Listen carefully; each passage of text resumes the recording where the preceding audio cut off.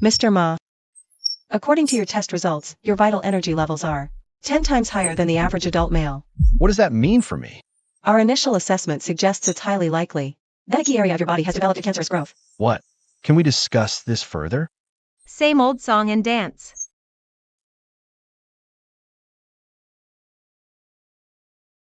We've been dating for over a month. And have you ever let me get a decent night's sleep? I finally get a break during my special time. And you're still thinking about that. Lily, I promise. Tonight you'll sleep like a baby. Promise? You swore the same thing yesterday. And what happened? You kept going until 3 a.m. I had to take another half day off today, Mark. I can't take this anymore. If this keeps up, you're literally going to exhaust me to death. I'm leaving. You need to cool off. Let me walk you down. Don't bother. I don't want to be miserable. Maybe you should go get yourself checked at a hospital sometime. Hello. Dr. Jean. Hello, Mr. Ma. I've reviewed your report. A few markers are quite unusual. Do you have a moment for me to explain in detail? Go ahead. I'm listening. Mr. Ma, your test results show your vital energy is 10 times the normal adult male baseline. 10 times? What does that mean?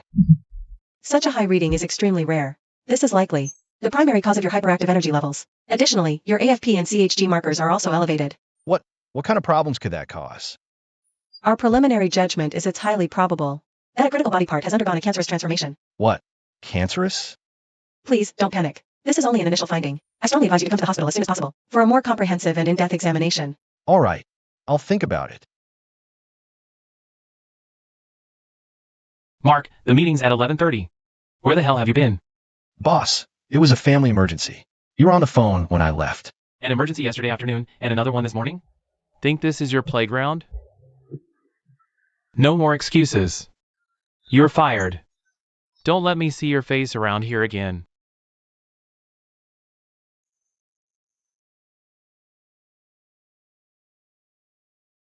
Sister May, what brings you here? Mark, about the rent? Time's up for the rent, sweetie.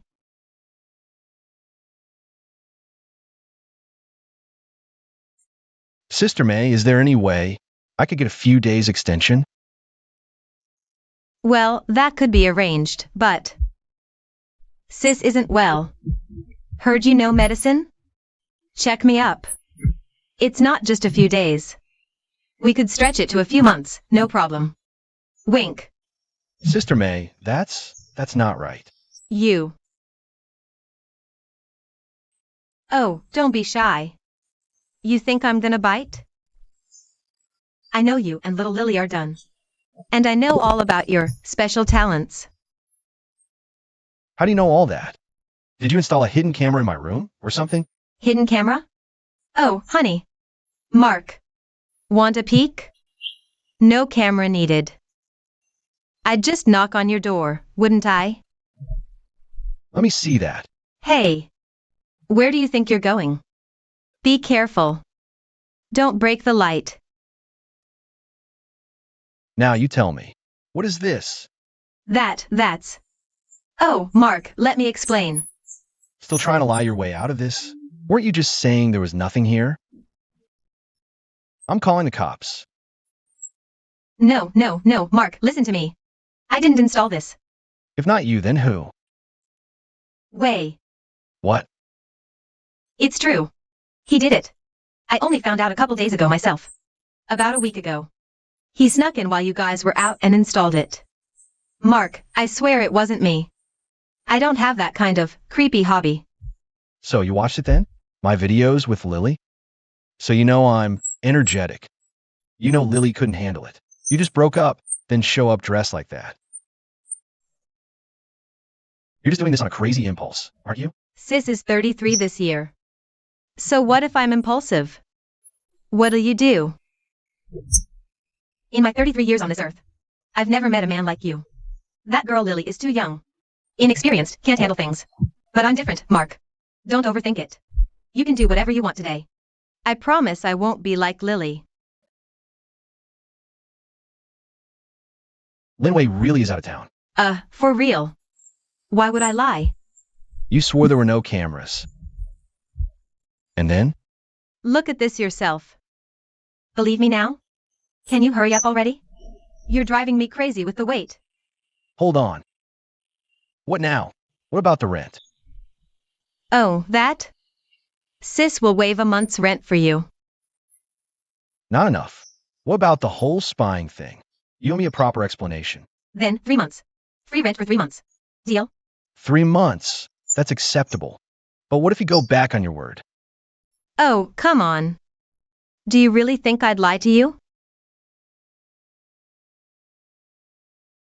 So, Marky, you happy now?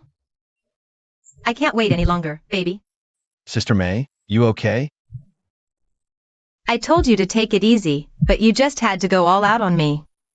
Mark, about the rent. What? You still want to charge me rent? Get real. You think I'm that kind of person? I was just gonna say. I'm very satisfied.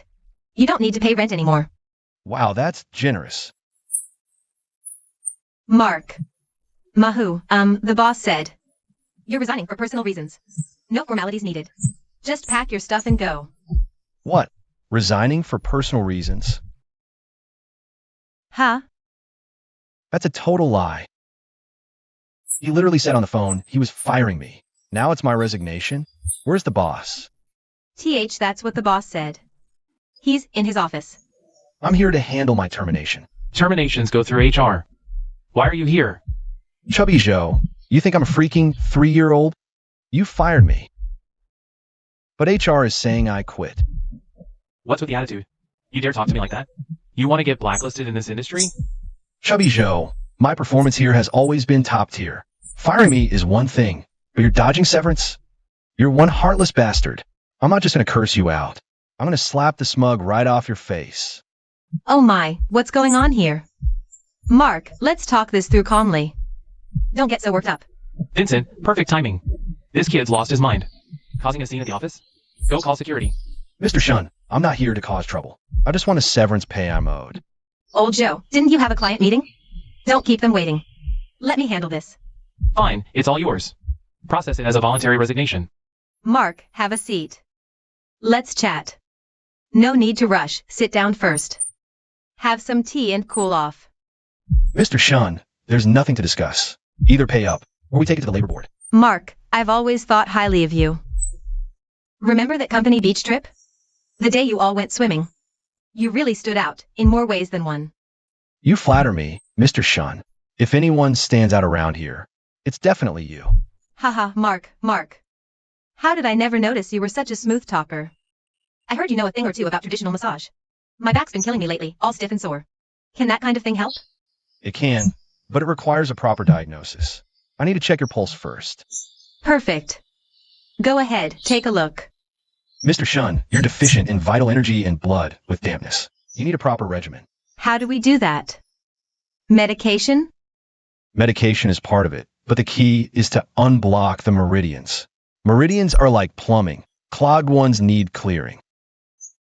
If they're blocked, big problems can happen. Mark, well, don't just stand there. Help me unblock these meridians.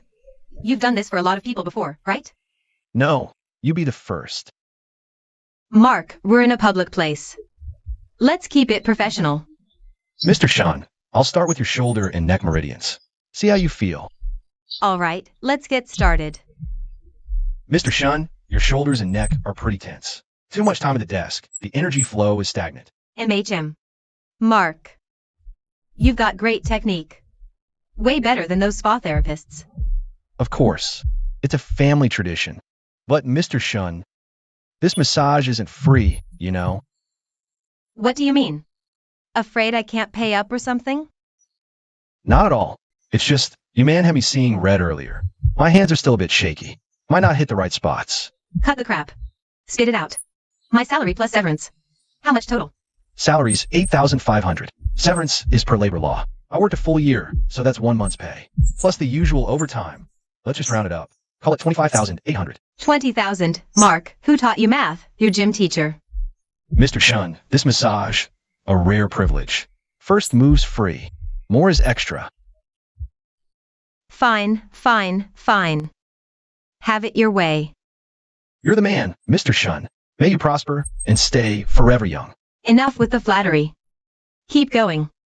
If it's not up to par, I'm demanding a refund. Done this for many? No, you're first. Liar. You're way too smooth for a first-timer. Mark, this is a scenic spot. You should mind your boundaries. A doctor's heart is parental. No scenic spot to me. Only acupoints and meridians. The look in your eyes doesn't seem very doctor to patient. That's appreciation. Purely artistic appreciation. All right then. Carry on, Mark. Did you hit a specific pressure point or something? I'm feeling a bit short of breath. Come closer. I need your help. No wonder they call you Mark. You really are a stubborn mule. This is all your fault. I told you not to go wild, but you just had to. You too. Mark, you absolute monster.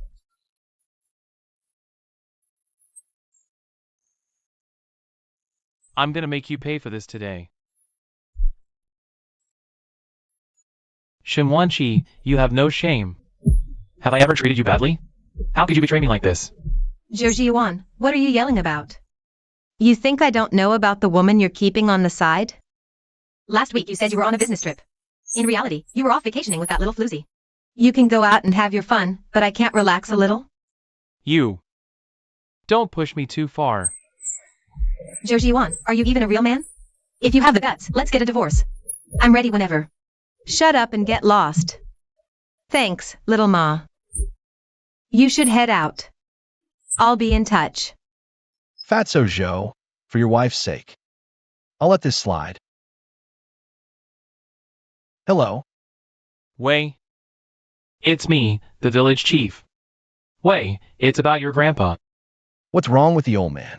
Grandpa's missing. The village noticed yesterday. This morning, someone found his phone over by Black Dragon Pond.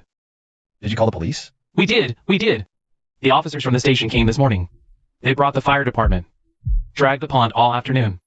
Didn't find a thing. I'm afraid your grandpa might be. I'm coming back right away. Mr. Ma, have you thought about it? Is tomorrow convenient? To come to the hospital for a full checkup? Dr. Zhang, something's come up at home. I must return tonight. We'll have to talk about the checkup another time. Oh. Is everything all right back home? The old man from my family is gone. Oh, I see. You take care of things at home first. But I still recommend you come in for a checkup as soon as you can. Some issues are best caught and treated early. MHM. Mark, what's the deal? Trying to bail on me? Sister May, what are you even talking about? So you get what you want and just bounce? What do you take me for? Some kind of disposable tissue? Sister May, you've got it all wrong. I'm not running away. Then why the suitcase? My grandpa's gone. I have to go back to my hometown. What? I said my grandpa's gone. I just booked a flight. I'm heading back tonight. Oh. I'm sorry for your loss. Try not to be too upset. Sister May, did you need something else? No, nothing. Go ahead and pack. I'm still feeling a bit weak. Can't stand steady. Just gonna sit here for a bit. Why are you sitting here? Go back and rest. I just wanted to keep you company. You just lost your grandpa. Must be tough being alone. Sister May, thanks. Don't mention it. Between us? I meant for helping me with my energy levels. I really appreciate it. So, flight's booked? What time? 9. Oh, that's still a while. So, maybe we can chat a bit? What was your grandpa like? Total old crackpot. He did fortune telling? Yeah, but who knows if it was any good. He read my fortune once. Said this year would be my big break. And look at me now. Girlfriend ditched me, lost my job, body's falling apart. And now he's probably kicked the bucket too. Mark, don't be so hard on yourself. Everyone goes through it. Wow, that's some empty platitude. Well, what do you want me to say? If you want to comfort me, show me the money. What? The condolence cash. My grandpa's gone. You, as his grandson's most intimate, most well-acquainted landlady, you should at least show some respect, right? Mark, oh Mark. You're not just a donkey. You're a shameless, thick-skinned donkey. Fine. Name your price. Whatever your heart desires. Whoa, that much. If that old donkey knew his future granddaughter-in-law was so filial, he'd be laughing in his grave. Your grandpa's gone and you still have the nerve to crack jokes? Ha ha ha. Actually, there's one more thing I need a favor with. What is it? Just change clothes, no time to wash. And the bed sheet. Mark, you want me to wash your clothes and your bed sheet? So I'm your maid now, is that it? Sister May, what are you even talking about? The stains on the clothes and sheets are yours. Who else will wash them? Lin May blushed. Chapter 8. The scenery of the airport. At Pengqing Airport, Mark stepped from a taxi. He checked his phone. Boarding in 90 minutes. Plenty of time. He wasn't in a hurry to go in. He wheeled his suitcase to the smoking area. An ashtray sat atop a trash can. A few travelers stood there, puffing away. Mark pulled out a cigarette, lit it, and took a deep drag. His gaze drifted towards the roadway, not far away. The taxi had just pulled up. The rear passenger door opened. A long, pale leg emerged first. It was a very beautiful woman. Jet black hair cascaded over her shoulders. She wore a floral print spaghetti strap mini dress. The hem barely covered the top of her thighs, revealing two long, distractingly white legs. As she bent over to get her luggage, the dress rode up a little more. A hint of a perfectly rounded curve. That figure, those curves, that swaying allure. Mark exhaled a plume of smoke. Suddenly, after his ears, he looked over to see a young couple getting cozy nearby. The man wore a loud Hawaiian shirt, hair slicked back. It looked easy enough to try hard. The girl was sexy, wearing a tight tank top and hot pants, showing off a sliver of her toned midriff and two long legs. Hawaiian shirt guy had his arm around the girl's waist. They were making out as if no one else existed. As they kissed, his hands started getting a little too adventurous. The girl didn't pull away. Instead, she wiggled her hips. It was a sight to behold. Mark watched with great interest, almost wishing he had a lawn chair and some popcorn. This dude has some moves, huh? He held a cigarette between his lips, thoroughly enjoying the show, just as the couple was lost in their own world. A furious roar erupted from the distance. What the F***? Mark jumped, nearly dropping his cigarette. He turned to see a mountain of a man charging towards them. The guy was at least 6 feet 2 inches, built like a linebacker, with a face full of rage and eyes wide as saucers. He radiated pure, unadulterated don't mess with me energy. The Hawaiian shirt guy looked up, his face instantly draining of color. Holy **T. He shoved the girl away from him, spun around, and bolted the entrance tunnel free. The girl stumbled from the bush. She almost fell, grabbing the pillar to steady herself. The burly guy charged right up. Pointing at the floral shirt guys fleeing back, he yelled, "You fucking stop right there. I'm gonna castrate you today." The floral shirt guy bolted for the departure hall. He even left the suitcase behind, sitting all alone on the floor. The burly guy chased a few steps, but the other guy was too fast. He zipped through the automatic doors in a flash. The burly guy stopped, panting hard. He turned to look at the woman leaning against the pillar. "I'll deal with you later, you bitch." He snarled at her. Then he stormed towards gate 3. Mark, smoking a cigarette, watched the woman by the pillar. Her face flushed, then paled. She wasn't crying, just biting her lip. Her gaze was complicated, fixed on where the burly guy disappeared. Watching this, Mark stubbed his cigarette out in the ashtray. He rushed to gate 3 with a suitcase. As he entered, he saw frantic waving from a fire exit corner. A hand was desperately signaling him. Mark turned his head to look. The floral shirt guy was huddled in the shadows of the passageway. His face was against the glass. Seeing Mark look over, he quickly put a finger to his lips. Then he pointed urgently at his lonely suitcase on the floor. The message was clear. "Dude, bring my bag in." Mark raised an eyebrow. He looked at the suitcase, then at the floral shirt guy's face, which screamed, "Please, man." A slight smirk hugged his mouth. Without a word, he dragged his own bag over. With one hand, he picked up the floral shirt guy's suitcase too. A few minutes later, in a corner of the departure hall, the floral shirt guy took his bag and let out a long sigh of relief. "Bro, my man, thank you so much." Mark gave him a once-over. "So, how'd you end up banging someone's wife?" The guy just gave a bitter smile. Mark didn't press further. He turned to go check his luggage. After dropping his bag, Mark went through security. His gate was at the very end of the terminal. He trudged for a good 10 minutes. He barely sunk into a seat at the gate when he saw a familiar figure walking towards him. It was a short-skirt beauty he'd seen while smoking. Her spaghetti-strap sundress swayed gently with each step. The long leg beneath the hem were particularly eye-catching. On her feet, thin strap sandals. Her ankles were slender. Her toenails painted a dark red. She sat down diagonally across from Mark, pulled out her phone from her bag. Her whole vibe screamed, "Don't even think about talking to me." Mark was still staring when he spotted another familiar face. The guy in the floral shirt was looking around, then he walked over. His eyes met Mark's, and he froze for a second. Then a big grin spread across his face as he dragged his suitcase over. "Hey man, fancy meeting you here again." Mark raised an eyebrow. "You flying to Jiangcheng too?" Yeah. The floral shirt guy nodded eagerly. He plopped down in the seat next to Mark. "From Jiangcheng you?" "I'm from Jiangcheng. Then we're practically neighbors." The guy's eyes lit up. "I'll buy you a late night snack when we land in Jiangcheng tonight. Thanks for helping me with my bag earlier." Mark waved it off. "No big deal." But the guy insisted. He pulled out his phone. "Let's add each other on WeChat. I'm Wu Yifan. And you?" Mark gave him a look. The name kind of fit the vibe he was giving off. "Mark." Wu Yifan paused. "That's a bit." He trailed off mid-sentence. His gaze suddenly locked on something across the way. Mark followed his line of sight. It was the woman in the short skirt from before. Wu Yifan swallowed hard, leaning in and lowering his voice. "Damn, she's a 10. But she'd be a wild ride." Mark stayed silent. Wu Yifan rubbed his hands together. "Can't let a chance like this fly by, right? Gotta shoot my shot." Mark chuckled. "Forget the lesson from earlier already?" Wu Yifan didn't even blink. This is different." He whispered spiritually. "This one's definitely single." "How do you know she's single?" Mark asked. Wu Yifan's face lit up with enthusiasm. He scooted even closer to Mark, putting on a wise elder expression. "Bro, you got a lot to learn." He gestured with his chin towards the woman. "Check it out. She's sitting alone. No travel buddy means she's not meeting anyone here." Mark nodded. "Okay, fair point. Now look at how she's sitting. Legs together, slightly to the side, knees tight, toes pointed inward. That posture screams defensive and guarded. Women like that either got their heart broken bad, or they're still waiting for the right guy." Mark just stared, baffled. You bet. Wu Yifan smirked, looking pleased with himself. Here's experience, my friend. Here's experience. Gotta have an eye for these things. Now, check out her skirt. A strappy floral mini that barely covers her thighs. Sexy? She's wearing safety shorts. And she keeps pressing down the hem when she sits. What does that tell you? She knows how to protect herself, but still wants to show off her assets. That kind of contradiction usually shows up in two types of women. 1, she just got dumped and wants to prove she's still got it. 2, she's never dated, but is starting to get curious. Mark couldn't help but steal a few more glances at the hottie. True, her outfit was revealing, but her vibe was totally reserved. As for why I say she's untouched. Why? Wu Fan gave a mysterious smirk. That's my trade secret. I don't just give that away. An unexpected interruption. Wu Fan was in full swing when the miniskirt beauty suddenly shot him a look. Her eyes were as cold as a lake in late autumn. Wu Fan immediately shut his trap, putting on a cheeky grin. The beauty looked away, put her headphones back on. Wu Fan let out a sigh of relief, leaning in to whisper to Mark. See that? That look? Definitely untouched. Mark shot him a side eye. How do you know she's not just annoyed by you?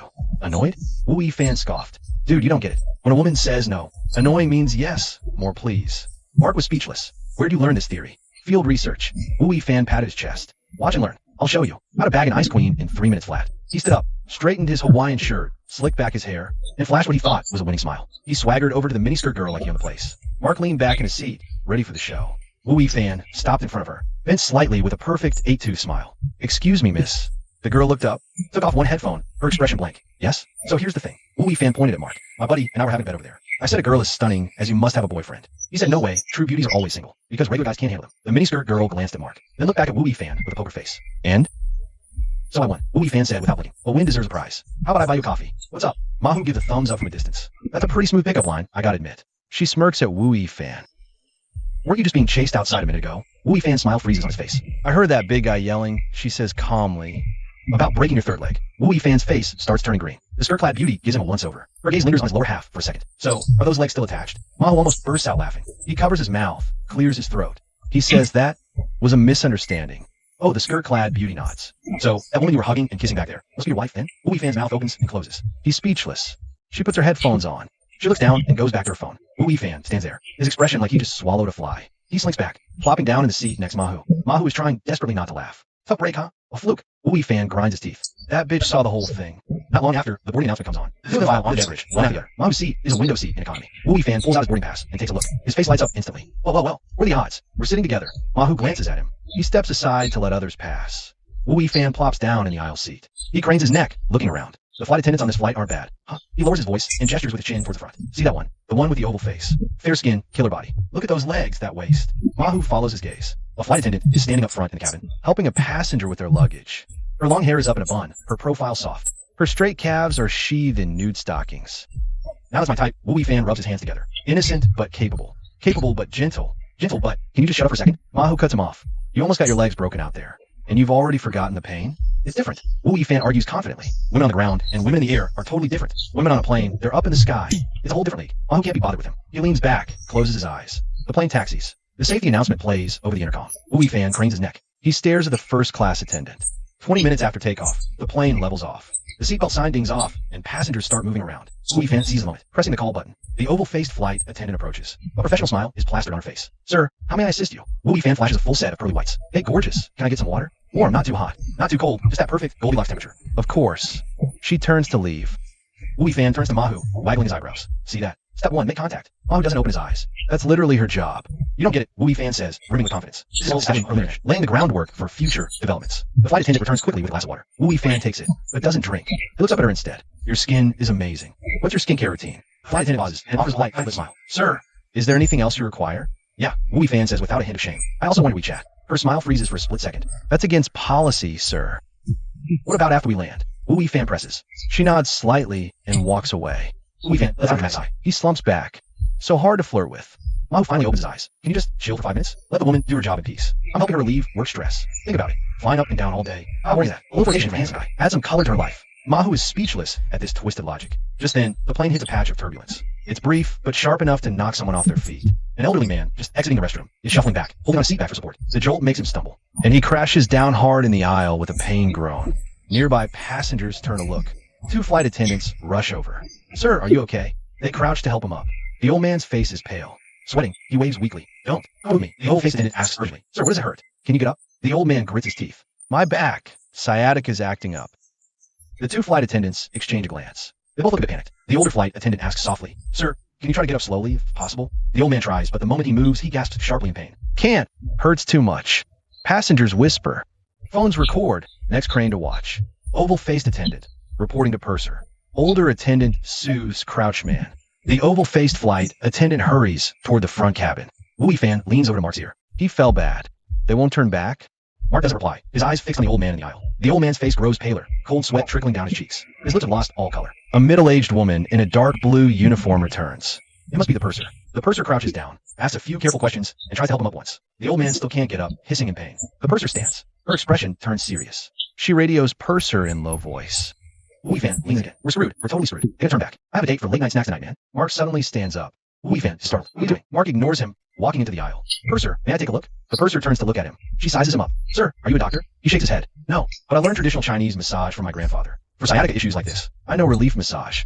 Purser hesitates. The oval-faced flight attendant beside the old man looks up, a flicker of hope in her eyes. Can you really do it? Mark, I'll try. Better than waiting. If we really have to turn back, it delays everyone on this flight. Purser hesitates. Old man speaks up. Old man pants. Let him try. Old problem. Massage. It does help sometimes. The purser finally nods. Thank you, sir. Mark crouches. Sir, just try to relax. Let me assess the situation first. He places his hands on the old man's lower back. Fingers trace spine. Man trembles. Muscles clench tight. Mark's fingers stop at the lumbosacral area. He gently presses a few points. The old man sucks in a sharp breath. Mark asks, does it hurt here? The old man nods. Yes, right there. Mark doesn't say more. Fingers press rhythmically, slow. But each press is deep and firm. It's like his fingertips can locate those blockages. He works through them. The old man's breathing steadies. It's quiet now. Everyone's staring at Mark's hands. The heart-faced attendant squats, watching intently. A few minutes later, Mark stops. Sir, he says to the old man. Try moving now. Slowly. The old man tries to move his back. His expression shifts from agony to surprise. Hey, it seems it's not as bad. Mark supports his arm. Easy. Roll onto your side. Push up. He does. He slowly shifts from lying face down to lying on his side. Bracing against the floor, he sits up slowly. The heart-shaped face flight attendant quickly reaches out to help. Finally, the old man is sitting upright. Scattered applause breaks out around them. The chief attendant sighs in relief, smiling. How are you feeling, sir? Do you need to rest a bit more? The old man waves his hand. No, much better. This young man's technique is amazing. Better than the doctors at the Chinese medicine hospital. He turns to Mark. Young man, thank you. Mark smiles. No problem. But you should still get this checked out at a hospital. Right. The old man nods repeatedly. The heart-faced attendant helps the old man back to his seat. The chief approaches Mark, bows slightly. Sir, thank you. Mark waves. It was nothing. She smiles, says no more, and heads to the front. Mark returns to his seat. Wu Fan immediately grabs his arm. His eyes are wide as saucers. Holy crap, dude. You got skills like that. Mark brushes his hand away. Learned a bit from my grandpa. That old guy could barely move. A few presses from you, and he's fine. You call that a thing or two? Mark doesn't explain. He leans back, closes his eyes. Wu Fan says, can you teach me? Teach you? So you can hit on girls? Wu Fan says it like it's the most obvious thing in the world. Mark opens an eye. You think a girl would let you? Wu Fan is speechless. A soft voice sounds beside him. Mark turns. A heart-faced attendant is in the aisle. She's holding a cup. That must have been tiring for you. Mark is momentarily confused. I didn't order a drink. The flight attendant smiles and hands him a cup. I prepared this especially for you. Thanks. She doesn't leave, hesitates, then asks. Thank you. The flight attendant doesn't leave immediately, hesitates, then asks again. Sir, mind sharing your number? Mahu blinked in surprise. Wu Fan almost jumped out of his seat. Holy crap, what's going on? Her cheeks flushed. Flight attendants can have neck and back issues too. Mine are pretty bad, actually. I just want to get your contact info. So I can ask for your advice if I have problems later. Mahu finally nodded understanding. Then he recited his phone number. Heart-shaped face attendant saved it on her phone. She gave Mahu a sweet smile before walking away. Holy crap. Watching her leave, Wu Fan slumped back into his seat. Life's so unfair. Mahu ignored him. He went back to his coke. Wu Fan wasn't giving up. He leaned in and lowered his voice. What ancient massage technique did you use on her back? Did you accidentally rub her soul out too? Mahu almost choked. Are you out of your mind? Why else would she ask for your number? Huh? Wu Fan looked unconvinced. Her excuse was flimsy. She's what, early 20s? What kind of neck and back problems could she possibly have? Mahu put his cup down. So? She's totally into you. Wu Fan slapped his thigh. And did you see the way she looked at you? All shy, blushing when she talked. That's textbook crushing, man. Mahu thought about it. There might be something to that. But he wasn't in the mood. Alright, stop overthinking it. Mahu closed his eyes. I'm a nap. Wu Fan wanted to say more, but seeing Mahu's eyes shut, he just huffed and shut his mouth. His eyes kept darting back to Mahu's face. Pure, unadulterated envy. The plane cruised smoothly through the night sky. An hour later, the chief flight attendant announced, Ladies and gentlemen, we are beginning our descent, landing at Jiangxing Airport in 30 minutes. Mahu opened his eyes. Darkness outside the window. Only scattered lights twinkled on the distant ground. Wu Fan stretched. Hey man, don't go back to Anqing tonight. Stay in Jiangxing. Why treat for late night snacks? Mahu shook his head. I need to head back tonight. What's the rush? Wu Fan checked the time. Look, we land at 10. Even if you grab a cab back to Anqing, it'll take over an hour. You won't be home till midnight. Wu Fan patted his shoulder. Stay in Jiangxing tonight. Leave tomorrow. Mark still shook his head, declining the offer. Nah, I'll just grab a cab straight back to Anqing. This dude's brain is 100% focused on chasing skirts. Any other time. He's worried sick about his grandpa. Who has time for his shenanigans in Jiangxing? The plane touched down smoothly on the tarmac.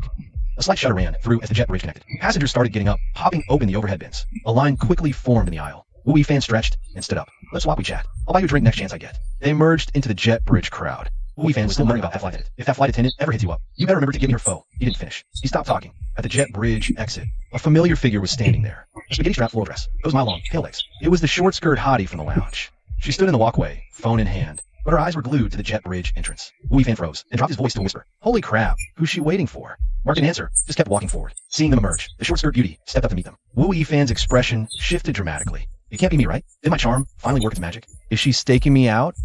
The short-skirt beauty was already in front of them, and she completely ignored him, her gaze landing squarely on Mark. Excuse me, sir. Mark stopped. He looked at her. What's up?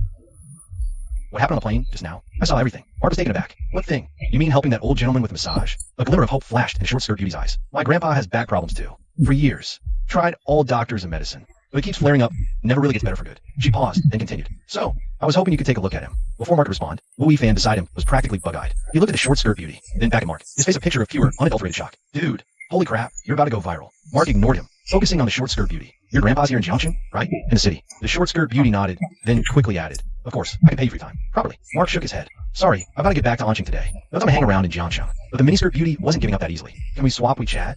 We can meet later. She pulled out her phone, shoving her QR code at him. Smooth move, like she was afraid he'd say no. Fan watched, his eyes practically popping out his head. What the hell? How come I never get this kind of treatment? After a moment's thought, Mark scanned the code and added her. She took her phone back, glanced down at the screen, and finally, a tiny smile touched the corner of her mouth. Thanks, I'm Lin Weiwei. Mark gave a nod. Mark. Lin Weiwei paused for a second, processing. Then it clicked. Huh, that's distinctive. Wu Yifan, standing nearby, couldn't hold back any longer. Hey, gorgeous. I didn't see where you were sitting earlier. Lin Weiwei shot him a look.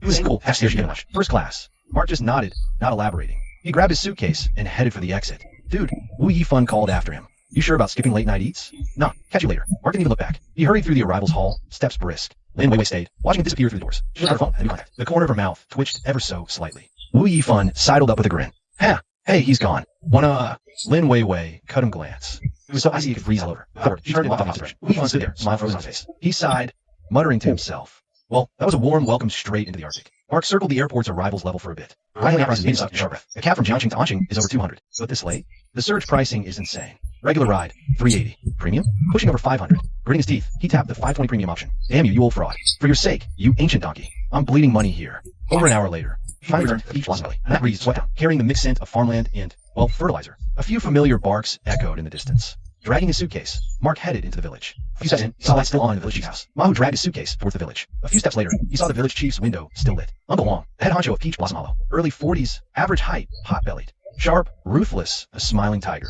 Mark thought it over and decided to go ask him for some intel first. He dragged his suitcase toward the mayor's house. Meanwhile, in the master bedroom of the mayor's house, Auntie Lou wasn't even warmed up yet. Uncle Huang had already flopped over to his side. He turned his back to her and started sighing. That's it. Auntie Lou's eyes went wide. Uncle Huang didn't make a sound. The fat on his back jiggled a little. Auntie Lou grabbed him and yanked him back over. I'm talking to you. Is that seriously it? Uncle Huang's chubby face flushed bright red. What else is there? Uncle Huang. Auntie Lou sat bolt upright in bed, two massive assets wobbling. Haven't started yet. And you're already done? Are you freaking kidding me?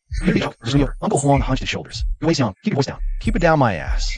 Guixiang smacked his fleshy back with a loud thwack. I've been holding out for a whole damn month. Just waiting for tonight to get some real action. And this is the pathetic show you put on? Uncle Huang winced in pain. He scooted to the wall. Just tired lately. Tired? Auntie Lou let out a cold laugh. Tired my foot. You play mahjong all day and scroll through TikTok all night. What's tired? Your thumbs? Your eyelids? Uncle Huang opened his mouth, but no words came out. Uncle Huang, you're only 41, but you perform like you're 81. Old lady Chui's man, 55, still lasts minutes. You? Do you even have a full minute? What are you talking about? Uncle Huang was offended. It was clearly over a minute. Over a minute. Auntie Lou was trembling with rage. You have the nerve to say that? Uncle Huang muttered under his breath. WL, it was still a minute. You idiot. Auntie Lou grabbed a pillow and hurled at him. I told you ages ago, if you can't, just don't force it. But every time you act like some big macho man. And the result? This is the result. Uncle Huang ducked and covered from the pillow barrage, muttering under his breath, I just wanted to make you happy. Happy? Auntie Lou let out a scoffing laugh. Uncle Huang, you search your own conscience. In our 10-year marriage, when have you made me happy? Uncle Huang didn't dare answer. The fat on his face trembled. Auntie Lou stared at his guilty expression, suddenly sighed, her tone full of resignation and disgust. Fine, I don't expect anything anymore. From now on, don't you dare come near me. Hearing this, Uncle Huang looked utterly humiliated. Guixiang, how can you say that? I'm still your husband, for goodness sake. Husband? Auntie Lou shot him a sideways glance. Her eyes held nothing but naked contempt. You? A husband? You're less use than a worm in a ditch. The village head's troubles. Uncle Huang was choked into silence. His fat face turned beet red. Auntie Lou couldn't be bothered to look at him anymore. She turned over, her back to him, still muttering. What god-awful karma did I rack up to end up married to such a useless lump? Uncle Huang just lay there, staring at the ceiling, his expression a complicated mess. Shame, resentment, but mostly stubborn pride. But he didn't dare say another word, because deep down, he knew Auntie Lou was right. He was no good. Not just tonight. He'd never been much good. He used to barely manage 10 minutes with the little blue pills. These last few years, it's gotten worse. Upping the dose does nothing. Sometimes he'd call it quits before the game even started. He'd seen doctors, tried all sorts of supplements. Either they did nothing, or they were just a temporary band-aid. He'd even tried with younger, prettier women than Annie Lou. He'd surrender before even crossing the threshold. It turned him, the smiling tiger of Peach Blossom Belly, into a cowering turtle in front of his own wife. The more Annie Lou thought about it, the angrier she got. She flipped back over abruptly, kicking Uncle Huang's leg with her foot. I told you back then not to report that quack, Mark. But would you listen? No. Uncle Huang stiffened. The fat on his face quivered. WH, why are you bringing that up now? Why? Auntie Lou sneered coldly. If you hadn't reported Mark for superstition, he wouldn't have been jailed for 2 weeks. We wouldn't have this massive feud with his family. Uncle Huang fell silent. Sister May keeps laying into him. She just told Mama, take a look back then. Maybe you wouldn't be such a useless lump now. She says, giving Uncle Huang another kick. And now I'm stuck suffering along with you. Uncle Huang finally manages to squeeze out sense. If I hadn't ratted that old coot out back in the day, would I ever be chief? You dare say that? Sister May's voice shoots up an octave. So you snitched on the guy, fine. But later, when his grandson wanted to enlist, why do you have to block his paperwork? Uncle Huang clams up. Sister May lets out a sigh. I've been telling you for ages to go apologize, but your pride won't allow it. She gets angrier and gives Uncle Huang another kick. Well, great. Now old man Ma's gone. Uncle Huang scoots closer to the edge of the bed from the kick. Oh, he's still grandson, right? Grandson? Sister May pauses for a second. You mean Mark? Uncle Huang gives a nod. The kid's on his way back right now. Should be here tomorrow, I reckon. Sister May goes quiet for a few seconds. Then her eyes suddenly light up. You think, if you got Mark to take a look, would it help? Uncle Huang shoots her a glance, but stays silent. Sister May keeps talking to herself. That kid grew up shadowing old Mama. He must have picked up a few tricks. Maybe he could fix you. Uncle Huang still doesn't make a peep. Sister May kicks him again. Well, say something. Say what? Uncle Huang grumbles back, annoyed. Beg that punk.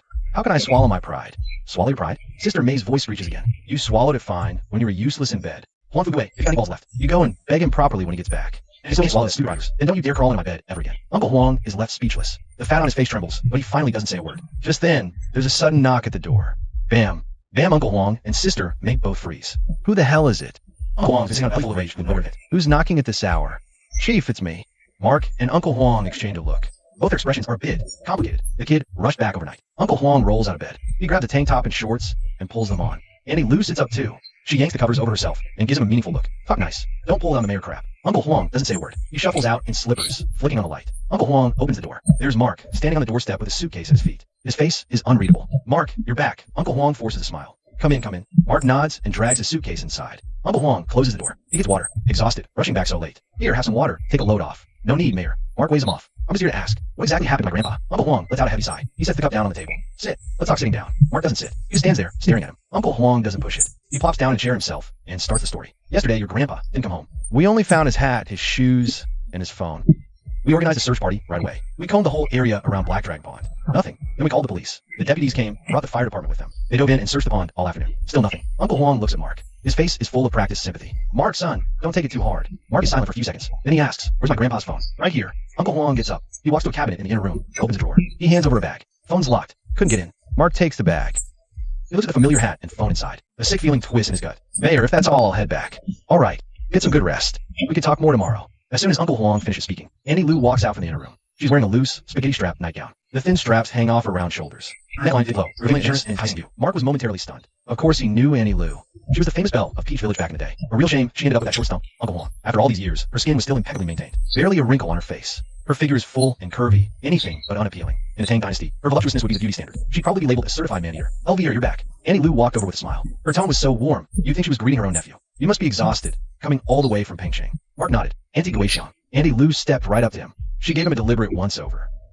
You've grown taller, and even more handsome. She shot a glare back at Uncle Huang. Honestly, not even offering Elvira a seat to talk. Uncle Huang scratched his head awkwardly. Elvira, sit. Annie Lou turned back, taking Mark's hand and guiding him to sit on the sofa. Hungry? Wait here. Annie will make dumplings. Mark quickly waved his hand with a smile. Auntie Guixiang, please don't go to any trouble. I'm not hungry. No need to be polite, boy. Annie Lou gave him a mock scolding look. Auntie's dumplings are the best. Before Mark could react, she turned and sashayed toward the kitchen. Just wait, it'll be ready in no time. Dumplings are the last thing on Mark's mind right now. All he wanted was to get home as soon as possible, to see if there were any clues Grandpa might have left behind. Chapter 13, Midnight Hallucinations. Here, please tell Auntie Guixiang, father. Mark called out a farewell, dragging his suitcase out of the mayor's house. Mark hadn't gone far along the asphalt road. A dark shadow shot out, lunging straight at him. The Huang. Mark instinctively caught the local mutt. Plus, his rival feeling well loved. The Huang was Grandpa's dog, its yellow coat sleek and shiny, usually fierce with strangers, but now was wagging its tail furiously as if reunited with family. Its tongue kept licking his hand. All right. Mark ruffled its head. Let's go home first. The Huang seemed to understand, turning to run ahead, then looking back every few steps, as if worried Mark couldn't keep up. Not far along, they turned onto a gravel path. Ever since the village got that paved road a decade ago, Things around here have really changed. Most folks built new houses right along the highway. Only a handful are still stuck in the old Peach Blossom Hollow, with just the dim moonlight and Big Yellow by his side. Mark hauled his suitcase, quick stepping towards home. After about 10 minutes, he finally saw the old place. Gray walls, blue roof, 3 rooms and a lean-to. Stone wall, 2 planks for a gate. No other houses for 100 meters around. He sat there all alone at the foot. Villagers urged Old Ma to rebuild on the main road. He grinned. Vibes are good here, feels right. Big Yellow dashed in, spinning and yapping. Mark entered the yard and pushed open the hall door. A wave of familiar air hit him. The light bulb in the main hall was still that same 15-watt one. Its dim, yellow glow left the room full of shadows. On the wall facing the door hung a portrait of the 3 pure ones. The incense burner below had a fine layer of dust. The square table against the wall was wiped clean. On it sat an enamel mug, its lid firmly in place. Mark set his suitcase down by the door. He stood in the middle of the main hall, slowly taking it all in. Been away over a year, and it was exactly as he remembered. Mark took a deep breath and pushed open the door to the east room. This was Old Man Masaki's bedroom. Not big. An old-fashioned 4-poster bed was pushed against the wall. The bedclothes on it were neatly folded, along with a dozen or so yellowed, thread-bound old books. The desk by windows had ink, brushes, paper, and inkstone. Inkstone dry, brushes hung on the rack. The tips were rock hard. Mark walked a slow circle around the room, checked the wardrobe, looked under the bed sheet. He even went through the old wooden chest in the corner. No suicide note, no last words, nothing out of the ordinary. Mark sat on the edge of the bed and took out his grandpa's phone. Plugged in, powered on, unlocked with fingerprint. The home screen appeared. It was the phone he'd upgraded from a year ago. He gave his grandpa, Old Man Ma, to use. The wallpaper was a photo of the two of them. Old Ma grinning wide, showing gappy teeth. The wrinkles on his face crinkled up like a chrysanthemum. Mark stared at the photo for a while. Then he started going through the phone's contents. Aside from a few missed calls, there wasn't anything useful to be found. Mark put the phone down and started to think. From what he knew so far, Grandpa probably went down in the black rifle, and he went willingly. Otherwise, his hat, shoes, and phone wouldn't be left there. If my hunch is right, then Grandpa's probably in deep trouble. Why would that old charlatan go down there? He knew it was a dangerous place. Even if he had a damn good reason to go, couldn't he have at least called or texted me? He had time to leave his stuff neatly aside, so it wasn't a life or death emergency. He totally had time to shoot me a text, but he didn't, which means one thing. He didn't think there was any danger at all. The realization sent a chill down Mark's spine, but he pushed the sadness away. He was exhausted and needed sleep. He'd check out the pool first thing tomorrow. His own room wasn't set up, so Mark just crashed in Grandpa's bed. 10 minutes later, he was drifting off when he felt someone in the bed bite him. Hiss! Mark jolted awake, adrenaline pumping. He flicked on the light, and his jaw dropped. It was his ex, Lily. You, what are you doing here? Mark's voice trembled. Lily looked up, her eyes glazed and drunk. Her lips were parted, looking all seductive and sultry. I'm here for you, silly. Mark started to relax. Then alarm bells went off in his head. Lily broke up with him. She didn't know he was coming back here. She doesn't even know where here is, and even if by some miracle, she did follow him. Why would she sneak in and bite him to sleep? That makes 0 sense. And Big Yellow isn't a pushover. With him on guard, no stranger could just waltz in here. A cold dread washed over Mark. He instinctively kicked out, but his foot met empty air. Lily was gone.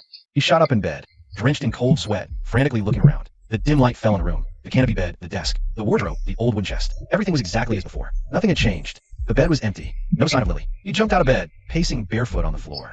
He was completely alone in the room. Mark opened the bedroom door. The main hall was quiet and normal. He opened the front door. Big Yellow was lying in the yard. He lifted his head at the noise and wagged his tail at Mark. Mark! Mark, boy! He trotted over, tail wagging. He nuzzled Mark's leg. Mark crouched down, ruffling his head. Anyone come by, buddy? He tilted his head, giving Mark, you talking to me? Look! Mark chuckled wryly and went back inside. He stared at that old 4-poster bed for a long minute. Suddenly felt like a total idiot. Damn, I must be so exhausted I'm having wet dreams. Consciousness sync lag, causing hallucinations. He went back to sleep. Early next morning, Mark was jolted awake by furious barking. Mark opened his eyes, rubbing them. He pulled on a pair of boxers, and stepped outside. The scene at the gate made him pause. Annie Lou stood by a little electric scooter. She was wearing a floral sundress, holding 2 big bags. The dog stood guard at the gate, snarling and baring his teeth, clearly not letting her in. Everyone in Peach Blossom Hollow knew this dog was no joke. No one got past that gate unless he said so. Mark yawned and called out, hey. Mark, boy, knock it off. The dog heard him. Immediately, he stopped barking at Annie Lou and happily trotted over to Mark. Annie Lou, what brings you here? Seeing him, Annie Lou's face lit up with a huge smile. You're up, sweetie. I brought you breakfast. She jiggled the bags in her hands. You missed the dumplings last night, right? Figured you'd be hungry, so I whipped something up. Mark was taken aback. Since when is she this nice? Auntie, you really shouldn't have gone to the trouble. Hush, hush. Annie Lou waved a hand dismissively. I even brought some incense and Joss paper. Her sentence trailed off mid-word. Her eyes were glued to Mark's boxers. Annie Lou's boss. A man shirtless in just boxers is usually no big deal, but his physique was exceptional, and he just woke up. So, the current Mark looked significantly more impressive than your average guy. Mark cleared his throat awkwardly. Ahem, Annie, come on inside. Only then did she snap out of it. Her smile widened, eyes crinkling into crescents. Oh my. Our sweetie has really grown up. What a fine, strapping young man you are. Mark coughed again, turned around, and pulled on a tank top. This physique looks decent. Mahu clears his throat. He turns back into the room and puts on a singlet. Went to the well in the yard to wash up quick. Annie Lou had everything ready when he returned. A steaming bowl of dumplings, a dipping sauce, and a pair of chopsticks laid by the bowl. Eat up while it's hot. Auntie Lou sat down at the square table, propping her chin in her hands, watching him with a beaming smile. Mark was seriously hungry. He'd been up half the night, then came back and had that weird dream. His stomach was totally empty. He didn't stand on ceremony. Grabbed the chopsticks and dug right in. Pork and cabbage filling. Thin wrapper, juicy inside. One bite and flavor exploded. How's the dumplings, Auntie? Mark wolfed him down. Annie Lou just sat there watching, the smile never leaving her face. Mouth full, Mark mumbled. Good? Way better than any joint in the city. Good. Auntie Lou's eyes crinkled into happy little slits. Come over for lunch. I'll fry up a few more dishes for you. Get a proper taste of home cooking. Mark swallowed his bite, looked up at her. Annie Lou was wearing this floral print dress today. The neckline wasn't exactly low, but when she leaned in, he suddenly felt something was off. This woman was being way too friendly. That snake in the grass, Uncle Huang, had beef with his family. Auntie Lou, being his wife, not kicking him while he's down is the best he can hope for. Mark put down his chopsticks, took a sip of water from the cup next to him. Auntie, you're being so nice to me. I'm starting to feel a little awkward. Awkward? Why? Annie Lou waved a dismissive hand. Your grandpa's gone. You're all alone here. It's only right for me to look after you a bit. Only right, Mark thought to himself. That snake Huang still has unfinished business with us. Where does only right even come from? A thought suddenly popped into Mark's head. Could it be this woman owed the old geezer a favor? Or maybe she let that old charlatan sleep with her and actually caught feelings from it? Now that the old con man's gone, she's taking out on me? Mark looked at Annie Lou across the table. She was in her 30s, fair-skinned, with a full, curvy figure. Her eyes were still bright and sparkling. Her smile curved into charming crescents. Knowing his grandpa, that old lech, if a woman like this threw herself at him, there's no way he'd say no, especially since she was Uncle Huang's woman. Annie Lou felt a bit self-conscious under his gaze. She instinctively touched her face a couple times. Lure, why were you staring at your Annie like that? Is there something on my face? Mark snapped out of it. He cleared his throat with a dry laugh. Yeah, it's just, I think you look even prettier than before, Annie. Hearing this, Annie Lou's heart did a little flip. Oh, you. Lure, that mouth of yours is getting sweeter by the day. What pretty? I'm a woman well past 30. Pretty is for the young uns. Mark stuffed another dumpling in his mouth. Nonsense. Your skin's whiter and smoother than city girls in their 20s. Really? Annie Lou's eyes lit up. She touched her face again, almost reflexively. Of course. Why would I lie? Mark swallowed the dumpling. Took a sip of water. The wife of my boss at the company. Used to be a flight attendant. 31 this year. Uses all the high-end skincare money can buy. Her skin's barely any better than yours, Annie. Annie Lou was over the moon with the praise. She beamed, her eyes crinkling into slits. Oh, you silver-tongued devil. She leaned in closer. So, tell me what's so great about my skin. Go on, be specific. Mark glanced at her now closed face. Honestly, for a country woman, the upkeep was impressive. Fair complexion, barely any spots. A few fine lines around the eyes. But you had to squint to see him. Rosy dewy, smooth as silk. Mark delivered his analysis with a straight face, but his gaze drifted down a little against his will. That expansive skin a lot. Noticing the shift in his focus, Auntie Lou didn't pull away. If anything, her smile widened. This boy's gonna have me walking on air. But behind the bright smile, her heart was doing the cha-cha. Thump, thump, thump. This boy's really grown up, hasn't he? The scene at the courtyard gate flashed in her mind. In all her 30-some years, she'd never seen anything like that. That deadbeat fatso Uncle Huang couldn't hold a candle to him. They're both men. How can the gap be this huge? A wave of bitterness washed over Annie Lou again. Outsiders all think she's the village chief's wife. Living easy, never sweating. But who knows what she endures at night? 30, a wolf. 40, a tiger. She's 36. I'm in my prime, but that pig at home can't even grunt, let alone satisfy me. Xiang's eyes couldn't help but drift toward Mark again. I've watched this troublemaker grow up. Always trailing after that old quack, Grandpa Ma. And now, just like that, he's all grown up.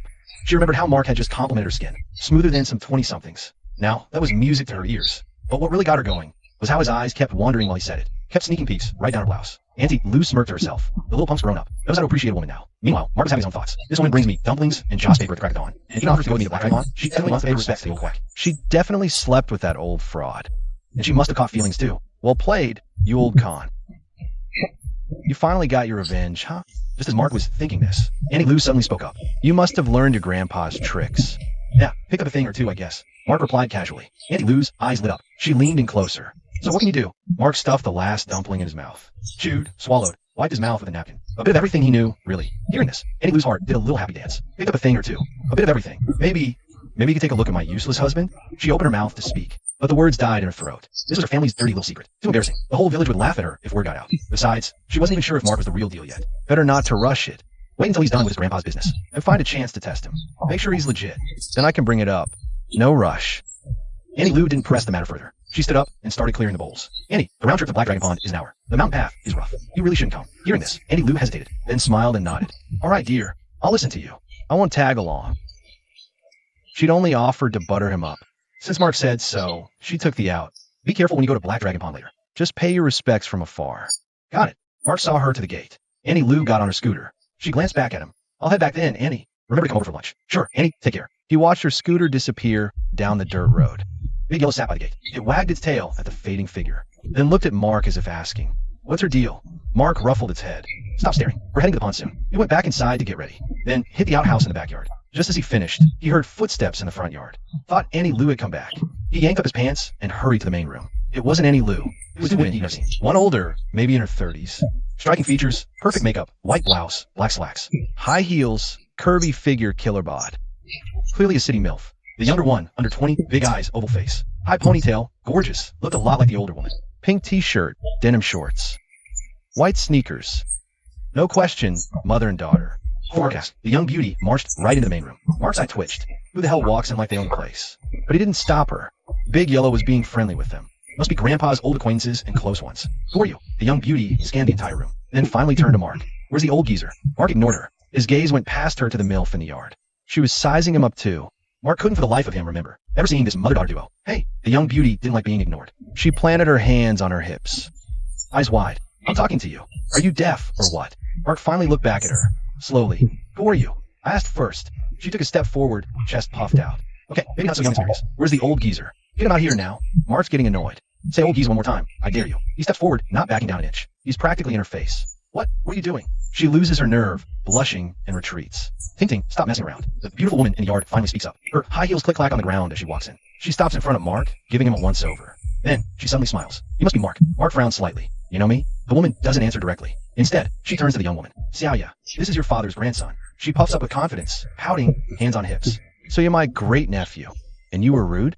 You better kowtow to your great-aunt and apologize. Mark is utterly baffled. Great-nephew? What the hell? Great-aunt? What messed-up family tree? He turns. His expression screams, you'd better explain this. Now, the woman smiles, tucking a strand of hair behind her ear. The gesture is so graceful, it seems out of place here. Your grandfather, Mystic. Your real name was Mapapa, right? Mark nods. Right? The woman points to herself. My name is Xiao Meifeng. I'm from Jiangxing. She's born to the young woman, still glaring hands on hips. This is my daughter, Xiao Yu. Mark still doesn't get it. So, Xiao Meifeng sighs. A flicker of something complicated passes through her eyes. 19 years ago, I came here. You were only 5 years old then. Mark freezes. And then? Xiao Meifeng looks at him. Her mouth is slutty. And then there was Xiao Yu. Mark almost chokes on his own spit. He stares wide-eyed at Xiao Meifeng. That's impossible. Sure, the old charlatan was a horn dog, but he had some standards. All these years, he only flirted with village ladies. I never saw him mess with a young girl. I tried calling your grandfather. No answer, so I waited. Wait. Mark steadies himself against the table. His brain feels like it's buffering. He needs to confirm. You're saying, she's my grandfather's daughter? Yes. Xiao Meifeng nods calmly. For various reasons, your grandfather and I, she doesn't finish, but Mark gets the gist. But that just makes him even more confused. 19 years ago, old man Ma was in his 50s. Sister May was probably barely legal. A crusty old geezer from the sticks, a fresh young city girl. Even if it was true love, it was never going to work out. This is too freaking unbelievable. Mark's jaw was on the floor. He looked at little you, this snot-nosed kid. She was just calling him Big Nephew earlier. Seeing his unfriendly Lily worked right up. She put her hands on her hips, puffed out her chest, and gave a smug little head wobble. So, Big Nephew, believe me now, hurry up and kowtow to your auntie. Auntie will give you a red envelope later. Mark's eye twitched. What the actual hell is this? He never imagined that old horn dog played the field like this. He produced a young mistress and a little aunt. He took a deep breath, forcing himself to calm down. No way. Mark shook his head, his voice lacking conviction. If what you're saying is true, my grandpa would have told me by now. Why not? What's our motive to lie? Lily scoffed, pouting. Besides, just call that old fart out here. Ask him yourself, and you'll know. Mark fell silent. Why not just ask him face to face? Mahu stopped talking. They didn't seem to have a reason to lie. Old man Ma wasn't exactly rolling in cash. That wasn't happening here. The news that old man Ma might have already kicked the bucket. But based solely on her word, Mark wasn't buying it. Seeing Mark stay quiet, Sister May also took a look around the room. Finding no one else, she turned back to him, puzzled. Where's your grandpa? Why isn't he answering his phone? Mark snapped out his daze. He stared straight at Sister May. Why should I believe you? Chapter 16. Is the old dog really dead? You don't believe us? Before Sister May could speak, Lily, you cut in. I don't believe you either. How do we know you're not the imposter? Mark's eye twitched again. This kid's logic was something else. Sister May fished out her phone from her bag. She swiped a few times and held out to Mark. On the screen was a photo, clearly taken many years ago. Low resolution, a bit blurry, but the people were recognizable. Old man Ma stood under the old peach tree, grinning wide, showing off his gappy teeth. Beside him was a young woman, maybe early 20s. Delicate features, gentle eyes. That's a younger version of Xiao Meifeng. Xiao Meifeng is holding a baby in her arms. Only a chubby little face peeks out from the pink blanket. Mark stares at that photo for a long time. Believe me now, Xiao Meifeng takes her phone back. She looks at him calmly. Words can be lies. Photos can be faked. But Uncle Huang's reaction, that was real. Even if they weren't the old charlatan's wife and daughter. They were definitely people he knew. Mark takes a deep breath. He looks up at Xiao Meifeng. When was this taken? 18 years ago. Xiao Meifeng puts her phone away. When Xiaoya was 1. Mark feels a flash of irritation. Not at the mother and daughter, but at the missing Ma Banshin. Why didn't the old con artist tell him? Why keep this family a secret? Was it really necessary? She plants her hands on her hips and takes a step forward. Well, nephew, cat got your tongue now. Call me auntie already? Mark gives her a silent glance. This little brat looks a few years younger than him, and she wants to be his aunt? How old are you? 19? Xiaoya puffs out her chest. What's it to you? I'm 24. Mark says slowly. Who are you calling nephew? Xiaoya is taken aback, then recovers with righteous indignation. You still have to. I'm your dad's sister, so I'm your aunt. Family hierarchy is clear. Mark ignores her nonsense. He turns back to Xiao Meifeng. So, what brings you here this time? Xiao Meifeng's smile fades a little. A complex emotion flashes in her eyes. Grandpa said something important last month. He told Xiaoya to come to Peach Blossom Gully by month's end. But when the time came, we couldn't reach him. So we got worried. Looking around the empty main room. Then back at Mark. Where's your grandfather? Where'd he go? Mark falls silent. He doesn't know how to say it. To say the old charlatan might be dead to say his body might be at the bottom of Black Dragon Pool. Noticing the change in his expression, Xiao Meifeng's brow furrows slightly. What's wrong? What happened? Mark takes a deep breath. He walks to the table and sits on the bench. You two should sit down first. Xiao Meifeng's face changes too. Without another word, she sits on the other bench. Xia also senses the shift in atmosphere. She didn't fuss anymore and immediately sat down next to Mom, but her eyes kept fixed on Mark. Mark was silent. My grandpa might be gone. Sister Mei froze. Xiaoyu also froze. What do you mean might be gone? He briefly recounted what the village chief told him last night. I just rushed back from out of town last night myself. I was going to check Black Dragon Pond. After saying this, he looked at Sister Mei. Sister Mei sat there. Her expression was unreadable. Xiaoyu opened her mouth. She swallowed her words, looked at her mom. Mom? Sister Mei didn't speak, staring at the table as if seeing something. Or maybe nothing at all. Mark didn't say anything more. He picked up the incense and spirit money and left the house with Big Yellow. The path to Black Dragon Pond wasn't easy. Untended for years, weeds had almost swallowed the path. Big Yellow led the way, looking back at him now, and then his tail wagged. After half an hour, the view suddenly opened up. Black Dragon Pond. The water was deep, calm as a mirror, reflecting the surrounding mountains and the sky above. Inky green, bottomless.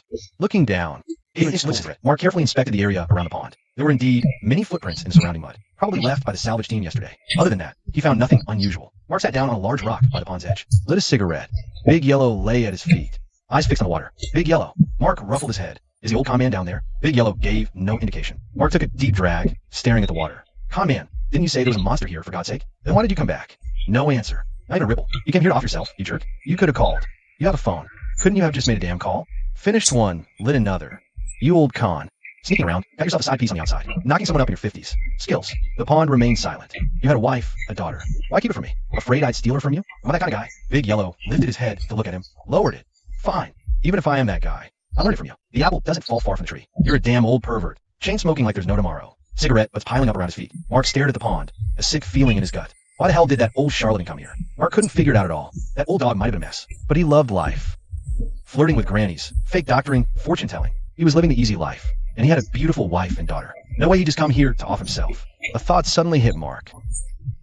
Unless he had a damn good reason to go down there. But what's in that pond? That's worth risking his life for? Mark stared into the dark water, a crazy urge washing over him. He wanted to strip and dive right in. But common sense screamed, no way. This pond was bottomless. Go down there, and he might end up like his grandpa, never coming back up. The pack was empty. 20 cigarettes. Gone. Mark stood up, stretching his numb legs. Pulled the incense, candles, and spirit money back. Lit incense in a crack. Candles by the water. Burned spirit money, firelight on his face. Old fraud if you're really dead. Take this money and spend it well. Mark muttered as he burned the offerings. Eat, drink, be merry down there. If you meet a hot ghost chick, don't hold back. It's yours. Bao Bao sat quietly, watching the flames, unusually still. If I really do have cancer, I'll be down to join your sorry as soon enough. The ashes of the spirit money scattered in the wind, drifting toward the pond. Mark stood up. He took one last look at the dark water. All right, I'm out. If you got any unfinished business, send me a dream or something. He turned and headed back the way he came, Bao Bao at his heels. A few steps in, he stopped. Looked back. The pond was calm again, reflecting the sky and mountains. Like nothing ever happened. Damn it, Mark cursed. He turned and walked away without looking back. Little my ass. Mark and Bao Bao got home, but the Xiao mother and daughter were nowhere in sight. Mark decided to sort through his grandpa's old stuff, see if he missed anything. He walked to the bedroom door out of habit. Hand on the knob, he pushed it open and froze. Xiaoyu stood by the bed, naked back to the door. Her clothes were piled on the bed. Looked like she was changing. The light from the window slanted across the room. The light fell on that pale, smooth back. A graceful curve flowed down from her shoulders, narrowing at the waist before swelling out again, full and round. Dazzlingly white. Hearing the door, she instinctively turned her head. Their eyes met. Time seemed to freeze. Lily's eyes went wide. Her mouth fell open, her expression shifting from confusion to shock, then from shock to furious embarrassment. Mark's brain short-circuited for a second. Lily let out a shriek. She scrambled frantically for the clothes on the bed. She panicked, fumbled, the shirt slipped. Barely covered. You jerk. Her voice trembled, whether from anger or shame. Mark finally snapped out of it. He took a step back instinctively. I didn't mean to. You're still looking. Lily grabbed the pillow and hurled it at him. It hit him in the face. No real damage, but it jolted him fully awake. He spun around and hurried out into the yard. He paced a few steps, but the image was burned into his mind. Not a little girl at all. Quite the package. He shook his head hard. Don't go there. She's probably the old con man's daughter. Which makes my aunt? Be a jerk, fine. But don't be a monster. Don't be worse than a monster. From inside came the rustling sound of someone getting dressed, mixed with Lily's furious, gritted teeth muttering. Pervert. Jerk. Shameless. Mark sighed. A moment later, the door was yanked open. Lily stood in the doorway, her face red as a boiled lobster, eyes wide and blazing. Her glare could have flayed him alive. You know how to knock. Mark cleared his throat. Thought it was empty. So you barge in. Lily's voice was sharp enough to puncture an eardrum. This is my house. Mark shot back, irritation rising. I'm coming back to my own home. Why would I knock? Lily was speechless. She gaped for 2 seconds. Then her anger boiled over. Your home. This is my home. Mine. Mark's lip twitched. Have you ever even lived here? What does that matter? Lily planted her hands on her hips, chest heaving with rage. I was sweaty. I needed a change. Who told you to? She couldn't finish. Her eyes started to well up. Seeing her on the verge of tears, most of Mark's anger drained away. Okay, sure. It wasn't entirely his fault. Who expects someone to be changing in the old man's room? But still, he had seen everything. Saw everything I shouldn't have seen. Mark scratched his head. I really didn't mean to. Lily bit her lip. Tears welled up her eyes. What good is an apology? You saw everything. She couldn't finish. She stomped her foot and turned back into the main room. Watching Lily's furious retreat, Mark didn't know whether to laugh or cry. He stood at the door for a moment. Only when the commotion inside died down did he step in. Lily was sitting by the square table. Seeing Mark enter, she shot him a death glare and turned her head away, refusing to look at him. Mark sat down on a bench across from her. He looked around. Where's your mom? Gone. Gone? Gone where? Lily's annoyed. Got a call, gotta go. Just got a call, gotta go handle an emergency. Mark frowned. So she just left you here alone? Lily finally turned her head to glare at him. What's it to you? Why didn't you go with her? Lily snorted, turning her face away again. None of your business. Mark was left speechless. He opened his mouth, but nothing came out. This little firecracker has quite the temper. But then again, he was in the wrong. He saw the whole show. She's being civil. No knife. He took a deep breath, deciding to change the subject. So, your dad's been missing for days. No body, nothing. You're not upset? Lily was stunned. Then she scoffed. My mom says that sleazebag is tough as nails. He's not going down that easy. Mark fell silent. From the sound of it, Sister May knew the old con man better than he did. That old perv is really something else. Seeing him quiet, Lily suddenly spoke up again. What about you? Are you sad? Mark paused, then laughed. Me? Sad? Good riddance. The world's better off without that old fraud. Lily stared at him for a few seconds. Then she smiled too. Wow, way to throw shade. Sounds like you think he's a real piece of work. You have no idea, Mark said, lighting a cigarette. You have no clue what that old geezer. He stopped mid-sentence. Lily tilted her head. What? Spit it out. Mark exhaled a cloud of smoke and waved a hand. Nah, forget it. Lily pursed her lips. They didn't press further, just sat there in silence. One smoking, the other zoning out. Not a word spoken. The dog lay in the yard, occasionally peeking inside before settling. Mark crushed his cigarette in the ashtray. You're really not leaving? Siaya shot him a look. What? Trying to kick me out? No, Mark explained. It's not like the city here. Everything's inconvenient. Siaya puffed out her chest, prideful. It's fine. I've got you, my big nephew, don't I? Mark was speechless, but not about to indulge her. He said seriously, I have zero obligation to take care of you. If you stay, you're on your own. Siaya didn't seem bothered. On my own, then on my own it is. Fine. Later. Remember to move all your stuff out. Mark couldn't be bothered to argue more. This girl was clearly a spoiled city kid. Hadn't known hardship. Clueless about country life. One day here, and that smile would vanish. She'd be trying to get out without him even pushing. Siaya paused, then stood up. Where's the bathroom? Mark pointed towards the backyard. Out back on the right. Siaya glanced where he pointed, didn't ask more, and headed for the backyard. Mark ignored her and went into the old man's room. A faint, lingering scent hung in the air, probably from when Siaya changed clothes earlier. He gathered his few belongings in the room. On the nightstand were a few yellowed, thread-bound books. The ones the old man pored over most. The Yellow Emperor's Inner Canon, Shinong's Compendium, the green bag scriptures. He stacked them together, about to carry them to the opposite room, when a scream tore through from the backyard. Chapter 18, Escort to the Outhouse. Mark's heart jumped. He rushed to the backyard. There stood Siaya at the outhouse door. Face ghostly pale, trembling all over. What happened? Mark hurried over. Siaya pointed inside, lips quivering, speechless. Mark peeked in. A checkered keelback snake coiled in the corner, lazily flicking its tongue. He sighed in relief, turning back to Siaya. That's it. Just that. Siaya's voice cracked. That's a snake. A snake. It's a rat snake. Harmless. Mark said calmly. It won't bite. What are you scared of? What am I scared of? Siaya's eyes widened. You call that non-venomous? It was huge. Mark couldn't be bothered to argue. He casually grabbed a bamboo pole from the corner, went into the outhouse, and flicked the snake out in a few swift moves. Threw it over the wall. The snake arced through the air, disappearing into the grass outside. There, Mark clapped his hands. Problem solved. Lily just stood there, her face still pale, eyes glued to that patch of grass, her body trembling slightly. Mark glanced at her, a smirk tugging his lips. Weren't you all about self-reliance? One little snake and you're about to pass out? Lily snapped back to reality. She glared. Don't you dare mock me. All right, I won't. Mark waved dismissively. Go to your business. Lily opened her mouth, looking from the outhouse to Mark and back again. Her expression was a complicated mess. I'll go later. She turned and hurried back into the main hall. Mark shook his head and returned to Ma Banchin's room. He gathered up a few books and headed for his own room. In the hall, he saw Lily rigid at the table. Her legs were pressed tightly together. Her face was a picture of pure discomfort. Mark stopped. Are you holding it in? Are you in a hurry? Lily's face flushed crimson. She turned her head away. None of your business. Mark sighed. He set the books down on the table. You should really call your mom. Get her to come back and take you with her. Lily shook her head stubbornly. No, I'm not leaving. Mark shook his head, too tired to argue. He turned and went to his room. It hadn't been lived in for ages. The bed was bare, but the cupboard held clean bedding, looking freshly washed and aired out. After a few minutes of fussing, he finally got the bed made. Back in the main hall, Lily was still at the table. Her legs were clamped shut, her body leaning forward slightly. Her expression had gone beyond uncomfortable. It was a mix of agony and embarrassment, the desperate need to speak up battling with sheer stubborn pride. Mark pretended not to notice. He walked to the doorway and beckoned to the big yellow dog. The dog trotted over happily. Mark gave its head a couple of rough pats. Lily finally couldn't take it anymore. Mark. He turned to look at her. Yeah? She stammered. See, could you? Come with me. She couldn't finish the sentence. Mark, feigning ignorance, asked, where to? Lily looked up and glared at him. Her eyes were a mix of shame and anger, starting to well up. The outhouse. The last two words were almost a whisper. After saying it, she buried her face. Mark almost laughed out loud. Need an escort to the bathroom now? You. Lily's head snapped up. I'm scared of another snake. Seeing her flustered, embarrassed, and pitiful look, his inner prankster was thoroughly satisfied. Fine, I'll go. He headed to the door. Waving at her, he said, let's go. That Annie made Lily freeze all over. Her expression was priceless. She bit her lip and stood. Her legs were wobbly, probably numb. They walked to the backyard one after the other, Mark in front, Lily trailing behind. Staying less than 2 steps away, she nervously looked around, terrified another snake might slither out from some corner. Relax, Mark said without turning his head. Garter snakes don't bite, and I already tossed that one out. It won't be back for a while. What if there are others? Mark didn't reply. He reached the outhouse door, pushed it open, peeked inside. All clear. Go on in. Lily stood at the doorway, craning her neck to peer inside for several seconds. Only when snake-free did she step in. Just before closing the door, she poked her head back out, looking at Mark with pleading eyes. You don't go too far, okay? Mark lit a cigarette. Don't worry. Only then did Lily close the door. Faint rustling sounds immediately followed, presumably Lily taking care of business inside. Mark, cigarette dangling from his lips, stared at the blue sky above. He recalled opening the door. Her bare back, the curve of her waist. He shook his head vigorously. She's your aunt, dude. Your blood-related aunt. Hey, Lily's voice came from inside the outhouse. Mark didn't move. Now what? This door has gaps. Sounds of her pushing against the door from inside. Mark exhaled a puff of smoke. So what has a few gaps? Easy for you to say. Lily's voice rose. They're huge. What if? She couldn't finish. Mark snorted. What if? What if I peek? Silence from inside. Mark took another drag. He drawled slowly, relax. It's not like I haven't already seen it. The moment he finished speaking, a shriek echoed from the outhouse. Mark, you jerk.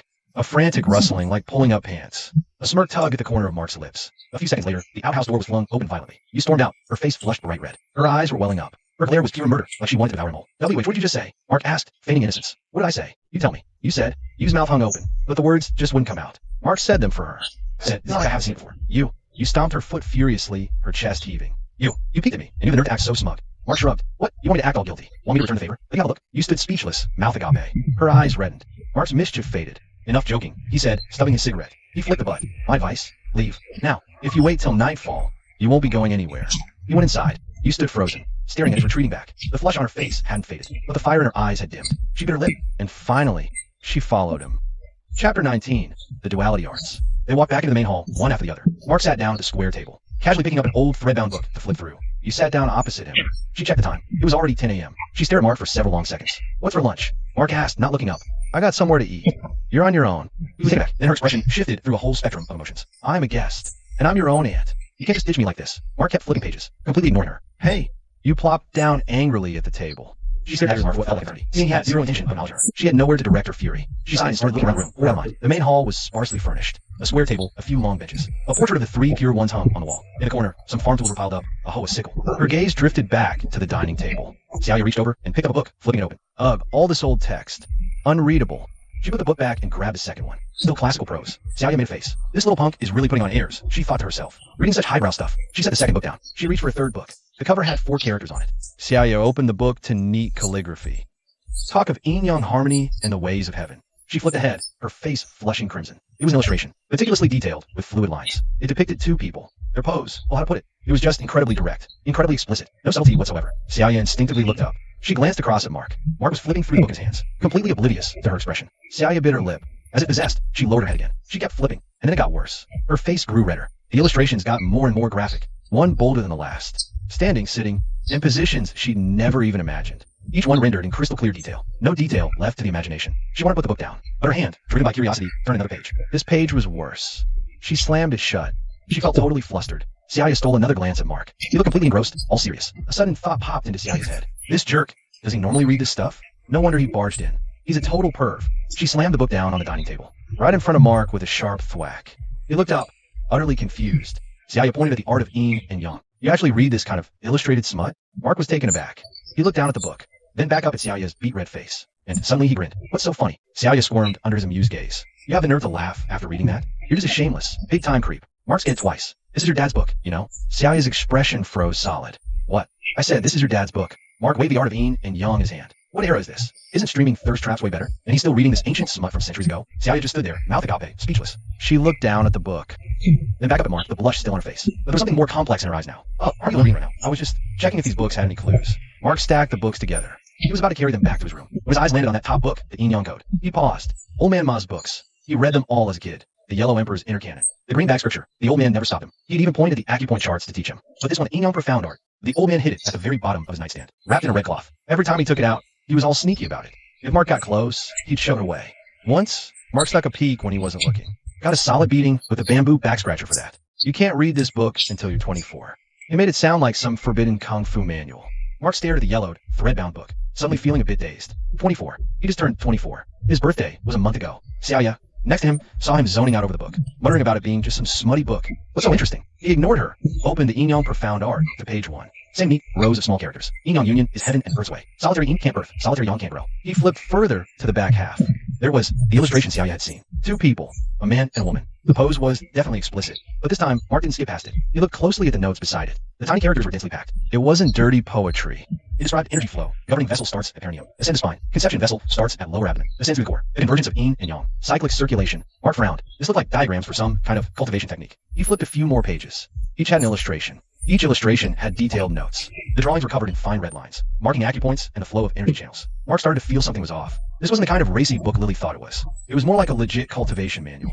It used a very straightforward vision teaching method, kind of makes you take on the first page. Old Man Ma had taught him a lot growing up. Yin Yang, 5 elements, meridians, acupoints. He even covered the foundational methods for starting cultivation. So, while this book would be Greek to most people, Mark was getting it loud and clear. He figured it was worth giving a shot. He took the book back to his room and sat down at the desk. Flipping to the first page, he started reading carefully. Yin Yang harmony is heaven's way. Sage regulates yin yang, emulating heaven, ensuring smooth flow, energy, and harmony always. He'd seen words like these as a kid. Back then, it seemed like mystical mumbo-jumbo. But now, they seemed to hide something he'd never grasped before. This book was definitely a cultivation manual. 3 parts. First, solo cultivation. The third part was mystic arts and supernatural powers. Mark skipped the solo cultivation part. He went to dual cultivation, dragon-tiger convergence, fire-water harmony, close eyes, focus spirit, tongue to palate. Inhale, focus at perineum. Exhale, guide energy through 3 gates to crown. Mark's eyes lingered on these words for a long time. He also remembered all the things his grandpa had taught him. 8 extraordinary vessels, 365 acupoints. Back then, he just thought he was learning a trade. Something useful for massage therapy later on. But looking at it now, that whole foundation seemed tailor-made just so he could understand this book. Flip pages, dragon tiger, yin yang inversion, fire and water in harmony, can and intertwine. Fancy names, but the diagrams were so explicit they make you blush. You're still way too green, chapter 20. What a dump. There's not even any Wi-Fi. Lily's says her only points written inside. You could hear her moving around and muttering. Mark took a deep breath, sat cross-legged on the bed. He meditated and regulated breath as instructed. Close eyes, focus spirit, tongue to palate. Inhale, focus on the perineum, that spot at the very bottom of the body. Conception vessel start, young energy birthplace. Exhale, guide energy up. First try, nothing. Mark wasn't phased. He just kept adjusting his breathing. Grandpa taught. Cultivation's biggest taboo is impatience. Second time, still nothing. Third time, suddenly, he felt a warm current of energy. It rose slowly from the perineum, faint as a thread. Barely there, Mark didn't dare get distracted. Following the book, he guided that energy upward, past the coccyx and the spine's ridge. Next up, the jade pillow.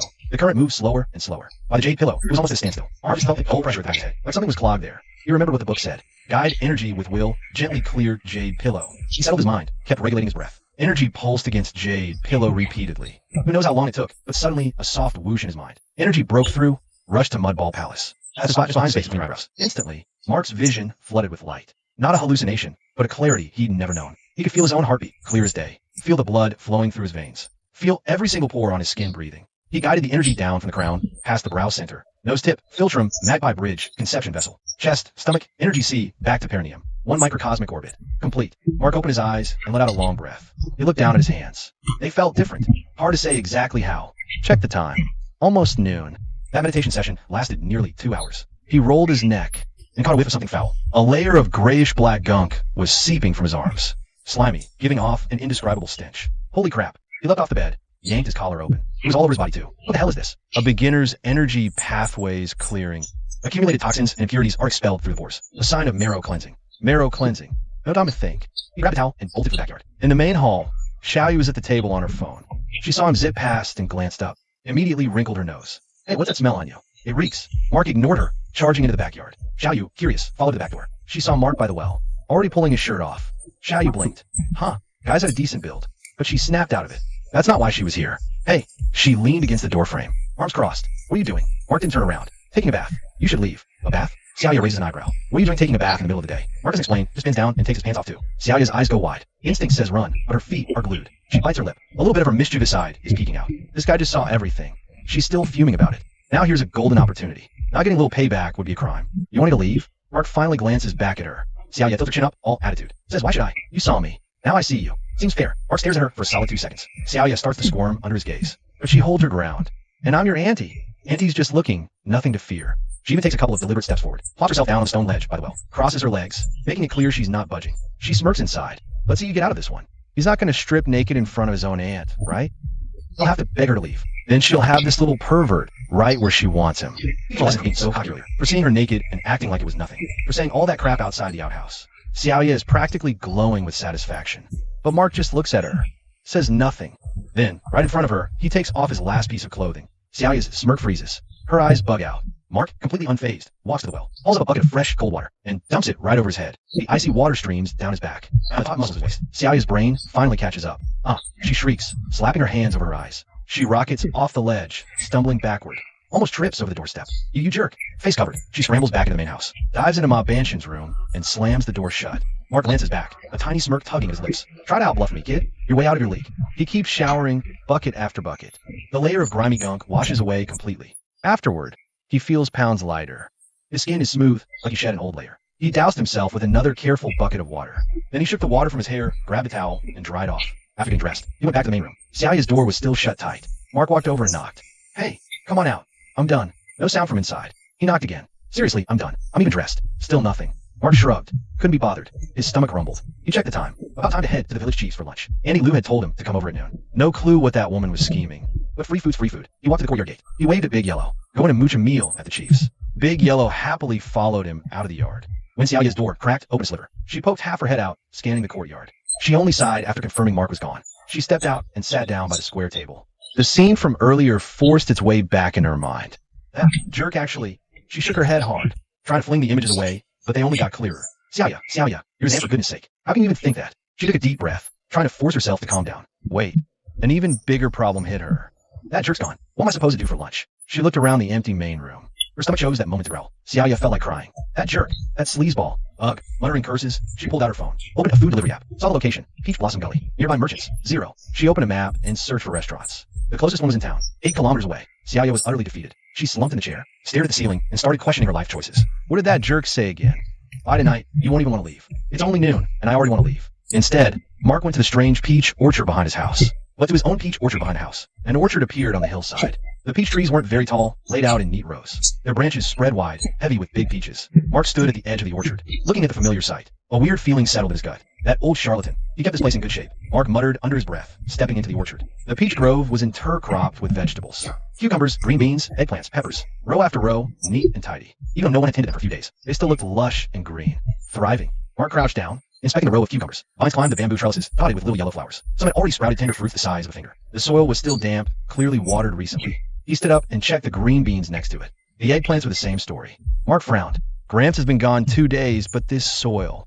It was definitely watered just yesterday. He walked a bit further, stopping under a peach tree. Under the tree was a worn-out plastic bucket, half filled with water, a few fallen leaves floating on the surface. A hoe was tossed on the ground beside the bucket. Fresh mud still clung to the blade. Mark crouched again, reaching out to touch the hoe. The mud was still wet. He stood up, scanning his surroundings. The confusion in his mind grew heavier. What the hell is going on? Could someone have been tending the orchard after Gramps disappeared? But who in this village would do that? Unless it's one of the old geezer's lady friends. Seems like the only plausible explanation. Mark was just pondering who it might be when his phone buzzed in his pocket. He pulled it out. It was Mayor Zhou calling. Hey, kid. Mayor Zhou's voice came through the phone. Get over to the house for dinner. Annie Lou made a whole feast. Just waiting on you. All right, I'm on my way. He hung up, and with the Huang, left the orchard. Mark emerged from the orchard. With the Huang, he headed toward the mayor's house. Most of the houses they passed had their gates tightly shut. Clearly, no one was home. Peach Blossom Hollow these days wasn't the bustling village he remembered from his childhood. All the young people had gone to work in the city. The successful bought county apartments for their kids' schooling. Those who didn't still drifted around out there, only coming back for holidays. Only the elderly and those who can't leave remain. An old lady approached from the opposite direction. Granny Lee. Mark called out. The old lady looked up, squinting for a long moment before recognizing him. Oh, you're back. Don't take your grandpa's situation too hard, dear. The wrinkles on the old lady's face gathered like a chrysanthemum. Mark nodded. Got it, Granny Lee. How's your health? Just an old bag of bones. What is? The old lady waved dismissively. You go on. I need to start dinner. Mark watched a retreating figure, a pang of melancholy hitting him. Her son and daughter-in-law were both working in the south. Just her and her little grandson holding down the fort. Grandsons in city school. Home weekends. You remember back in the day, Granny Lee was one of the most capable women in the village. Could outwork most men in the fields. But now, can't even straighten her back. Mark continued on his way with Big Yellow. Passed by old locust tree at the village entrance. That used to be the happening spot. In summer, all the old-timers would chill under it, playing cards. The tree's still there, but the spot's deserted now. Just a few stone benches sitting there all lonely. A few minutes later, by the roadside, in front of a two-story house, a young woman was sitting, holding a baby to her breast. She wasn't a knockout, but her figure was something else. Wearing a loose t-shirt, and because she was nursing, one side was kind of on display. She had on denim shorts, showing off a pair of straight calves, feet in flip-flops, toenails painted a light pink. Mark didn't get too close. Just smiled and waved. Hey, sis Chunyan. The woman looked up. She smiled. Look who's back, Mark. Her name was Chloe. Been married just 2 years. Her husband works on the coast. Comes home once a year. Heard from old man, huh? Stuck with baby, caring for sick mother-in-law. As she spoke, she glanced down at the baby in her arms, tugging her t-shirt down a bit, but not too much. Just a token gesture. The view was still available. Yeah, got back last night. His gaze drifted to the baby in her arms. How old's the little one? Almost one. Chloe stood up, gently bouncing the baby. Look, Bao Bao. Uncle Mark's back. The baby mouth full. made a muffled sound, and went right back to business. Chloe laughed and scolded lightly. Little glutton. All you know is eat, eat, eat. Can't tell if he's hungry or just greedy. Mark couldn't help but swallow hard. After the small talk, Chloe looked Mark over again. Her eyes swept him up and down. A year, it makes a big difference, huh? Yeah, pretty big, Mark chuckled. So Chunyan, Chip's topic is when high home. Is when high home. Him, size. He left for the city in January. She pauses, then adds, don't take your grandpa's passing too hard. It comes for everyone eventually. Mahu nods. I know. Chunyan, holy job, step out of the way. Come on, have a seat. Bows done eating. I'll make you some tea. She starts backing into the house, clearly expecting Mahu to follow. But Mahu just smiles and waves it off. That's okay, Chunyan. Don't worry about Chunyan. You watch the kid. I'm going to the mayor's. Zhang Chunyan freezes for a second. She looks down, standing there awkward. Oh, okay. Stop by when you're back. There's something I want to talk to you about. Okay, later. Mahu walks on, relieved. Mahu could pretty much guess what was on Zhang Chunyan's mind. Her mother-in-law's legs have been giving her trouble. She wanted the quack fortune teller Ma to look, but the old fraudster always refused. Zhang Chunyan's father-in-law crossed Ma long ago. Ma reported her few superstitious. And the higher-ups sent people to investigate the village. Wang Dicai was one of the villagers who stepped forward as a witness. Now that Ma the fortune teller is gone, Zhang probably wanted me to check her mother-in-law. A young woman awfully stuck in his village, playing nursemaid to a sickly mother-in-law day in and day out. That wife of theirs is the belle of Peach Blossom Hollow, and her three-story house is the fanciest one in the whole village. Mahu and Big Yellow soon arrived. There he saw Auntie Lou standing there looking around. She was wearing a floral print dress, and from a distance, she made quite the picture. Well, look who it is. Little LV's here. Aunt Lou saw Mahu, her face lighting up. Her curvy figure swayed with each step. Her impressive chest bounced noticeably. Mahu offered a polite greeting. Sorry to trouble you, Auntie. No trouble at all. Auntie Lou glided up to him. Her eyes crinkled happily. Don't be formal. Wait a minute, I've been waiting for you forever. Thanks for your trouble, Aunt Guixiang. No trouble at all. Lou Guixiang walks gracefully over. Her eyes curve in a crescent as she smiles. Don't be a stranger. Come in, come in. I've been waiting for you. Aunt Lou's being so sweet and eager, please. Mark knows there's got to be an angle to it. The old con man's death was fishy. A mother-daughter duo showed up out of nowhere. He needs to grill Uncle Huang and Auntie Lou for some intel. The dining table in the main room is already loaded with dishes. Braised pork ribs with potatoes, sweet and sour carp, mako tofu, stir-fried greens, and a big pot of chicken soup. It's a whole feast laid out. Uncle Huang sits proudly at the head of the table. Seeing Mark come in, he quickly stands up. Mark, you're here. Sit. Mark doesn't stand on ceremony and takes a seat for guests. Uncle Huang pulls a bottle of liquor from the side cabinet. Today, your uncle and nephew here are going to have a proper drink. Don't take your grandpa's passing too hard.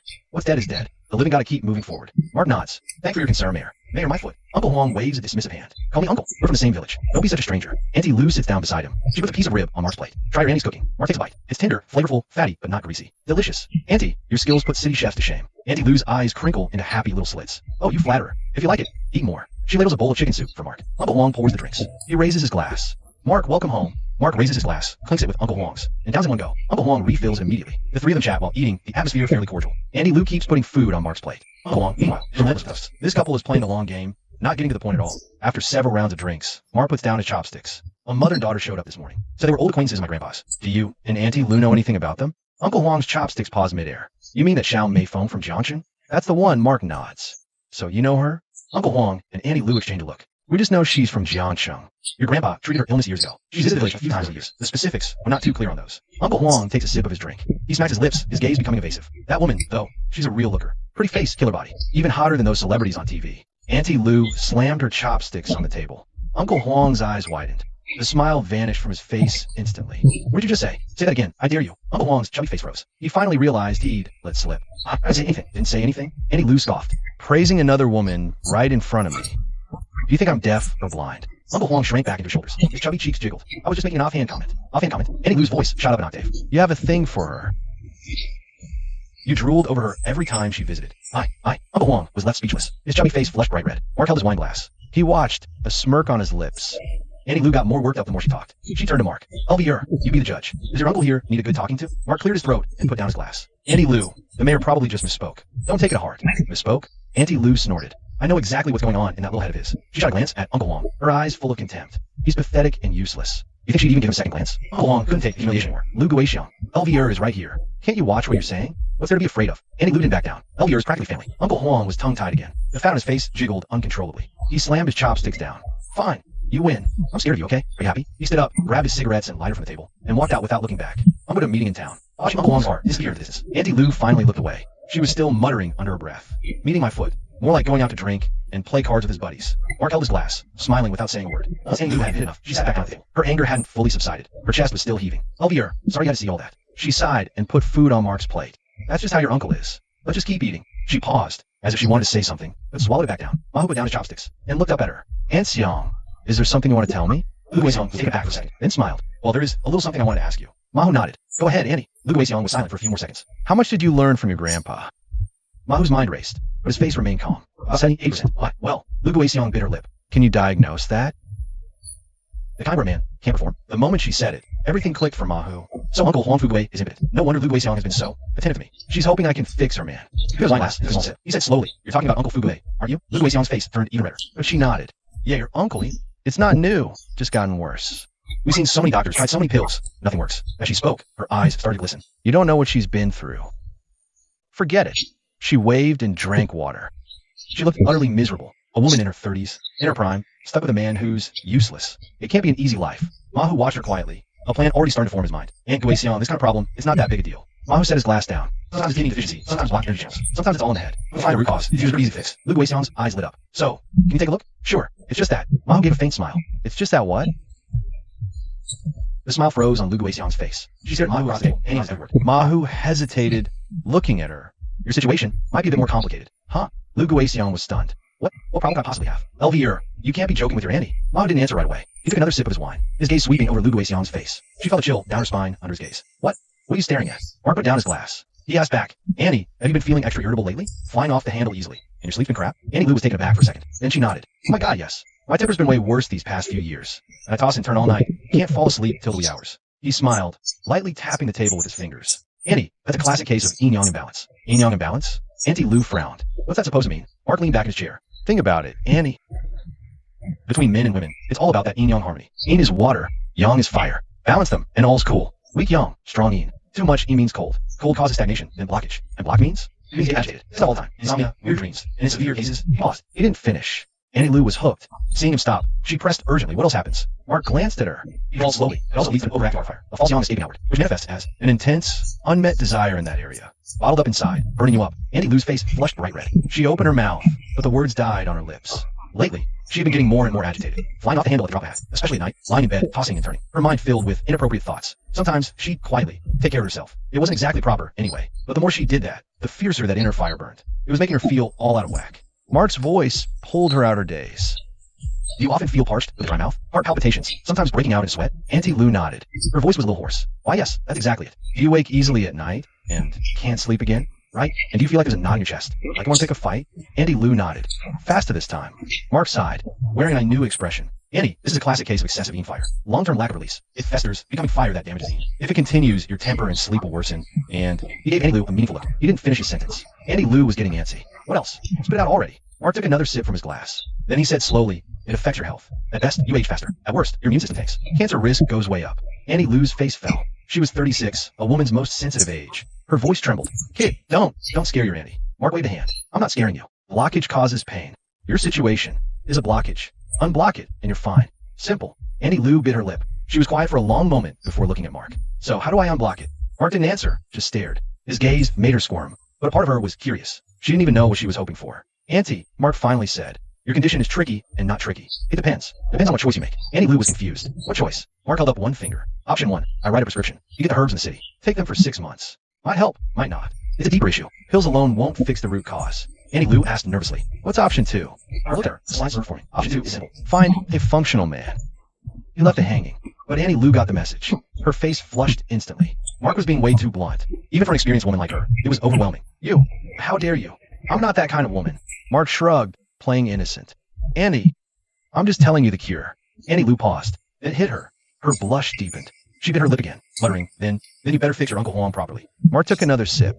He said leisurely, "Uncle Huang's problem isn't something you fix overnight." Auntie Lu panicked. "How long?" Mark put down his glass. Rome wasn't built in a day. His issue? A year or 2, minimum. Auntie Lu fell silent. 1 or 2 years isn't that long, but not short. Her heart felt on fire. One day was hard enough. How could she wait that long? Auntie Lu looked up, her eyes pleading. "Isn't there any other way?"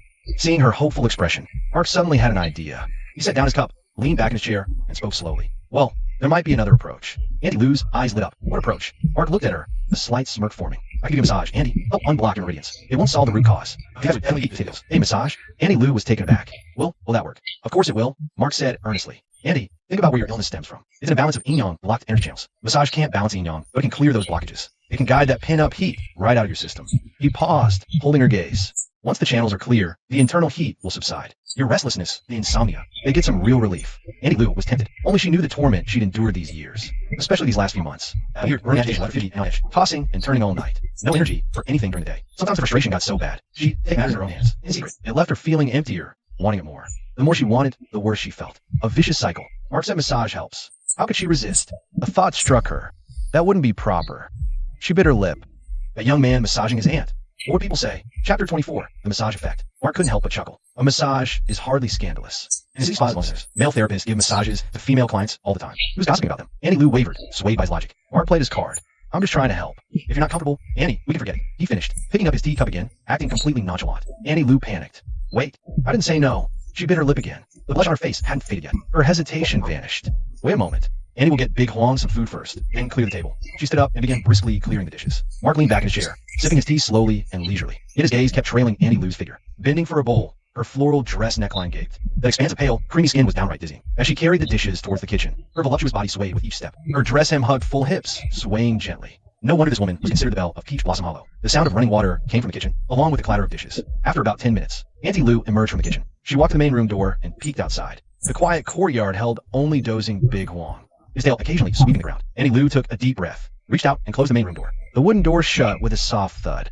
She then walked to the window and drew the floral pattern curtain. The light in the room dimmed. A few slivers of sunlight filtered through the curtain. Auntie Lou turned and looked at Mark. We can start the massage now, right? Mark nodded and pointed to the sofa. Auntie, lie face down. Auntie Lou bit her lip and lay down on the sofa.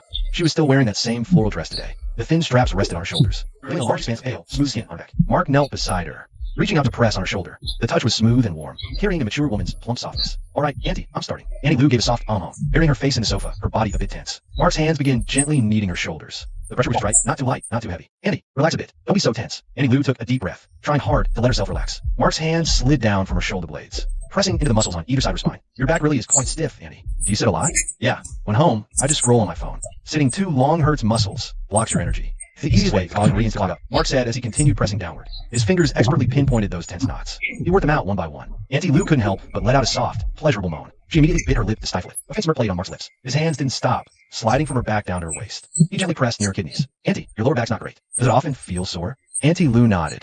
Yeah, it gets sore if I stand too long, or sit too long. That's because your vital energy is depleted. The waist houses the kidneys. When that energy is low, it aches. Mark's fingers made slow circles over the spot. The pressure gradually increased. Auntie Lou felt a wave of heat bloom from the small of her back. It traveled up her spine, making her whole body feel warm and loose. Oh, Lily, she breathed. Your technique is really something. You bet it is. Mark chuckled. Heavy secret. So Annie, how's it feel? So good. Uncle Long sneaks off the city foot parlors. Mark's hands continued their descent, moving to the curve of her hips. Auntie Lou's body tensed slightly. Auntie, Mark's voice remained calm. It's the ingredient for regulating the body's energy flow. Your stagnation is mainly due to a blockage here. Auntie Lou bit her lip again. Speaking, Mark's hands pressed into the sides of her hips, kneading gently. The warm sensation intensified, spreading from her hips, radiating to her lower abdomen. Auntie Lou's breathing began to quicken. She didn't understand it. It was just a massage, but her body was reacting on its own. And she liked it. She lived 18 so much that she barely registered her being pushed down. If Mark didn't know Annie Lou's age, he'd never believed she was 36. Not only did she look young, but her skin felt incredible under his touch. Curvy and soft, not flabby, and so fair. Faced with such a captivating woman, a ripple of desire stirred in Mark's heart. Hands on her, brushing his lace half. Sure, the massage felt amazing, but it came with some strong side effects. Some people are more sensitive. Certain spots, when pressed, can trigger very physical reactions. Right now, Annie Lou's face was flushed with deep breath. Eyes glazed, body heaving with ragged breath. Eyes glazed, body heaving with each ragged breath. Her knuckles were white, gripping the edge of the sofa. She bit down her lip so hard she could taste copper. Terrified any sound might escape her, Mark gasped at her sweat-soaked clothes. This is intense.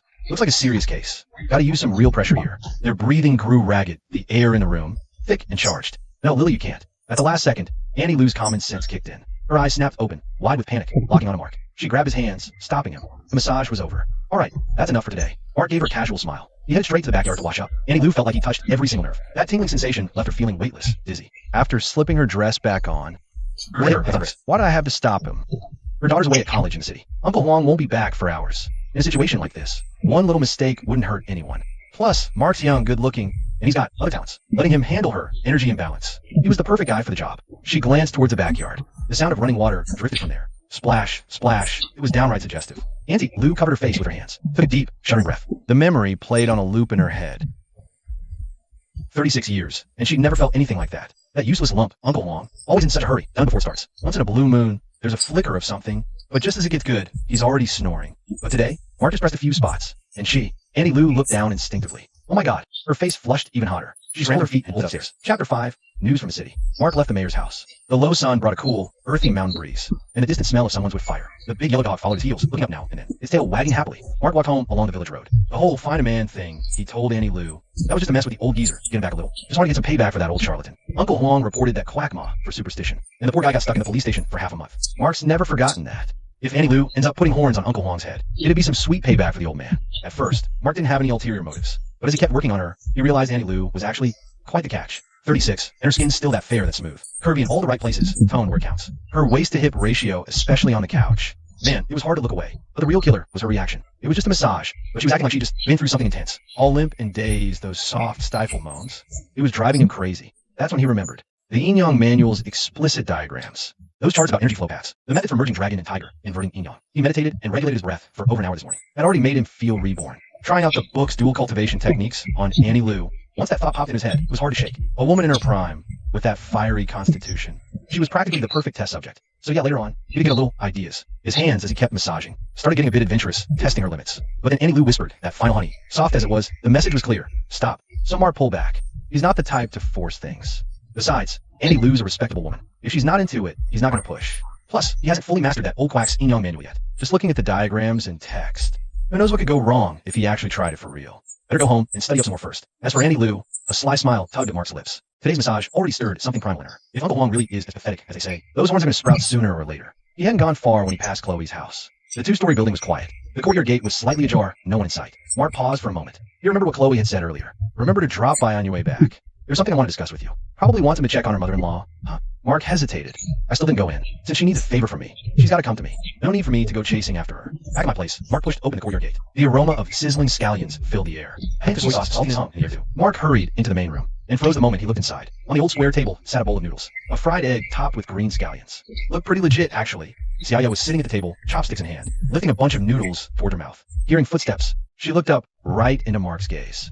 What are you staring at? Xiaoya rolled her eyes. Have you seen a hot girl making noodles before? Mark walked over to the table and sat down opposite her. He gave her a once-over, then glanced at the bowl. You made this? Duh. Xiaoya picked up another bunch of noodles, slurped them up noisily, chewed a couple times, and swallowed. What else? There's no delivery out here. Gotta cook or starve. Genius. Mark was a bit surprised. Xiaoya took another bite, looked up at him with a sidelong glance, and shook her head smugly. What's the matter? Didn't see that coming, did you? This girl isn't some spoiled princess. Mark leaned back in his chair, watching her eat, and suddenly grinned. All right, not bad. You got skills. Hearing him say that, the smug look on Xiaoya's face intensified. You think I'm a useless rich girl? As she spoke, she scooped up another bite of noodles. Her eating wasn't exactly elegant, but it wasn't gross either. She was clearly hungry. Mark lit a cigarette. So you're really planning to stay here? Xiaoya didn't even look up. Yeah, so what? Nothing. Mark exhaled a plume of smoke. Just letting you know, there's no Wi-Fi here. The signal's terrible. Videos won't load. Xiaoya paused, looking down at her phone. Her expression soured a bit, but she tried to play it cool. So what? This girl can read a book. Read a book? Like that trashy novel? Xiaoya's face flushed bright red instantly. How dare you bring up those trashy novels? Only family owns something like that. Mark shrugged. Those are your dad's books. Not mine. Xiaoya snorted. She went back to eating her noodles. I'm in my room to rest. Don't bother me unless it's important. Mark tossed that out and headed to his room. Something about the old con man situation just didn't add up. This suspicious mother-daughter pair? But hey, if she's determined to freeload, let her. Her problem. He went to his room and sat cross-legged on the bed. He was just about to dive back into that Yin Yang Manual. His phone buzzed in his pocket. He pulled it out. A WeChat video from Sister May. Mark tapped play. The video showed his rental apartment. Sister May was holding the phone. Camera moved from living room to bedroom, then kitchen. Her voiceover played. See, Mark? I scrubbed the living room clean. Even mopped under the couch. Washed all the bedsheets and duvet covers in the bedroom. And your stinky sneakers? All scrubbed and airing on the windowsill. The camera finally settled on Sister May's face. She winked at the camera, all sass. So, your big sis came through, right? You better thank me properly when you're back. Oh, you home yet? How's your grandpa's stuff? Sis is worried about you. Mark thought for a second and typed a reply. Home. Still dealing with grandpa's stuff. Thanks, Sis May. I'll repay you when I'm back. The reply came instantly. How are you going to make it up? Wink Mark's eye twitched. This woman was a certified stage 5 clinger. He sent back a gun emoji. He was about to put the phone down. WeChat dinged again. This time it was Chloe. The text message. Mark, free tonight? Mark blinked, right? She didn't know he left town. He typed back, Miss Shun, I'm actually back in my hometown. He hit send. Her call came through immediately. Mark hesitated, then answered. Hey, Mark. Chloe's voice was still that soft, melodic tone. Why'd you go back home? Mark stayed silent, letting that be his answer. He wanted to hear what she'd say next. Chapter 26. The Old Con Man's True Love. Mark, you there? Chloe asked when he didn't speak. I'm here, Mark explained. So I thought it was best to lay low for a bit. Chloe let out a light laugh. He wouldn't dare touch you. She chuckled, imagining the fat guy's terrified face. He wouldn't dare mess with you. Remember how scared Fatty Joe looked after those 2 slaps? A sly smile tugged at Mark's lips. Yeah, you're right. So don't worry. Shinwanchi paused. Then she added, and if he dares to give you any trouble, I'll make him regret being born.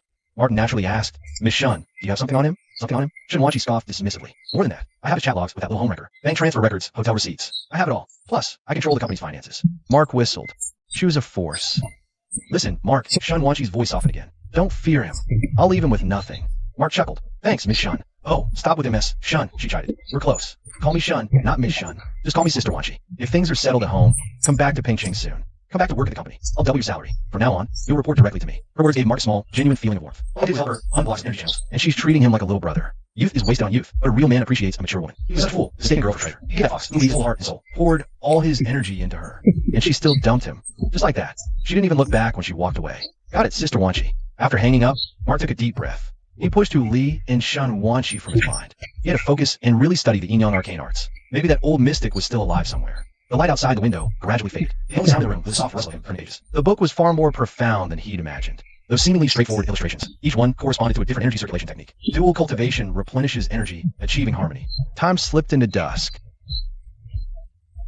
Just as Mark was getting absorbed, a sudden knock came at the door. Knock, knock, knock. Hey. Xiaoyu's voice came from outside the door. Sounding a bit smug. Come out here for a sec. Mark frowned. He closed the book, stood up, and opened the door. Xiaoyu stood there, hands on hips, chin up. She looked for praise.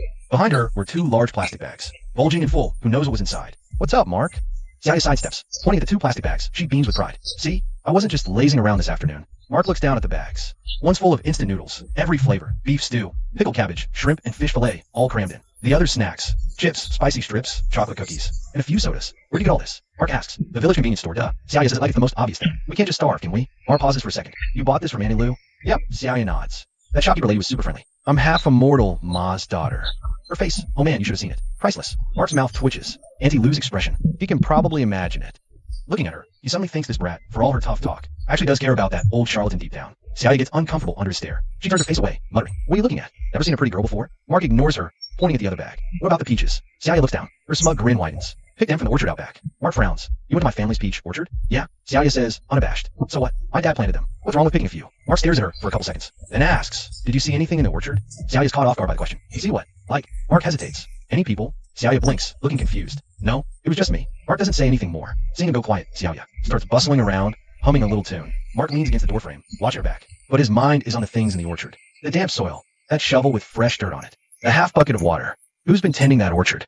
Hey, cuz, aren't you hungry? Want a cup of noodles? Mark snaps out of it and ambles over. Xiaoyu has already torn open a cup of noodles. She's pouring hot water into it. On the table sit 4 big, red, juicy peaches. These peaches. Mark picks one up and examines it. Big and red. They sure ripened earlier than the others. Of course, Lily says, shaking her head with pride. Go ahead, eat. Don't be shy around your Annie. Mark takes a bite. It's juicy, sweet, and crisp. Hey, Lily says, holding her cup of noodles. She leans closer. Your grandpa, my dad, is he really going to die? Mark eats the peach. He doesn't answer that. My mom says he's tough. Not so easy to kick the bucket. Mark tosses the pit in the trash. What else did your mom say? Lily looks up, thinking. The old man's not ordinary. Well, my mom was terminally ill. Even the pastor oversee couldn't do anything. The old man forced her illness into remission. Mark smirks. So your mom offered herself as payment? Let some crusty old geezer sleep with her, and then had you. Lily nods. Pretty much. Mark suddenly laughs. Nice. The old charlatan's got some serious game. Lily gets defensive. Game? What do you mean game? Maybe it was real love. Real love? Mark scoffs. How old was your mom then? Lily thinks. I think. She just turned 18. Mark spreads his hands. A crusty old man. A beautiful young girl. That's real love. Lily is speechless. She gapes for 2 seconds, and her face flushes red. She says, So what? Age is just a number.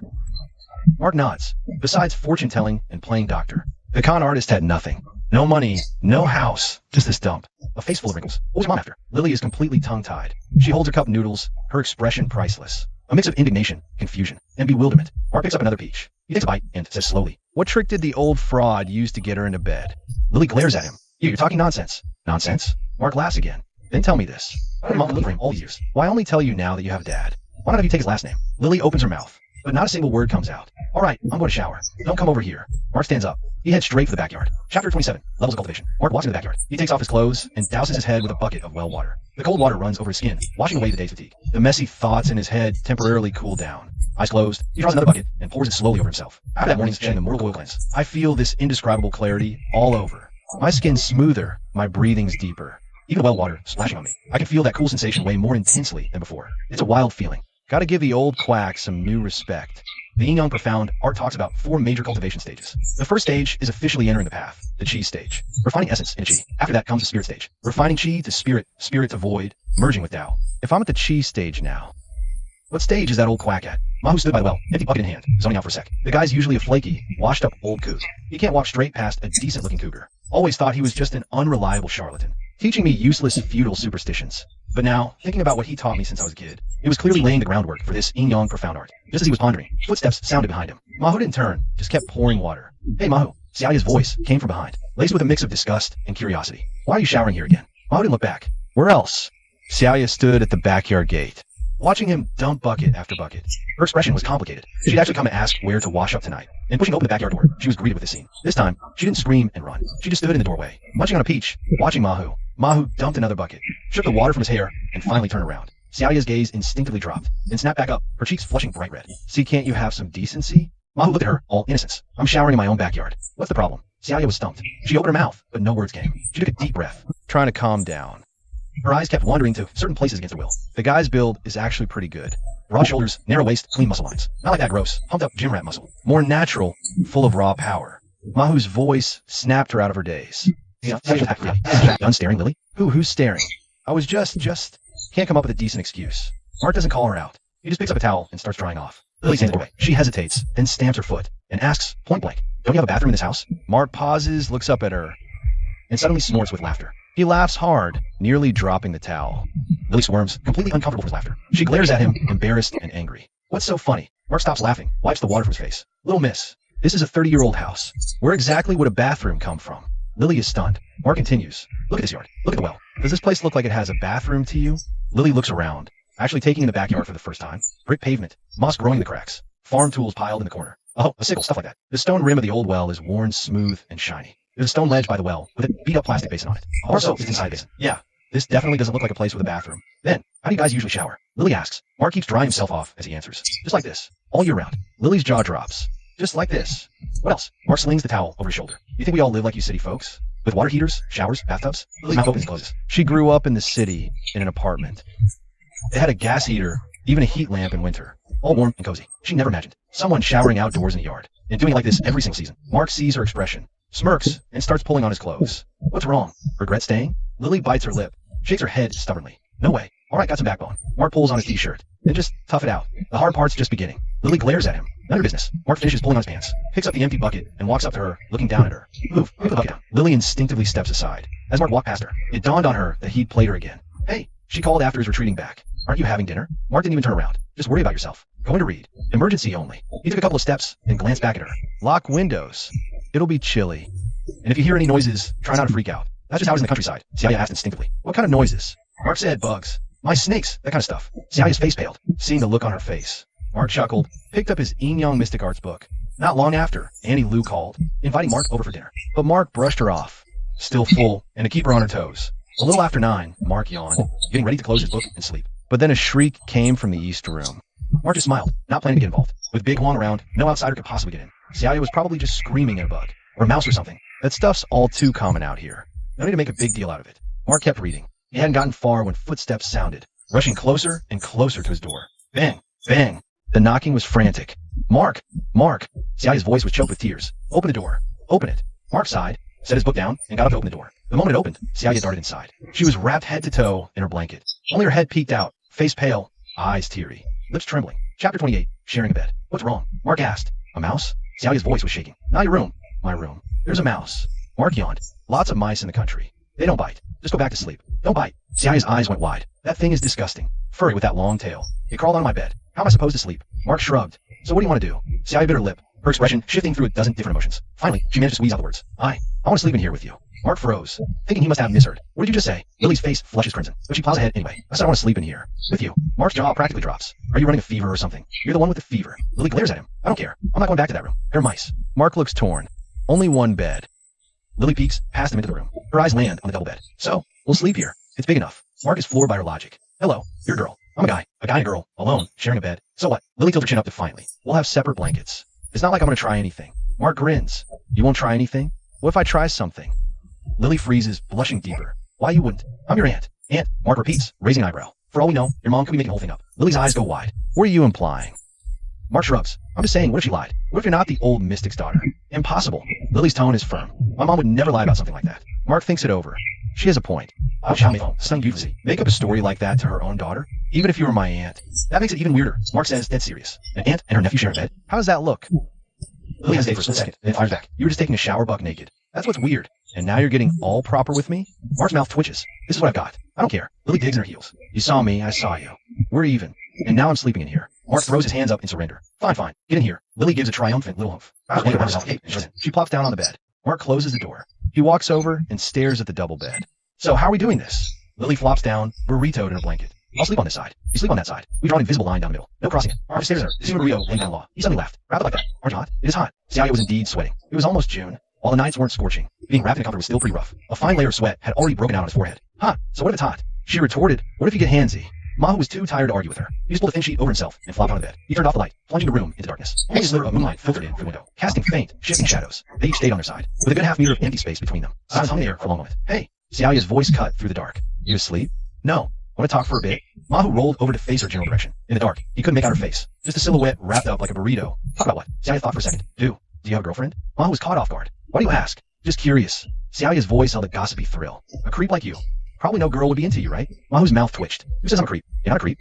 Xiaoya started listing off offenses. Peeking at me, changing, showering in front of me. And just now, staring at my chest. That's not creepy. Mahu was left speechless by her tirade. Finally, he grumbled. There were reasons for that. What reasons? Mahu was quiet for a few seconds. Then he asked, you really want to know? Yeah, tell me. Xiaoya's voice was eager. Mahu sighed. It's all because your dad, that old kook, messed me up. Hearing this, Xiaoya immediately got defensive. My dad messed you up? What was he even like? What was he even like? Why don't you ask your mom? Mahu yawned. He turned away. Go to sleep. Hey, don't you sleep. Xiaoya wasn't having it. You can't just leave a story half finished. That's so annoying. Mahu didn't respond. Xiaoya stuck her foot out from under the covers and nudged his leg. Hey, talk. Mahu still didn't move. Xiaoya nudged him again, harder this time. The kick was strong enough to nearly shove him off the bed. Mahu sat bolt upright. He turned and glared at her. Will you cut out? Xiaoya was stunned by Mahu's sudden shout, staring at his shadowy face in the dark. Her mouth opened, but no sound came out. Mark glared at her for 2 seconds, seeing she finally shut up. He flopped back down, turning his back to her. Keep it up, and I'll make you regret it. Lily pouted. She wanted to snap back, but the words died in her throat. The look in his eyes, just now, was kind of scary. She burrowed deeper into her blanket cocoon, peeking out with just her eyes. She stared at the back of his head for a long time. Moonlight streamed through the window, silhouetting his form in a soft glow. Lily suddenly realized, when he's quiet, he's not that annoying. His features are actually nice. Sharp jawline, and long eyelashes. She blinked, then checked the distance between them. A good half-meter gap. Separate blankets. A clear demilitarized zone. A thought popped in her head. What if he tries something in the middle of the night? Screaming here is useless. Running out in the dark. Where would I even go? And with my noodle arms, I'd lose in a fight. Her anxiety spiked. Her whole body went rigid, eyes wide, tracking his every potential move. But nothing. He didn't budge. Steady breathing. Relaxed. Out cold. She got a breath. She didn't know. The tension slowly melted. Sleepiness crept in. Her eyelids grew heavy. A yawn escaped. Finally, she drifted off into a fuzzy sleep. Chapter 29. A sleepless night. Sometime later, Mark started dreaming again. Hulu was back. The same old rental in Pengcheng. The same familiar, cramped bed. She wore that spaghetti-strap nightgown he loved. Thin straps on smooth shoulders. The neckline plunged, revealing pale skin. She sat on the edge, smiling at him. Mark, I'm back. A messy swirl of emotions churned inside him. You left. I can come back if I want. Cooley stood up and closed the distance. Her arms snaked around his neck. I missed you. He searched her eyes. Really? Of course, really. She leaned in, her lips brushing his ear. Her voice was honey soft. I couldn't stand being without you. Mark's breathing grew heavy. He wrapped his arms around her waist and kissed her fiercely. They tumbled onto the bed, clothes falling away one by one. Lily's cheeks flushed, her gaze growing hazy. Suddenly, a thought flashed through Mark's mind. Those illustrations from the Yin Yang manual, the text, the descriptions of energy pathways, Yin Yang curve, balance fire and water. Inhale, focus at perineum, guide energy up through coccyx, spine, jade pillow, the 3 gates to crown. Exhale, guide energy down, past the magpie bridge, chest center, energy C, back to perineum. He took a deep breath, adjusting as the book described. He could feel a current of energy slowly rising within his body. That energy stream flowed upward along his spine, past the coccyx, past the spine, past jade pillow, straight to crown palace atop his head. Descended from crown, past brow, nose, philtrum, over magpie bridge, down conception vessel, past chest, middle abdomen, to the energy C. Lily let out a soft moan. Her body trembled slightly. Mark could feel it. That energy circulating back and forth between them. A flush spread across Lily's face. Her eyes grew even more unfocused. Mark could clearly feel the energy within him growing stronger and stronger. And Lily's body, it was like a vast vessel, containing essence, feeding back refined power. Late at night, Annie Lou lay in bed, tossing and turning, unable to sleep. Uncle Huang's snores came from beside her, loud one moment, soft the next, occasionally mixed with a few mumbled dream words. His hefty frame took up more than half the bed. He was turned away from her, snoring loud enough to shake the roof. Auntie Lou glared at his back. That familiar irritation welled up inside her again. This deadbeat, out all afternoon playing cards and drinking, comes home at night and just passes out. She rolled over to face the window, but the images from the afternoon forced their way into her mind. Mark's hand on her back, warm, firm, pressing in again. Not too light, not too heavy. Auntie, your back is tense. Sitting too long, lots of eyelash flow. His voice was low, right by her ear, tinged with a hint of a smile. It made something inside her itch. Auntie Lou closed her eyes. She took a deep breath, trying to force those images away. But the harder she tried, the clearer they became. Mahu's hand slid down her spine. Auntie, your back's not in great shape. And it moved her waist, right where the meridian runs. It cut the flow of energy throughout the body. That familiar, prickling heat surged up from her memory again. Lu Guixiang's body tensed slightly. She bit her lip and buried her face in the pillow. But the sensation only grew clearer. She remembered Mahu's hands. The firm pressure created an indescribable, tingling numbness. Lu Guixiang had lived for 36 years. She'd never experienced anything like that before. Of course, Huang Fugui had given her the occasional rubdown. When he was in the mood, he put on a show of kneading her back a couple of times. But that was no massage. It was just a few clumsy slaps. His hands were warm to start warming up. And then, Lu Guixiang rolled over in irritation. Huang Fugui's snoring paused for a second. He mumbled something incoherent and started sawing logs again. Lu Guixiang stared at the back of his head. Sudden wave of disgust, sharp as power, rose in his chest. This bed, this man, this life. She was only 36 this year. 36. The other women in the village, weren't they all living their best lives? That girl, Zhang Chunyan, her man only comes back once a year, but at least he makes it worth her while for a few days. Widow Li's life got easier after her man was gone. I heard she hooked up with a butcher in town. She's running the town every other day. Comes back looking like a whole new woman. And here I am, stuck with this useless lump. Stuck in this empty house. Lu Guixiang rolled over again. Facing the window, the moonlight was just as bright. With her eyes closed, Mahu's face floated into her mind. That young face, the straight bridge of his nose, the way his eyes looked at her, with a hint of a smile, and something else. Auntie, your condition. It's as hard to cure as it is easy to cure. Easy to cure? How? Find yourself a real man. Lu Guixiang's face burned. She remembered the look on Mahu's face when he said it. He smirked, his gaze sliding over her face, drifting away, then returning. She understood that look. It was a man looking at a woman, not an auntie, not an elder, at a woman. Lu Guixiang's heart skipped a few beats. She remembered that afternoon during massage, when Mark's hand slid past her waist. A fleeting pause, but also deliberate. She felt it then. She stiffened but didn't pull away. Auntie Lu bit her lip. Her fingers clenched the corner of the blanket. Why didn't she move? It felt too good to stop. Or because Auntie Lu's eyes snapped open. She fanned her face with her hand a couple times. So hot. It's so hot. She kicked the blanket off one side, exposing half her body. But she still felt hot. This heat wasn't coming from outside. A burning, dry-mouthed heat. Making her heart race. Making her feel all wrong. Uncle Huang's snoring droned on. A loud snore to soft wheeze. Auntie Lu glanced over at him. That massive back. That greasy neck. That bald spot on the back of his head. Getting him back in fighting shape would take a year, minimum. Meaning she'd have to keep suffering for who knows how long. Then she remembered Mark's unfinished sentence. Find a normal man. What kind of man counts as normal? Auntie Lu didn't know. All she remembered was this afternoon during massage. When Mark's hands were on her, her whole body just melted. Not weak melted, but a deep, indescribable relaxation. Like a string pulled taut for over a decade, finally going slack. Auntie Lu's face flushed hotter. She bit her lip again, feeling another wave of sweat break out. No, can't think about this. She took a deep breath, trying desperately to calm herself down. Mark's yin-yang imbalance, remark returned. Excess inner fire, long-term lack of release. Heart stagnation ages you, weakens immunity. Significantly increases cancer risk. Auntie Lu's heart skipped a beat, accelerated aging. Her hand flew to her face. Skin still smooth. A few fine lines at the corners of her eyes, but you had to look really close to see them. All the women in the neighborhood envied how well she kept herself. She looked over 36, more like mid-20s. But if what Mark said was true, Auntie Lu didn't dare finish the thought. Chapter 30. What the hell is going on? Auntie Lu tossed over again. Then something else occurred to her. There's a pretty girl living at Mark's place. The girl buying instant noodles this afternoon. She's a real looker. Said she's half immortal Ma's daughter. Half immortal Ma's daughter. Auntie Lu was completely floored. Half immortal Ma actually slept with that little vixen Mayphone, and they had a daughter this gorgeous. The more Auntie Lu thought about it, the weirder it got. Half immortal Ma vanishes, and his daughter pops up out of nowhere. The whole thing reeks of something fishy. Fishy as it is. That girl is seriously pretty. Youthful skin, sparkling eyes, dressed like she's straight out of the city. And she's staying at Mark's place now. A single guy and a single girl under one roof. A strange, sour feeling welled up in Xiang's heart. She bit her lip, forcing the feeling down. That girl and Wei are aunt and nephew by blood. What could possibly happen between them? As dawn broke, Mark was jolted awake by a shriek. He was eyes open, groggy and annoyed, before he could process what was happening. Yu's face was right there, inches from his. Her eyes were wide as saucers, her mouth hanging open. Her expression shifted from confusion to horror. Mark followed her gaze downward. His brain short-circuited. He and Xiaoyu were in bed, and to make matters 1,000 times worse, he was holding her.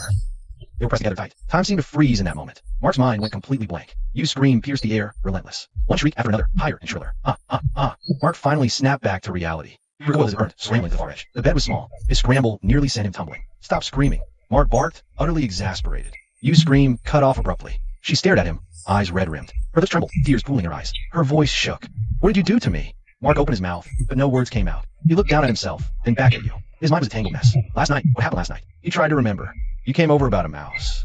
Insisted on sleeping here. They had their own blankets. A good half meter between them. He fell asleep, and then he had a dream. A dream where Hooli came back. In the dream, he was following the dual cultivation technique. Mark's face went pale. He yanked back a corner of the blanket. While his face changed, he threw back the corner of the quilt. He glanced at the bedsheet, and his face turned even grimmer. That dark red stain was glaringly obvious. Lily followed his gaze. Her face instantly went ghostly pale. Oh no, oh no. Her voice trembled badly, every word shaky. Mark stayed silent. He didn't know what to say. Lily whipped her head around to glare at him. You last night. You. She couldn't finish. Tears finally spilled over, streaming down her cheeks. Mark opened his mouth, but not a single word came out. Lily yanked the blanket over, wrapping herself up tight, curling into a ball, her shoulders shaking. Muffled sobs came from under the covers. Mark sat on the bed, watching her quivering shoulders. His mind was a tangled mess. He remembered last night's dream. So real, so vivid. That was not a freaking dream. Shit, what a freaking mess. Mark closed his eyes and cursed under his breath. After a while, Lily's crying gradually subsided. Mark opened his eyes, looking at her huddled back. He finally spoke. Lily, no movement. Lily, he called again. Still nothing. Mark sighed, reached out to touch her shoulder, but pulled his hand back halfway. Last night, he paused. Last night, I didn't mean to. Lily spun around violently, eyes red and swollen, tear tracks still on her face. Didn't mean to? Her voice was hoarse. You sleep with me and then say you didn't mean to? Mark was speechless. Lily glared at him, tears flowing again. I'm your aunt. How could you? How could you? She couldn't go on, burying her face in the blanket, and started crying again. Mark sat there, watching her cry, a complex feeling churning inside. Guilt, regret, and a trace of something else he couldn't name. He couldn't define it. After another while, Lily's crying quieted down again. Mark took a deep breath. Look, he started, whatever happened. Last night was my fault. Lily didn't move. Mark continued. Hit me, yell at me, I deserve it. But it already happened. Crying won't fix it. Lily snapped her head up, glaring at him. What are you saying? Mark looked at her, trying to keep his voice calm. I'm saying we need to figure out what happens next. She froze, stared at Mark for several long seconds. Her face was a storm of emotions, shifting from anger to hurt, from confusion to something unreadable. What do we do? You slept with me. What am I supposed to do now? Mark didn't answer. Lily kept screaming. You jerk. You pervert. You actually... Mark remained silent. Lily's sobs continued, each one more pitiful, more desperate than the last. Mark took a deep breath, threw back the covers, and got out of bed. He silently picked up his clothes from the floor, pulling them on piece by piece. Lily's crying gradually subsided into muffled sniffles. She buried her face in the pillow, her shoulders still shaking. Mark, now dressed, stood by the bed and looked at her. He wanted to say something, but the words died in his throat. He turned and walked out, closing the door softly. The big yellow dog was lying in the yard. It lifted its head at the sound, tail wagging, and trotted over. Mark ignored it and walked straight out of the courtyard. He didn't know where he was going. He just kept walking. He woke up by the village river. The water wasn't deep, clear enough to see the bottom. He could see the smooth pebbles and tiny fish darting around. Mark splashed cold water on his face. The shock woke him up. Scrubbed his face hard, then just stayed crouched there, staring blankly at the water, his mind a complete mess. What the hell happened last night? Why did I mistake Lily for her? Why was I in a fog the whole time? And after going at it for hours, how could I have stayed that out of it? Even if I was out of it, Lily should have woken up, right? Why was she completely out of it too? Unless...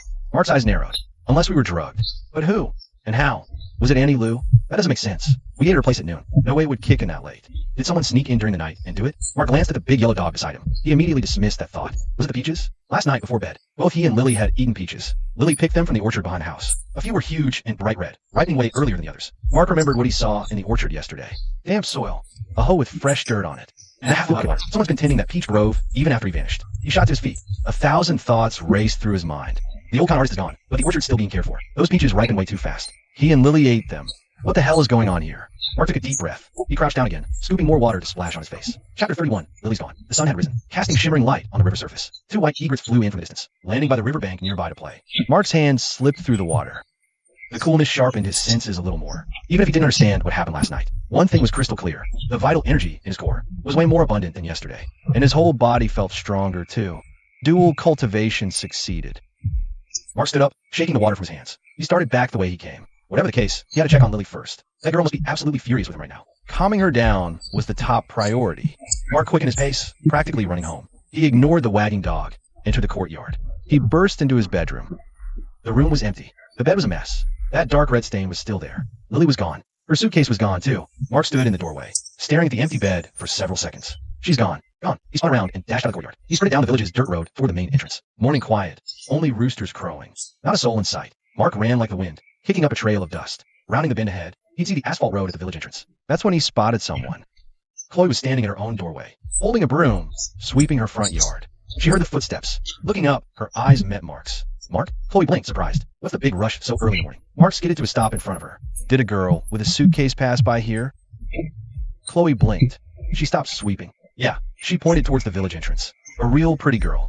She was waiting by the roadside with a big suitcase for a bit. Then the bus to the city came along. She got on. Mark's heart sank. He was too late. Chloe, noticing his expression, asked curiously, what's up? Who is she to you? Mark snapped back to reality, forcing a weak smile. A relative. Just a relative. Chloe's eyes lit up. She was gorgeous. From the city, right? Mark nodded, not offering more. Chloe leaned the broom against the doorframe. She gave him a once-over. Then she smiled. You haven't had breakfast yet, have you? Mark was taken aback. Before he could answer, Chloe had already stepped aside, gesturing inside. Sis-in-law just made congee and steamed buns. Come on in, have some. Mark meant to refuse, but the words died in his throat. He thought of the things in the peach orchard. The damp soil, the freshly dirt-caked hoe, the bucket of water, and those unnaturally ripe peaches. Not many folks around the village this time of year. Might as well ask Chloe a few questions. She might know something. Then I'll trouble Sis Chloe. Mark nodded and followed her in. Chloe's yard wasn't big, but it was neat and tidy, with a few rose bushes in the corner. Children's and women's clothes hung out. Main room door open. The sound of baby babbling came from inside. Mark followed Chloe into the main room. He immediately saw, on the couch against the wall, a little kid playing with toys. The little guy was chubby and fair, wearing a little belly warmer, his chubby arms and legs sticking out like rose roots. He looked up when someone came in, then went back to playing. Bow bow, your Uncle Elvier is here, Chloe said to her son with a laugh. Then she turned and went into the kitchen. Mark sat on the couch. His gaze swept the room. Not as grand as the village chief's place, but it had all the essentials. A minute later, Chloe came out with a tray. Congee, 2 steamed buns, pickles, and a pair of chopsticks. Here, eat while it's hot. Mark stood up and walked over to sit at the table. Chloe didn't sit down. She picked up the child from the sofa.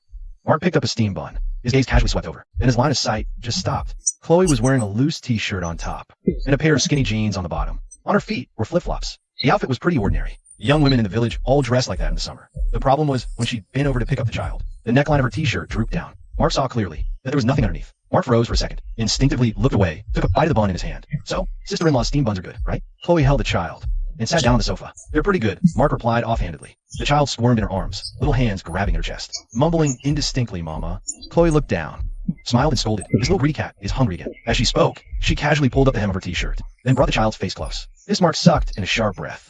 What's wrong? Chloe asked, holding the child. She looked up at Mark. Ah, the porridge is a bit hot. Mark responded quickly, lowering his head to drink the porridge. Just messed up before. Now's not the time to let his mind wander. The porridge was cooked just right, not too thick, not too thin. The rice aroma was rich. The buns were big, light, and substantial. A chewy bite. The pickles were dried radish. Crunchy, perfectly salty. Seeing Mark eat with gusto, Chloe smiled. By the way, who was that girl earlier? Some relative of yours? Mark put down his chopsticks, wiped his mouth, and said, my grandpa's daughter. Chloe was taken aback. Her eyes widened a bit.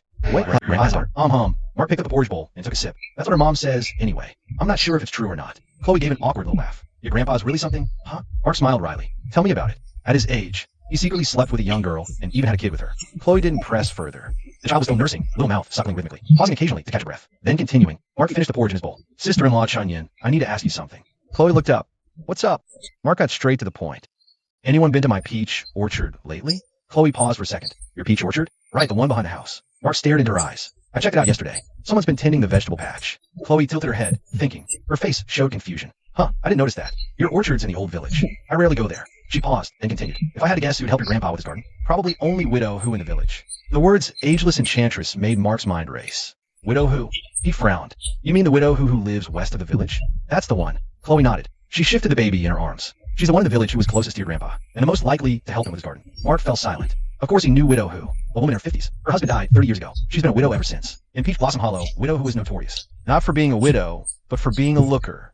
A woman in her 50s, whose skin still fair and smooth. Her figure hadn't gone all to pot either. From behind, you'd swear she was in her 30s. Folks in the village jokingly called her the ageless enchantress. Mark remembered when he was a kid, Grandpa would often visit Widow Who's place, staying for hours. Even back then, he knew the old mystic and the widow had something. It was village gossip for a while. Later, their visits became much less frequent. Hey, Chloe lowered her voice. Her eyes sparkled with gossipy curiosity. You think, Widow Who, and Grandpa?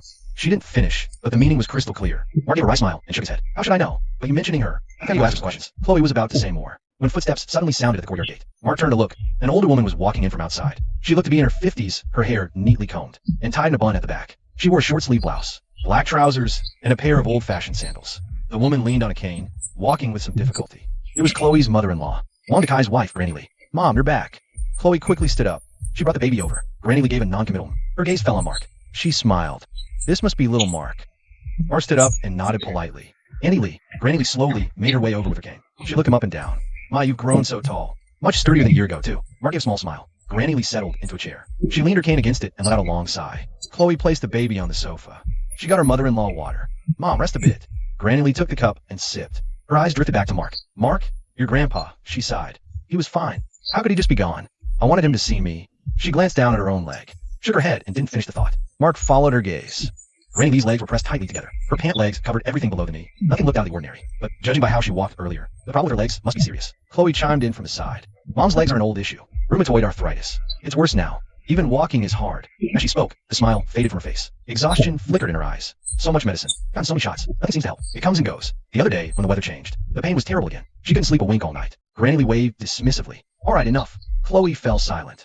She sat holding the baby, but her eyes kept darting towards Mark. That look, Mark understood it. She'd mentioned wanting to discuss something yesterday. Today she insisted he stay for breakfast. Odds were, she wanted to beg him to take a look at her mother-in-law. She couldn't ask directly because of the old grudge. Mark was doing the math in his head. One guy had testified against Old Man Ma back in the day. Got the old man locked up in the station for half a month. That was a score Mark hadn't forgotten. But Wong Dakai was Wong Dakai. Granny Lee was Granny Lee. She hadn't been involved in that mess. And she'd suffered plenty over the years. Plus, the way Chloe was looking at me earlier, and I have to say, it was kind of hard to watch, honestly. How useful is this vital energy stuff inside me? Anyway, after that whole muddled situation with Siaga last night, the energy in my core feels a lot more substantial than yesterday. But can it actually heal people? And to what extent? I have no freaking clue. If I could use Granny Lee as a test subject, I could verify energy effects and pay back Chloe for that breakfast favor. Not a bad deal. Thinking this, Mark puts down his teacup. He looks at Granny Lee. Andy Lee, can I take a look at your leg? Granny Lee's taken aback for a second. Then her eyes light up. Mark, you get medicine too? Mark nods. Learned a bit from my grandpa. I'm no expert, but I can probably take a look. Before Granny Lee can respond, Chloe's already rushed over to her face full of hope. Mark, you'd really be willing to take a look at Mom? Mark glances at her. Says Chloe, I'm just looking. No promises I can fix it. Just a look. Just a look is fine. Chloe nods vigorously. Just looking is better than nothing. Granny Lee gets excited too, reaching to roll up her pant leg. Mark waves a hand to stop her. Hold on, Andy. He points to the nearby couch. Lie down first. I need to check your pulse. Granny Lee lies down as instructed and extends a hand. Mark places his fingers on her wrist, closes his eyes, and focuses. The pulse is deep, thin, sluggish, weak. Definite signs of blockage, probably rheumatoid. But he doesn't jump to conclusions. Instead, he tries to stir that vital energy in his core. He guides it slowly up his own arm, toward his fingertips. This is his first time actively using the energy. The current rises from his core, flowing up through his meridians, past the chest, past his shoulder, past his elbow, finally gathering at his fingertips. Mark can clearly feel it. The energy is like a stream of warm water, seeping from his fingertips into Granny Lee's pulse point, and it flows slowly along her meridians. The sensation is bizarre. Not only can he sense her pulse, he can somehow see the state inside her body. Wherever the energy flows in her meridians and encounters a blockage, it slows down, even grows slightly warm. Mark sees the area around her knees. The meridians are severely clogged like countless tiny knots. Blocked pathways hinder her life force flow. No wonder she has such a hard time walking. Those blockages. Every time you move, it's gonna tug on it. No wonder it hurts. Mark opens his eyes. Let's go. Granny Lee looks at him, all hopeful. How is it, son? Mark doesn't answer right away. Andy, does your leg hurt more when it's cold? And gets worse before it rains? Granny Lee nods vigorously. Hurts so bad in bad weather. Can't get out of bed. Is the knee a bit swollen? Feels a little cold to the touch. It's freezing cold. Even in summer, I have to keep it under a blanket. Mark nods, getting the picture. Andy, this is rheumatoid arthritis. Blocked meridians combined with depleted vital energy. Clogs your channels. Disrupts your life force. Granny Lee just stares, completely lost. Chloe chimes in from the side. So, son, can be treated? Mark turns and gives her a smile. Can't say for sure yet, but I can give it a shot. Chapter 33, Healing with Vital Energy. That'll be a huge help. Chloe's eyes light up. Let me start by massaging your leg. Mark says this with a straight face, but his gaze drifts over her for a second. Dang, those assets of hers are way too distracting. Chloe notices his look. Her face flushes slightly, and she quickly drags a stool over. Sit down and do it here. Mark nods, sits down, and places his hands on Granny Lee's knee. He takes a deep breath, channeling that vital energy from his core. It flows to his hands. He holds nothing back. The energy surges from his fingertips, seeping into Granny Lee's knee. It might sting a bit. Try to bear with it. Granny Lee grits her teeth and nods. It's fine, it's fine. You just go ahead. His fingers start pressing on the acupoints around her knee. Yang Linquan, says Sonley. With each press, a thread of energy is sent in to break up those blockages. The clogged spots feel like countless tiny knots. When the energy hits them, he can feel a distinct resistance. Mark takes his time, clearing them bit by bit, like using hot water to melt frozen ice. Granny Lee's expression shifts from tense to surprised, then from surprised to relaxed. Ooh, she can't help but let out a soft moan. This is feeling. It's warm. Chloe watches from the side, her jaw on the floor. He's only been at it for less than 2 minutes, and Granny's complexion is visibly different. The deep furrow in her brow smooths out. Mark keeps pressing. His hands keep moving. He can clearly feel the vital energy in his core draining away bit by bit. A few minutes later, Mark stops. He stands up, flexing his fingers. The vital energy in his core is already nearly half gone. Can't do any more. Granny Lee lies there, her face still wearing that blissed out expression. It takes a moment for her to open her eyes and look at Mark. Elvia, is it done already? Mark nods. Andy, try getting up and walking a few steps. Chloe quickly steps forward, reaching out to help her mother-in-law. Granny Lee waves her off. I can do it myself. Then uses the coffee table to stand. The moment she straightens up, she freezes. She looks down at her legs. It doesn't hurt as much? Chloe asks anxiously. Mom, try walking slowly. Granny Lee tentatively takes a step. It's slow and careful, but she definitely takes it. She walks around the room. It's clearly much easier than when she came in. She didn't even use her cane. Granny Lee stops, staring down at her legs. Her eyes suddenly well up. This is just incredible. Her voice trembles a little. Chloe is also stunned. She turns to look at Mark, her eyes full of shock and gratitude. Elvira, you really have some skills. Mark smiles and waves it off, his expression neutral. Just a temporary unblocking. It's not a cure. You'll need ongoing treatment to really improve. He says it flatly, but inside he's calculating. Ongoing treatment? In your dreams. I remember Wong's dead-sized testimony. The only reason I bothered with these few minutes was because of that breakfast Chloe made. Granny Lee, unaware of his thoughts, is still babbling excitedly. This is already so much better. LVR, you really are? You really? She's too choked up to finish. Finally, she blurts out, your grandpa, looking down from heaven. Must be so happy. The corner of Mark's mouth twitches. If that old fraud is looking down from anywhere, he's probably so pissed he'd jump out of Black Dragon Pond. Chloe puts the baby down on the sofa, walks over, and takes Mark's hand. LVR, sis-in-law really doesn't know how to thank you. Mark stiffens the moment she grabs his hand. It's not that, it's just, Chloe's hand is so soft and smooth. Plus, she's standing really close right now. Her faint milky scent was wafting right in my nose. And to make things worse, she just finished breastfeeding. That wet spot on her t-shirt is way too obvious. Sister Chunin. It was nothing, really, no need to be so formal. Mark tried to pull his hand away, but he didn't want to be too forceful about it. Chloe, however, held on even tighter. Her eyes sparkled at him. I'm not just being polite. You have no idea how long my mom's leg has been tormenting our family. What you did just now worked better than all those hospital doctors. Granny the decider nodded vigorously in agreement. LV, my boy, your skills. You really inherited your grandpa's true talent. Way better than acupuncture. Mark cleared his throat. You're too kind. Andy, I was just winging it. Just winging it and you're this good? Chloe leaned in even closer. Imagine if you tried. Mom's leg might get better. Mark leaned his head back. Why is she getting so close? Can't she just talk? She really has no sense of personal space. Beside them, Granny Lee was getting more and more excited. Chunyan, LV's helped us so much. We absolutely must thank him properly. Chloe nodded repeatedly. Of course. LV, I'll make you lunch today. Tell me what you want to eat. Mark waved his hands. No, really. I couldn't possibly impose. Oh, come on. Chloe cut him off. Since when are you so polite with me? Mark tried to refuse again, but Granny Lee chimed in. LV, just stop refusing. With Grandpa gone, you're alone with no one to cook. I feel like I have a few meals in your place. Mark remained unmoved. He pulled his hand back from Chloe's grip. Better not. If Grandpa knew, he didn't finish the sentence. But both Chloe and Granny Lee understood perfectly. He's clearly still holding a grudge from back then. Mark walked out of Chloe's house. The sun was already high. Big Yellow, coming from who knows where, trotted happily by his feet, wagging its tail. Mark patted Big Yellow's head. Then he quickened his pace toward home. He didn't go straight there. Instead, he headed to the peach orchard first. No matter what, he had to figure out what was going on there. Sunlight through the peach trees lit the green leaves and unripe fruit. Mark entered the orchard. He walked straight toward the vegetable patch he saw yesterday. Then he stopped in his tracks. The soil in that row of cucumbers is wet again. When he saw it yesterday, the soil was still damp. He thought it had just been watered not long ago. Looking at it now, the soil was clearly watered just this morning. Fresh water marks on all crops. Every row is watered, soil wet. Mark squatted down, touched cucumber soil. Damp cool. It was indeed watered recently. He stood up and looked around. The peach orchard was quiet, except for the occasional bird call. There was no other sound. The bucket was still under the peach tree. The water in the bucket was gone. Only a shallow puddle remained at the bottom. Yep, it was used. Mark walked around the peach orchard. He didn't find anything else. He simply left the orchard. He headed straight for Widow Who's house. Chapter 34. Mystical Arts and Supernatural Powers. Coming out of the peach orchard, Mark headed straight west. Widow Who's house is on the very edge of Peach Blossom Gully. To the west is a road leading into the mountains. It's an old, standalone house. Blue brick, gray tiles, with a stone wall for the courtyard. It's even older than Mark's own house. When Mark was a kid, he often went there with his grandpa. Later, gossip started in the village, and Grandpa stopped taking him. But Mark would still sneak over there occasionally. Walking along the village road for about 10 minutes, he could see the courtyard from afar. The gate was an old wooden door. The paint had peeled off, revealing the pale wood underneath. Mark walked up to the door. He just knocked a few times. When he heard the sound of splashing water from inside, paused. She's showering this early? He hesitated whether he should come back later. The sound of water inside stopped. Widow Who's voice came through. Who is it? Mark cleared his throat. Anywho, it's me, Mark. There was a few seconds of silence inside. Mark? Andy's in the shower right now. Open the door. Mark leaned on wall. No rush. I just wanted to ask you something. What is it? Those vegetable rows in my family's peach orchard. Mark paused. Did you help take care of them? Widow Who replied bluntly. Yep, that was me. The puzzle in Mark's mind was finally solved. It really was her. Maybe she knows something about Grandpa. So he continued. Andy knew about my grandpa. Widow Who cut him off, I know. Don't be too sad, kid. Who told the old coot to go messing around by Black Dragon Pond? Mark wanted to ask something else. But Widow Who's voice came again. All right, you head back for now. Come visit when I have time. But before I could speak, she cut me off. Real much. But hey, a widow's home alone taking a bath. It's not really my place to hang around and chat. So I just turned and headed home. On the way, I ran into Old Man Lou from the village. He was carrying a bamboo pole, looking totally frantic. Grandpa Lou, what's wrong? He stopped in his tracks, his wrinkles all scrunched up together. Hey, my boy, 2 of my chickens went missing last night. My 2 fattest hens. He jabbed the pole in the ground. Thump, thump, thump. I've been looking all morning, not a single feather. That chicken thieving scumbag. If I catch him, I'll break their legs. I tried to calm him down. Don't get so worked up, Grandpa Lou. Maybe they just wandered off. Keep looking. Old Man Lou shook his head, then kept searching with his pole. He was calling out as he went, cluck, cluck, cluck, cluck. She's hunchbacked his ear. I shook my head and kept walking home. A few steps later, I froze. A memory flashed in my mind. There was a small pile of chicken feathers by Widow Who's wall. Didn't think much of it at the time. But now that I think about it, Widow Who never kept chickens. And I didn't see any around her place just now. So where did those feathers come from?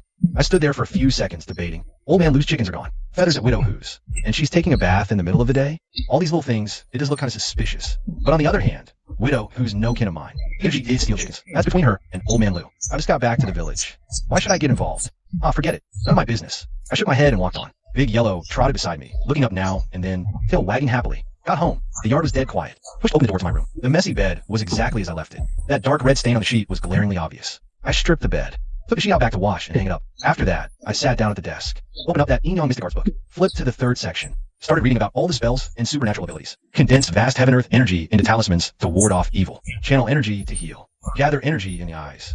to see spirits, disperse energy outward. It can mess with people's minds. Mark was totally engrossed. According to the book, once your vital energy reaches a certain level, you can project it outward to form various abilities. Write specific symbols on a talisman. Infuse it with just a wisp of energy, and boom, it activates. It's about using your energy to interfere with others, making their minds foggy and confused. He hallucinated about last night.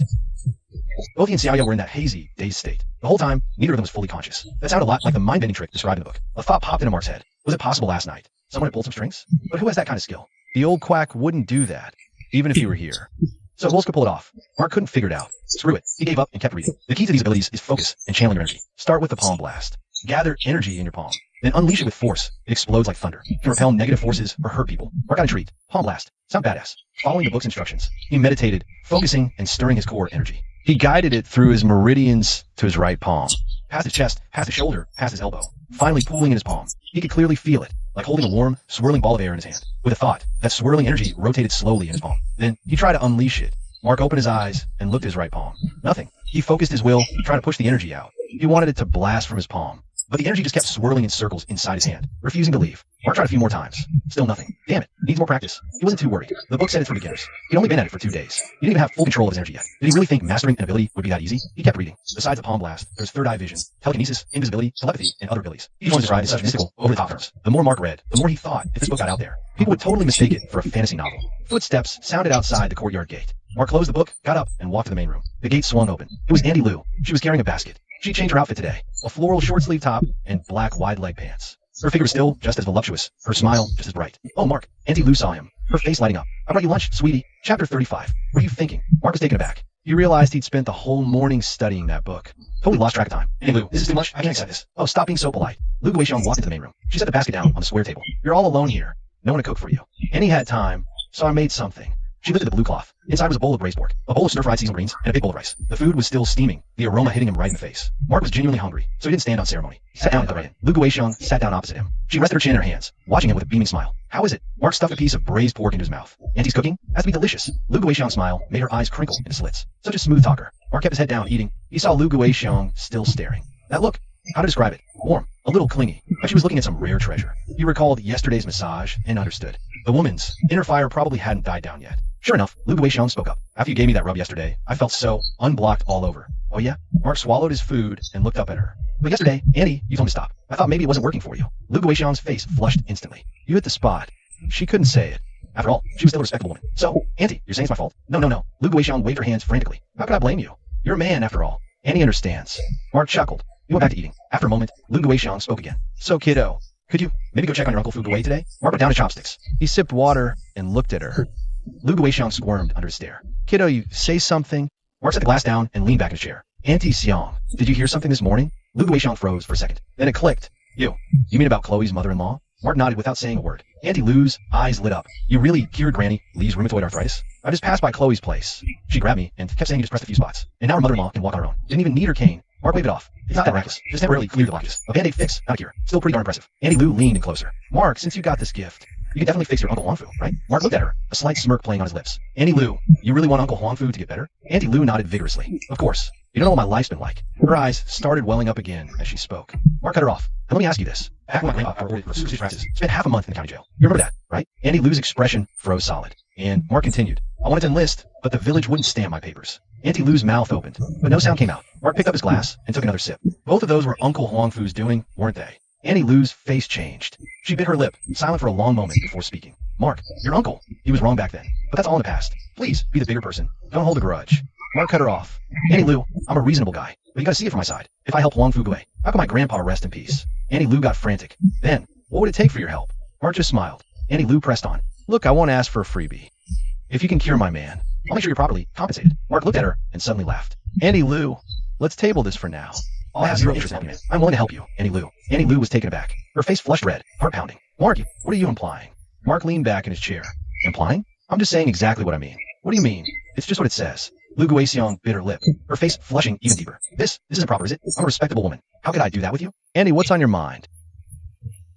I'm saying I can give you a massage to unblock your meridians. Lou Guixiong's face instantly turned deep red. She wished to vanish. Oh, I see. She'd gotten the wrong idea. In her mind, finding a man was definitely out of the question. A massage? Now, that was a pretty good option. It could make her feel good without actually crossing the line. A win-win. And just thinking about yesterday's sensation, Lou Guixiong, merely recalling it. Well, the English should run for everybody. If you don't need it, Auntie Guixiong, that's fine.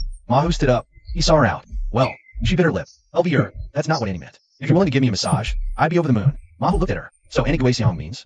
Lu Guiseong's face flushed a few shades redder, but she still nodded. Just go ahead and massage me. You did it yesterday anyway. A slight smirk tugged at Mahu's lips. He stood and started walking out. Lu Guiseong was taken aback. Where? Locking the door, Mahu said. If someone barges in later and sees me massaging you, the gossip would be terrible. Lu Guiseong thought about it and realized he was right, so she didn't argue. Mahu walked to the courtyard gate, closed the 2 wooden doors, and slid the bolt shut. He then walked over to Big Yellow, crouched down, and ruffled the dog's head. Big Yellow guarded the door well. Don't let anyone in. Big Yellow tilted his head, looked at him, and wagged his tail. It was unclear if he understood. Mahu returned to the main room. Lu Guiseong was still sitting by the square table, the blush on her face not yet faded. Come on, Annie Guiseong, let's go to my room. Mahu pointed towards his bedroom. I don't have a sofa, so you'll have to lie on the bed. Lu Guiseong stood up, hesitated for a moment, then followed him into the room. As he opened the door, a faint scent of soap wafted out. Lu Guiseong peeked inside. The room wasn't big. A bed, a desk, and a wardrobe. The bedding on the bed was neatly folded. A few yellowed, thread-bound books sat on the desk. Oh, here, you keep your room surprisingly tidy. Auntie Lu takes in the room. Her eyes finally land on the bed. She's wearing a floral print short-sleeve top and a pair of wide-leg black pants. The fabric is light and sheer. Her curvy figure is on full display. Auntie Lu hesitates for a moment. She turns to Mark confused. I have to take it off? Yeah, Mark explains matter-of-factly. Can't find pressure points through fabric. Chapter 36, My Wife's Hard Work. This is inappropriate. Annie Lu instinctively feels a bit nervous, as if she's afraid Mark might just do it for her. Mark leans against the desk, arms crossed. He watches her calmly. If you're not comfortable, Annie Seong, we can just forget it. He makes a move as if to head for the door. Wait, Annie Lu bites her lip. That's not what I meant. Mark stops. He turns back to look at her. Annie Lu looks down. Her heart is pounding. She's clearly still hesitant. She's 36, not some teenager. What's the big deal about taking off a top? The problem is, it's just the 2 of them in the room. Man and woman alone. Door closed. Curtains drawn. If something really were to happen. Auntie Lu shakes her head hard. She forces the thought out of her mind. Lure is giving her a proper massage. That's all. He did it yesterday, too. Things got heated. That was a normal reaction. And when I told him to stop, he stopped, didn't he? Besides, even if something did happen, it wouldn't be the worst thing. Auntie Lu takes a deep breath, finally convincing herself. She raises her hands and starts unbuttoning her top. Mark presses his lips together. What a knockout. She's got more flavor than younger girls. If I can get Auntie Lu, that'd be the perfect revenge on Uncle Wong. Even better than I imagined. Auntie Lu's skin is pale. The kind of pale that doesn't see much sun. It has a soft, glowing sheen in the light. Delicate collarbones, smooth shoulders. Her arms aren't skinny, but the lines are sleek, no flab in sight. The white tank top hugs her upper body, outlining her full curves. Even after having a kid, her waist is still snatched. No flabby mom bod at all. From the side, her waist curves out just a bit, then dips sharply in, before flaring out again at her hips. Just this upper body view is already a total showstopper, and we haven't even gotten to the main event yet. She laid her blouse and trousers at the foot of the bed. Annie Lu instinctively crossed her arms over her chest. Is this okay? Mark cleared his throat, opened his eyes, and pointing to the bed. Just lie down. Auntie Lu complied, burying her face in the pillow. Even with her face hidden, she could feel her heart hammering in her chest. Her ears were burning, her breathing a little ragged. She didn't know if it was nerves or something else. Mark sat on the edge of the bed, placing a hand on her shoulder. The moment his fingertips touched her skin, Auntie Lu's whole body tensed up. Relax. Mark's voice was calm. Don't be so tense. Auntie Lu took a deep breath, trying to force her muscles to loosen. Mark's hands began kneading her shoulders. The pressure was firm, the rhythm steady. Auntie Lu's breathing slowly evened out. Her tense body began to melt. Mark's hands moved lower, sliding to her hips. Auntie Lu bit her lip, trying to stay still, but the sensation was overwhelming. A tingling warmth spread, making her go limp. That's when Mark suddenly stopped. Auntie Seong, you said you'd repay me, right? Of course. Auntie Lu turned her head, answering without thinking. If you're my husband, I can pay you. No. Mark shook his head. The repayment I'm talking about is a different kind of bow. Huh. Auntie Lu didn't get it. Mark proceeded to show her exactly what he meant. MMPH. Auntie Lu gasped, instinctively grabbing his hand. Wait, we can't. She wasn't against it, but he skipped steps. A little too eager, aren't you? Mark chuckled. Let me spell out for you, Auntie Seong. I don't want any money. I want you. You? Auntie Lu was stunned. Flashback sound she considered he might try something, but not that he'd be this blunt about it. Wait, don't joke with your auntie. I'm 36, a whole 12 years older than you. Mark stared at Auntie Lu with a predatory look. A woman like you, in her prime, seasoned, has way more flavor than some young chick. Auntie Lu let go of Mark's hand. She buried her face back into the pillow. Clearly, she made up her mind. Nothing comes for free. No way around. We're not at future happiness. She'd just have to bite the bullet. She was still psyching herself up. Meanwhile, Mark was already making his move. Uncle Huang lounged in the living room. Phone held up in front of his face. The screen showed some short video platform girl shaking it. The music was all jingly-jangly. The girl on screen was wiggling like a bowl of jelly. But today, he just couldn't get into it. He swiped a couple times. This video was a curvy young woman in a Chong Sam. Her hips swaying with every step. Kinda reminded him of how Auntie Lu looked in her younger days. Uncle Huang watched for a few seconds, then suddenly felt totally bored. A finger swipe brought up another. Went through 3 or 4, still couldn't focus. He tossed his phone, laced fingers behind head. Stared blankly at the ceiling. The living room was dead quiet. Only the tick-tock from the wall clock. Occasional clucks from the chickens in the yard. Uncle Huang glanced at the clock on the wall. 2:10 p.m. Auntie Lu had left around 12:30 p.m. Said she was taking lunch to Mark. She'd been gone for over an hour now. Uncle Huang frowned. Irritation gnawed. Just dropping off food. What's taking so long? He rolled over, facing the back of the sofa. Closed his eyes, tried to nap. But his mind was a jumbled mess. Sleep wouldn't come. Damn it, he cursed. Not sure who he was even mad at. Later, a few more minutes. His phone suddenly buzzed. Uncle Huang's heart jumped. He snatched it up. The caller ID wasn't Annie Lu.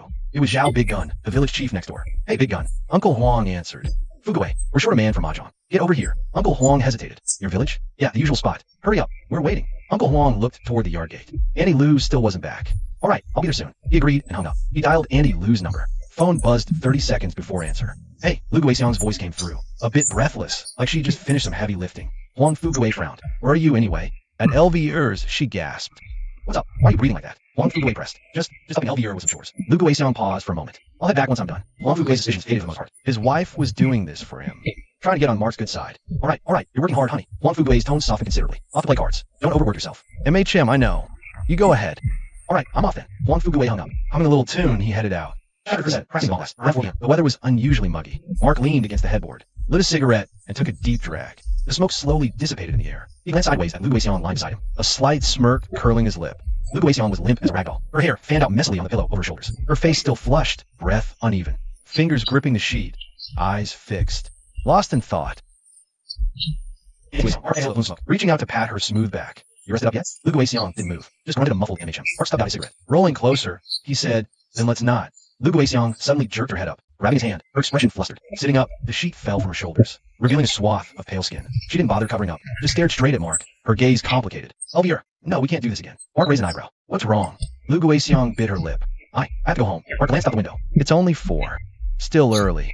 It's not early. Lu Guixiang shook her head, reaching for clothes. If Fugaway returns, and I'm still not home, he'll definitely start asking questions. Mark leaned back against the headboard, watching her scramble to get dressed, her fingers trembling as she fumbled with buttons. Her trembling fingers fumbled with the buttons. Got to the third button, fumbled and dropped it. She muttered a curse. Picked it back up. Watching her like this, Mark suddenly chuckled. No need to rush, Annie Lu. Take your time. Lu Guixiang's hands froze for a second. She buttoned up, then picked up the pants. Legs shaky, she steadied herself on the bed to put them on. Mark watched, unhurried from the headboard. Lu Guixiang got the pants on, then reached for the hair tie on the nightstand. Gathered her messy hair and tied it up haphazardly. She checked her reflection in the window glass. Smoothed down stray hairs and temples. Looked down at her clothes again. Allowed a long sigh after confirming nothing seemed off. Stood by the window in silence for a good while, before slowly turning back to look at Mark. Annie, feels pretty bad about doing this to Fugaway. Mark was taken aback. Didn't expect her to say that. Weren't you having a great time just now? Having regrets already? Lu Guixiang hung her head, embarrassed. Her eyes were a bit red, her voice tight. I did enjoy it, but that doesn't make it right. Mark looked at her and said, it's not your fault. Blame Huang Fugaway for being such a loser, making you suffer all these years. Lu Guixiang's lips parted, but she swallowed whatever she was going to say. Mark went on, besides, you're doing this for him too. Back then, he reported my granddad. You made things hard. Consider this paying his debt. Lu Guixiang was stunned for several seconds. Her expression shifted, finally settling on a bitter smile. Kid, the way you put it, what does that make your Annie? Mark just smiled. I'm just stating facts, so you don't carry any guilt. Lu Guixiang took a deep breath, picked up the hair tie from the floor, and retied her hair. Much neater this time. She turned to face Mark, her expression now calm. All right, Annie needs to go. Mark nodded, didn't try to stop her. Lu Guixiang walked to the door, suddenly stopped, glanced back at him. Kid, she paused. About your Uncle Fugaway, don't worry about it. Mark waved a hand. I'll go check on him tomorrow. Lu Guixiang nodded. She left, shoes echoing in the living room. Then the sound of the front door opening. The gate creaked, footsteps faded. The dog in the yard barked twice, then quickly quieted down. A line from the Yin Yang Arcane Manual suddenly popped into my head. Yin Yang Union, Water Fire Harmony, the key to foundation building. Just now, following the dual cultivation method from the book, I circulated my vital energy for 3 grand cycles. Right now, the energy in my Dantian is full. Not only did it make up for the depletion from this morning, it's even more potent than before. A warm current slowly circulates within my body. Every limb and joint feels indescribably comfortable. Annie Lu must be feeling pretty good too. Huh? Mark's lips curled into a faint smile. That woman kept saying she felt sorry for Uncle Huang. Her body told a different, insatiable story. Not an exaggeration at all. Mark leaned back against the headboard, lit another cigarette, and let the smoke slowly fill the room. He stared at the ceiling, his mind already plotting the next moves. Kicking her out. She must hate me. Aunt and niece. What a mess. Whatever. Forget that. Right now, 2 things are most important. Master this manual. Find who messed with me last night. If possible, I need to check out Black Dragon Pond too. Gotta find out if that old charlatan is dead or alive. Mark stubbed out the cigarette. He sat cross-legged and reopened the Yin Yang Arcane Manual. He flipped to the third part about cultivating the Palm Blast. Palm Blast. Gather energy, release like thunder. Propel malevolent entities and also injure people. Tried several times this morning with no success. That energy balled up in my palm just wouldn't shoot out. Like a stubborn wild horse. Impossible to command. Mark closed his eyes, took a deep breath. He resumed, regulating his breath for the manual. The energy in his Dantian was noticeably floating this way. That warm current slowly circulated within his body. It flowed along his meridians, leaving a trail of warmth in its wake. He had the energy to rise from his Dantian. It passed through the chest, the shoulder, the elbow, flowing smoothly all the way to gather in his right palm. That warm, swirling energy mass appeared in his palm again. It felt like holding a ball of warm cotton, soft, gently rotating in the center of his hand. Then, with a sudden thrust, Mark focused his will, trying to force that energy mass to erupt from his palm. But just like this morning, it just kept spinning in his palm, refusing to budge. Damn it. Mark opened his eyes, staring at his right palm. Ugh, this is frustrating. The book may sound so easy, but actually doing it? Not so simple. He closed his eyes again and tried once more. Still nothing. Vital energy just pooled in his palm, refusing to release. It was like an invisible wall was blocking it, trapping the energy right there in his hand. Mark didn't give up. He tried again and again. On the 5th try, the 6th, the 7th, by the 11th try, he felt the energy ball in his palm give a tiny tremor. Not a spin, a vibration, like something was pulsing inside. Mark perked up. Instead of forcing it, he focused, feeling out the vibration's frequency. It was faint, but definitely there. He used his will to guide the vibration, trying to amplify it. The tremor intensified. It spread from his palm to his fingers. His whole right hand started to tingle. Mark took a deep breath and thrust his palm forward. Thump! A dull thud echoed in the room, like someone set off a big firecracker. Mark opened his eyes. The air right in front of his palm rippled for a second, then snapped back to normal. He stared stunned. That actually worked. The energy did blast out his palm. Weak, sure, just a thud and a ripple, but it was a success. He looked at his right hand for several seconds. A slow grin spread across his face. Okay, that's cool. He took another deep breath, closed his eyes, and tried again. This time, he focused harder. First, gather the energy in his palm. Then, feel for that vibration frequency. When the tremor peaked, thrust. Thump. Another thud, even louder than before. This time, he saw clearly. As the energy surged from his palm, it briefly formed a visible shockwave, only about fist-sized, and gone in a flash, but way stronger than the first try. Mark got pumped. He practiced over and over. Thump. Thump, thump. The room was filled with dull bones. Sounded like a damn firecracker party. Out in the yard, Bow Bow started barking in panic, running circles before finally hiding in a corner. Ears perked up, listening inside. Mark felt nearly half his internal energy reserves were drained, but the palm blast was getting stronger. From just a faint thud at first, to now being able to launch a fist-sized shockwave. Sure, it dissipated a few inches from his hand, but it was strong enough to blow the pillow right off the bed. Mark paused to stretch his aching wrists. Palm blasts are beginner level now. Power's weak, but basics are down. Practice to boost energy, intervals, flutter shots. Next page. Third eye vision. Focus energy into eyes. It allows you to perceive the hidden, see the intangible. Beginners can see the flow of energy. Advanced users see spirits and entities. Mark's interest was piqued. Following the book's instructions, he closed eyes, channeled core energy. Energy flowed through meridians to eyes, past his chest, up his neck. Core sheets finally got around his eyes. He could clearly feel it. The warm palette draped around his eyes. It felt cozy, soothing. Then he opened his eyes. The world had changed. Not blurred, but sharper, clearer. He could see dust motes floating in the air, the tiny particles in the sunlight streaming through the window, drifting lazily. He looked down at his own hand. He could see the veins beneath his skin, the red blood flowing sluggishly through them. He could even see finer things within the blood itself. Out the window, Bow Bow lay by the wall. It was surrounded by a faint, white halo. The halo was weak, like a wisp of warm breath on a winter day. Barely there, but definitely real. A thought struck Mark. That must be what the book calls energy. Everything has just invisible to naked eye. Third eye vision needed. He went to a window, looking out at the plants in the yard. Each one was shrouded in a halo of a different color. He looked up at the sky. It was blue, but above the blue was an even fainter golden halo, like the breath of the sun itself.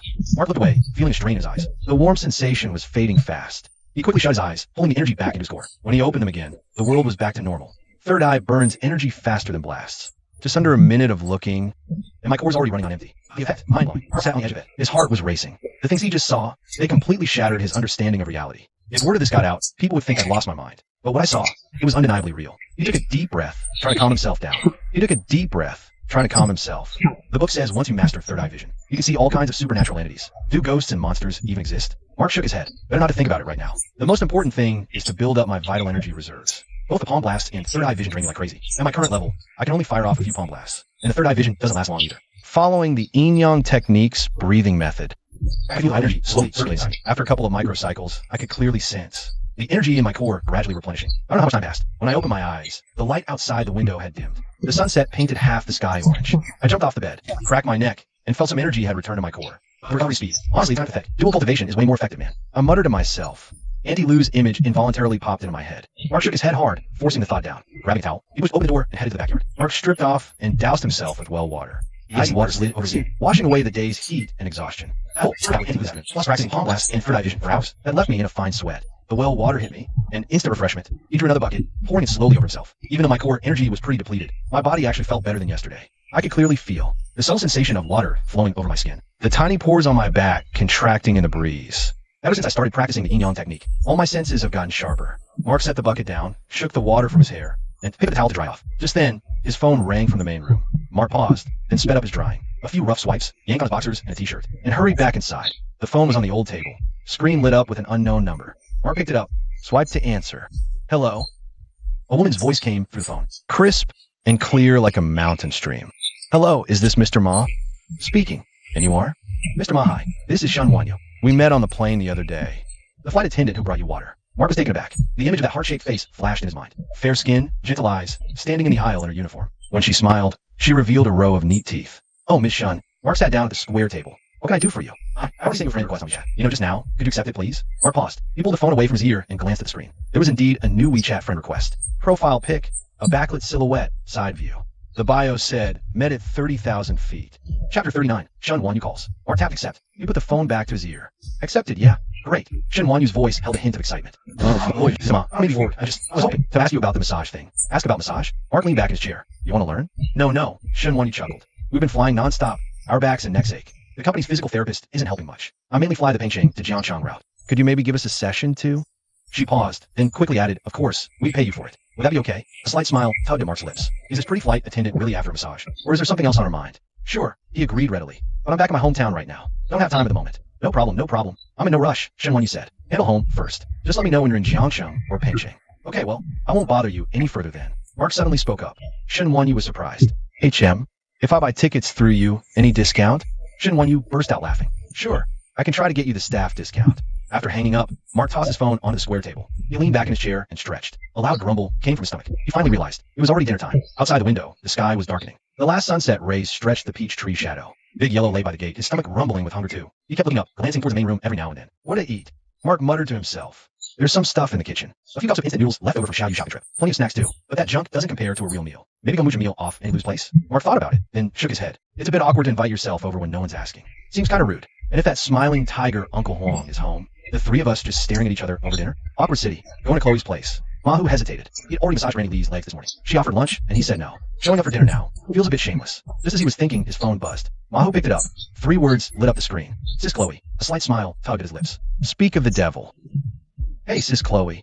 Chloe's voice came through the phone. Come over for dinner. I made a bunch of dishes. Just waiting on you. Mahu feigned reluctance. Oh, I couldn't. I already bothered you this morning.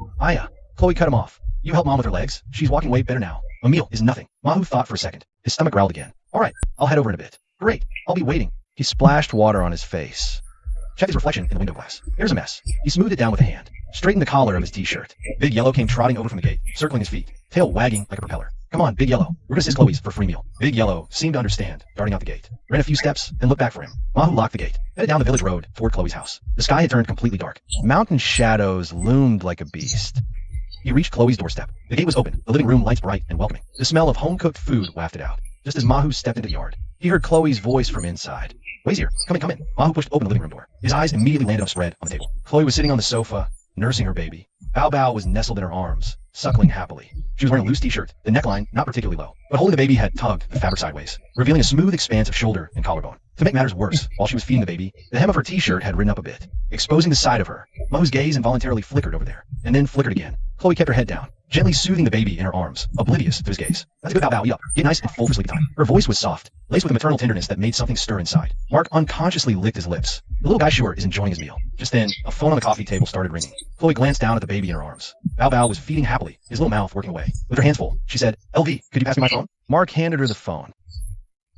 They were now less than a meter apart. He could clearly smell that faint, milky scent. He could clearly see that expanse of pale, soft skin. Mark's gaze was instantly hooked. Chloe noticed his unusual stare. LV, she chided, a playful scold in her voice. 2 blushes bloomed on her cheeks, but she didn't try to cover up. She just turned her body slightly. What are you looking at? Mark snapped back to reality. He cleared his throat and handed her the phone. Just watching Bao Bao. It looks like he's really enjoying it. Chloe shot him a mock-stern look. She answered, no anger in her eyes. No real reproach, just a hint of a teasing smile. Mark's heart skipped a beat. This is promising. He casually sat down nearby, letting his eyes wander around the room. Bao Bao finished his meal, let out a tiny burp, and closed his eyes contentedly. His little mouth was still making smacking motions. Chloe looked down at the baby in her arms, gently patting his back, a tender smile playing on her lips. She pulled her t-shirt down, then finally turned to face Mark. He ate really well, Mark said, leaning back on the sofa. A smirk tugged at the corner of his mouth. Made me hungry. Chloe looked up, paused. Go eat if you're hungry. Mark shook his head. Takeout can't compare to home-cooked buns. As he spoke, his eyes flickered back towards that softness. Chloe's face flushed bright red. She bit her lip and glared at him.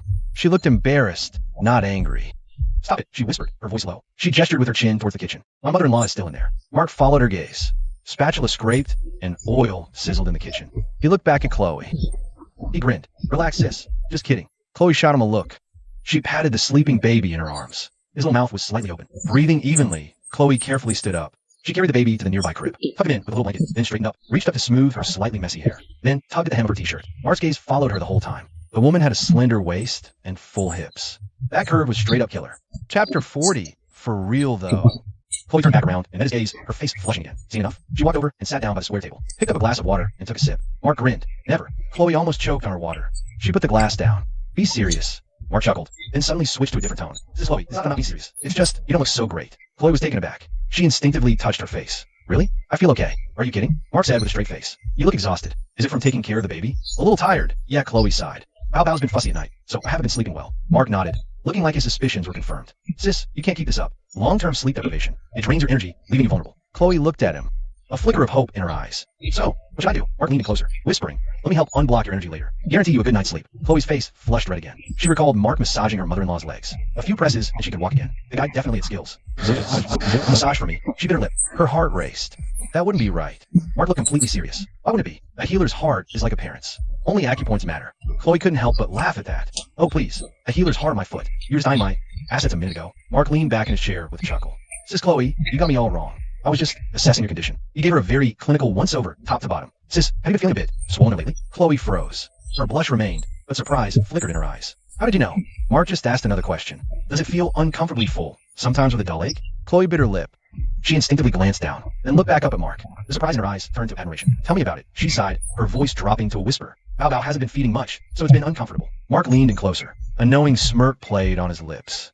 I can help you with that, sis. Chloe was stunned. She stared at Mark, wide-eyed, mouth opening and closing. Her expression shifted from confusion to shock, then to flustered anger. What? What did you just say? Mark held up his hands innocently. I said I can help you, sis. What's the big deal? You.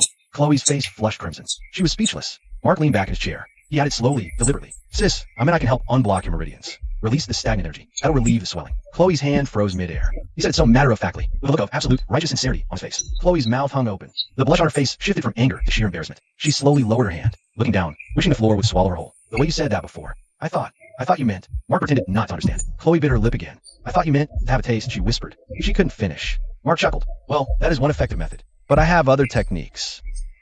Chloe bit her lip. Lowering her voice, she asked, other methods? You saw what I did for your mother-in-law, right? You saw your mother-in-law's condition. A few presses and she was walking. Your little issue is nothing. Chloe hesitated. She knew Mark had skills. Granny Lee's leg pain plagued her for years. Hospitals couldn't fix it. He worked out for a few minutes, and she was walking. But her situation was different. So, how would that work? Mark grinned. He suddenly pressed his hands against the two soft mounts. Chloe froze completely. Her eyes went wide, mouth hanging open, but no sound came out. She instinctively tried to pull back, but her body wouldn't obey. It was like she was nailed to the chair. Chloe's heart was in her throat. She didn't dare breathe, terrified of making a single sound. By then, Mark was already working, and the effect was immediate. That bloated, heavy feeling actually started to ease, like something was slowly dissolving. A long clogged channel finally got a little unclogged. A gentle flow brought relief. Chloe's breathing became uneven. She bit her lower lip, fighting hard to keep any sound in. But the sensation grew more intense, her whole body going limp. Just as she was starting to feel a little floaty, Mark suddenly let go, and the feeling vanished. Chloe was stunned. It took her a moment to snap back. She glanced down at herself, then looked up at Mark, the flush still on her cheeks. But her eyes shifted from dazed to flustered anger. You. She opened her mouth to speak, but her tongue felt tied in knots. Mark leaned back in his chair, a slight smirk playing on his lips. He looked utterly unbothered. So, feeling much better, right? Chloe glared at him. Her chest was still heaving. She wanted to curse him out, but the words died in her throat. Because it was better. That awful, bloated feeling was mostly gone. She felt so much lighter. But how could she possibly admit that? How could you? She hissed, furious. What if my mother-in-law had seen? Mark shrugged. I was just helping you out, sis. Medical treatment. Medical treatment. Chloe's voice rose a notch. She quickly lowered again. Medical treatment involves that. Just going for it like that. Mark said with a straight face. What else? Half the OBGYNs at the hospital are guys. They deliver babies. This is nothing compared to that. Chloe was left speechless. She bit her lip, searching for a comeback. But he had a point, didn't he? After all, the results were undeniably effective. But something still fell off. You still shouldn't have just... Without even asking, she trailed off, her face burning. Mark chuckled. If I'd asked first, would you have said yes, sis? Chloe was stumped. He was right. If he'd asked, she'd have said no way in hell. But the problem was he'd already done it. And it worked, so, well, she couldn't even muster proper anger. You. Chloe just glared at him. After long pauses, she finally answered out. You're just taking advantage of the situation, aren't you? Mark hugged face in mind. Sis, I was just trying to save a life here. His shameless attitude was infuriatingly funny. Oh, give me a break. Chloe scoffed as Mark leaned back in his chair, placing his fingers behind his head with a supremely punchable grin. So, sis, how'd the treatment work out for you? Chloe opened her mouth, but no words came out. The results were annoyingly undeniable, but admitting it to his face, her pride just wouldn't let her. All right, that's enough. She shot him a glare. Standing up, I'm going to check on the kitchen. She turned to leave. She paused, glancing back at Mark. Tell no one, especially my mother-in-law. Obviously, Chloe huffed, disappearing into the kitchen. Mark stayed, slouched in his chair. He smirked. She might call him a pervert, but who knows what she's really thinking. Chapter 41. Something's not right. Half an hour later, Mark left the house. A figure rushed over. Annie Wong from the village. The biggest gossip and drama queen around. She was panting like she'd just run a marathon, her face a mask of pure terror. Mark! Mark! She saw him, her voice shrill and trembling. Something's happened. Something terrible. Mark's stomach dropped. What? Old Man Lou. Annie Wong's voice cut through the gathering dusk like a knife. He's dead, out by the bamboo grove on the back hill. His neck. There's a hole in his neck. Mark froze. Old Man Lou, who always chased chickens with a pole. What happened? He pressed. The auntie gasped for air, the fear still etched on her face. No one knows. Someone found him just lying by the path. Said there was a bloody hole in his neck. There was a drop of blood around. Mark's heart sank like a stone. A hole in the neck. But no blood on the ground? That wasn't right. Where? He demanded. The back hill bamboo grove. Take the west road up. About a 10-minute walk. Before she could finish, Mark was already sprinting towards the west end of the village. Big Huang followed close on his heels. The dusk deepened. This mountain ridge a dark, hulking silhouette, like a giant beast crouching on the earth. A small crowd had already gathered on the west road. Villagers climbed the hill, flashlights in hand. Others held lanterns, their beams cutting the dark. Mark quickened his pace, soon overtaking them. LV, you made it too? Someone called from behind. He didn't turn around, just grunted in acknowledgement. He raced uphill to his childhood bamboo grove. Back then, he followed his grandpa to There was even a little stream behind the bamboo. The path wasn't too bad, but the night was closing in fast. By the time he reached the edge of the bamboo grove, it was pitch black. A few flashlight beams were dancing up ahead. He could just make out several figures huddled together. Mark quickened his pace and walked over. There lay Old Man Lou on the ground. He was wearing a faded gray undershirt and black shorts. One foot had a slipper, the other one was missing. The most shocking thing was his neck.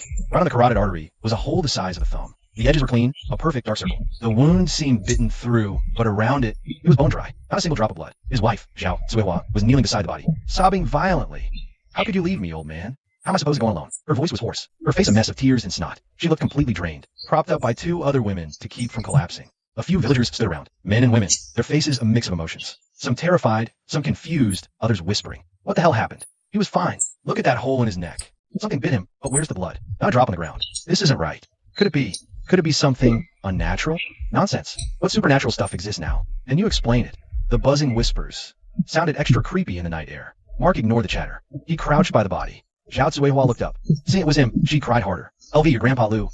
Mark gave her shoulder a pat. He didn't speak. He took a deep breath, channeled his vital energy, and activated his third eye vision. Under the sight, Old Man Lou's body was hollowed out. A dried up husk completely devoid of blood. Mark sucked in a sharp breath. This was no human doing. This had to be a monster. He recalled a passage from the Yin Yang Mystic Manual. Bloodthirsty creatures feast on life essence. Their forms vary. Beasts of the land, birds of the air, even human guys. Victims become withered, bloodless corpses. No blood, just a dried up corpse. Back in the day, he'd never believe in monsters. But now, everything's different. What happened last night was Xiaoya was freaky enough. Now Old Man Lou's dead under mysterious circumstances. There's definitely something evil in this village. But what the hell is it? Martin Miller. The old man was looking all over for his missing chickens today. And then he just ends up dead here. And Widow, who seems like a prime suspect for chicken theft. Is Widow who the monster? The thought flashed through Mark's mind. Nah, that's ridiculous. He shook his head to clear it. Screw it. I gotta check out this Widow who. If she's a monster under my third eye vision, she'll show her true form for sure. As he was thinking, Mayor Huang rushed over. He checked the scene, called the cops, and notified Old Man Lou's kids out of town. After hanging up, Huang let out a long sigh. His eyes scanned the crowd, finally landing on Mark. He pulled Mark aside by the arm. Mark, you got any idea what happened here? Mark shook his head. No clue. He wasn't going to say anything before he knew for sure. Plus, Huang already called the police. If he started babbling about monsters, who knows what the villagers or cops would think. He didn't want to end up like his grandpa. But Huang wasn't giving up. A person or something else.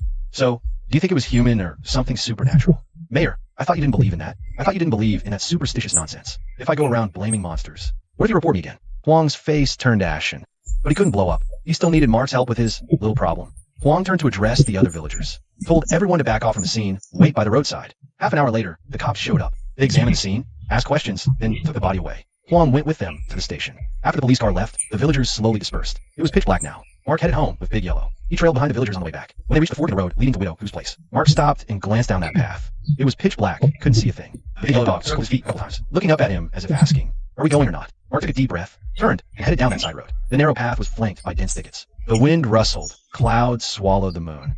Pitch dark. Mark slowed, letting his eyes adjust. After cultivating yin yang, he focused his energy. His night vision had gotten a lot better than the average Joe's. While he couldn't make out distant objects clearly, he could still see the path right under his feet. After about 5 minutes, he saw Widow Who's courtyard. The gate was closed, the place was dark, not a single light on. Mark stood outside the gate, listening intently. Dead quiet. Too quiet. Chapter 42. How's Annie looking? Mark stood outside the courtyard wall. He activated his third eye vision once more. With this enhanced sight, everything before him sharpened into focus. No demonic aura. Widow Who's place seemed normal. Weird. Was he wrong about this? He took a deep breath. He raised his hand to knock, but before his knuckles touched the wood, the courtyard gate creaked open from the inside. Widow Who stood there, smiling. The eternal child witch. She hadn't aged a day, still that woman who barely looked her age, appearing to be in her 30s at most. You came, Mark. Mark lowered his hand, giving her a once-over. This woman just stood there, exuding an indescribable vibe from head to toe. It wasn't demonic, it wasn't evil, but a kind of seductive, alluring aura. This aura, Mark was familiar with it. She'd always been like this. Kind of slutty, frankly. Anywho, Mark cut straight to the chase. Old man Lou is dead. Did you know? Widow who nodded. Heard about it. Someone passed by the gate a while ago. Shouted the news. Come inside to talk. She stepped aside, gestured for him to enter. Mark hesitated for a moment. He stepped into the yard, the big yellow dog following. Once inside the courtyard, it sniffed around here and there, but didn't show any unusual reaction. Widow who closed the gate, turned, and headed for the main room. Mark followed behind, his eyes scanning the courtyard. A light was on in the main room. A dim, flickering glow made the interior shadowy. Have a seat. Widow who sat down at the table, pointing to the stool opposite her. Mark didn't sit. He stood by the table, watching her. And to you, Grandpa Lou's neck wound is weird. Looks like something bit him, but no blood on ground. Widow who shows a puzzled expression. I heard about it. It's pretty strange. Mark stares into her eyes. Anywho, who do you think could have done it? Widow who looks at him and suddenly smiles. How should I know? Maybe it was some wild animal from the mountains. Mark changes the subject. What about my grandpa? Before he went to Black Dragon Pond, did he say anything to you? Was anything off about him? Widow who shakes her head.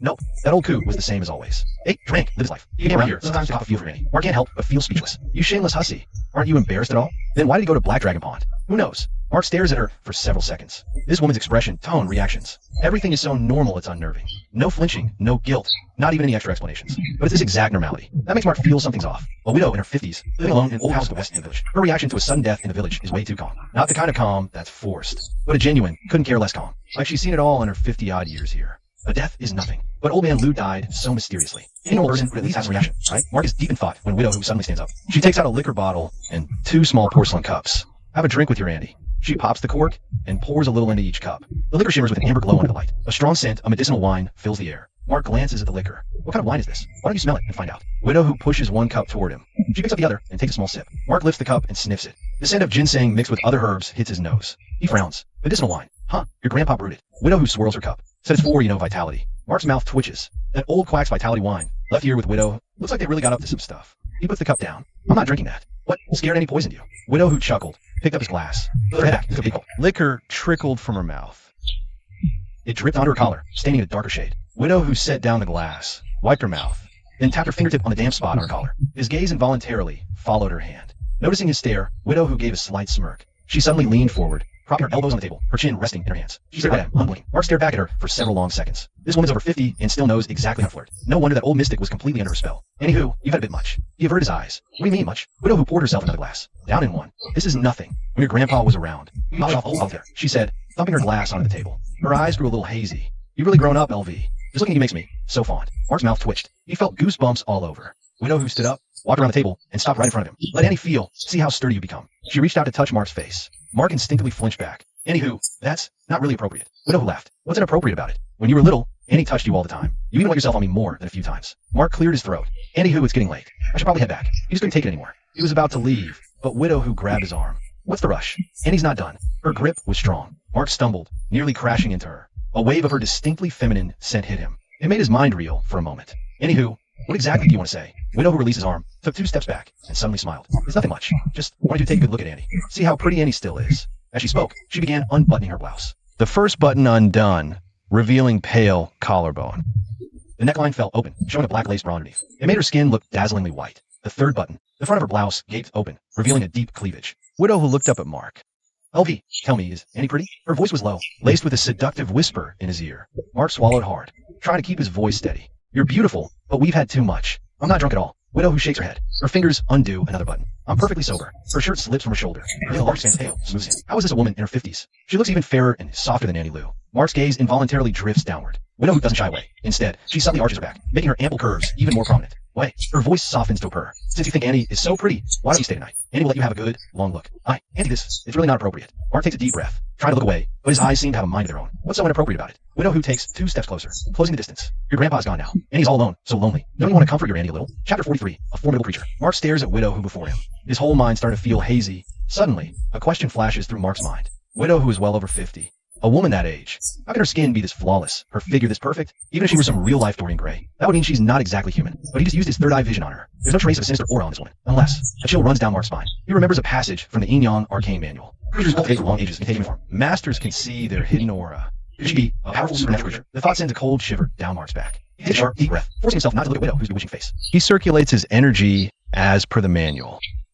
Calm mind, heart like ice, mind clear. Spiritual platform purified. Energy flows within. Energy rises from dantian to brow, finally gathering at the crown point. A cool current spreads through his consciousness. The foggy, intoxicated feeling instantly dissipates. Mark's eyes snap open. He shoves Widow Who away with both hands. Caught completely off guard, she stumbles back several steps. Way, what are you doing? Mark doesn't answer. He scrambles to his feet and bolts for the door. Even his third eye couldn't see through this woman. No doubt, she's some kind of powerful monster. With his limited abilities, running was the only option. He burst out of the main room, crossed the yard, and made a beeline for the gate. Mark yanked it open, ready to bolt, and then he froze solid. Standing outside the gate was a person, more precisely a girl. The moonlight fell on her, and Mark finally saw her face clearly. He was completely stunned. There, under the moonlight, a young girl stood outside the gate. She looked to be in her early 20s. A cascade of jet black hair fell over her shoulders, making her oval face seem even paler. She looked like a painting. Willow leaf brows, phoenix eyes, a straight nose, and full, lush lips. Her mouth curved, perpetually amused. She wore a pale pink dress that ended just above the knees. It revealed a stretch of slender, pale calves. On her feet were white, strappy sandals. Her toenails were painted a soft pink. But what was most striking wasn't her features. It was that indescribable aura she had. It wasn't a deliberate, put-on kind of allure. It seeped from her very bones. Every glance, every smile held a hook. One look, and you couldn't tear your eyes away. Who are you? Mark took a step back, eyeing the girl nervously. The girl didn't answer. Instead, she looked past his shoulder, gazing into the courtyard behind him. Mom, why did you scare Brother LV like that? Her voice was soft and sweet, with a hint of a coquettish lilt. It's a tingly, shivery feeling right through you. Mark blinked, then looked back over his shoulder. Widow Who leaned in the doorway, shirt open. Her curves caught the moonlight. Hearing the girl, she let out an unconcerned laugh. Scare him? I was just messing with him. Who knew the kid would just take off running? Mark turned his head back to the girl outside the gate. Your auntie whose daughter? The girl nodded and held out her hand with easy confidence. I'm Uli. You must be Brother LV, right? Your grandfather showed me your picture. Mark took her hand. The touch was smooth and cool, like holding a piece of warm jade. Hi. Uli withdrew her hand, walked past him, and into the yard. Mark stood in the doorway, watching her retreating figure. The pale pink skirt swayed gently in the night breeze. Her slender waist, her perfectly rounded hips. The way she walked was mesmerizing. Not an exaggerated, calculated sway, but a natural, innate, captivating grace. Since when did Widow Who have a daughter? Never heard a peep about her growing up. Then it hit Mark. Widow Who isn't even human. So a daughter popping out of nowhere? Not that weird. He took a deep breath and turned to bolt. Just then, Uli's voice called from behind him. It was soft, sticky sweet, with a hint of pout. Mark froze mid-step, and before he could react, a cool, smooth hand grabbed his arm. Since you're already here, come in for a bit. Uli tilted her impossibly perfect face up at him. She smiled, moonlight bathing her features. Her phoenix eyes curved, corners lifted. Her pupils seemed to hold a pool of spring water. He glanced at her hand on his arm. Slender, long fingers. Nails neatly trimmed and painted a soft pink. They glowed softly under the moon. A beautiful hand. Mark pulled his arm free. He took a step back. It's too late. I gotta go. Uli's hand hung in the air. She paused, then laughed. Why so jumpy, LV go? I'm not gonna eat you. As she said it, her tongue darted out to lightly lick her lips. The move was casual, natural, but carried an undeniable seduction. Mark didn't answer, just took another step back. Uli followed, closing the distance. She tilted her head, her smile turning playful. LV good, did my mom scare you? She's like that. Loves teasing people. Don't take it hard. Mark shook his head. No, just tired. Wanna go rest. He turned and sprinted away. The moment he cleared Widow Who's yard, Big Huang darted from the roadside, running alongside him. They ran 100 meters before Mark finally slowed. He looked back. The road behind was pitch black. Nothing visible. Mark let out a long, shaky breath. Only then did he feel his back drenched in cold sweat. He wiped his forehead, looking down at Big Huang, who sat by his feet, ears perked straight up, eyes fixed on the dark road. A low whine rumbled in his throat. Where'd you run off to? Mark crouched, ruffling the dog's head. Big Huang nuzzled his hand, the whine softening, but his ears stayed alert, body tense. Mark stood up and quickened his pace home. Pushing the courtyard gate open, he glanced back once more. The village road stretched into darkness, empty. He hurriedly shut the gate, slid the bolt, and propped a chair against it. Big Huang circled the yard twice, then settled by the main door. His eyes were fixed on the courtyard gate, ears still perked up. Mark entered the main room and shut that door too. Only then did he let out a long sigh, leaning back against the door. His heart was pounding. It took him a good while to calm down. He finally walked over to the square table and sat down. Grabbing the water cup on the table, he took a huge gulp. The cold water chilled him to his core. It sobered him up a bit. He put the cup down and rubbed his temples. Time to analyze the situation. One thing was for sure. Widow Who was probably some kind of powerful monster. Old Man Lou's death was definitely connected to her. Those peaches that made him and CIM mess up, that was probably her doing too. That weird, steamy dream the other night. She might have been behind that as well. Why did she try to seduce me? And after it failed, why didn't she just force me to stay? And if she's really a monster, why did that old fraud deal with her? Is his disappearance connected to her? Sitting back at the table, Mark went over it all again. The more he thought, the more terrifying it became. What's she been doing in Peach Blossom Gulch all these years? What's her endgame? And that old fraud being tangled up with her. Was he really bewitched? Or is there something else going on? What made Mark even more uneasy was that daughter of hers who suddenly showed up, Uli, is third. I saw no monster energy on Widow Who. Uli seemed normal, but he saw nothing. Either meant they weren't monsters at all, or their power was so far beyond his he couldn't even perceive it. Either way, he was way out of his league. Mark stood up and started pacing back and forth in the room. Big Yellow lay by the door, eyes glued to the courtyard gate. His ears twitched, listening intently. No way, she can't stay here. Mark stopped pacing. He glanced outside. Widow Who failed tonight. Who knows if she'll be pissed and come looking for me. Gotta find somewhere to lay low. The first person who popped into Mark's head was Auntie Lou. Uncle Huang went to town. Won't be back for a while. Auntie Lou's home alone. Perfect opportunity. And that afternoon session boosted his vital energy a lot. A few more sessions like that, and he might just break through to the second spiritual realm. Mark didn't hesitate. He walked to the gate, moved the chair blocking it, pulled the gate open, and peeked outside. Village road was pitch black. Distant mountains loomed like a crouching beast. Cricket chirps broke the silence. Nothing seemed to miss. The yellow dog followed, looking up. Big Yellow, guard the house. Mark ruffled its head. I'm going out. The dog tilted its head, reluctant, but it settled down by the gate anyway. Mark hurried along the village road towards the village chief's house. It was already 8 p.m. Annie Lou had finished her nightly routine. In a black lace nightgown, she lay in bed, trying to rest. The TV was playing her favorite variety show, but she just couldn't get into it. Her mind kept drifting back to what happened this afternoon, and then her face would flush bright red. Having tasted that mind-blowing, earth-shattering feeling, I've wasted my life. If I could feel that again. At this thought, Annie Lou's expression changed abruptly, as if waking from a deep dream. Annie Lou, oh, Annie Lou. How can you even entertain such thoughts? Are you trying to be some kind of loose woman? She scolded herself internally. You can't make that mistake. But the memory of that afternoon just wouldn't leave her mind. Knock, knock, knock. Amid her turmoil, someone knocked at the gate. Coming. Auntie Lou hurried over to answer it. Who is it? Annie Guasion. It's me. A familiar voice came from outside the door. It was Mark, the subject of her recent fantasies. Hearing his voice, Annie Lou's heart gave a little jump. A strange panic mixed with a much stronger thrill. Speak of the devil. I was just thinking about him, and here he is at my door. Could this be fate? A psychic connection? Annie Lou took a deep breath. Trying to be cool. Mark, why are you here so late? Annie Guasion. Obviously, I need to talk to you. Annie Lou felt conflicted. Part of her desperately wanted another taste. Another part screamed that it was wrong. What about? Old man Lou's death was suspicious. I was worried about you being alone here, Annie. Thought I'd come keep you company. Chat a bit. Hearing this, Annie Lou felt a vague relief. Old Lou's death was weird. She'd been lonely herself. Oh, Mark, you're so thoughtful.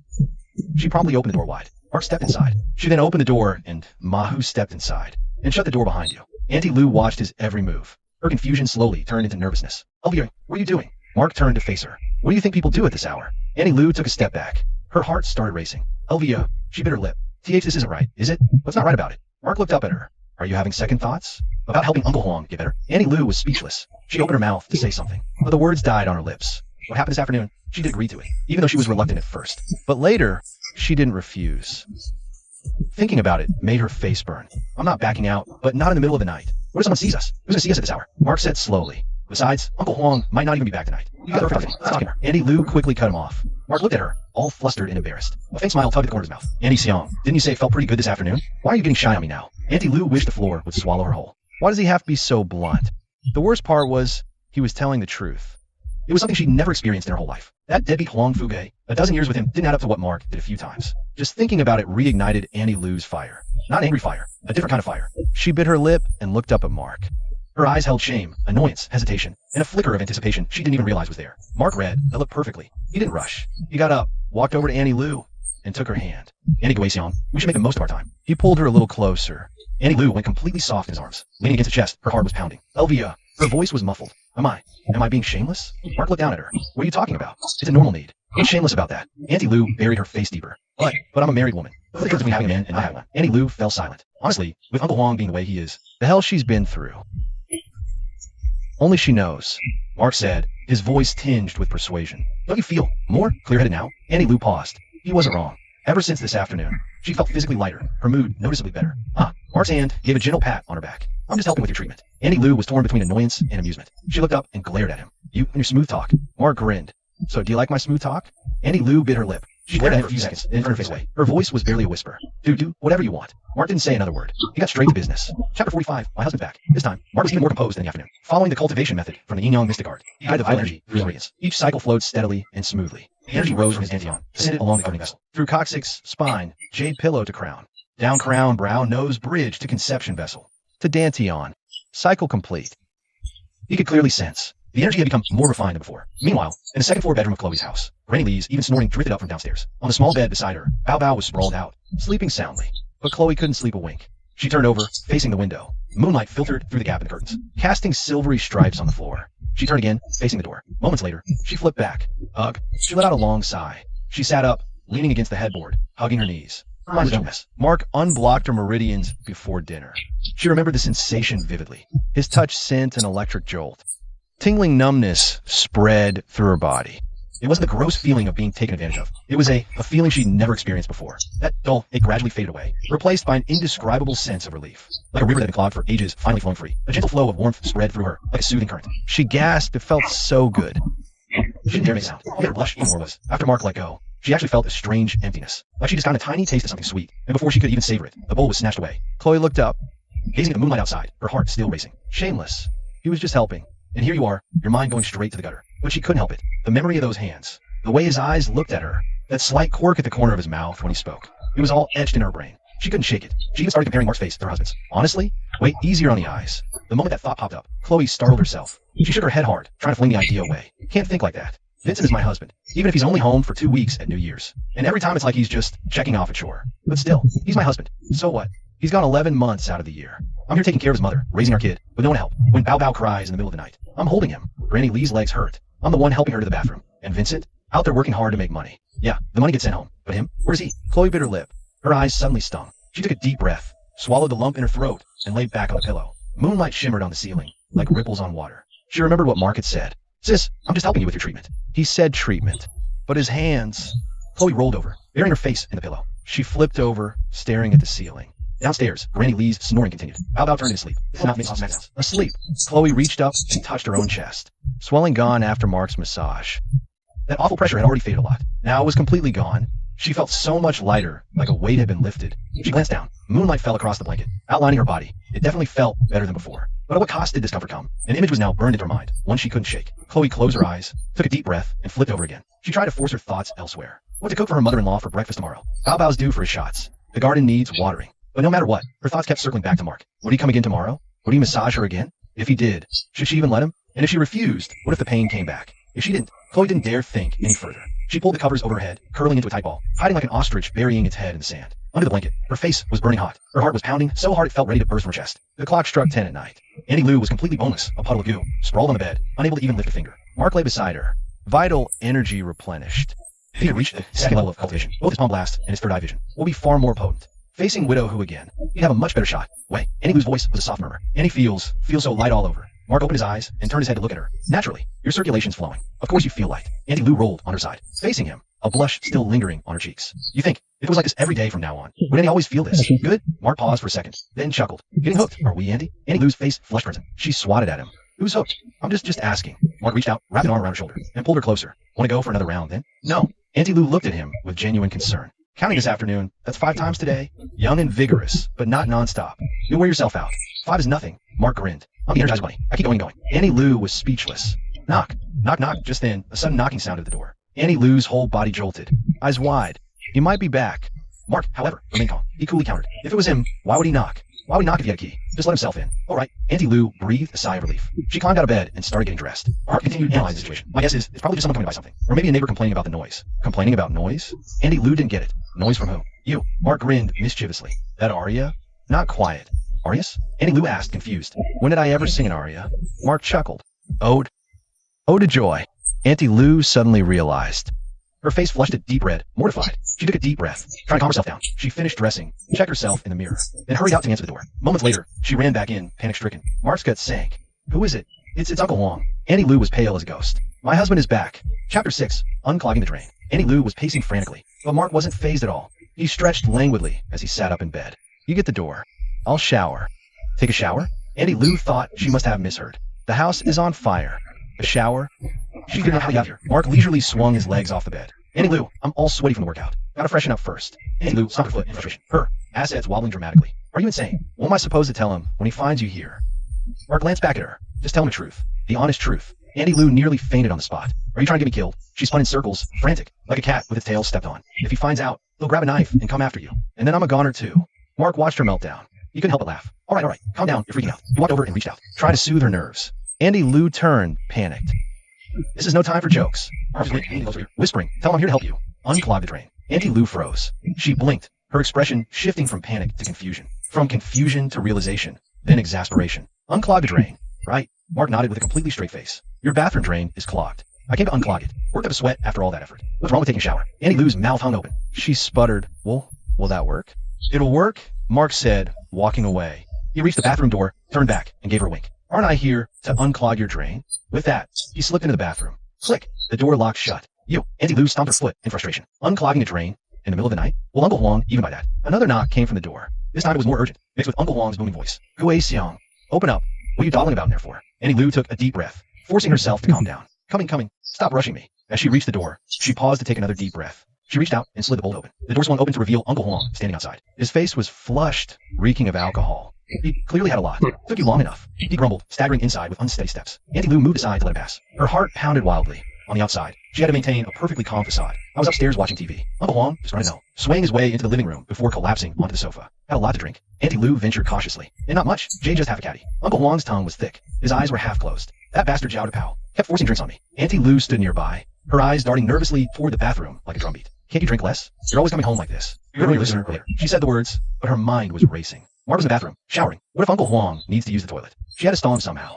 But of course, just as she feared, Uncle Huang suddenly pushed himself up from the sofa. His chubby face flushed red, legs wobbling like jelly. I can't hold it anymore. Gotta go drain the lizard. Lu Guixiang's heart skipped a beat. She rushed over and shoved him back onto the couch. Wait, first tell me about old man Lu.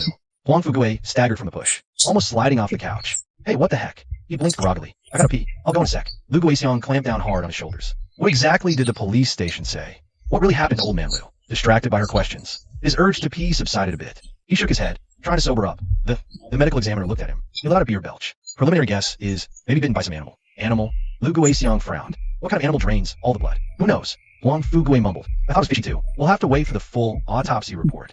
Lu Guixiang kept pushing, grasping at straws. Could be something supernatural. Huang Fugui froze. The drunken haze seemed to lift a little. He looked up at Lu Guixiang, his eyes going from bleary to sharp. I was thinking the same thing, but I can't say that out loud, being a public official and all. Just then, a loud thud came from the bathroom. Like something heavy hit the floor. Huang Fugui's ears perked up. He turned his head toward the bathroom. What was that noise? Lu Guixiang's heart leapt in her throat. Huang Fugui suddenly stood up. Lu Guixiang tried to stop him. It was too late. Sit your butt down. She yanked his arm. The bathroom drain was clogged. I asked LVR to come fix it. It's done now. So he's just taking a quick shower. What did you say? Huang Fugui's eyes bulged. Our drain was clogged? His voice shot up an octave. The fat on his face quivered. The alcohol fog vanished completely. You let him fix her drain and shower here. You work a real sweat, okay? Lu Guixiang's voice was weak, but she pressed on. I just let him rinse off. Huang Fugui paused. His eyes darted around. His expression shifted from confusion to suspicion, then to intense scrutiny, like he was searching her for lies. It made Auntie Lou feel all sorts of uncomfortable. What are you looking at? Uncle Huang didn't answer. Instead, he took a step closer, sniffing near her neck. Auntie Lou's heart started racing. She froze, not even daring to breathe. What are you doing? Uncle Huang sniffed a couple more times, stepped back and squinted at her. You smell off. Auntie Lou's heart sank. A cold sweat broke out on her back. What? What do you mean off? Auntie Lou's mind went blank with us. Her face flushed and paled in turns. Uncle Huang stared down. The fat on his face jiggled. Auntie Lou, level with me. Are you screwing around behind my back? Auntie Lou's face went from pale to red, from red to purple. Her eyes instantly welled up. Uncle Huang, what the hell are you talking about? She shoved him hard, which I saw me screwing around. Uncle Huang stumbled from the bush, but he kept his eyes locked on Auntie Lou. Explain why you took forever to open the door. Explain why there's someone in our house. And why the hell does a plumber need to come this late? Especially when I'm not home. Auntie Lou was speechless. She stood there gaping for 2 seconds before exploding again. I was ready to go home drunk and start blabbering. Bao Bao's taking a shower here. If you stumbled in drunk, how awkward would that be? I was thinking of you. Thinking of me? Uncle Huang sneered. Looks to me like you're guilty as sin. You. Auntie Lou was out of comebacks. Click. Right then, the bathroom door opened. Chapter 47. A legitimate massage parlor. Mark walked out of the bathroom. His hair was still damp, obviously fresh from the shower. He saw Uncle Huang. Not a trace of guilt or panic. He just grinned and greeted him casually. Hey, Mayor's back, huh? Uncle Huang was stunned. His eyes bugged out, the fat on his face jiggling. What the actual hell is this? If this punk was really messing with his wife, shouldn't he be scared shitless? Scrambling to jump out the window? How could he be so chill, just casually saying hey? He walks to the couch and plops down. He just slumps back into the cushions, grabs the cigarette pack off the coffee table, pulls one out, pops it in his mouth, fumbles for the lighter, flick lights it up, and takes a deep drag. Uncle Huang is just standing there. The look on his face is priceless. Shock, then confusion. He glances over at Auntie Lou. Auntie Lou is just as lost. Why is this guy so calm? What kind of game is he playing? Mark takes another drag, crosses his legs, looks up at Uncle Huang. He smirks. Mayor, have a seat. Like he owns the place. Uncle Huang's mouth opens, but no words come out. He just ends up sitting in the armchair next to him. Auntie Lou snaps back to reality too. Quickly sits on the other couch. Legs pressed together, hands on her knees, not daring to breathe too loud. The vibe in the room is beyond weird. Mark blows out a smoke ring and starts talking slow and easy. This afternoon, Auntie Guixiang brought me some food. She said you're unwell, begged me to look. He turns his head to glance at Auntie Lou. Right, Auntie Guixiang? Auntie Lou freezes for a second, then nods like a bobblehead. Yes. I asked the LV to come. I took him some food this afternoon and begged him to come over tonight to check on you. Then the bathroom drain got clogged, so I asked him to fix that first. He sweated, so he showered. She's smooth. Her expression shifts from panic to perfectly natural. Uncle Huang looks at Auntie Lou, then back at Mark. A bit of suspicion in his eyes fades, but he's still not totally buying it. Check on me? He frowns. Seeing a doctor this late? Mark chuckles, stubs his cigarette out in the ashtray. Mayor, come on. Since when does seeing a doctor have office hours? Besides, you weren't home during the day. He sits up straight on the couch and waves Uncle Huang over. Come here, let me check your pulse first. Uncle Huang hesitates, but he walks over and sits on the couch next to Mark. Holds out a hand. Mark reaches over and places his finger on his wrist. He held on for half a minute before letting go. Uncle Huang stared at him with wide, hopeful eyes. The fat on his face jiggled. So what's the verdict, Doc? Mark wasn't in a hurry to answer. He just leaned back on the couch. Took a drag. Uncle Huang, a question. You've been having a lot of backaches lately, haven't you? Especially right here in the lower back. He gestured to the small of his own back. Uncle Huang was taken aback for a second. Nodded hard. Yes. When I stand up after sitting. It aches so bad I can barely straighten up. Mark asked another question. And you always feel tired, right? Sleepy during the day, but you can't sleep well at night. That's it. Uncle Huang's eyes lit up. If I don't have a little drink at night, I wake up super easily. A slight smirk played on Mark's lips as he leaned forward. And not exactly satisfying wife, all right? The moment he said it, Uncle Huang's face flushed bright red. You can tell that too? Mark chuckled, flicking his cigarette ash. Of course. Your body's telling me all its secrets. Uncle Huang was stunned. This kid really knows his stuff. He nailed every single one of my problems. Maybe he actually can fix me. Right then, Uncle Huang's attitude did a complete 180. He scooted closer to Mark. The fat on his face arranged itself into an ingratiating smile. So, Doc, can you fix it? Mark still didn't rush his answer. He leisurely finished his cigarette and stubbed it out in the ashtray. Only then did he look up at him. I can fix it, but... He paused, deliberately drawing out the suspense. Uncle Huang got anxious. But what? Spit it out, man. Mark glanced at him, then looked over at Annie Lou, his smile curling at the corner of his mouth. Well, Uncle Huang, this problem of yours didn't happen overnight. Rome wasn't built in a day, you know? Fixing it won't happen overnight either. Uncle Huang nodded repeatedly. Right, as long as it's fixed, time doesn't matter. Mark nodded, settling back against the couch cushions. Cross legs. Your issue is complex yet simple. What's complicated? Well, your vital energy is severely depleted. Weak foundation. Pills won't fix the core. Simple part, if we could just get your energy channels flowing properly again, with the right supplements, you'll recover in time. Uncle Huang listened, nodding along, his jowls wobbling with each nod. So how we fix it? Mark held up 2 fingers, 2 paths. First, I'll write a prescription. Combined with acupuncture and massage, it's a slow, gentle approach. The downside of this route, it's slow. Won't see any real results for at least a year or more. Uncle Huang got antsy. What's the second option? Faster if you can handle it.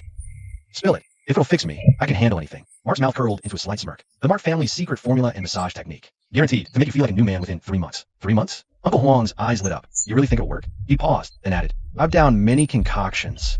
How many doctors I've seen? Book specialists, all pills. Golden chamber kidney cheat pills, swallow tons of them. Spent a fortune. And for what? Zilch. Mark leaned back on the sofa, smiling. Those prescriptions.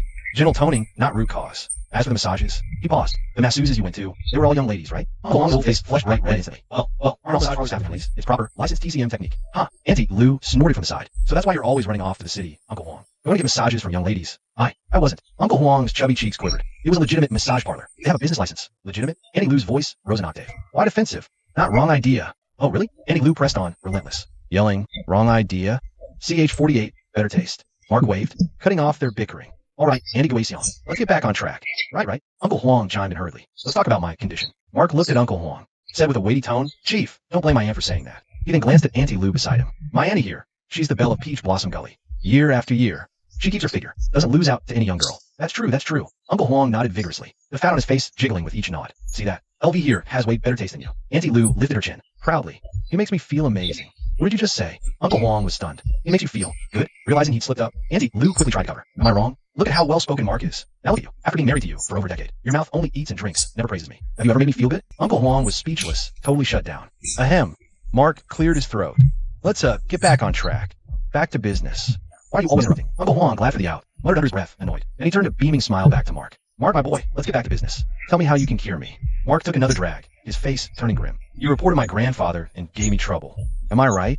Uncle Huang's face flushed red. His heart leapt into his throat. Logically, I should absolutely not treat you. Mark glanced over at Annie Lou with a smile. But my Annie here has been really good to me, and I'm particularly fond of her dumplings. Annie Lou's cheeks flushed. She instinctively lowered her head, unable to meet his gaze, and she's begged me a few times. Mark turned his attention back to Uncle Huang. So for my Annie's happiness, I've decided to give you a treatment. Uncle Huang immediately sighed with relief. He gave his wife a grateful look, then groveled again. Mark, you're an enemy.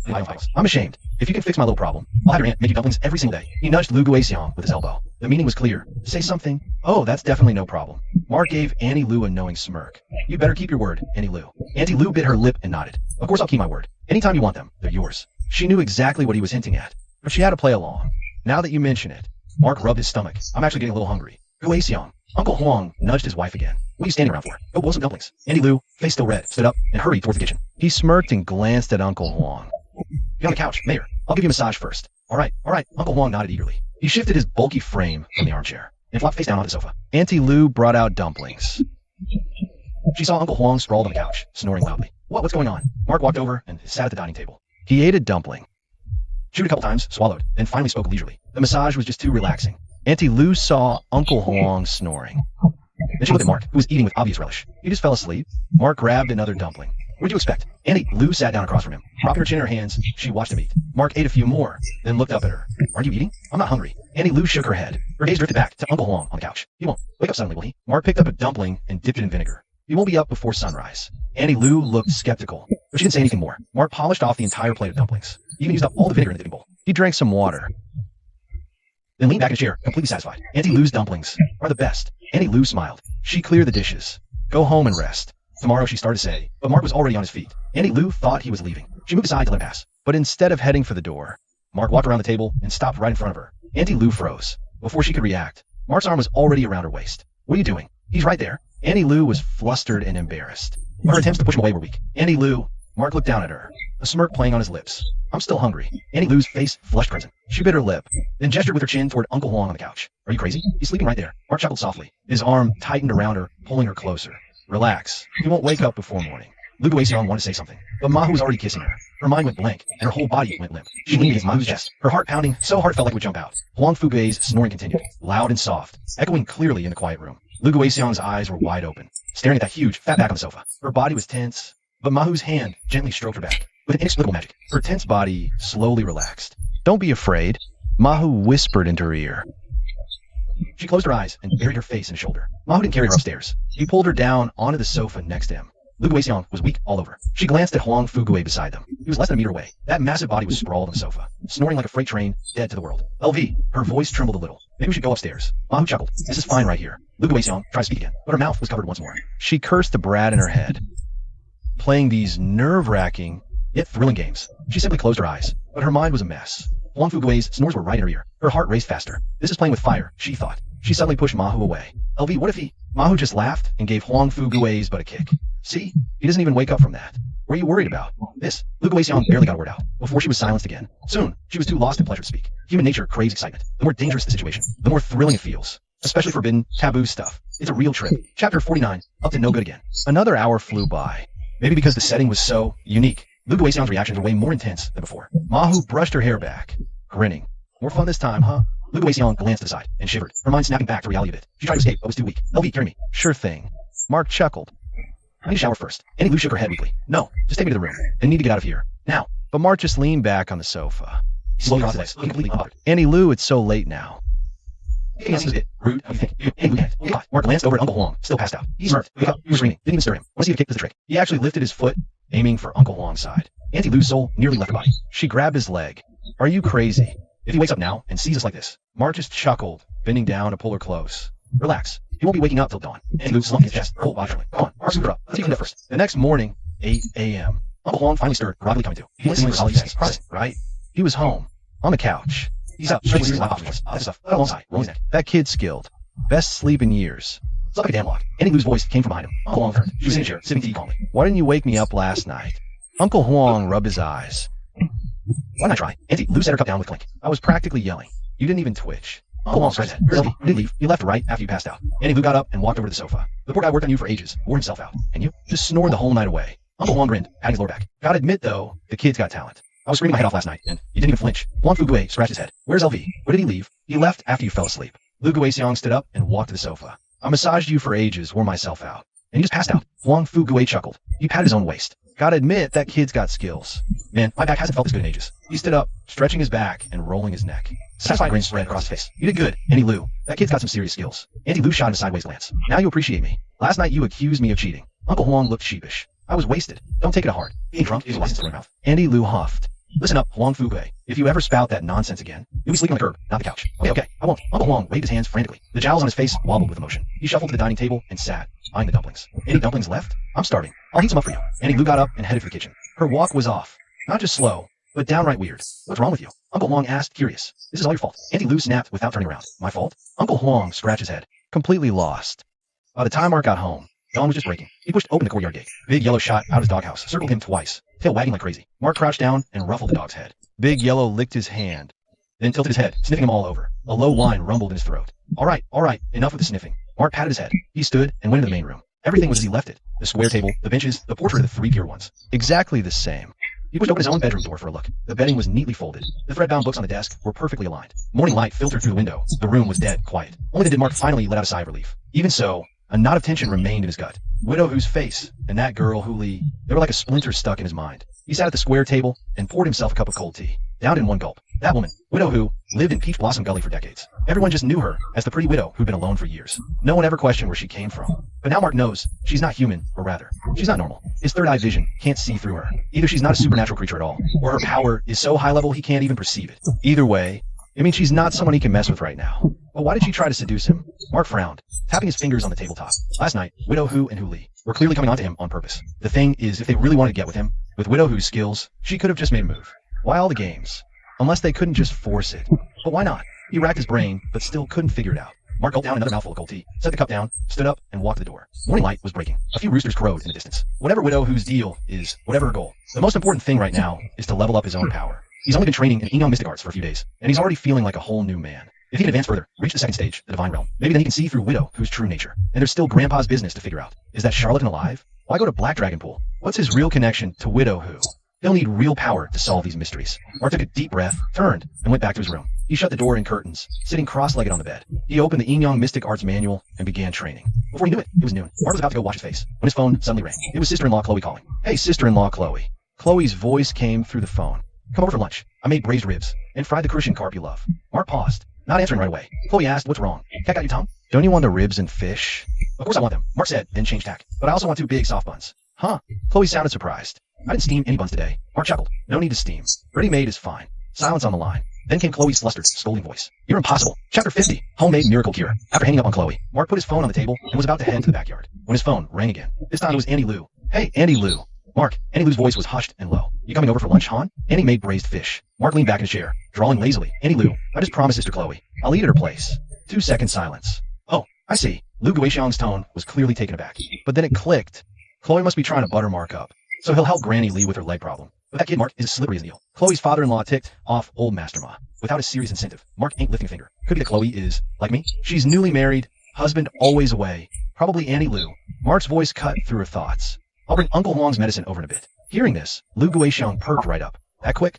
Ready already? Messed with it all morning. Got a few pills done. After hanging up, Mark stood and headed for the backyard. Passing through the main room, he grabbed an empty little porcelain saucer from the altar table and fished out a clean sheet of paper from a drawer. In the backyard, he stripped off his shirt, hoisted a bucket of well water, dumped it over his head. Washing away the built-up heat from his morning cultivation. Eyes closed, he slowly poured more water over himself, his mind already on other things. The medicine for Uncle Huang. He had the perfect idea. Copy the Mad Monk. Use what's on hand. To scrape a few pills off himself. A mischievous grin tugged at Mark's lips. Shaking water off, he got to work on his miracle cure. After shower, Mark changed into clean clothes. He rummaged in a drawer and pulled out a small porcelain vial. His grandpa used it for pills, thumb-sized. White with blue patterns, looked pretty legit. He dropped his homemade miracle pills in the vial, corked it, and gave it a little shake in his palm. There. Looks convincing enough. A sly smile played on Mark's lips. He pocketed the vial, called for his dog Big Yellow, and headed out, arriving at the mayor's house. Door open, home-cooked meal smell wafting out. Before Mark could even step in, Uncle Huang's voice boomed out. Guixiang, why isn't the kid here yet? Call him again, will ya? Lou Guixiang's voice floated from the kitchen. What's the rush? The kid's a man of his word. Mark chuckled, stepping into the courtyard. Big Yellow squatted at the gate, not following him inside. Mayor, I'm here. Uncle Huang hurried out from the main room. His chubby face beamed with a grin. The kid's here. Come in, come in. He grabbed Mark's arm and pulled him inside. He was more enthusiastic than if he'd seen his own long-lost father. Sit, sit. Uncle Huang pushed Mark into a chair. He poured him a cup of tea. So, kid, about that medicine you mentioned. Mark took a sip of tea. He slowly pulled out the small porcelain bottle. He placed it on the table. Uncle Huang stared at the bottle. It was like he was looking at some priceless treasure. This is the medicine you talked about? Mark nodded and nudged the bottle closer to him. Made with over a dozen herbs. Took me all morning. Uncle Huang picked up the bottle with both hands. He carefully unscrewed the cap. He took a sniff. An indescribable odor hit his nostrils. Uncle Huang frowned. This smell, it feels kind of weird. Mark drank his tea casually. This smell, Mayor, you're not having second thoughts, are you? No. Uncle Huang quickly waved his hands. How do I take it? Mark said leisurely. 1 pill a day, after meals, with warm water. That's it. Uncle Huang seemed almost disbelieving. That's it. Mark set down his teacup. Look, Mayor, this stuff has over a dozen herbs in it. All top-shelf stuff my grandpa had stashed away. Uncle Huang listened, his jaw practically on the floor. Kid, this must have cost a fortune, right? Mark waved a hand. Money's no object. What matters is helping the mayor regain his vigor. Uncle Huang clutched the bottle. So excited the fat on his face was trembling. He turned his head toward the kitchen. He yelled at the top of his lungs. Guixiang, get out here. Annie Lou walked out of the kitchen, wiping her hands. What is it? Uncle Huang held up the bottle. Look, the kid made me this medicine. Over a dozen herbs. Took him a whole morning. Auntie Lou glanced at the little bottle. Then she glanced at Mark. Her mouth twitched, expression turning interesting. Well, you better thank the kid properly. Of course. Uncle Huang nodded vigorously. He turned back to Mark. So, kid, you were saying? Uncle Huang, just name it. If I can do it, I won't hesitate. Come on. I helped you with your health, not for a favor. Mahu glances at Lou Guixiang. I'm just here for Andy's dumplings. Lou Guixiang gives him a playful glare, but immediately smiles and says, all right, if that's all you want, I'll make them for you. But just a few meals of dumplings won't do. Huang Fugui shakes his head generously. You use so many herbs. I'm gonna show my appreciation. Tell me what you want. I mean it. Mahu thinks for a moment, nods and says, well, Mayor, since you put it that way, I won't hold back then. Of course, Huang Fugui nods. Don't be shy. The cost of these pills is just over 1,000. Mahu holds up one finger. $1,000 will do, Mayor. Huh? Huang Fugui is stunned. 1,000? That's pricey. Yeah. Think it's too much, Mayor? Mahu reaches for the medicine bottle. Maybe I should just take them back. Huang Fugui panics immediately. Grabs the bottle from the table. No, it's fine. I'll transfer the money right now. After all, he's seen what Mahu can do. You trust him completely now. If it means getting his mojo back, a little cash is nothing. After receiving the 1,000 yuan transfer, Mahu gets up to leave. I'll be back tonight. Great. Long Fuguwei beams with joy. He suddenly feels like he got a steal. Seeing him so happy, Lu Guixiang sighs inwardly. Your hair's practically glowing green, and you're celebrating? The gate to Zhang Chunyan's courtyard is open. Granny Li's voice comes from the main room. Bao Bao, hold still. Granny's changing your diaper. Mahu enters the yard and sees the main room door wide open. Granny Li changes Bao Bao's diaper. Little legs kicking, babbling away. Granny Li's all flustered, struggling with the diaper. Annie Li, Mahu calls from the doorway. Granny Li looks up, her face lighting up with a smile. Wei's here. Come in, sit down. Chloe's in the kitchen cooking. It'll be ready soon. Have a seat. Mahu walks in the main room and sits by the square table. Mom. Chloe's voice comes from the kitchen. Bring me the cooking wine from the main room. Got it. Granny Li is about to put Bao Bao down. Auntie, Mahu picks up the cooking wine. You take care of Bao Bao. I'll take it in, don't worry. Granny Li nodded with a smile. She went back to changing the little one's diaper. Mark headed to the kitchen in the back. The smell of cooking oil and delicious food hit him all at once. Chloe stood at the stove. Back to the door, spatula in hand. She was stir-frying the dish. The motion made her hips sway in a rather pleasing rhythm. Chapter 51. A prime blue chip stock. A prime blue chip stock. Mark couldn't help but think to himself. I fast on good stocks. My reserves are stocked. Sister Chunyan, here's the cooking wine. Mark walked up behind Chloe. He placed the bottle on the counter. Oh, you're here. Go have some tea outside. The food will be ready. Before she could finish, Mark had already pressed up against her. He had her right where he wanted her. Chloe froze completely. The spatula in her hand hung in midair. The green peppers and pork sizzled in the wok, smoke rising. LLVR, her voice trembled. What are you doing? Mark pressed from behind, chin on her shoulder. His breath warmed the back of her ear. Help him with your treatment, sis. We discussed this. Meridian's not cleared yet. Needs more unclogging. Chloe's face flushed a visible red. Do not give me that line. She tried to push him away. She couldn't free her hand. And when he pressed, it was like she'd been hit with a stun gun. Her body went weak. You did it yesterday. I'm fine now. Mark's hand tightened a little. Sis, you don't sound very convincing. Chloe bit her lip. She couldn't speak. It wasn't better, but how could she admit that? Why didn't you let go? My mother-in-law is right outside. Granny Li's busy. She won't be in for a while. Mark's lips were almost touching her earlobe. Why so nervous, sis? It's not like we haven't done this before. Chloe's heart pounded wildly. He makes it sound so simple. Yesterday he caught me off guard. But now, in daylight, with family right there, how dare he? Yet, I can't push him away. It's that I don't want to. The thought made. Chloe's face burned even hotter. Sis, Mark's voice dropped even lower. Haven't you been feeling off lately? Chloe was taken aback. Off? Off how? Just restless inside. Can't sleep well. Tired all day, wide awake all night. Mark's hand pressed gently against her lower abdomen. And you feel this emptiness here like something's missing. Chloe's breathing quickened. He's spot on. This is classic liver qi stagnation, sister-in-law, coupled with poor postpartum recovery and deficient vital energy. Mark said with a serious face. Though his hands were anything but. If we leave it unchecked, we'll leave some major problems online. Chloe bit her lip. Her mind was a jumbled mess. She wanted to say, let go of me. She wanted to say, this is wrong. She wanted to say, get out. But all those words dissolved into choked, breathy gasps at her lips. The stir-fried pork and peppers sizzled in the wok. Sis, the food's burning. Mark reminded her. Chloe snapped back to reality. She fumbled to turn off the stove, lifting the wok from the burner. But Mark made no move to release her. LV. She sobbed. What do you want? Mark turned her around to face him. That's what she's asking, sister-in-law. Chloe kept her head down, not daring to look at him. Mark reached out and lifted her chin, forcing her to meet his gaze. Look at me, sister-in-law. Chloe was forced to look up. Meeting his amused eyes, her heart raced even faster. The guy was he was too much to resist. Feeding Bao Bao right in front of me like that. Weren't you trying to tempt me? Chloe froze, completely stunned by the question. She opened her mouth to deny it, but the words wouldn't come out. Because deep down, she knew Mark was telling the truth. Yesterday when she was feeding Bao Bao, she did see Mark staring at her. That gaze was scorching hot, making her whole body flush. She should have turned away, but she didn't. Not only didn't Chloe didn't dare finish the thought. Mark's hand traced light circles on her waist. No, answer means yes. Who said yes? Chloe finally managed to blurt out. I was feeding Bao Bao. It wasn't a show for you. Oh, really? Mark chuckled, pushing her buttons further. Chloe shuddered, almost crying out. You. She glared up at him. Let me go. My mother-in-law is right outside. Mark leaned in close to her ear. Then you'd better keep it down, sister-in-law. Chloe bit her lip. He knew full well she wouldn't dare make a sound. And the worst part was, she really didn't dare. Granny Li's right there in the living room. The thought of her walking in. Chloe's heart is pounding even faster. I know you want it. I also know you're torn. Mark's voice is laced with temptation. I can help you. As long as no one finds out, it's fine. You. Chloe's voice trembles. You just want to take advantage of me. Take advantage? Mark chuckles. It's a mutual benefit. No one's taking advantage of anyone. Chloe falls silent. Besides, if you want your mother-in-law's leg healed, you gotta be willing to pay a little price, right? Chloe bites her lip.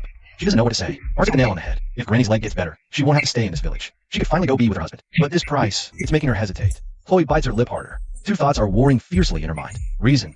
She's a respectable wife and mother. Desire. It's been 2 long years. Who understands her sleepless nights? You. Chloe looks up. Seems she's made a decision. You promise? You can really heal my mother-in-law's leg? Of course. Mark's smile fades, his expression turning serious. 2 weeks, and she'll be walking fine. Chloe chews on her lip. She's about to say something when Mark stops her. Your mother-in-law's coming. He immediately lets go, steps back, and picks up the cooking wine. pretending to examine the label. Before Chloe can even process it, she hears Granny Lee's voice from behind her. Chloe, is the food ready yet? Chloe's whole body goes rigid. She turns around to see Granny Lee standing in the kitchen doorway, holding Bao Bao in her arms. Her heart leaps in her throat.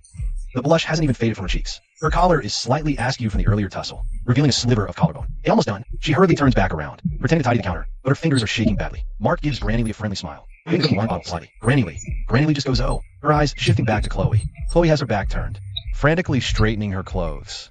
But I can't fool the eyes of someone who's been there, done that. Granny Lee said nothing, just smiled and looked at Mark. Since the food's not ready yet, could you help your old auntie with a massage again? Woke up this morning and my legs feeling stiff again. Mark smiled and nodded. Of course, Annie, if you ask. There's no way I'd say no. He set the cooking wine on the counter and followed Granny Lee to the living room. Chapter 52. Clear head in a messy world. In the living room, Granny Lee settled on the couch. She placed the little one, Bao Bao, in the crib beside her. The little guy was sound asleep, his tiny mouth slightly open, breathing evenly. Mark sat on the chair opposite her. Granny Lee had already rolled up her pant leg, exposing her knee. Right here, son, she pointed at her knee. It's so stiff in the morning. It takes a few steps to loosen up. Mark nodded, placing his hand on her knee. He focused the energy from his core, letting a warm current seep from his fingertips. It flowed along the pathways, working to clear the blockages. Granny Lee sighed in relief, leaning back into the sofa. Mark's fingers worked around her knee, finding the key points. Each pressure point hit with precision. Bit by bit, the energy dispersed the cold, damp stagnation. Granny Lee's expression grew more and more at ease. After about 2 or 3 minutes, Granny Lee suddenly spoke. Son, you got your eye on Chloe, don't you? Mark's fingers paused for a split second, but quickly resumed their rhythm. He wasn't too surprised. What are you talking about, Annie? Mark didn't admit it, nor did he deny it. Granny Lee let out a soft chuckle. Don't think your old auntie is blind to everything. She opened her eyes, staring at the ceiling. Chloe's been taking care of me at home for 2 years now. You think I don't know what's on her mind? Mark didn't reply, just kept massaging. Granny Lee closed her eyes again, her voice dropping lower. I know you still remember the grudge against your grandpa. Mark's fingers pressed a bit harder on a specific point. Granny Lee hissed, but didn't tell him to stop. I know that too. She continued. If it weren't for Chloe, you wouldn't be treating me at all. Mark smiled slightly and released the pressure, moving to another point. Auntie, you're a sharp one. Granny Lee gave a bitter laugh. What good is being sharp? She paused, then glanced toward the kitchen. Son, let me tell you something straight from the heart. Mark nodded. Go ahead, Annie. I'm listening. Granny Lee sighed. These days, nobody wants to stay in this village, and no one wants to take care of their mother-in-law. That boy Vincent is out there working some dead-end job. He's only home for, 2 weeks a year? She didn't spell it out, but Mark got the picture. That girl Chloe, she's had a rough go of it. There was a heavy resignation in Granny Lee's voice. I know, deep down, she won't put up with this forever. Even if she doesn't divorce Vincent, she's a fine offer somewhere else. In other words, Mark understood exactly what she meant, but he just stayed quiet. Granny Lee leaned back on the couch. He was hanging for a long moment. Mark figured she was done talking. He started easing up on the massage, ready to wrap it up. That's when she spoke up again. Mark, honey, if you want to sleep with her, go for it. Mark's hands froze. He looked up at her. Granny, you're messing with me, right?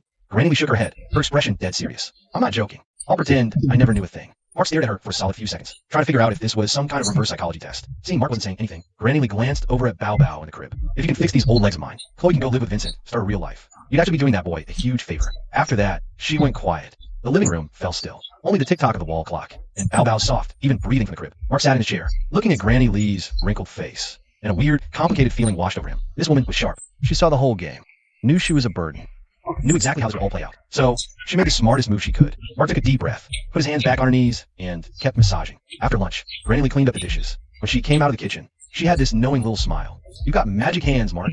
I'm walking way better already. She took a few steps around the living room, and her stride was definitely lighter than this morning. Still slow, but she didn't need to hold on to anything. Mark leaned back in his chair, sipping his tea. Just gotta keep at it, Granny. A few more sessions, you'll be good as new. A few sessions? Granny Lee's eyes lit up. That's perfect. She walked over to the crib, bent down and picked up Bao Bao, who just woken up. He was babbling, his little hands grabbing at her face. Chloe, Granny Lee called towards the kitchen. Chloe poked her head out of the kitchen. What is it, Mom? I'm taking Bao Bao out for a walk. Around the village, get some fresh air, and stretch my legs a bit. Chloe came back for a second. She came out of the kitchen, wiping her hands on her apron. Mom, sure alone? Wait, I'll go.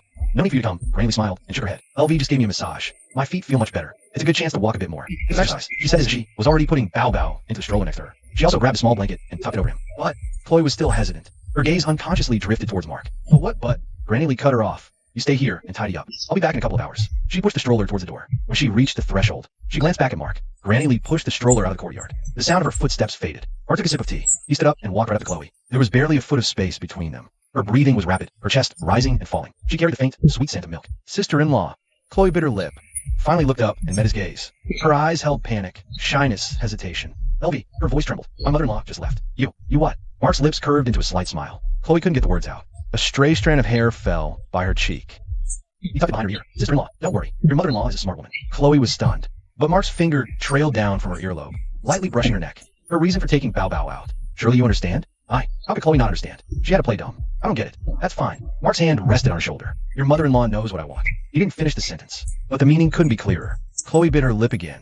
So, her voice was hoarse. My mom left on purpose? Yeah. Mark nods with a smile. So why are you still hesitating? Chapter 53, The Five-Tailed Fox. Chloe freezes in place. Her expression flickers. Mark is in a hurry. He just watches her quietly. The silence lasts about 10 seconds. Chloe takes a deep breath. Wait here, she says.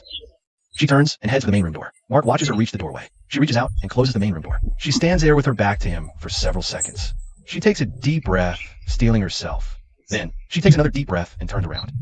Her mouth opens, her voice still trembling a bit. I'm gonna go wash up first. After saying this, she lowers her head, not daring to meet Mark's eyes. She starts to head upstairs. Great idea. Mark sweeps her up in his arms. We'll wash together. A little over half an hour later. Upstairs in the room, Mark is giving her a massage. Chloe bites her lip, eyes squeeze shut, her eyelashes fluttering wildly. A soft moan escapes her. Is she in pain? Or pure bliss? Sis-in-law, a mischievous grin plays on Mark's lips. He leans down, his lips brushing her ear. Don't be tense. Don't hold back. It's not like anyone's home. Chloe glares at him, flustered and annoyed. You, stop talking. Mark chuckles. Okay, I'll stop teasing. No more talking. I'll focus on massage. Chloe's body grows more and more relaxed. Her breathing grows ragged, hands gripping the sheets. Chloe bites her lip again. It takes her a long moment to force out the words. Can the massage be a little harder? Of course. But, Mark grins, licking his lips. I need to replenish energy first. Whatever you want. Chloe closes her eyes again. Just leave a little for bow. A little after 3 p.m. Chloe lies in bed. Her hair is splayed messily across the pillow. Her blush lingers, eyes half closed. Her gaze is unfocused, as if her soul has left her body. The blanket slips, revealing pale skin.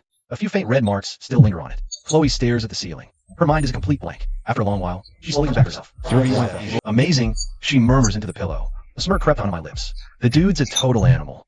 Mark meditated on his bed.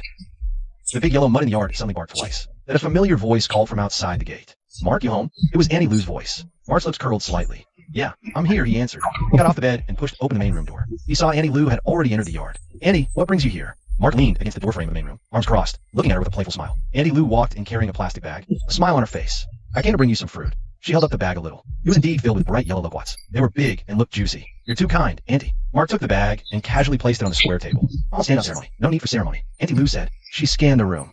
You didn't go out?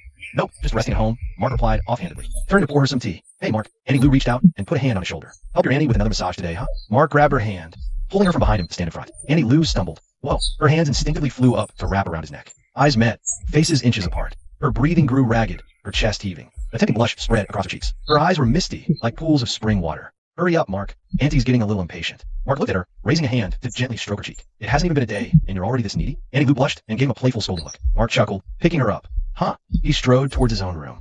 5:30 p.m. As your room was steamy. Mark and Annie Lou were having a very enthusiastic conversation. His phone on the side suddenly rang. Mark answered, distracted. Hello. You just answered.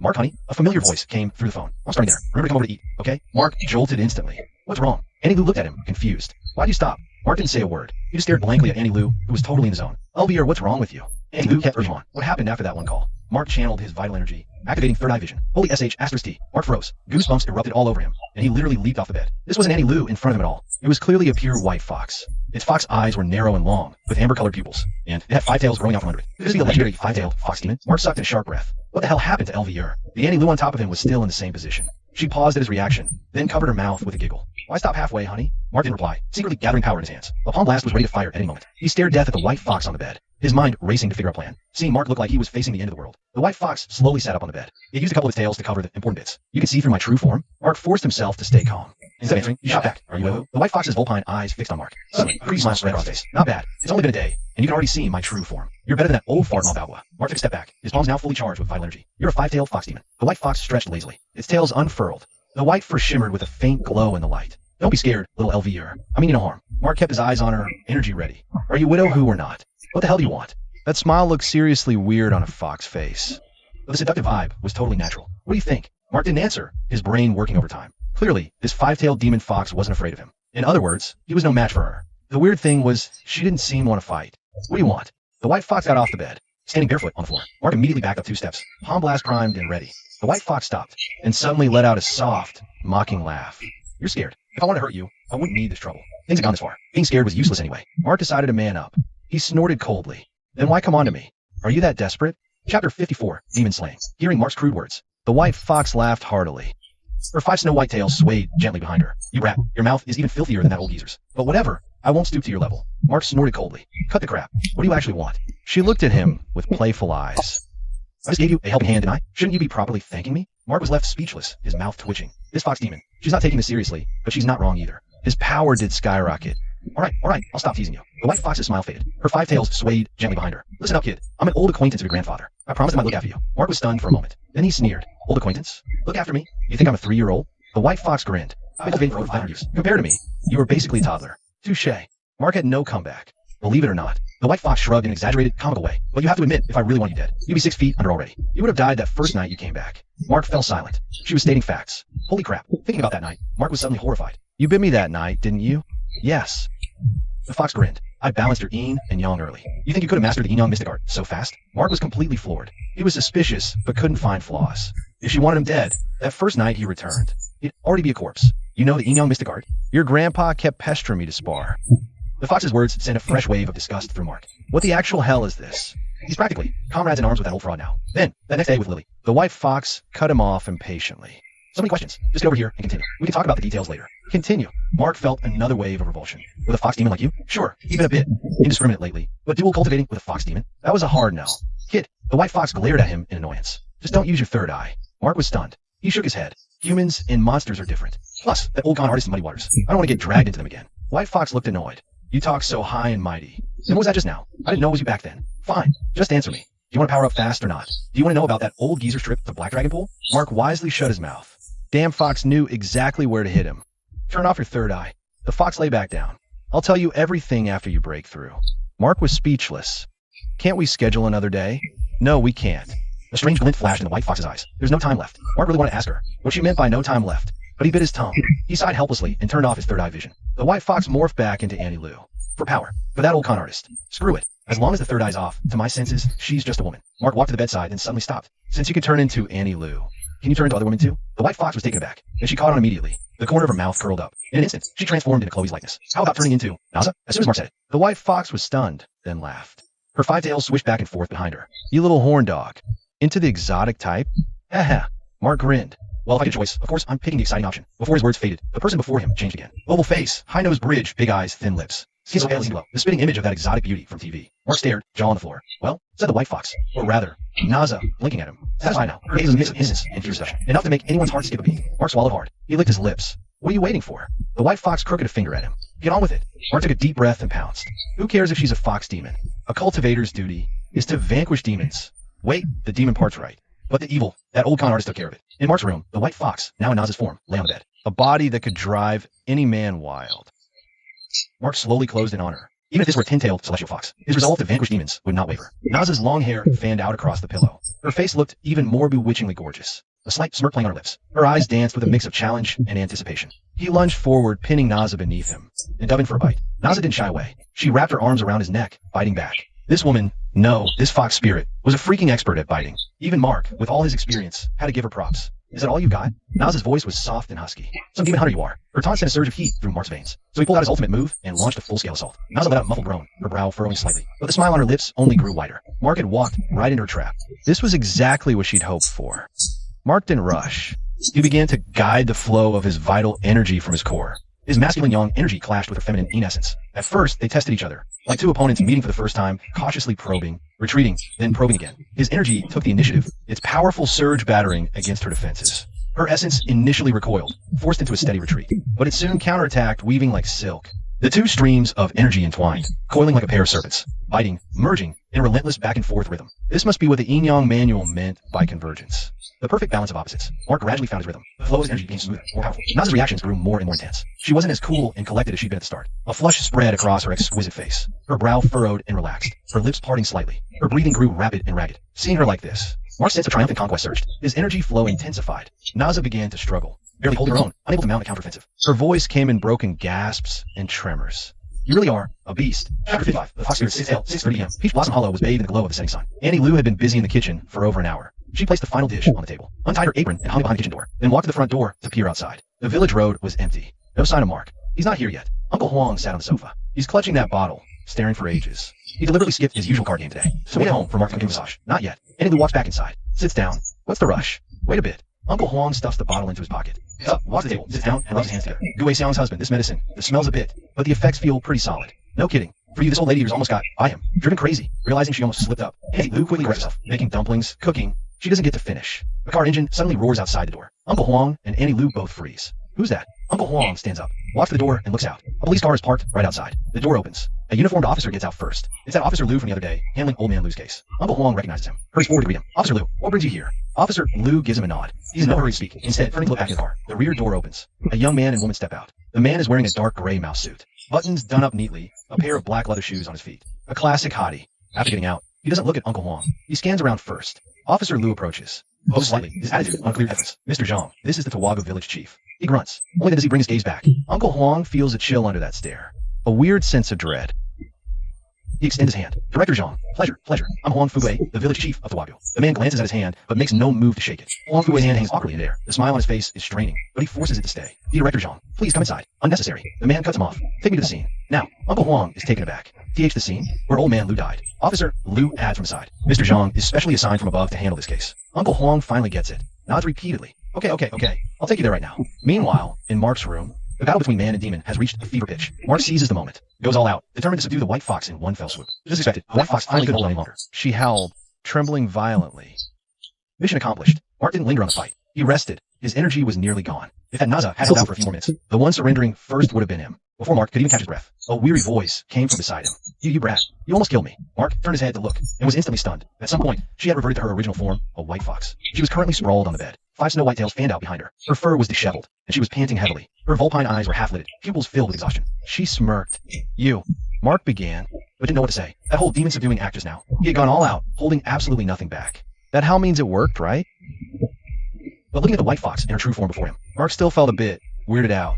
The white fox ignored him, slowly pushing herself up. She stood shakily on all fours on the bed. She turned her head to look behind her. Mark followed her gaze, and immediately sucked in sharp breath. Beside the 5 tails on the white fox's back, a 6th tail was visibly growing at incredible speed. At first, it was just a tiny nub of white fluff, as small as a newborn rabbit's tail. Soon, that tail began to lengthen bit by bit, thickening, growing snowy white fur. In less than a minute, the tail had grown to a length similar to the other 5.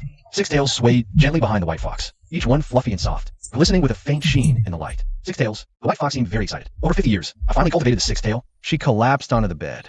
Hey.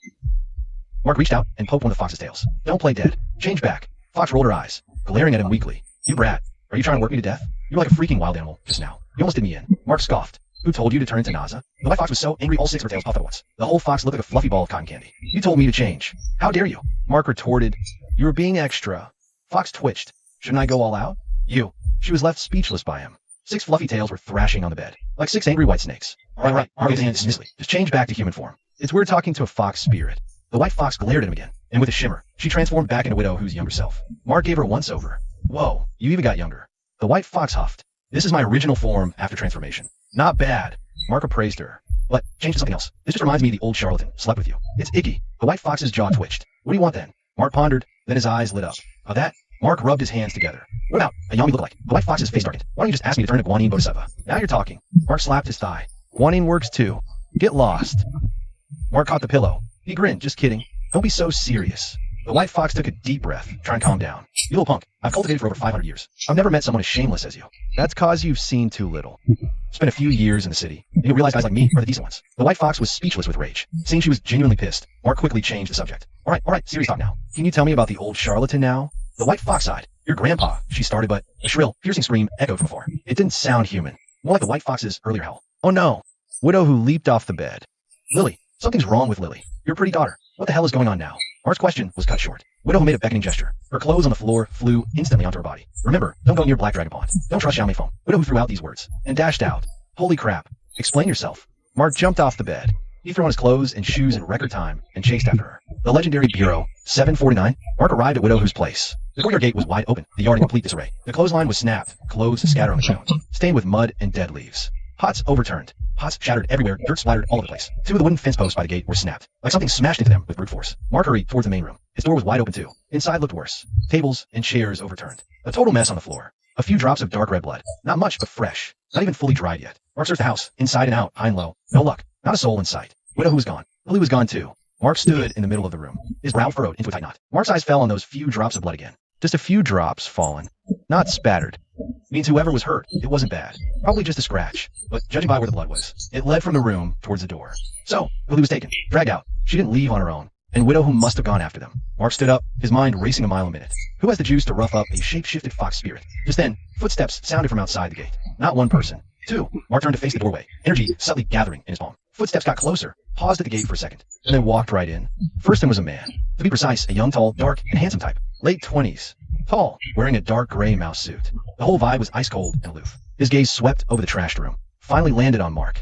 Not a friendly look. Following him in was a long-legged beauty. Mid-20s. Jet black hair, tied in a high ponytail, revealing an elegant oval face with delicate features and fair skin. Body proportions were on point, wearing a black fitted t-shirt and a pair of black leather shorts with black ankle boots. The whole outfit was both hot and badass. Her expression right now was anything but friendly. Her big, beautiful eyes were fixed coldly on Mark. Before Mark could speak, the mouse suit guy spoke first. Who are you? His voice was low, carrying an undeniable authority, like interrogating a suspect. Mark sized him up, then retorted calmly. And who are you? The mouse suit guy's brow furrowed slightly. He took a step forward. Mark held his ground.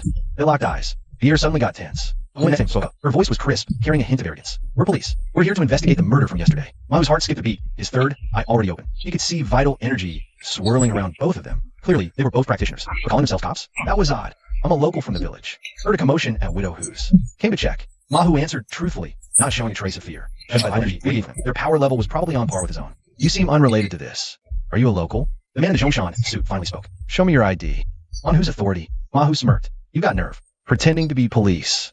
The shorted girl lunged, but the man in the suit held her back. You're a practitioner. The man in the suit posed the question. Girl shorts, Zhang, came back. Only did she sense the vital energy around Mahu. No wonder he dares to question us. He's not a normie. Cut the crap. Mahu's expression darkened too. Who the hell are you people, really? What's your business here? Just as tensions were about to boil over. Hurried footsteps echoed from outside the courtyard gate, mixed with heavy, ragged breathing. Mr. Zhang. Uncle Huang's pudgy face appeared at the courtyard entrance. He was gasping for air, sweat pouring down his cheeks. A uniformed officer trailed behind him. It was Officer Liu, the one who handled Old Man Liu's case yesterday. Uncle Huang leaned on the doorframe, catching his breath. You guys run really fast, huh? Noticing Mahu standing inside the house, and the complete mess that surrounded him. Uncle Huang's eyes went wide. Mahu, what are you doing here? What the heck happened? Where's Widow Hu? Officer Liu stepped in as well, scanning the room with a deepening frown. Mr. Zhang, what is this? The man in the suit waved a hand, cutting him off, and turned his gaze back to Mahu. What's your name? Before Mahu could answer, Uncle Huang blurted it out for him. He's Mahu from our village, grandson of Mystic Old Man Ma. Mystic? The man in the suit's eyes flickered. And who is he? Uncle Huang hurried to explain. Said Old Man Ma's real name was Ma Baowa, a local folk healer. Knew herbs and a bit of feng shui. Had visited the mountains a few days ago. He finished and shot a glance at Mahu. And he added, Director Zhang, Mystic and Wei had nothing to do with Liu's murder. The man in the Zhongshan suit ignored him. His gaze remained fixed on Mark. There was a hint of scrutiny in his eyes. Baowa. He murmured the name softly. The girl in shorts next to him spoke up.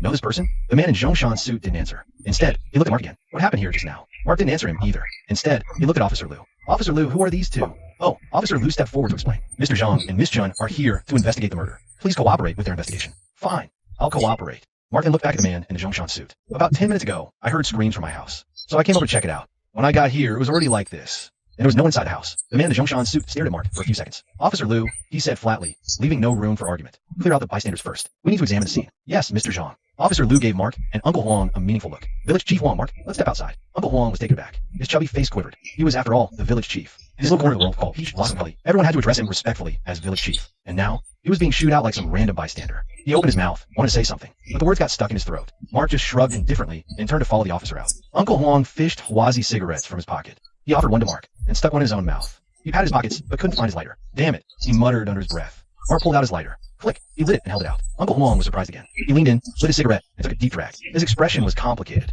Thanks, Wei. Mark lit his own cigarette, then leaned against the courtyard wall. He glanced in the direction of Widow Hu's house. The door to the main room was half open. He could see the two figures moving around inside. Occasionally, low murmurs could be heard, but the words were unclear. Officer Liu came out of the courtyard. Uncle Huang grinned and offered him smoke. Officer Ma tapped off the ash. Just asked casually, what's their deal anyway? They don't look like regular cops. Yeah, Uncle Huang chimed in nodding, acting like they own the place. Then lowered his voice, their backgrounds, hush hush. Not even I'm fully in the loop. Hush hush, Uncle Huang echoed, peeking inside. You don't think it's the legendary 749 euro, do you? Chapter 57, cooperation. Keep it down, will you? Officer Liu shot Uncle Huang a sharp look. You can't just throw that name around. Just spitballing. Uncle Huang chuckled nervously. Old Man Liu's death was weird. Clearly not a normal homicide. Plus these two mysterious suits. Wouldn't be surprised if it is a special unit like 749. Officer Ma didn't confirm or deny it. His expression said he was probably thinking the same thing. As for Uncle Huang's theory, Ma didn't comment. A while back, he'd have laughed it off. But after seeing that fox demon, he couldn't be so sure. If monsters exist in this world, a secret agency like 749 isn't that far-fetched. Ma leaned against the courtyard wall, took another drag. His mind was racing. Could Old Man Liu's death be connected to Widow Hu and Huli? And who the heck took Huli away? Uncle Huang's voice pulled him out of his thoughts. What's on your mind? I'll snap back to reality. Stubbed out the cigarette, but on the ground. Nothing. Just, your guess might have some merit. Uncle Huang looked at him, then back at Widow Hu's main room. Dropped his voice to a whisper. You think that Widow Hu, could she be one of those things too? Ma gave him a look. Why would you think that, Mayor? Uncle Huang rubbed his hands together. His expression turned a bit sly. Think about it. She's over 50. Looks like she's 30. Is that normal? And she's been a widow all these years. Never married. Not once. Never seen any family from her side visit either. Does that seem normal to you? I nodded slowly. A smirk played on his lips. Don't tell me you're only curious now. Uncle Wong shook his head. Of course not. I've been wondering for over a decade. But widow who was closer to Grandpa. So I just let it be. Hey, Ma patted Uncle Wong on the shoulder. Don't overthink it. That's for the higher-ups to handle. Why should we stress about it? Yeah, you're right.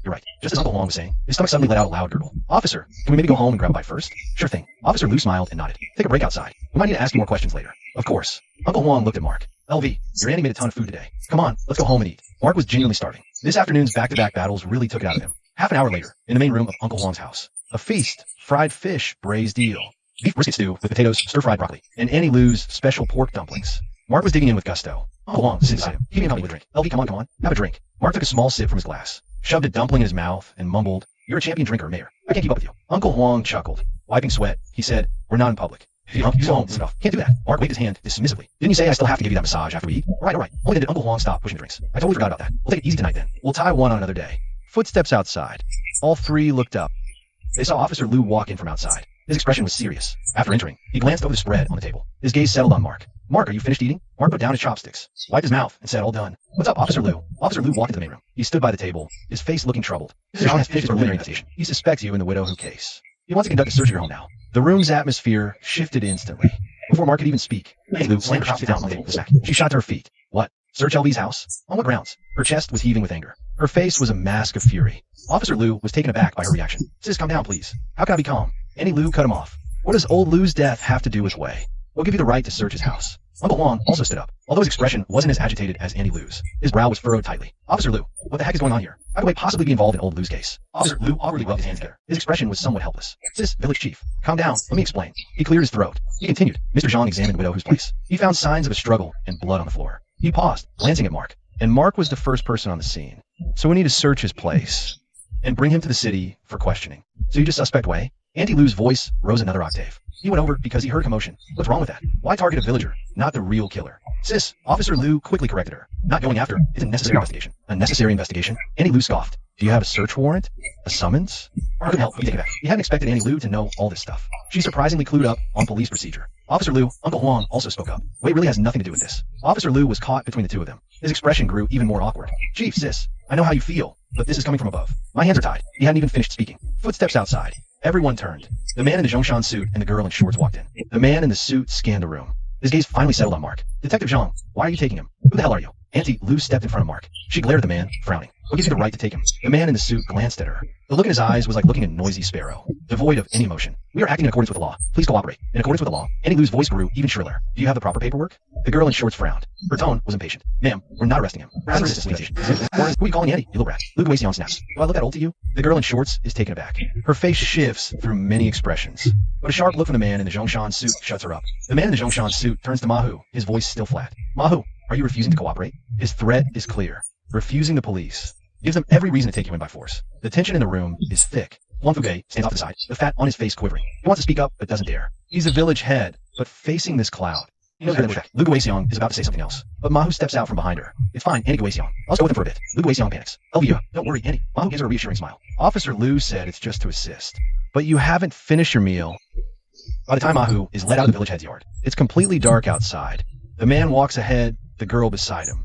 Officer Liu walks next to Mahu. The four of them exit the gate. The man in the Zhongshan suit glances back, giving Officer Liu a meaningful look. The officer pulls handcuffs from his belt. Mahu, his voice is full of fake sympathy. "Sorry about this." Luke Wei-xiong, following behind, sees the handcuffs and instantly freaks out. "Why the handcuffs?" She tries to rush forward, but Huang Fugue grabs her arm and yanks her back. "Stop it.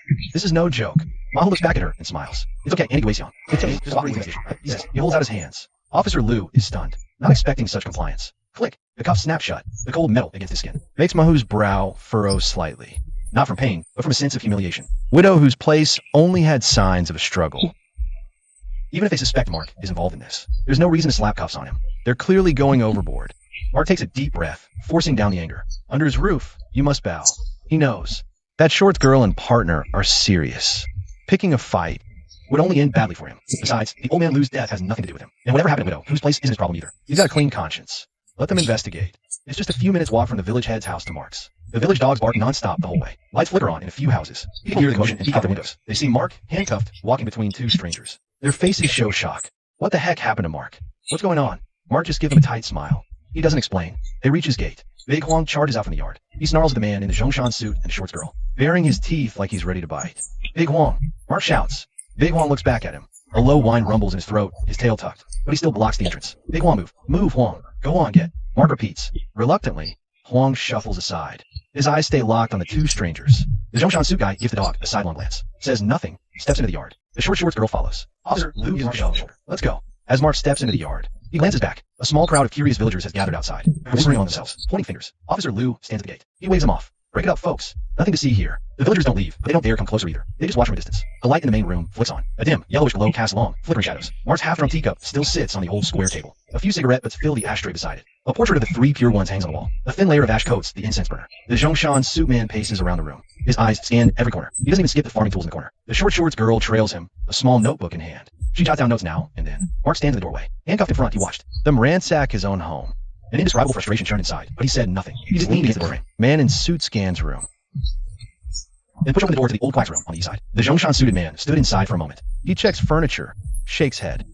He turned and came out, walking up to Mark. He gave Mark a look, then pushed open the door opposite. When the light came on in Mark's room, Mark's heart sank. He'd been too much of a rush chasing after her. The bed covers were still a mess. He eyes the bed. His brow furrowed slightly. The short-clad girl followed him over. Following his gaze, her expression changed too. The bed was a disaster zone. Covers tangled, pillow askew. Sheets crumpled into a ball. It was obvious what had gone down not long ago. The air still held a faint, lingering, intimate scent. Though it was very faint now. None of the people present were exactly ordinary. They could definitely pick up on it. Mark stood in the doorway, his face flushing with embarrassment. He opened his mouth, wanting to explain something, but the words died on his lips. Explain what? Had he been wrestling with a woman this afternoon? No, wrestling with a fox beard in his bed. And how would that even relate to the widow whose situation? The Zhongshan suited man didn't look back at him. He sniffs the bed sheets. He flares nostrils, hunting a scent. Mark's heart was in his throat. The man straightened up, pulled a pair of white gloves from his pocket, and put them on unhurried. Then he bent down again. He started searching the bed. Pillow lifted, covers flipped. The creases in the sheet, smooth and examined again. His movements were meticulous, deliberate, like he was looking for something specific. The short-clad girl stood beside him, her eyes glued to his hands, not blinking. Mark's pulse races at the door. The Zhongshan suited man's hand stopped. From a fold in the sheet, he pinched a single, fine white hair. He holds a hair to the light. Thin and soft, with a faint sheen under the lamp. He placed the hair in his gloved palm and resumed searching the bed. Soon, he found a second one. Two white hairs lay side by side his palm. The buttons gleamed unnaturally. He turned and walked over to Mark. We found fox demon hair at Widow, whose place. He thrust his open palm right under Mark's nose. Care to explain why it's on your bed, too? Mark wasn't surprised. After that earth-shattering showdown this afternoon, a few stray hairs from the white fox were totally expected. But how the hell could he say that? Mark's mouth opened. His mind raced, scrambling for a plausible excuse. But before he could get a word out, the girl in shorts beside them had already widened her eyes. Her face was a picture of utter disbelief. She looked at the two white hairs, then at Mark, then at the disheveled bed. Suddenly, she sucked in a sharp breath. You didn't sleep with the fox demon, did you? The moment the words left her mouth, Mark's face darkened. What makes you think I slept with a demon? Are you blind? Isn't it obvious? The shorts girl pointed at the messy bed. You think we're idiots? Mark gave the girl a once-over. Wait a minute. You're clearly still a virgin. How would you know? How can you tell? Mark grinned. Same way you can. Wild guess. Chapter 59. The slap. The moment Mark finished speaking, the man in the Zhongshan suit raised his hand and slapped him. Smack. Caught completely off guard, Mark staggered sideways. He stumbled and fell to the floor, his cheek burning. A coppery taste of blood seeped from the corner of his mouth. Mark didn't rush to get up. He probed the inside of his stinging cheek with his tongue. Slowly, he lifted his head. The man in the suit stood over him, looking down, his expression still ice cold. That slap is to remind you to think before you speak. Don't let a little power go to your head. He then turned to the shorts girl, his tone softening slightly. Xiao Yao, don't stoop to his level. I've already taught him a lesson. The girl frowned. Her lips parted, but no words came out. She glanced at the man in the suit. Then her gaze fell back on Mark. Mark's cheek was swelling. A thin trickle of blood ran down from his lip to his chin. He just probed the inside of his stinging cheek with his tongue again, burning like hell. Fine, I'll remember this slap. He didn't say it out loud. He just repeated the words silently in his mind. Sometimes you gotta swallow your pride, and he knew that. Picking a fight now would only get him hurt. His eyes darted between the man and the girl. He was putting the pieces together. From what just happened, the man in the Zhongshan suit slapped him for being a smartass. He was probably trying to show off in front of the girl. A guy in front of a woman he likes. Always wants to flex a little. That slap wasn't just for Mark's face. It was to build his own rep. Once he figured that out, Mark had a plan. The girl in shorts walked up to Mark.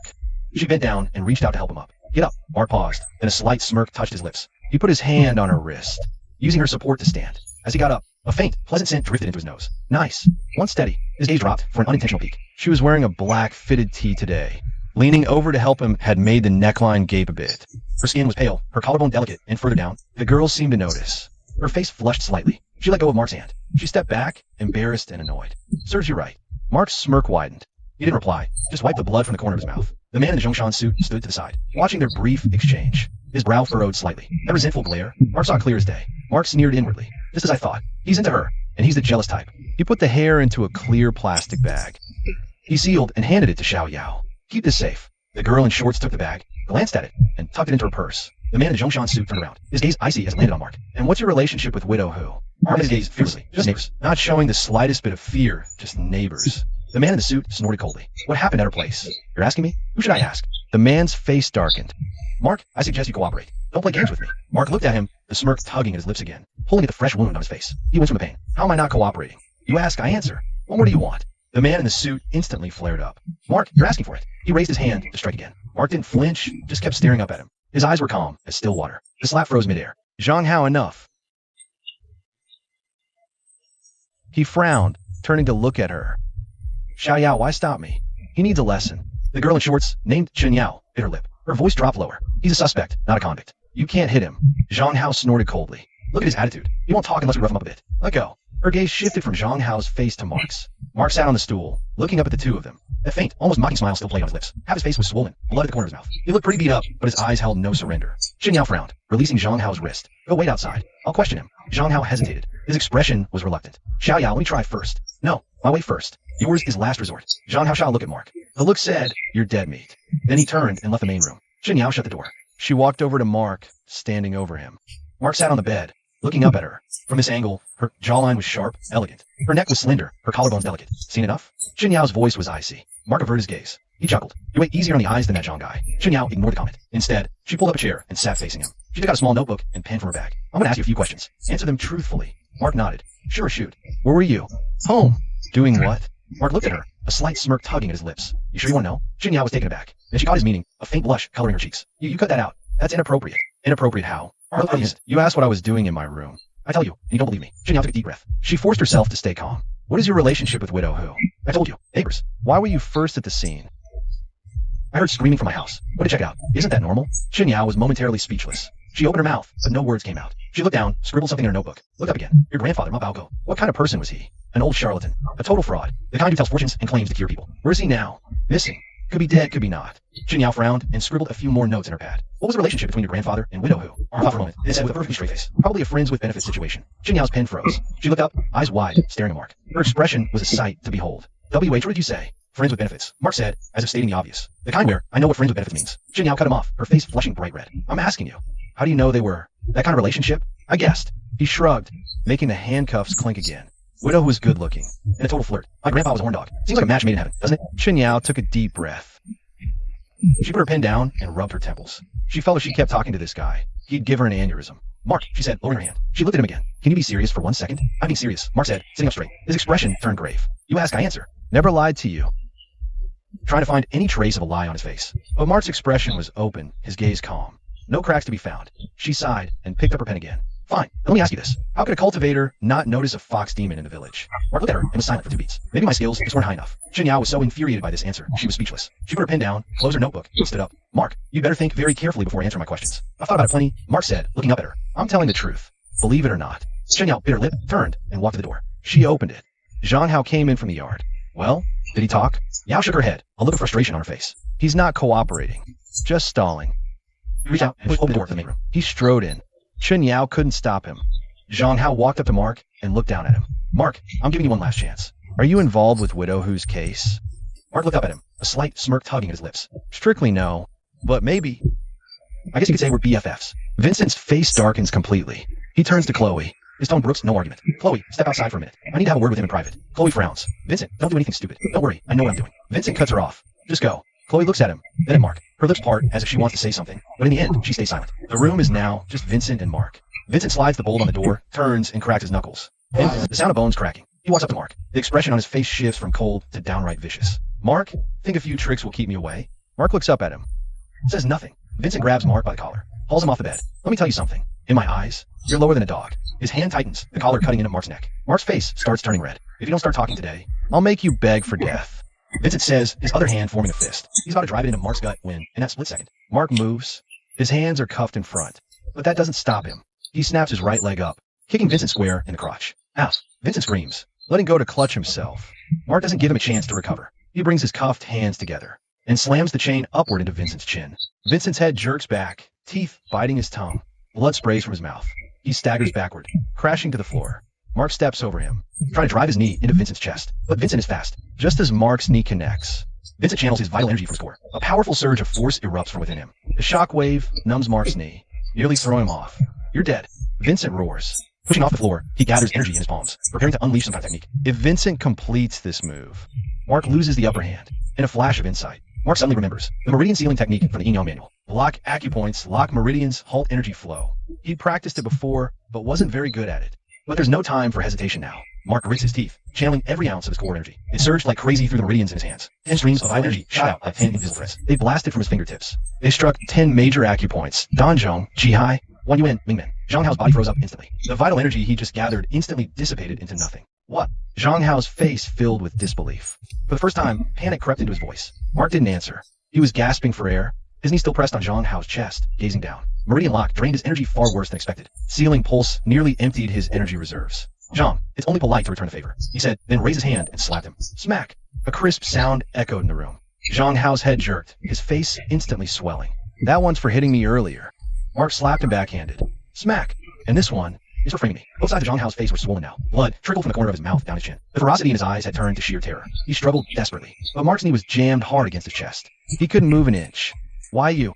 You. He slurred a few words. You dare hit me? Do you know who I am? Mark just smiled, raising his hand for another slap. Smack! I don't give a damn who you are. Zhang Hao's head was ringing, his vision going dark in waves. He never imagined he'd get beat up like this by a guy in handcuffs. You smack. Mark hit him again. Thump, thump, thump. Right then, the door to the main room was knocked. Xin Yao's voice came from outside. What are you guys doing in there? Open up. Mark's hand stopped midair. He looked down at Zhang Hao's battered, unrecognizable face, then at his own hand. He took a deep breath. He lowered his hand. Listen, Zhang. Don't think a little power makes you hot stuff. Get this straight. I'm not your prisoner. Mark got up off him, stepping back a couple of paces. Zhang Hao lay sprawled on the floor, motionless like a pile of mud. Mark straightened his collar. He walked to the door and slid the bolt open. The door swung open, and Chen Yao rushed in. She immediately spotted Zhang Hao collapsed on the ground. She froze. Zhang Hao's face was swollen like a pumpkin. He was struggling to get up. All his previous icy coolness. His current state was utterly pitiful. Chen Yao gasped sharply. She turned to stare at Mark. What did you do to him? Mark sat back on the bed's edge, hands cuffed before him. He shrugged innocently, just had a friendly sparring session. He tripped and fell on his own. Chen Yao walked over to Zhang Hao. Hold still. Let me check your injuries. She wanted to touch his face.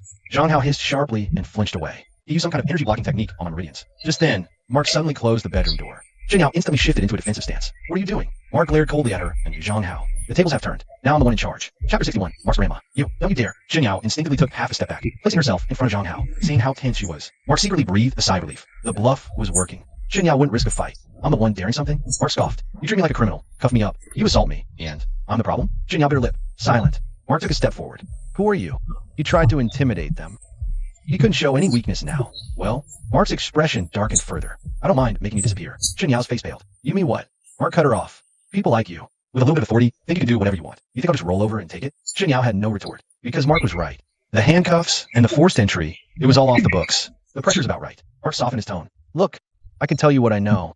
But first, you tell me. Who are you people? What are you really investigating in Peach Blossom Hollow? Chen Yao looked at him, hesitation flickering in her eyes. I'm not the killer, and I'm not involved in whatever case you're on. Mark's expression relaxed a little. Grandpa Lu was like family. He died under mysterious circumstances. I want the truth too. And as for what really happened at Widow Who's place, I'd like to know that myself. Chen Yao was silent for 2 seconds. Release his energy block first. No. Mark shook his head. I don't trust him. You answer my questions first. Once I'm sure you're not here to harm me, I'll release him.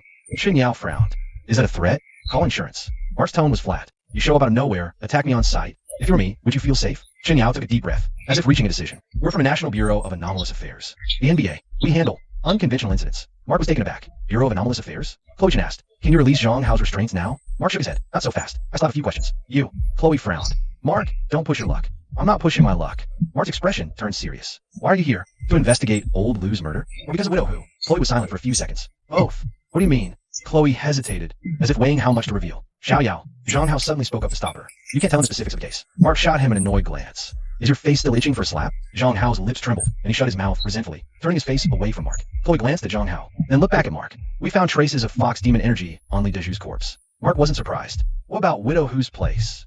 The widow who you mentioned? Mark asked. What did you find at her house? Chloe looked at him, hesitating before speaking. The fox demon energy was extremely strong. Based on bloodstains and hair found, it's almost certain the entity in the house was a fox demon with considerable power. So you suspect old Lu was killed by Widow Who? Not suspect. Chloe corrected him. Basically certain it was her. Mark leaned back in his chair, his mind racing. Chloe didn't know what had actually happened at Widow Who's place. They were pinning old Lu's death on Widow Who. In reality, besides Widow Who, there was also Hu Li, and whoever injured and took Li Wei, meaning old Lu's death wasn't necessarily Widow Who's doing. That's all we know, Chloe said, meeting his gaze. Now it's your turn to tell us what you know. Mark nodded. Widow who came to see me this afternoon. That's when I discovered she was a fox demon. He paused. We fought on the bed. She heard something. She rushed out. I chased her home, but she was gone. Then you guys showed up. Chloe stared at Mark, her eyes scanning his face, then landing on the messy bed, her brow slightly furrowed. You said you were fighting on the bed? Her tone was subtle, as if confirming something. Mark flushed, clearing his throat to sound nonchalant. Yeah, fighting. Just fighting. Nothing else. You're full of crap. Zhang Hao couldn't hold back. The stains on the sheets, the smell in the air, and those white hairs.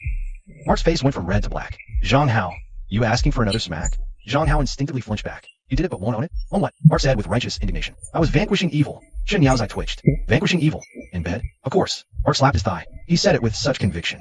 That fox spirit's cultivation was insane. I couldn't beat her in a straight fight. Had to get creative. It's a secret family technique, passed down for generations. Using my body as bait. Yang energy to subdue Yin. Zhang Hao scoffed. Using your body as bait? Sounds like you just got freaky. Mark waved it off. You folks from the Paranormal Bureau.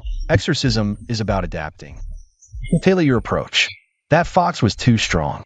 But you know her weakness? Chen Yao found herself asking. What? A yang deficiency? Mark said, dead serious. Fox spirit's energy was away. I was using my own pure yang energy to neutralize her Yin. Undermine her power at the source. Cut the fuel line. Unbelievable. Zhang Hao's face was twitching like crazy. You made something so sleazy sound like a noble cause. Chen Yao was also speechless. She took a deep breath, Rubbed her temples.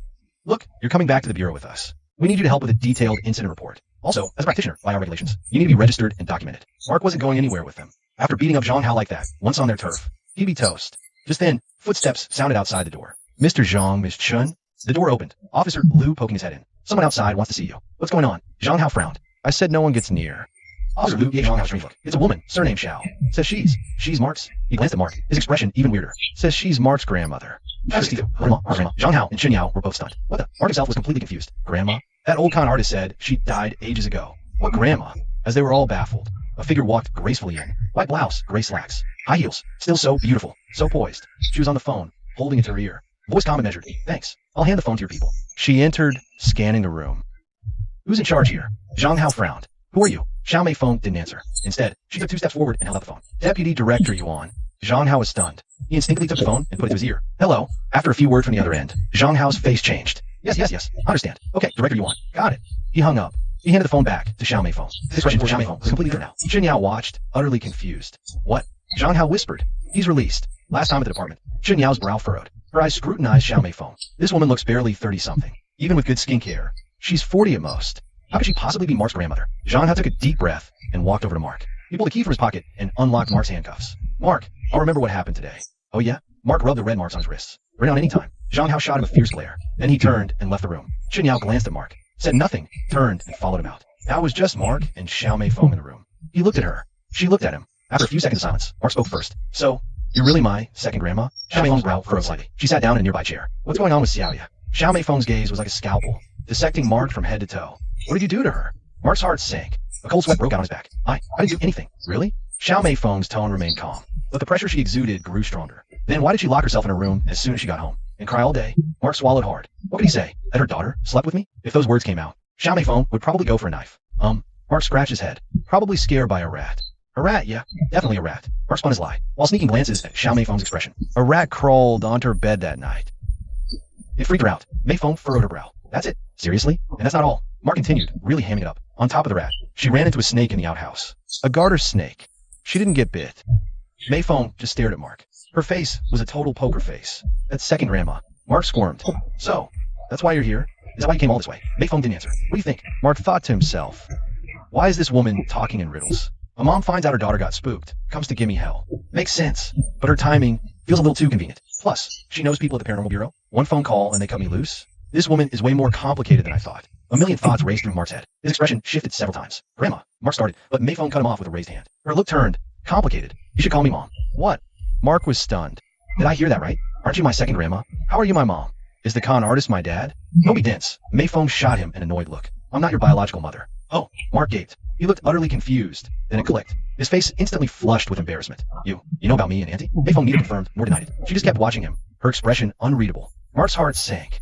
Sweat beaded on his forehead. That, Grandma. Mom. No, wait, that's not either. Look, just let me explain. Mark was clearly flustered. That night, Auntie was terrified of the rat. She ran to my room, insisted on sleeping in my bed. Then the night, he couldn't bring himself to finish. Sure, he was a scoundrel like the old man. But crossing that kind of line, breaking such a taboo, he couldn't just brush it off guilt-free. Watching his obvious discomfort, Mei Feng sighed. What's done is done. I'm not here to play detective. She pressed her fingers to her temples, then looked back at Mark. I'll ask you straight. Do you like Xiaoya? Mark was taken aback. He shook his head vigorously. He did like her, but that felt like the wrong answer.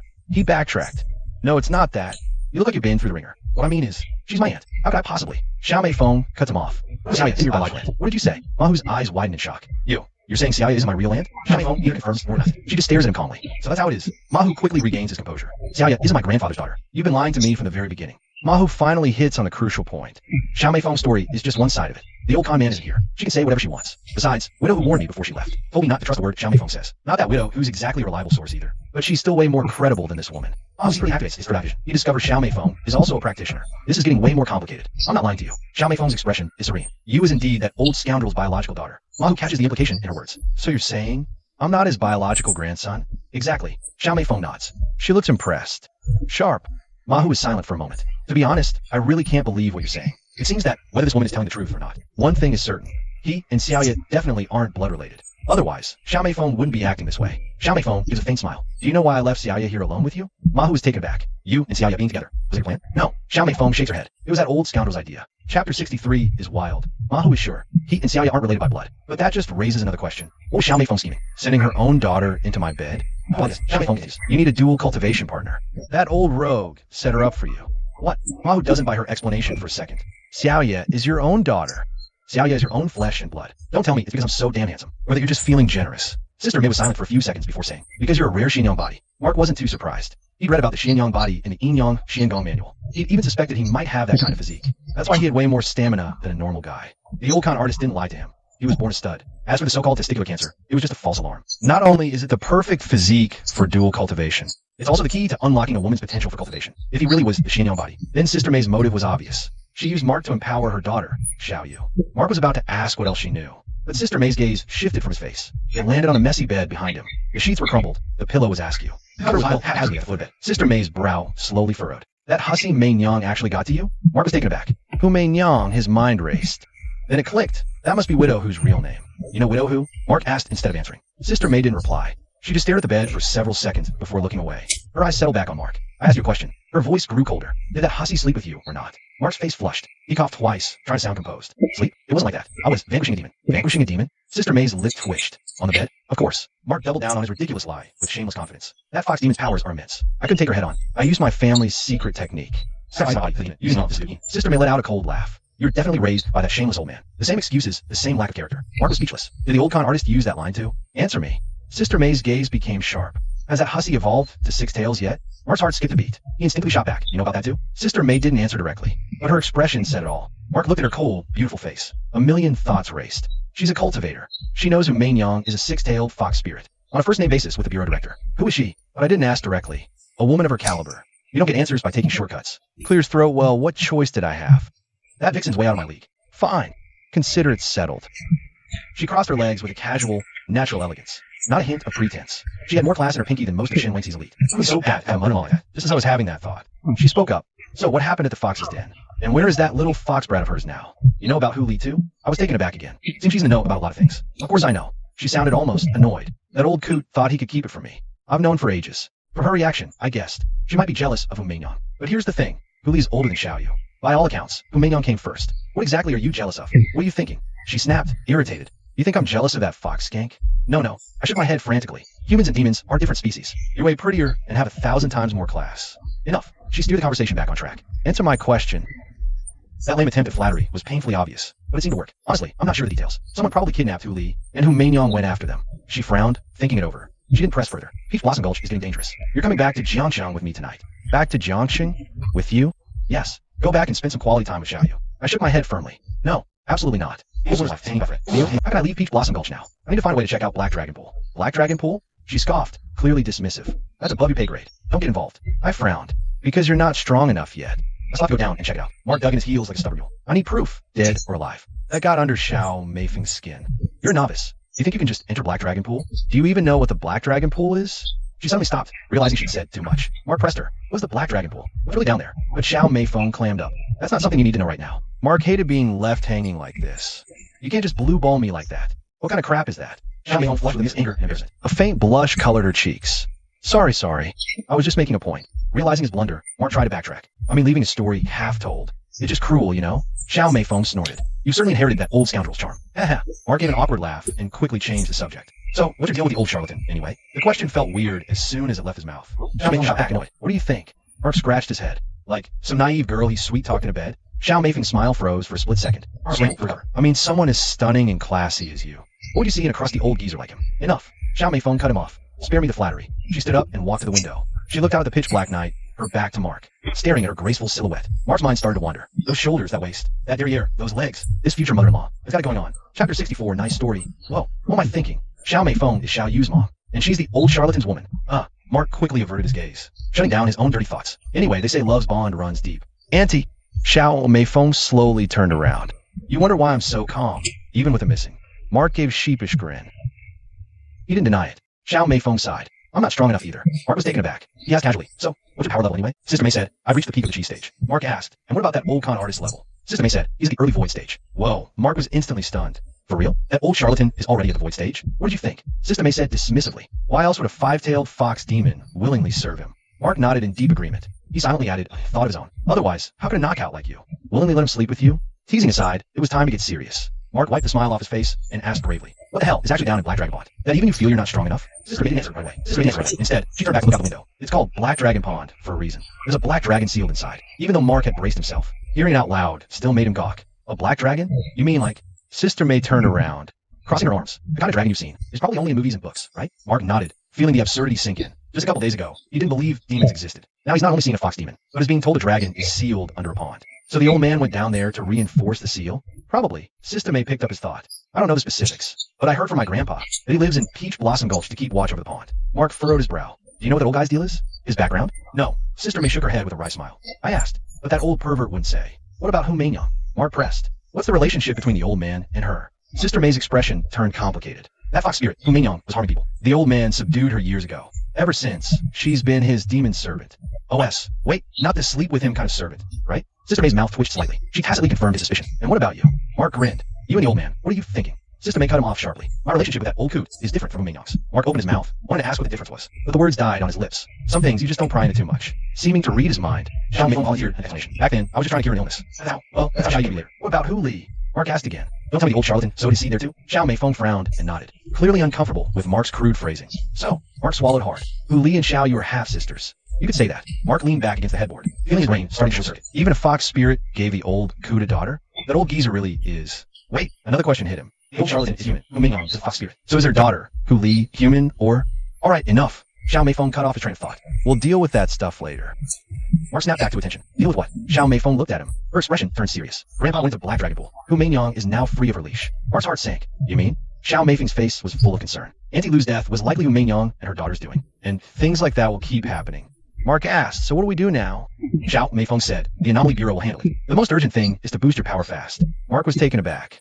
Me? Xiao Meifeng nodded. Your Sun Yang physique. Cultivating the Yin Yang Mystic Art. You can break through the Divine Realm. You can go down to Black Dragon Pool and check things out. What about you? Mark asked. Aren't you at the peak of the Chi Realm? Just half a step away from the Divine Realm. Xiao Meifeng sighed. I'm not like you. Breaking through my bottleneck won't be easy. Mark nodded. He understood that. In cultivation, talent determines your speed and ceiling. A Sun Yang physique is 1 in 10,000, progressing with ease. Ordinary folks like me have to grind out step by painful step. Isn't there any way to break through your cultivation? There's a way. Xiao Meifeng hesitated. If I could attain single demon core, it would allow me to break through to the Divine Realm. Mark looked at her, testing the waters. Hu Meingyang and Hu Li. Sister May shook her head.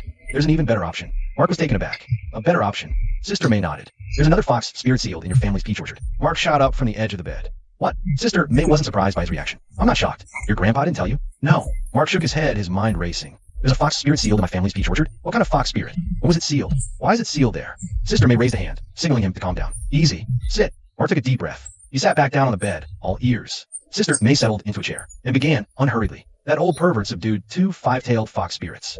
Hu Meingyang and another one sealed in the orchard. 2 five-tailed fox spirits. Mark gasped. Don't tell me they're a male and a female pair? Sister May nodded. Bingo. A male and a female. Mark's eyes widened. So you're saying the old charlatan sealed the male and kept the female for himself? Yes. Sister May explained. That fox spirit is trapped in an Yin Yang 5 elements array. The Yin Yang mystic art can activate the array to destroy it. Mark jumped up, pacing the room a couple of times. So if we kill this 5-tailed fox and take its spirit core, you can break through to the Divine Realm? Sister May stood up as well. I'll enter Black Dragon Pool in Divine Realm to check on that old pervert situation. Mark suddenly turned to face Sister May. A knowing smirk spread across his face. That's quite a story. You almost had me. Mei Feng's brows slowly furrowed. You don't believe me? Mark didn't answer right away. He lit a cigarette on the bed. Took a deep drag. And Xiao. Mark changed his address. His tone became more polite. It's not that I don't believe you. It's just your story has too many holes. I can't buy it. Holes. Sister May's voice remained calm, but her gaze had turned sharp. Mark flicked the ash, held up one finger. First, if you're stuck at the peak of the Chi realm, why didn't the old charlatan help you break through? The old charlatan's a void realm powerhouse. A few sessions with you. Mark coughed awkwardly. With his cultivation level, using the Enyong mystic art, a few rounds of cultivation should have been enough to break through your bottleneck, right? And even if that didn't work, why didn't the old geezer just kill that fox demon? Take his demon core and give it to you. Xiao Mei Feng opened her mouth to say something, but Mark cut her off with a wave. Hold your horses. Let me finish. He raised his second finger. You said Hu Meinyang was a demon slave subdued by the old geezer. But the way that sly fox talks about him, her tone doesn't sound like a slave talking about her master. It's more like, he paused, a smirk playing on his lips. It's more like an old married couple. Xiao Mei Feng's expression shifted slightly. Mark didn't give her a chance to interrupt. He raised a third finger. Third, Hu Meinyang's daughter vanishes. You appear in Gully. Isn't the timing a little too convenient? Mark exhaled a cloud of smoke. His gaze fixed on Xiao Mei Feng. Fourth, you know people at the Bureau of Anomalous Affairs. One phone call, and then let me go. Just who the hell are you? Xiao Mei Feng was silent for a few seconds. Is that all? He stubbed his cigarette out. A mysterious woman appears out of nowhere. Claims to be my second grandma. Immediately throws her daughter into my bed, and then wants me to help her get a demon core. He tilted his head, looking at Xiao Mei Feng. A teasing smile curled at the corner of his mouth. If you were me, would you believe her? The room fell silent. Xiao Mei Feng sat in the chair, her face an unreadable mask. She just watched Mark quietly. After a long while, she finally spoke. You're very cautious. Mark raised an eyebrow. But Xiao Mei Feng changed tack. I haven't lied to you. I mean you no harm. Mark remained silent. Your grandfather's death was an accident. He was saving me. She didn't finish, but the implication was clear. 2 years ago, I want to see Ma Baowa. I wanted the demon core. He agreed, but on one condition. That Xiaoya become your cultivation partner. She looked Mark in the eye. I brought Xiaoya to Peach Blossom Gully for that very reason. I just didn't expect him to suddenly head down into Black Dragon Pool. Mark caught the subtext in her words. She just wanted the core, not to sleep with him again. As for Hu Meinyang being his demon servant, that's what Ma Baowa personally told me. I had no reason to lie to you. Xiao Mei Feng stood up, Walked back to the window, turning her back. because I got word from the Paranormal Affairs Bureau about a murder at Peach Blossom Gulch, likely a demon fox. I was worried something happened to you, so I came straight here. After she finished, Mahu finally spoke. Even if what you say is true, I won't help you get the demon core. I'm not going to Jiangxing with you. Unless what? Xiao Meifeng turned around to look at Mahu. Unless the old charlatan himself confirms your story. Mahu, Xiao Meifeng's expression turned grave. You only just reached the late stage of Qi cultivation. Only dual cultivation can you reach the great perfection the fastest. Allowing you to break through the divine realm. Ah, not necessarily. Mahu was unconvinced. What do you mean? Xiao Meifeng was puzzled. Her brow furrowed more. You still want to dual cultivate with that vixen? Exactly. Mahu didn't hide it. And Xiao, you should know this too. In terms of dual cultivation, Xiao was far inferior to a six-tailed fox demon. If you want to break through the divine realm as fast as possible. Hu Meinyang is my best choice. But you forget, humans and demons are different. Xiao Meifeng said seriously. And it's a taboo of the Taoist order. If word gets out, you'll become an enemy of the entire Taoist world. Taoist order? Mahu sneered. Old charlatan's gone, likely dead. Where's this Taoist order you speak of? Who I dual cultivate with is none of the Taoist order's business. You. Xiao Meifeng was angered by his retort. Fine. Even if what you say makes sense. The Bureau will pursue her even if she returns to Peach Blossom Gully. If you keep getting involved, I can't protect you. Mark pondered for a moment. Then he grinned. Well, there's always the demon core. Demon core. Xiao Meifeng's voice shot up an octave. You're thinking of going after that fox demon from Peach Garden? I shrugged casually. Yeah, problem with that. And Xiao. Of course I have a problem with that. Xiao Meifeng strode up to him. She looked down at him from her superior height. I made a deal with Ma Baowa. I agreed to let Xiao become your cultivation partner. So that fox demon's core is mine. And Xiao, don't be so tense. Our better gaze head on. You want to break through your cultivation bottleneck fast, right? You don't necessarily need that demon core. Don't need the core? Xiao Meifeng asked, puzzled. What are the ways there? A faint smirk played on Mark's lips. He gestured to the chair opposite him. Sit down first. I'm anxious. Xiao Meifeng stared at him for 2 seconds. She took a deep breath and sat back down in the chair. She crossed her legs. All right, talk. What's the plan? Mark didn't answer right away. Instead, he pulled another cigarette from the pack. He lit a cigarette and took a long drag. Smoke slowly unfurled between them. And Xiao, he flicked the ash. How long have you been stuck at the peak of the Qi realm? Xiao Meifeng frowned slightly. 3 years. 3 years. His eyebrow. Special time. Xiao Meifeng didn't reply. Just waited for him to continue. Mark took another drag, speaking slowly and deliberately. And Xiao, earlier you said I have a mystic body. Was that for real? Or were you just blowing smoke? Xiao Meifeng's eyes flickered almost imperceptibly. Of course it's real. Otherwise, why would I agree to let Xiao be your partner? Mark nodded. I have a win-win solution. Wondering if Aunt Xiao would like to hear it. Xiao Meifeng looked skeptical. What win-win solution? Mark grinned shamelessly. I have a minion cultivator 6-tail. Help Xiao break through the divine. Mark. Xiao Meifeng shot to her feet. Her chest heaved with anger. Her ample curves trembled violently beneath her white blouse. Do you have any idea what you're saying? Baoman's delicate hands trembled violently beneath her white shirt. Do you even realize what you're saying? Chapter 66, The Token of Allegiance. Xiao Meifeng had lived over 30 years. I've never seen someone with this little shame. Not in my entire life. That old ledger, Mark half the world. Yes, the apple really doesn't fall far from the tree. Of course I know exactly what I'm saying. Mark crosses his legs. Takes another slow drag of his cigarette. You're a cultivator. You should know what the Sunfire Constitution means. Of course Lily knows. Sunfire Constitution, a 1 in 10,000 physique. The ideal dual cultivation partner for a female cultivator. Can increase your speed by several times. The chances of breaking through bottlenecks skyrocket too. Why else would she have been willing to let you become Mark's partner? But she never, ever expected the little punk to set his sights on her. Mark? Lily takes a deep breath, trying desperately to calm herself down. You're Yu's partner. How? How could you even? Mark cuts her off. You and I, we're both cultivators. We don't need to be bound by mundane rules. He pauses, a slight smirk curling his lips. What's between me and you is between me and you. As for you and me, that's a whole different ballgame. Lily is speechless with rage at this twisted logic. You're just twisting words. How am I twisting words? Mark stubs out his cigarette. He sits up straight, his expression turning serious. Stuck at the Chi realm peak for 3 years. The delay is costly. The harder it'll be to break through to the divine realm. He pauses, locking eyes with Lily. You know I'm telling the truth, don't you? Lily falls silent. Mark is right. The path of cultivation only gets harder. The Chi to divine leap is huge. Succeed, and your lifespan explodes. Your power surges, you enter a whole new world. Fail, and you're stuck in the Chi realm for life. Watching the years slip by until you're just dust. She's already in her 30s. Without a breakthrough now, it's over. But this is just 2. Lily bites her lip. Her face is a whirlwind of emotions. Shame, hesitation, a waver she didn't even realize she felt. Mahu saw her hesitation and pressed his advantage. You know using demon cores to cultivate has side effects. Dual cultivation carries none of that risk. He leans in closer, his voice dropping to a conspiratorial whisper. The difficulty of a minion cultivating her 6th tail is far greater than a breakthrough to the divine realm. So I can guarantee just 1 night. That's all it'll take. Just 1 night, not a breakthrough cut here. Sister May's breathing hitched. 3 years. And this kid says 1 night? If anyone else said that, she'd laugh in their face. But the problem is, he's telling the truth. That sun energy constitution is the real deal. And Mark just poured more fuel on the fire. Anime, think about it. You don't tell, I don't tell. Who's gonna know?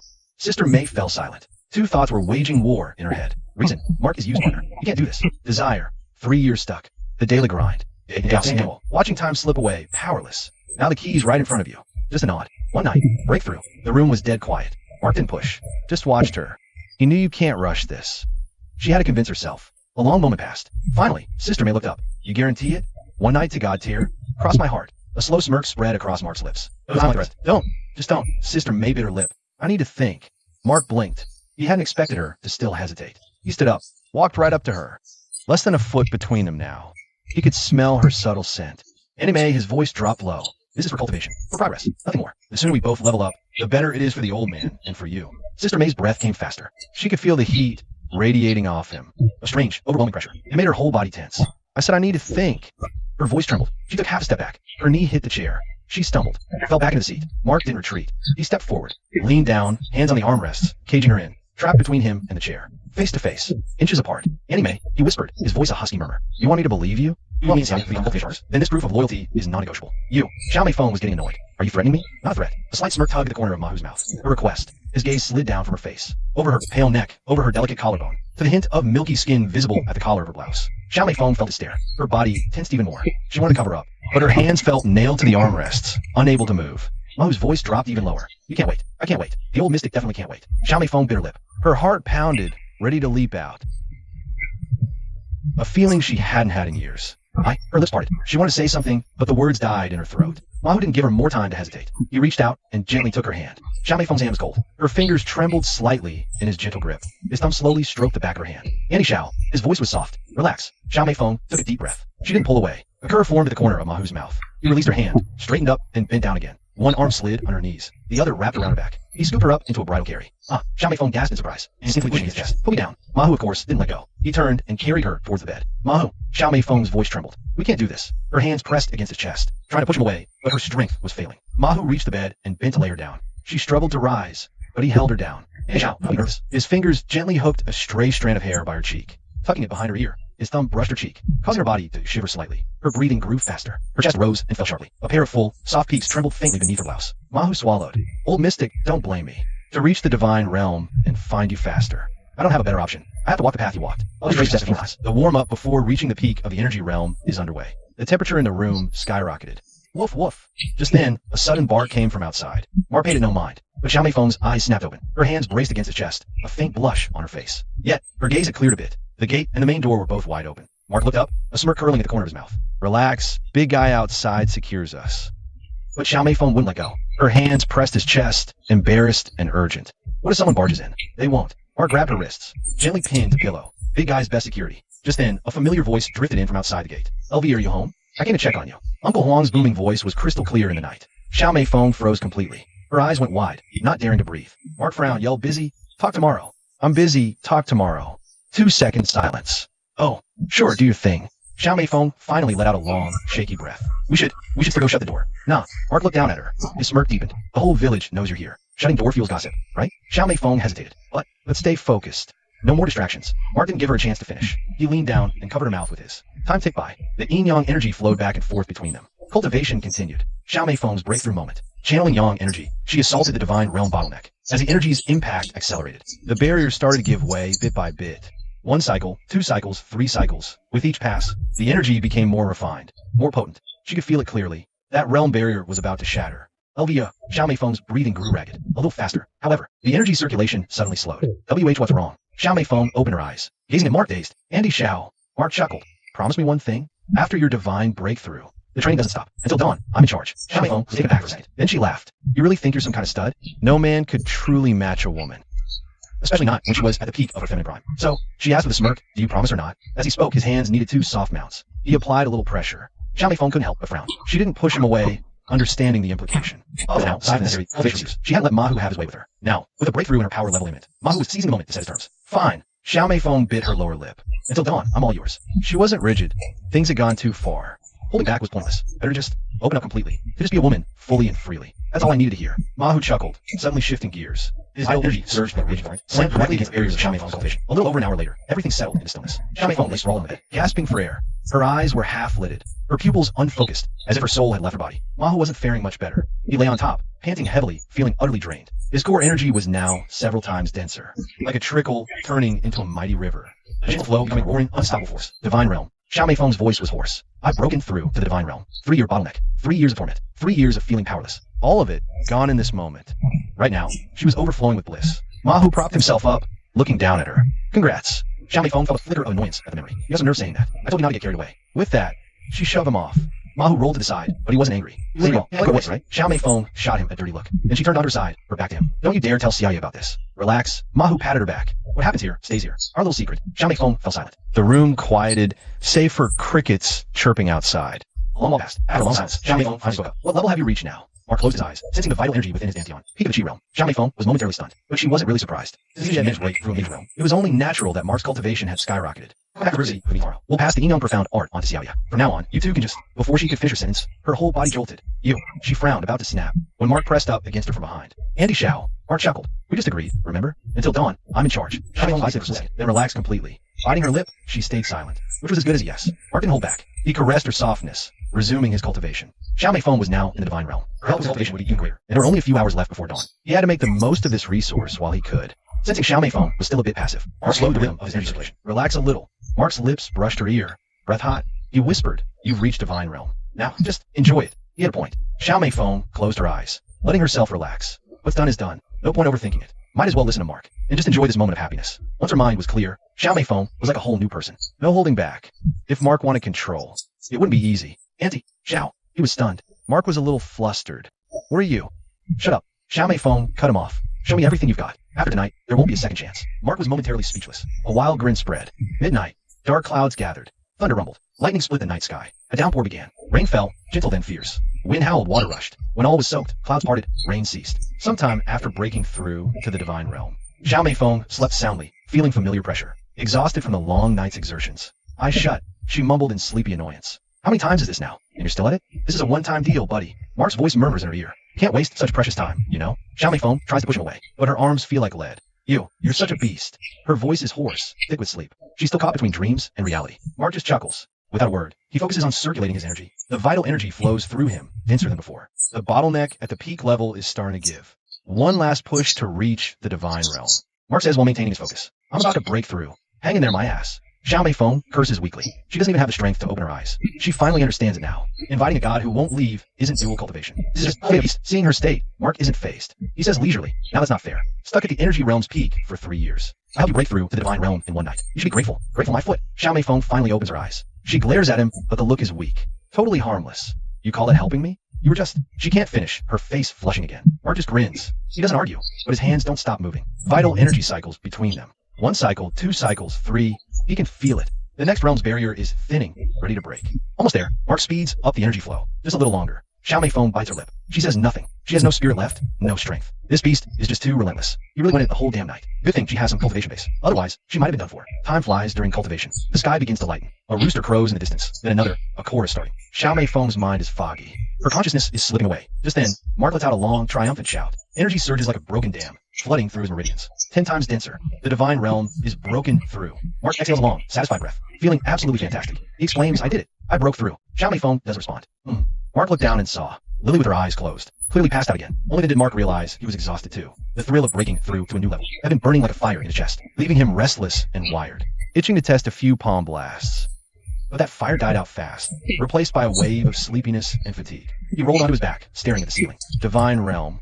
Mark muttered to himself, a grin spreading across his face. From starting the Inyan cultivation to now, it had only been a few days. To go from a total newbie who knew nothing, all the way to the Divine Realm. If word got out, the whole cultivation world would lose its mind. But he knew, this insane progress was all thanks to the dual cultivation method. Yang had cleared his meridians, and Lily had helped him break through the bottleneck. A five-tailed fox spirit and a Peachy Realm female cultivator had basically rocket boosted him to the Divine Realm in a single day. Thinking of this, Mark's smile grew wider. But soon, that smile froze on his face, because he remembered something else. Lily. He glanced over at her beside him. She was sleeping deeply, clearly worn out. Mark replayed the scenes from the past few hours in his mind. From her initial reserved resistance, to her half-hearted protests, to her final passionate abandon. Mark shook his head hard, trying to clear the images.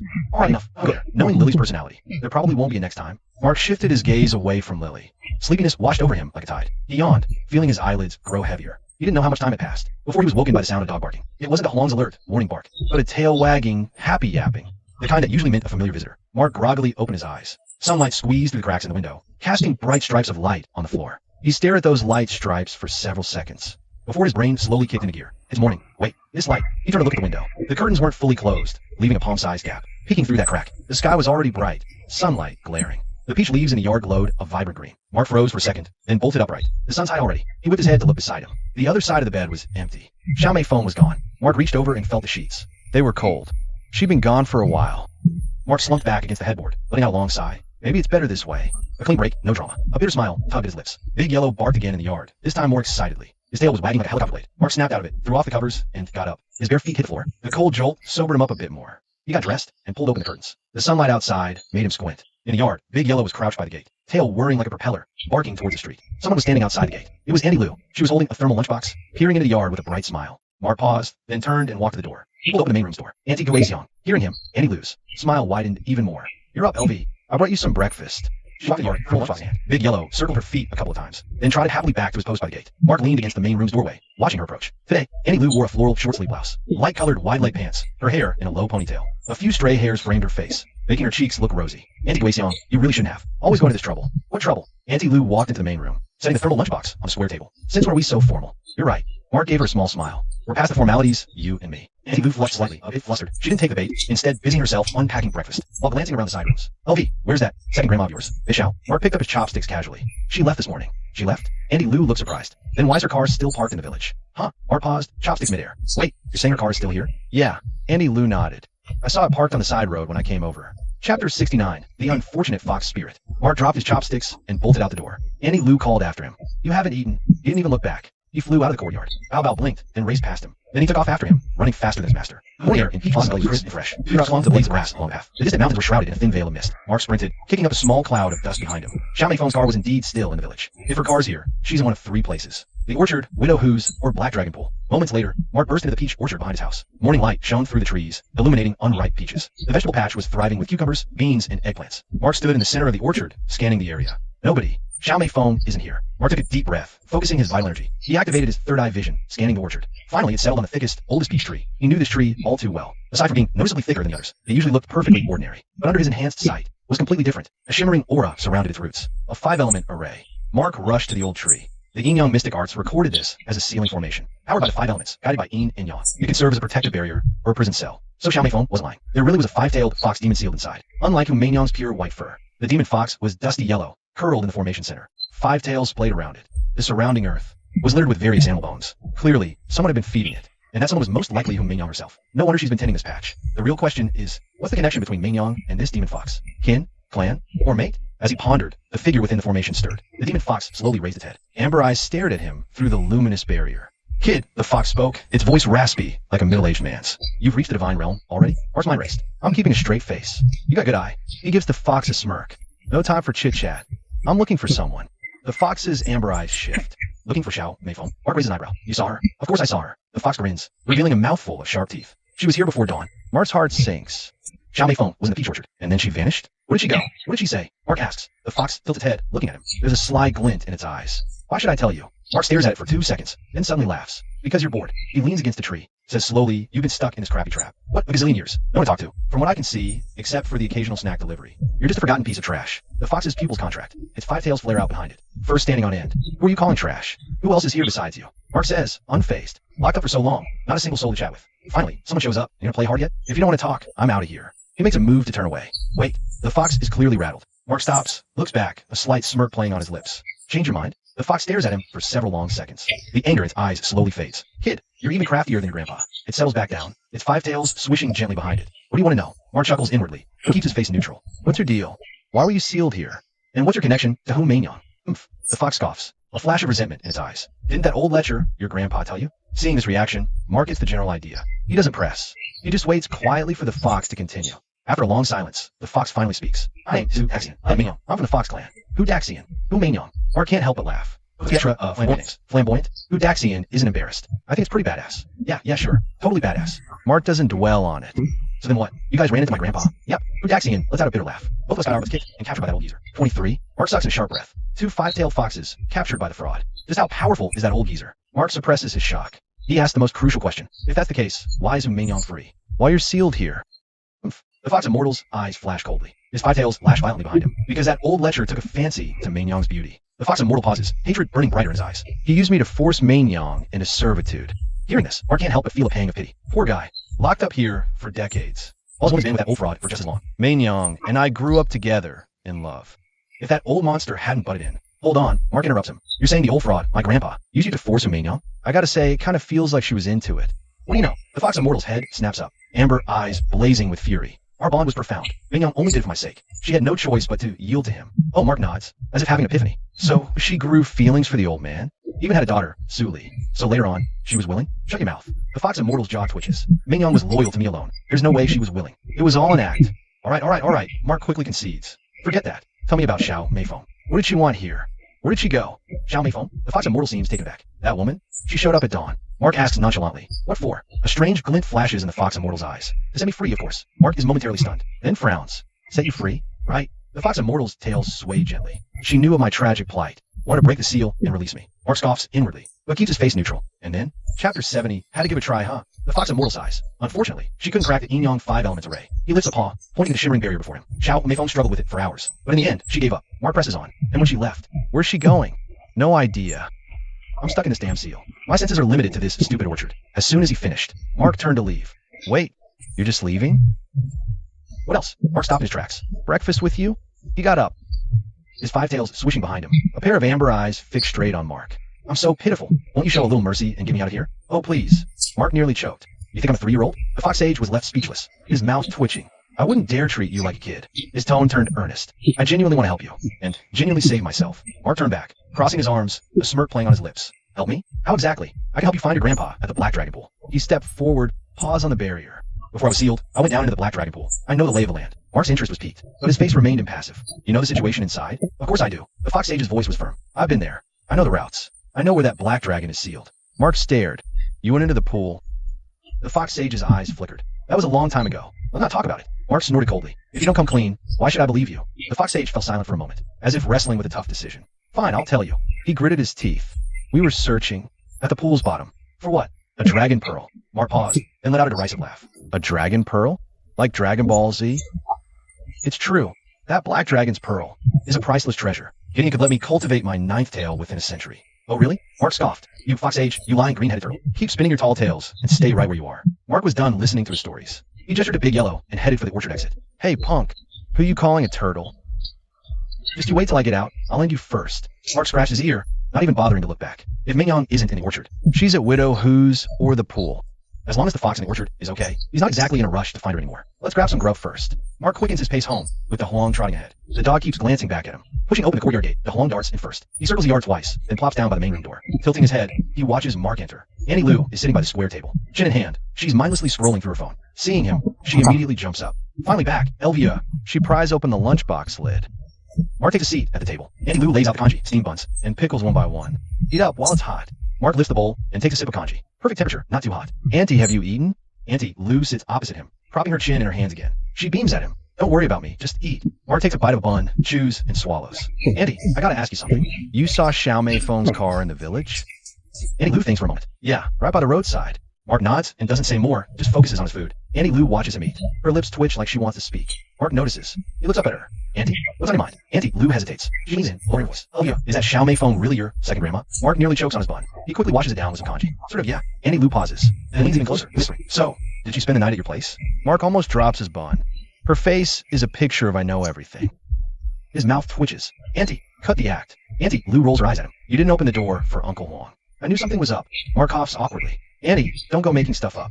Still won't admit it? Auntie Lou covers a giggle. I just helped tidy your rooms a bit. The east room clearly hasn't been slept in, but your room is full of traces of that Xiaomei phone. The moment Auntie Lou says this, Mark nearly choked on his kanji. He put down the bowl and wiped his mouth. He cleared his throat twice. Auntie Lou, what do you mean, my room is full of her traces? We were just talking, huh? Auntie Lou raised an eyebrow. Just talking and the bed ends up like that?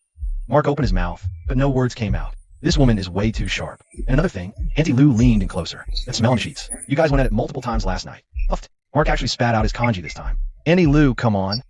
I was treating her. Treating her illness, you get it? Treating her? Auntie Lou burst into laughter, her whole body shaking. Oh, please. You think I'm some naive teenage girl? Let's not even get started on the bedsheets. Mark waved, desperate to change the subject. Auntie Lou, enough about me. Let's talk about you and Uncle Huang. Auntie Lou shook her head and sighed. Her smile instantly vanished. What's wrong? Mark asked, pretending not to know. Why the sigh, Auntie? Auntie Lou pursed her lips. Resentment flickered. After he took your medicine, he said he felt great, insisted on resting out with me. Mark put down his kanji bowl. He looked at Auntie Lou with feigned shock. The treatment just started, and he couldn't hold back? Tell me about it. Auntie Lou let out a helpless, bitter laugh. I told him to hold off, but he wouldn't listen. He was dead set on testing the results. At least he could make it through the front door. But yesterday, he didn't even get inside the house before Mark picked up a steam bun and took a bite. He chewed slowly, swallowed, and spoke in a leisurely tone. Auntie Lou, no offense. Uncle Huang needs to abstain during treatment. Otherwise, it'd be really hard here. I know. Auntie Lou nodded vigorously. That's exactly what I told him. But he's so stubborn. Just had to test the results. Why are men so pig-headed? That's just how guys are. Mark said, taking a sip of kanji. The more they know they can't, the more they want to prove they can. And the more they try to prove it, the more they fail. Auntie Lou couldn't help but snort laugh at his words. Mark stuffed the last bun into his mouth. He sipped kanji, leaned back, perfectly satisfied. Oh right, Lulu. Auntie Lou suddenly remembered something. Isn't Xiaomei phone off? Mark shook his head. I have no clue. Probably just wandering around the village, sightseeing or something. Auntie Lou started clearing the dishes. Just give her a call. Problem solved. Ugh, my brain. Mark smacked his forehead, finally getting it. He raised his hand and gave himself a smack. The old charlatan's phone has her number in it. How could I forget about that? Ow. Auntie Lou jumped. Lulu, if your brain's fried, why are you slapping my butt? Mark looked at his hand. Then he looked at Auntie Lou's flustered, annoyed expression. Only then did he realize he'd hit the wrong target. Ahem. He cleared his throat, embarrassed. My bad. My brain's just not firing on all cylinders lately. Mark quickly got up and headed into the bedroom. He found the old charlatan's phone in the drawer and dialed Xiaomei Feng's number directly. It rang 3 or 4 times, and someone actually picked up. A slightly surprised Mei Feng's voice came through the phone. Auntie Xiao, it's me, Mark. He leaned back against the headboard. Hey, where are you? Silence on the other end for a couple seconds. I'm on my way to Black Dragon Pond. Mark was baffled. Going to Black Dragon Pond? Why didn't you take me with you? Take you? Xiaomei Feng gave a light laugh. You were dead asleep this morning. I couldn't even kick you awake. Mark knew it was just an excuse, but he couldn't exactly call her out on it. Well, wait for me then. Mark stood up from the bed. I'll come with you. Don't bother coming. Xiaomei Feng continued. I'm almost there already. You'd never catch up. Besides, what good would you be? A measly beginner psychic. Going down, there would be a suicide mission. Mark was left speechless. Then why are you going alone? What if? There's no what if. Xiaomei Feng cut him off. I'm just gonna look around. I never said I was going down. Just stay put at home. I'll be back soon. Mark tried to say more, but Xiaomei Feng had already hung up. Mark stared at the phone screen. His mouth twitched. He cursed inwardly. That insufferable witch. She hung up on me. He was about to toss the phone when Auntie Lou appeared in the doorway, still holding that thermos. Lulu, where did Miss Xiao go? Mark stuffed the phone into his pocket. Said she's gonna check out Black Dragon Pond. Black Dragon Pond. Auntie Lou's brow furrowed. What you doing going there? That place is a total death trap. Mark didn't take the bait. Auntie Lou didn't press it either. She set the thermal pot on the table and turned to look at him. That hesitant look was back. Auntie, is there something else? Auntie Lou rubbed her hands together. She gave an awkward little laugh. Mark, are you free right now? Why? Mark looked at her with a knowing smirk. Didn't get to eat last night, so you're hungry this early? As soon as Mark said it, Auntie Lou's face flushed bright red. What? She shot him a flustered glare. I was hoping you could give Uncle Huang a massage. Oh, Mark put on a I get it now face. Sure, I'll give him a rub down after lunch. Only then did Auntie Lou let out a sigh of relief. Well, I'll head back then. Come over early for lunch. Mark nodded, then asked with a grin. Want me to help you work out some kinks too, Annie? Auntie Lou looked a bit embarrassed. She seemed to hesitate for a second, but then shook her head. She turned and headed home. Mark just smiled and didn't push it, because he had more important things to do. But it wasn't going to Black Dragon Pond. Little Plum was right. With his current level of power going down there, suicide. The old con man is a void realm powerhouse. If even he can't handle whatever's down there, me barging in is basically just signing my own death warrant. Besides, that old coot's no dummy. He'd at least call before diving in. He didn't call, which means he thinks he's got this. Even Fox Spirit and Little Plum aren't that worried about him. So Mark had good reason to believe that old fox wasn't going to kick the bucket so easily. Right now, the most important thing was to power up fast. Mark closed the main hall door and went back to his room. He pulled the Yin Yang Profound Art manual from under his pillow. He flipped to the Yin Yang 5 Elements array. This formation came in 2 sizes. The one in the peach orchard was the small version. Mark sat cross-legged on the bed. He silently read the formation mantra 3 times. He closed his eyes and began cultivating. The array required one's own vital energy as a catalyst to mobilize Yin, Yang, and the 5 elements. Mark took a deep breath and stirred the vital energy in his dantian. My vital energy is denser now, splitting energy into 5 streams. 1. Wood element, greenish, flows to the liver. 1. Fire element, red to hard, yellow to spleen. 1. Metal element, silvery white, flows to the lungs. Black to kidneys.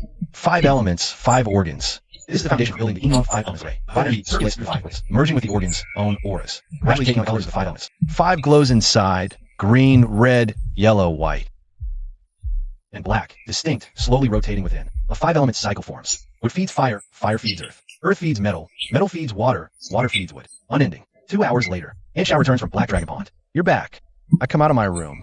Pour her a glass of cool water. How was it at the pond? Anshow sits at the square table, takes a small sip from the cup. Nothing unusual. I frown. That old charlatan? Anshow puts down the teacup. With his cultivation level, he's not easy to kill. I nod, drop the subject. Anshow looks at me, changes the topic. Pack your things. We're heading back to River City today. So soon? Xiao Yu's waiting at home. She must learn the dual cultivation art soon. I lean against the doorframe, arms crossed, a slight smirk on my lips. What's wrong with the technique you practice, Annie? Anshow frowns slightly. You don't want to? Of course not. I smile, sit across from her. It's just, if your current technique isn't ideal, I could teach you the dual cultivation art too. You. Anshow's face flushes bright red. What nonsense are you spouting? It's not nonsense. I keep a straight face. I'm thinking of your benefit. If you also practice the dual cultivation art, our joint cultivation would be twice as effective, compared to your enough. Anshow cuts me off, her chest heaving, those ample curves trembling noticeably. Mark, you'd better forget what happened last night, and don't you dare entertain any more wild ideas. But yesterday's business isn't finished. I'm saying this, not just because I'm drawn to her beauty. I wouldn't mind becoming cultivation partners with Xiao Yu. But Lily's just starting out, you know. She's no match for sister, May's Divine Realm. Plus, with just Lily alone, it probably won't be enough to meet the demand. But Mark's in no rush. Patience. A win-win takes time. Once you get a taste, you'll be back for more. I'm confident of that. Andy, don't get so worked up. He chuckled, sipping his water slowly. Just a thought. Forget it if you're not interested. Sister May took a deep breath, calming herself. Mark, let me be clear. Last night never happened. You are Lily's cultivation partner. I am Lily's mother. That's our only connection. Fine, Annie.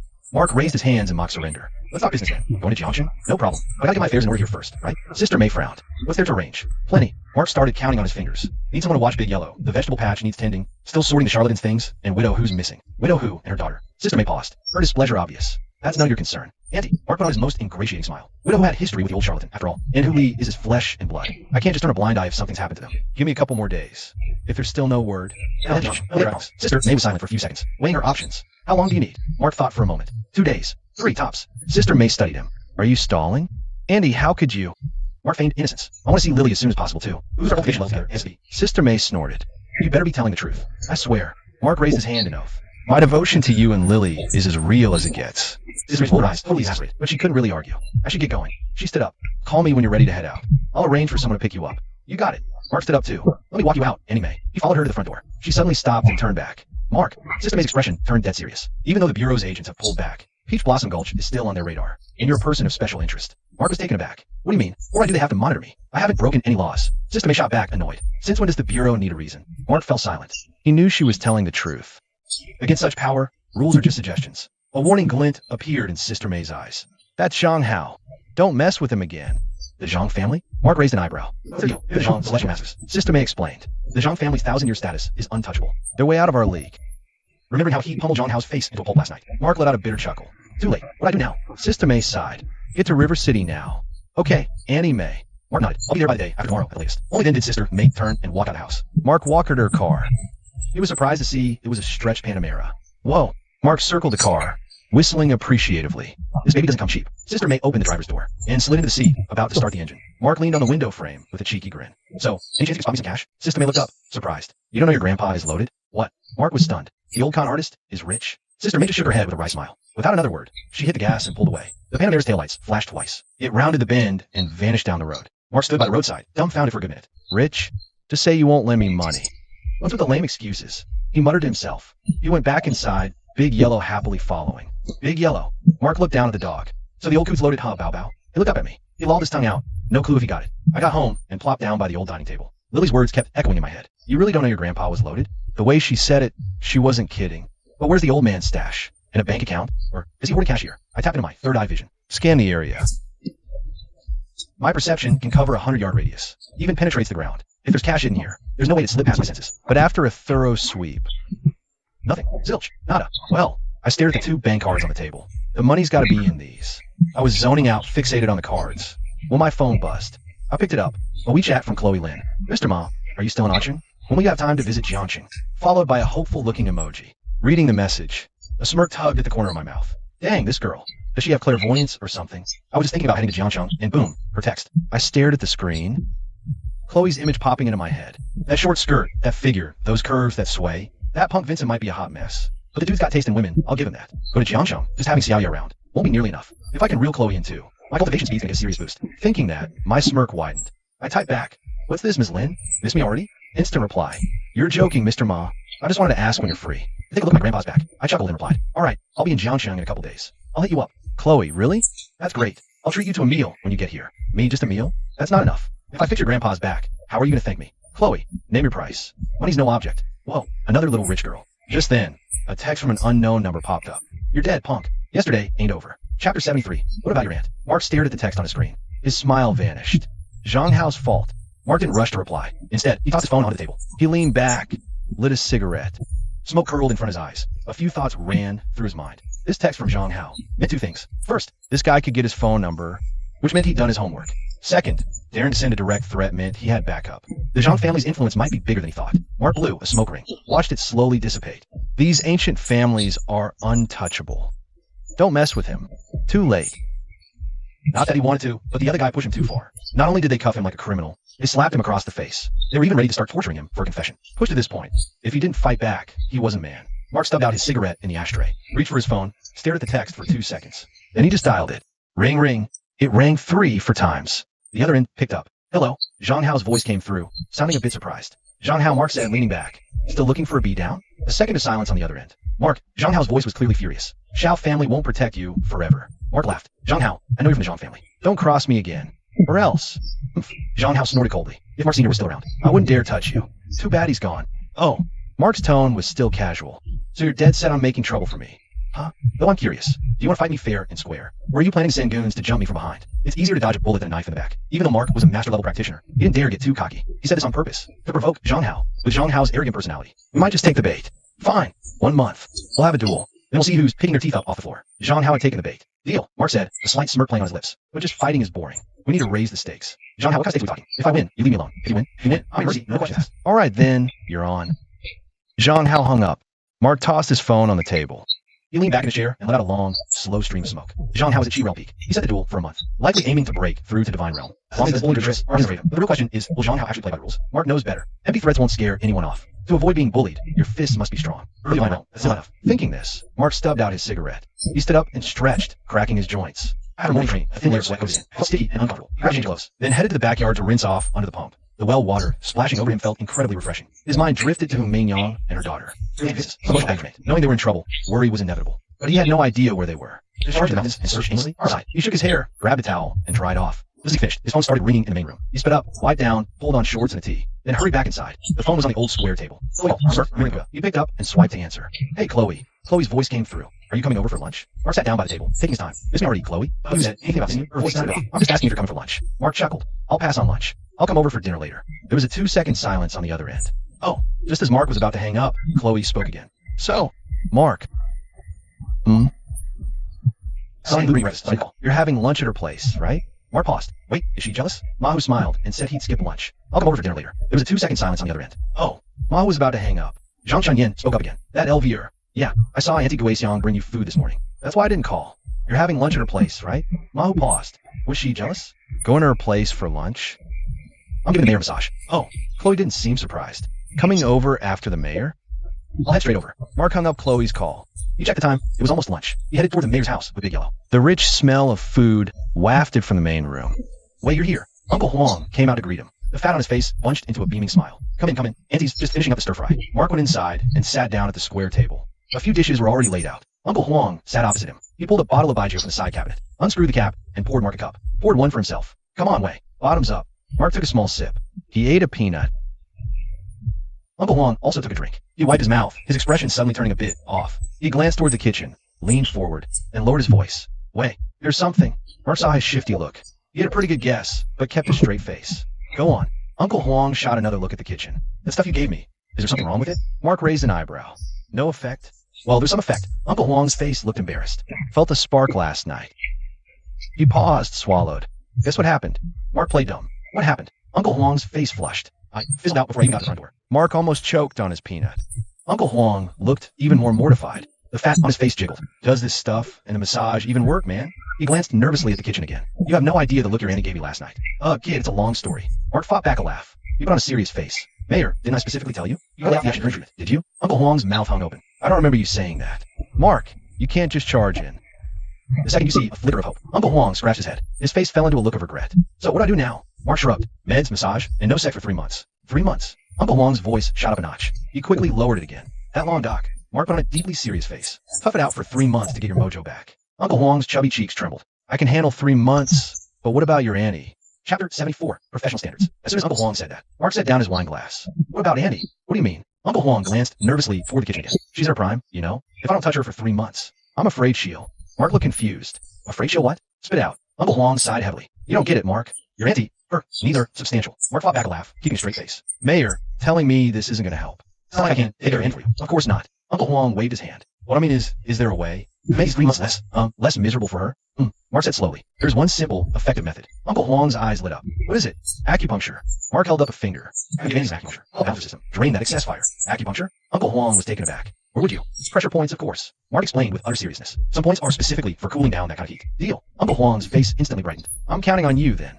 He raised his glass. I'll drink to that. They both downed their drinks. Uncle Huang poured more wine as he spoke. Oh, right. We can't tell your auntie the real reason. Ahem. Mark coughed twice, cutting him off. Huang. Auntie Lou walked in carrying a plate of food. What can you tell me? And nothing. Uncle Huang waved his hands frankly. We were just saying, since Mark's been massaging Granny Lee, her legs have gotten much better. Really? Auntie Lou gave him a suspicious look. I thought I heard something about needles. Uncle Huang was speechless. The fat on his face quivered twice. Oh, Mark jumped in to smooth things over. We were just talking about acupuncture. Mayor said you're unwell. Asked me to treat you. To help you chill out. Auntie Lou paused, then looked at Uncle Huang. Right, that's exactly it. Uncle Huang nodded quickly. Right? Mark says acupuncture can cool you down. So I figured, why not let him give it a try? A little tune-up. Auntie Lou finally turned to Mark with a smile. I've heard acupuncture can work wonders. But doesn't it hurt? Mark smiled, shook his head. It's more like a massage. You'll feel really relaxed during the session. Really relaxed. Auntie Lou looked at Mark, half convinced. Absolutely. Mark nodded seriously. You'll know once you try it, Auntie. All right then. Auntie Lou put the dishes on the table and sat down next to Uncle Huang. I guess I'll give it a shot. Uncle Huang raised his glass and toasted Mark again. Mark, with you saying that, I feel much better. Come on, let me toast you again. The three of them ate and chatted. The atmosphere was surprisingly cozy. After lunch, Mark gave Uncle Huang a 10-minute massage. Uncle Huang sat up from the couch. He rolled his neck, twisted his waist from dazed to delighted.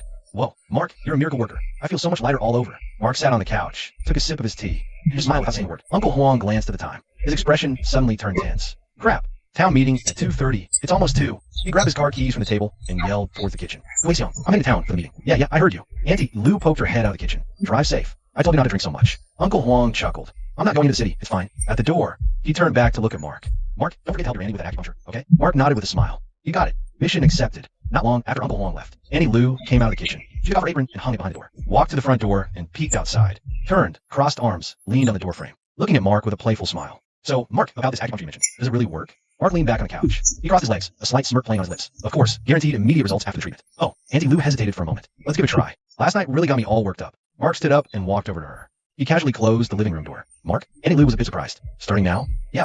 Mark finished closing the door. He turned around with a smile. I'm pretty busy today. After this, I still have to go help Granny massage her legs. Oh. Auntie Lou nodded. So should we do it? Mark's smirk grew wider. What do you think? Auntie Lou's face flushed slightly. Her gaze drifted towards the staircase. Then, right here on the living room sofa, Mark went over and drew the curtains on both windows. By the time he turned back around, Auntie Lou had already taken off her clothes and was lying flat on the sofa. That's quite a view, Mark remarked, sitting down beside the sofa. He began his preparations. Auntie Lou suddenly jolted. Her face flushed. She turned her head to look at Mark. Mark, what are you doing with that? Mark said matter-of-factly. How else am I supposed to do the acupuncture without it? Oh, Auntie Lou's face turned even redder. You little rascal. So this is what you meant by acupuncture? What else? Mark gave her a cheeky grin. It's the secret family technique of the Ma clan. Auntie Lou hesitated for a couple seconds. She didn't say anything more. Being stood up by Uncle Huang yesterday had really left her feeling pent up. Besides, this kid isn't exactly a stranger. And the key is, his therapeutic results are top-notch. Afternoon. The sun was high, the air a bit muggy. In the yard, the big yellow dog lay by the base of the wall. It glanced at the living room before lying down. Familiar sounds drifted from inside the house. It had long gotten used to this kind of noise. It yawned. It rested its head and resumed napping. It was hard to tell how much time had passed. Suddenly, the phone on the coffee table rang. The ringtone was especially jarring in a quiet living room. Auntie Lou's eyes snapped open. The phone. Mark glanced at the phone, but paid it no mind. He was a professional.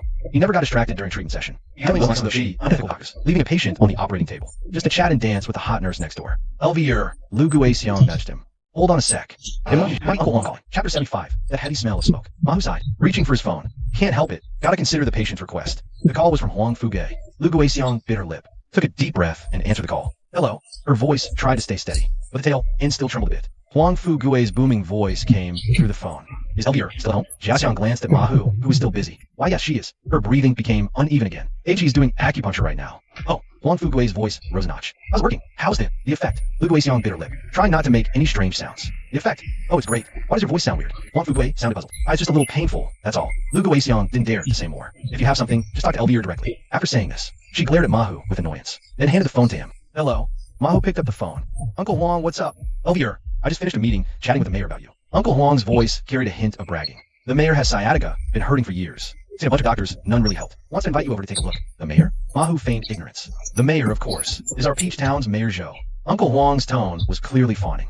Elvira, this is a golden opportunity. If you can cure the mayor's problem, that would be a huge feather in your cap. Ma Hu chuckled non-committally. Huang Fu Gui, hearing silence, pressed on. Give me an answer, man. The mayor is waiting for my reply, glancing at Lu Guixiang's flushed face. Uncle Huang, I'm kind of busy right now. Let's talk about this later. Brushing off, Huang Fu Gui got Mayor Zhou is waiting right now. If you're free, I'll come pick you up right now. I said. Ma Hu's tone was getting annoyed. I'm busy calming my head down right now. How about tomorrow? I'll go to town with you tomorrow morning. It was silence on the other line. Probably Huang Fu Gui checking with the town office. Fine. We'll leave at 8 tomorrow then. I'll drive you to town. Ma Hu hung up and tossed the phone back on the coffee table. Lu Guixiang let out a long, shaky breath. She punched him in the chest. You scared me, you mule. Ma Hu just grinned. Chill. He's not here, is he? Besides, I'm just helping Annie with her therapy. What's there to worry about? Lu Guixiang was left speechless by that. All right, Ma Hu chuckled, grabbing her plump hand. After finishing the acupuncture treatment for Lu Guixiang, he went to massage Randy Lee's legs for another 10 minutes. By the time he got home, it was already 4 in the afternoon. Ma Hu decided to continue his yin-yang cultivation. He sat cross-legged on the bed, eyes slightly closed, hands forming seal over his lower abdomen. Vital energy within him began to circulate slowly. The yin-yang art contained numerous mystical techniques. Reaching the divine realm had unlocked a few more for him to practice. Fireball art, object control art, chi gathering art, sound transmission art. Each one was incredibly profound. They required constant practice to master. He lost track of time cultivating. Woof, woof.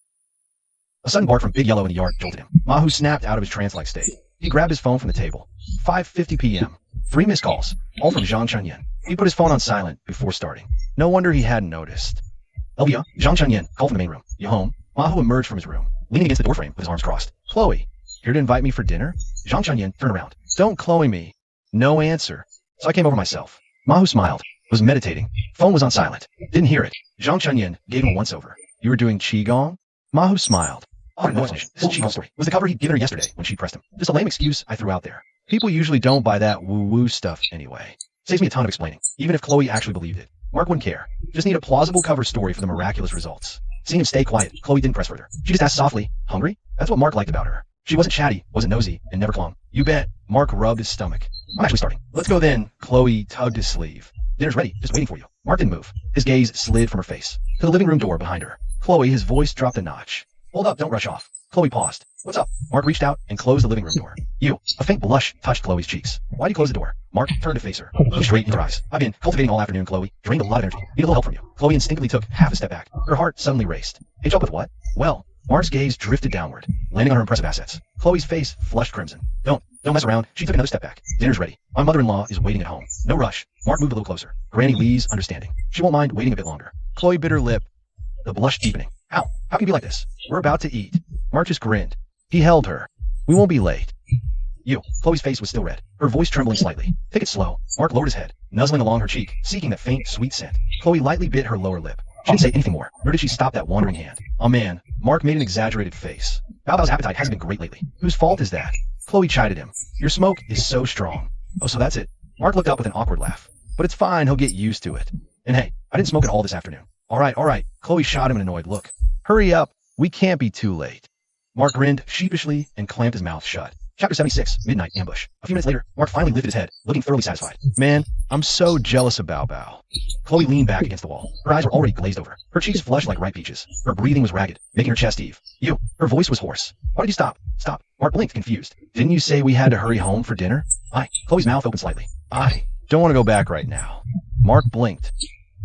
Slow, slight grin spread across his face. Sis and La Chunyan, what's this about? Chloe was so embarrassed, she wished the floor would swallow her. But the heat coiling inside her grew more insistent. Elvia, she grabbed Mark's arm, pulling him closer. Carry me to the room. Mark played dumb, asking, right now? Oh, come on. Chloe gave howdy, chastised look. She squirmed slightly. Hurry up. Don't dawdle. Mark remained unmoved, a mischievous smirk on his lips. Sis-in-law, didn't you say your mother-in-law was waiting at home? Who did you waiting too long? Chloe bit her lip. Who told you to start a fire and walk away? Did I? I was just helping with the swelling. How was that starting a fire? Chloe was speechless with frustration. Her chest heaved violently, the full curves beneath trembling. You. After another long struggle, she finally blurted out, you're such a jerk. Mark just chuckled. He wrapped an arm around her waist, pulling her snugly against him. Jerk it is then? As long as my dear sis-in-law likes it. Elvia, Chloe leaned into his chest. Her breathing grew even more ragged. Stop teasing, please. I'm begging you, okay? Okay. Mark let out a low laugh, scooping her up into his arms. Then he strode purposefully into the bedroom. 10 o'clock. Peach Blossom Gulch was shrouded in deep night. The mountain shadows loomed like a giant beast crouched on the earth. Occasional insect chirps only made the silence feel more profound. Mark sat cross-legged on the bed, eyes slightly closed, hands forming a seal over his lower pantheon. The vital energy within him flowed slowly, like a warm, steady river. It surged through his meridians like a raging river, breaking through to the divine realm. His mastery over his vital energy had become even more intuitive. Every cycle felt smooth and complete, and the energy itself was gradually becoming more refined. Moonlight from outside seeped through the gap in the curtains, casting a few silver-white stripes on the floor. Big Yellow was lying in the courtyard. He occasionally lifted his head to glance toward the main room, then lay back down, his tail giving a light sweep across the ground. The phone suddenly vibrated. Mark opened his eyes and picked up the phone from beside his pillow. The screen displayed 3 characters, Xiao Mei Feng. He answered. Any Xiao? Hey. Xiao Mei Feng's voice came through the phone. Not asleep yet. Nope, I was just cultivating. A slight smirk tugged at Mark's lips. Miss me, Annie? Don't get smart. Xiao Mei Feng's tone was flat. This is serious. Mark's grin vanished. Go ahead. I just got word from the Anomaly Investigation Bureau. Xiao Mei Feng paused before continuing. They found a lead at Mingyang's mother's place. The disappearance of Mingyang and her daughter might be linked to the Black Dragon Society. Mark's brow furrowed. Black Dragon Society? What's their deal? Xiao Mei Feng said. The specifics aren't clear to me either. Mark sat up straight. So what you're getting at, Andy? My point is simple. Xiao Mei Feng's tone grew more emphatic. This is way out of your league. You should come to Jiangcheng as soon as possible. I'll try to dig up more information on them.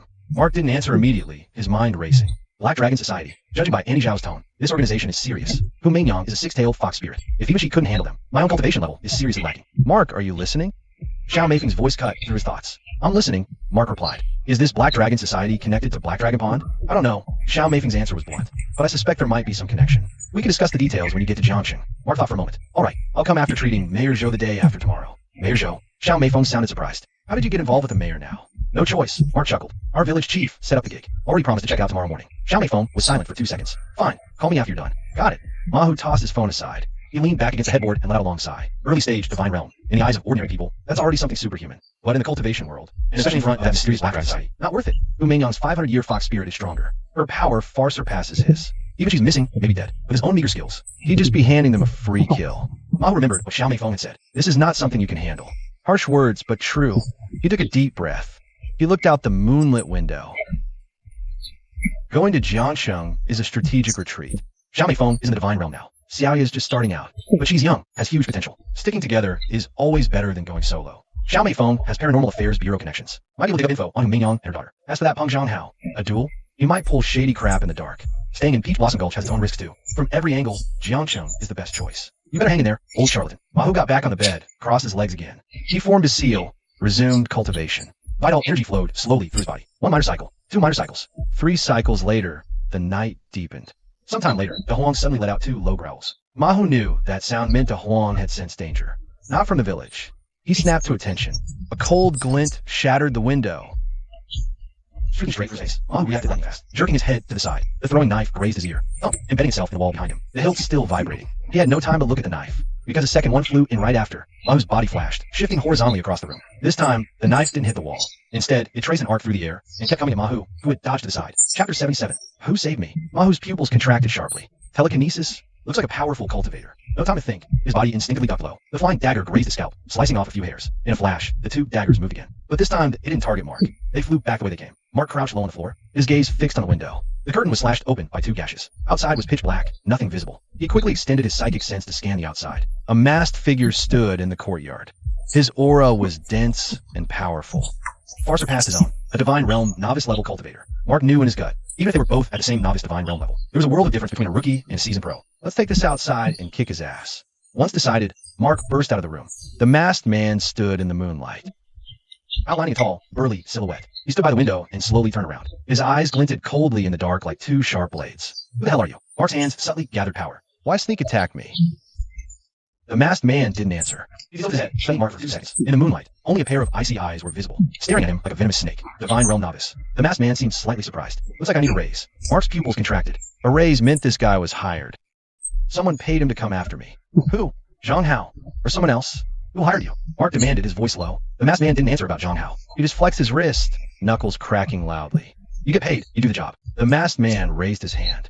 3 streaks of cold light shot out, forming a triangular pattern aimed straight at Mark's face, throat, and chest. 3 vital points. Mark was ready. He dodged sharply to the side, while simultaneously unleashing a palm blast from his right hand. Mark was prepared. He retreated swiftly, both hands striking out. 2 energy orbs met the streaks of light. Boom!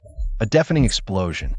Two daggers were sent flying, but the third pierced through a gap in the energy field, streaking straight for Mark's chest. Mark twisted aside, the dagger grazing his shoulder, leaving a bloody gash on his arm. Before he could steady himself, the masked man closed the distance, moving with terrifying speed. Mark had no time to cast any spell. He instinctively threw a palm strike. Bam! A surge of immense vital energy blasted from the opponent's fist, like a sledgehammer slamming into Mark's hand. He was sent staggering back several steps. Cough blood trickled from his mouth. The black-clad figure gave him no chance to catch his breath. A second fist was already rocketing toward him. Mark had no time to think. He channeled all his vital energy and threw a punch of his own. Boom! The two energies collided with a deafening crash. A shock wave rippled outward. Mark stumbled back again, his arms completely numb. His chest felt blocked, like he couldn't draw a full breath, even with the same cultivation level. His control over his energy and techniques was still too raw. He was no match for this seasoned opponent. Before Mark could even save himself, this one was faster, fiercer, and straight for his heart. Dodging was impossible. Blocking? Too late. He could only watch as the fist connected with his chest. Puffed. Mark spat out a mouthful of blood. He was flung backward, slamming hard into the wall. Excruciating pain bloomed in his chest. His vision went dark. His consciousness faded. My life just started. And it's ending already? Seriously? Rooster crowed. Mark definitely wasn't dead. He had his eyes. Cock-a-doodle-doo. The rooster kept crowing. Mark slowly opened his eyes to a familiar ceiling. Last night, memories flooded back as his mind cleared. Throwing knives. A figure in black. That punch. Crap. I'm dead. Mark shot upright in bed, fully awake. He instinctively touched his chest. No pain. The skin was smooth, unblemished. Not a wound. Not even a red mark. But he clearly remembered spitting blood from that punch. Being thrown back, crashing into the wall. That kind of agony couldn't have been hallucination. Yet his inner sense showed everything was normal. No sign of injury at all. Mark was utterly baffled. What happened next left him even more baffled, because he realized he dual cultivated last night. As an old hand, he was certain of this. The real question was, with who? The black-clad figure's final punch. Spitting blood flying backward. He caught the blood and was sent flying, slammed into the wall. Then everything went black. He can't remember a single thing after that. Mark took a deep breath and hopped out of bed. Big Yellow lay by the wall, looking up at the noise. Gave his tail a little wag and flopped back down, resting his head on his front paws. Big Yellow's okay. Mark sighed in relief and left the room. The main room was just as usual. The square table, the long benches, the portrait of the three pure ones. Teacups on the table remained exactly as he left them. He pushed open the door to the main room. Out in the yard, Big Yellow got up from the wall, came over to his feet, looked up at him, and gave a gentle tail wag. Mark crouched down and ruffled Big Yellow's head. Who saved me last night? You know? Big Yellow tilted his head, panting a little, no clue if he understood. Mark stood up and paced around the yard.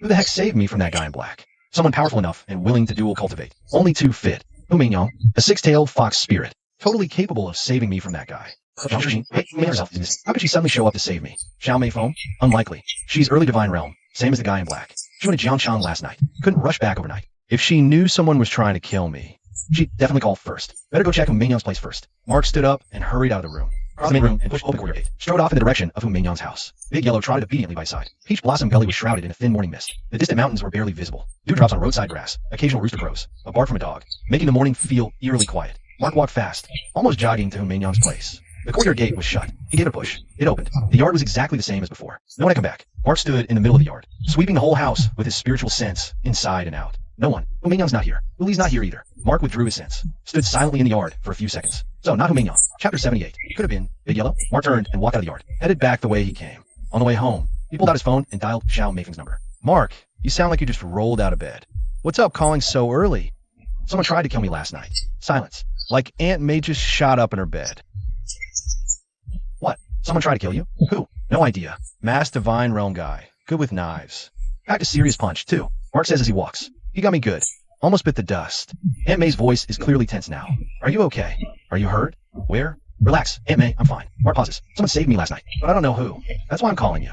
Wasn't me. Aunt May's reply is quick. Mark's heart sinks a little. You sure? Of course I'm sure. Aunt May's tone is definitive. Why on earth would I lie to you about that? Yeah, you're right. Mark takes a deep breath. Not Sister May, and not you. Then who the heck was it? Silence on the line for a few seconds. Mark. Aunt May's voice turns serious. You're sure? Mark stops walking. On the village path, looking at misty mountains. I know her too well for games. Aunt May's quiet again for a moment. Don't panic. Let me make calls. Okay, one more thing. Aunt May's tone intensifies. Come to Jiang City today. Leave Peach Blossom Hollow. Mark hesitates. All right, I'll head out after I check on Mayor Zhou. Tell you what, I'll send someone to pick you up. I'll text you their number. Thanks, Aunt May. Mark hangs up, shoves the phone in his pocket, and keeps walking home. Bao Bao trots at his feet, running ahead and back, his tail wagging like a propeller. Mark glances down at him. Bao Bao looks up, tongue lolling, panting huff. That goofy look, exactly the same as always. Bao Bao. Mark says offhandedly. Anything weird last night? Bao Bao tilts his head, his eyes full of cluelessness. Mark gives a wry laugh, ruffles his head. Never mind. Asking you is pointless. Back home, Mark doesn't go inside. Instead, he sits on a stone stool in the yard. Bao Bao plops down at his feet, resting his head on his front paws. Eyes half closed, looking all sleepy. Mark lights a cigarette, takes a drag, the smoke slowly dispersing in the morning mist. He leans back on the stool, staring at the sky overhead. My mind's a total mess. It wasn't Ming Yang, wasn't Xiao Mei Feng. Who can and would save me? Who else could it be? Mahu kept the cigarette in his mouth, hand behind his head, completely stumped. What the actual hell? He couldn't help but curse. Who the hell is this woman? Saving my life, giving me herbs. If you're gonna do such a huge favor, why not leave a name? The moment his words trailed off, Big Yellow, lying across from him, suddenly twitched. The movement was subtle, like it was startled by something. Its ears perked up, then quickly relaxed again. Mahu froze. He stared at Big Yellow for 2 seconds. Big Yellow was lying there, head on its front paws, eyes half closed, exactly the same as before, like it never moved. But Mahu saw clearly. It definitely twitched. Right when he said, what the actual hell? Mahu's pupils contracted slightly. Holy crap. He laughed and cursed at Big Yellow. You understand that, huh? Big Yellow didn't react. Didn't even wag its tail. A sudden thought flashed through Mahu's mind. If she's a fox, why not a dog? And Big Yellow is in fact a female dog. Once this thought surfaced, Mahu's expression changed too. He stared at Big Yellow for a good 10 seconds. Big Yellow. Mahu called out tentatively. Big Yellow lifted its head, tilting it to look at him. Tongue lolling out, just like normal. Mahu asked again, was it you last night? Big Yellow blinked a few times, then put its head back down. Mahu's mouth twitched. He reached out and rubbed its head. Big Yellow, tell me the truth. Are you a spirit? Big Yellow didn't react. Not even a tail wag. He took a deep breath and patted Big Yellow's head. All right, you won't talk? I'm gonna get serious. He stood up, took 2 steps back, and put his hands on his hips. Big Yellow, I'll count to 3. If you don't confess, I won't be so nice anymore. Big Yellow lifted its head to glance at him, then flopped back down. Didn't even bother looking at him anymore. This non-result left Mahu a bit frustrated. A strange light flashed in his eyes. Damn it, how could I forget about third eye vision and psychic sense? He activated his third eye and psychic sense, scanning Big Yellow from head to tail, inside and out. But no matter how he looked, Big Yellow was just a regular mutt. No fluctuations of vital energy or spirit energy within its body. None of the characteristics a cultivator or spirit being should have. Mark was utterly disappointed. He stared at the Big Yellow dog for several seconds. The dog seemed to sense something. It tilted its head, eyes full of confusion. Woof. It barked, wagging its tail. Mark crouched down. He rubbed its head again. You're not a monster. Mark leaned back, hands behind his head. He stared at the gloomy sky, completely baffled. Not the fox spirit, not little May Foam, not even this dog. So who was it? This is messed up. Mark muttered to himself. Was it some passing, kind-hearted female cultivator who saw how handsome I am and couldn't help but play the hero? Is that for a little bonus? He thought that explanation was obvious. No, a stranger might save you, but not give a freebie. Unless she was some old hag, and a really ugly one at that. As he said this, the Big Yellow dog seemed to shiver again. Mark took a deep breath and activated his third eye again. He examined the Big Yellow dog meticulously, inch by inch. The result was the same. It was just an ordinary dog. Could be because the dog's cultivation level is too high, and my third eye and psychic senses just can't penetrate it. Mark decided to test it one more time. So he crouched in front of the dog, stroking its head, while beginning his verbal provocation technique. But Big Yellow, if you really are just an ordinary old female dog, why would that old charlatan have kept you for so many years? A sly grin curled at the corner of Mark's mouth. You didn't get involved with that charlatan, did you? The dog showed no reaction. Mark up the ante. Since that old geezer didn't let female fox spirit go, there's no way he let a female dog like you slip by. Chapter 79, The Spirit Beast, Yellow Me. As he spoke, the Big Yellow dog's body clearly moved again. Very slight, but Mark's hand felt it distinctly. His hand, resting on the dog's head, clearly felt that momentary tremor. Ah, Big Yellow. Mark's smile slowly widened. How long are you going to keep pretending? Mark's hand slowly slid down from the top of the dog's head, over its neck, down its spine, to the base of its tail. Throughout this entire process, Mark could clearly feel the dog's body slowly tensing up. Since you still won't admit it, Mark's hand continued downward. Then I'll just have to conduct a hands-on inspection to see how deep your cultivation goes. Before he finished, the Big Yellow dog suddenly sprang up from the ground. Its movement was shockingly fast. Mark's hand hadn't even had time to react. It darted away, legs stiff. Its tail was tucked tight. Mark froze for a second. He smirked. You're hiding something. The dog turned. It lifted its head and stared straight at Mark. Its eyes were no longer their usual gentle, docile look. Mark stared into the dog's eyes. A strange, unsettling feeling washed over him. He'd seen that look before. Where? Mark's mind raced, searching. Suddenly, an image flashed. Humagnon's vulpine eyes. That was the exact look she'd given him. He gasped. You're not Humagnon, are you? The dog didn't nod. It didn't shake its head. It just kept staring up at him. A complex, flickering light passed through his gaze. Mark's heart hammered. He took a deep breath. He looked the dog up and down. It still looked like a mutt. Yellow fur, floppy ears, tongue lolling slightly. Totally, utterly ordinary looking. But when his third eye vision and psychic senses couldn't pierce it, that ordinary mutt became the most extraordinary thing here. Bow bow, Mark said, his tone turning serious. Come on, at this point, the act is getting old. The dog stared at Mark for several long seconds, then finally nodded. Fine. The jig's up. Bow bow actually spoke. The voice was distinctly feminine. Mark was floored. His eyes went wide. He stared at the mutt before him, mouth opening and closing. Not a single sound came out. The dog cocked its head, watching him. Its eyes held a hint of mockery. What cat got your tongue? Mark finally snapped out of it. He stepped back. Crap. You are Humagnon. The dog shook its head. I'm not her. I'm just Bow Bow. Mark took another deep breath. He forced himself to calm down. So last night you saved me? The dog gave a disturbingly human-like grin. You tell me. Mark's eye twitched. Tell you what. Spill it. The dog shook its body. Yeah, I'm the one who saved you last night. Mark's pupils contracted sharply, even though he'd already suspected as much. Hearing Bow Bow admit out loud still made his face go pale with shock. And the dual cultivation? That was me too. Bow Bow's tone remained flat. You were pretty banged up. It was the only way I could channel enough vital energy to heal you. Mark's face darkened. Revulsion hit him. You're a dog. A female. Female dog. Bow Bow corrected. Mark's voice rose an octave. The Big Yellow one looks resigned. I didn't have a better option back then. Mark's face turns red, then purple. It really is screwing a dog. Mark feels his entire worldview crumbling. Sure, he knew supernatural beings existed. And yeah, he's cultivated with a fox spirit. But back then, Humagnon was in human form. She was practically indistinguishable from a woman. Wait, Mark suddenly thinks of something. If you're a dog spirit, why can't I see your true form? Your cultivation is too weak to see it. The big yellow one says, then adds, also, let me correct your statement. I'm not a spirit. Mark is stunned. The big yellow one doesn't answer. Instead, it stands up on the ground. Its body begins to change. The yellow fur slowly recedes, replaced by fair skin. The four legs slowly lengthen, turning into slender legs. The body slowly straightens up, becoming a graceful figure. The whole process takes mere seconds. By the time Mark snaps out of it, a person is standing before him. A woman. A very beautiful woman. She looks about 25 or 26. A head of jet black hair cascades over her shoulders. Her face is fair, features exquisite, eyes gentle. She smiles warmly.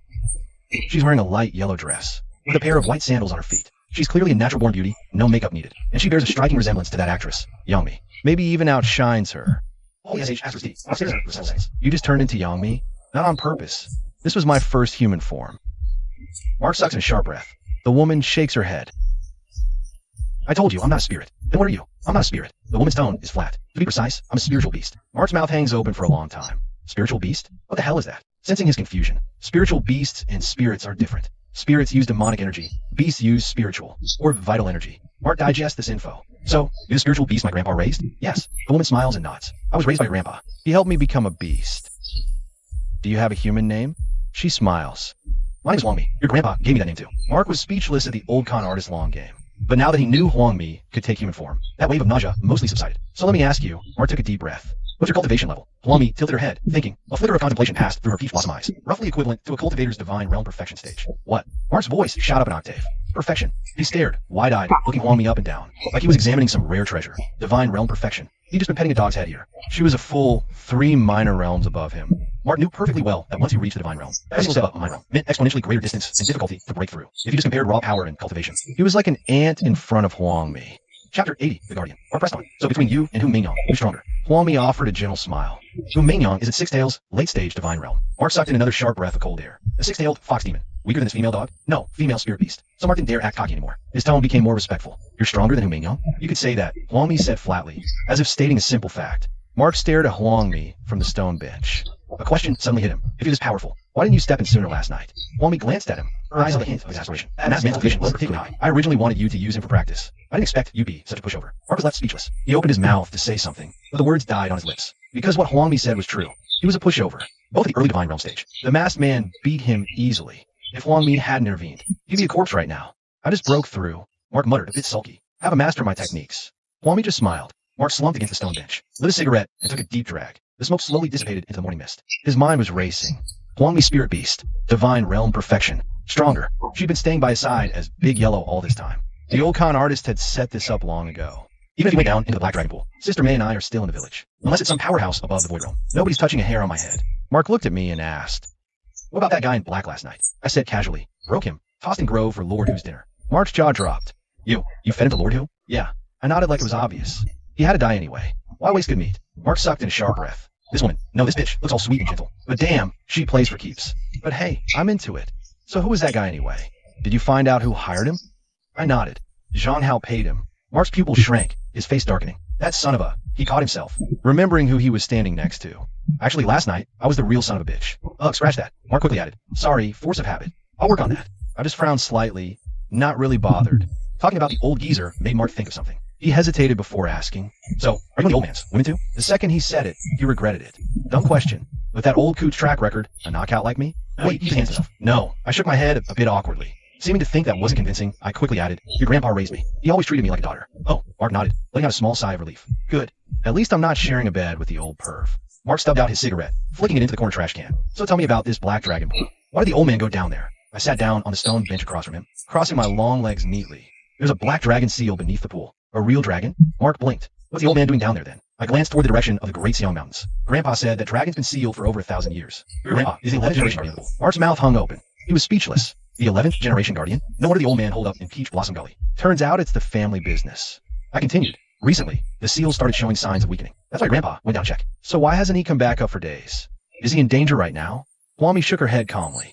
He's not in danger. How can you be so sure? Mahu stared into her eyes. Have you been down there? Huangmi smiled and shook her head. Non-keepers are forbidden from descending. Now Mahu finally understood. Sister May and Xiao may never go to the Black Dragon Pool. Then how can you say the old geezer isn't in danger? Huangmi explained unhurriedly. A blood pact binds spirit beast and master. If a master dies, the beast can sense it. Mahu was stunned. A blood pact? He wanted to ask, so what did you sense? But the words died on his lips, because Huangmi's expression had already given him the answer. Her words were credible. That much was undeniable. Mahu let a long, slow breath. The tension that had been coiled tight for days finally eased. So when can he come back up? Mahu pressed. Huang Mi shook her head. I don't know. The situation beneath the Black Dragon Pool. Your grandpa never told me. Before he went down, he left no instructions. Mahu leaned back, hands behind his head, staring at the overcast sky. So what can I do? Improve my cultivation, Huang Mi answered bluntly, and then wait for your master to return from the Black Dragon Pool. Mahu was slightly taken aback.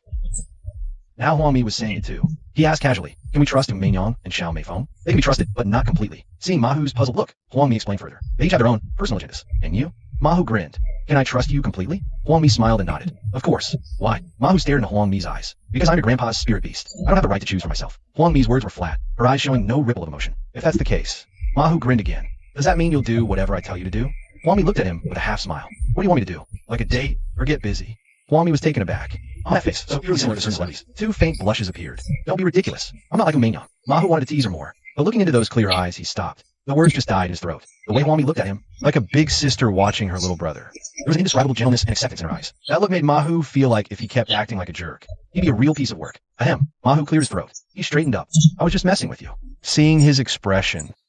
Her smile in the morning light was particularly pleasing to the eye. It gave you a feeling of warm, gentle comfort. Why you gotta smile so pretty? Mahu grumbled under his breath, making it hard for me to keep up the creep act. Chapter 81, Sister Me. The mountain mist cleared, revealing verdant peaks. A few sparrows landed on the courtyard wall, chattered for a bit, then fluttered their wings and flew away. Mahu took a drag of a cigarette, deciding to change the subject. You said you're a spirit beast. So what breed are you? Are you some kind of rare, expensive pedigree dog? Huang Mi's mouth twitched. Do you have to be so specific? Of course, Mahu said with a straight face. You're basically family now. Shouldn't I know more about you?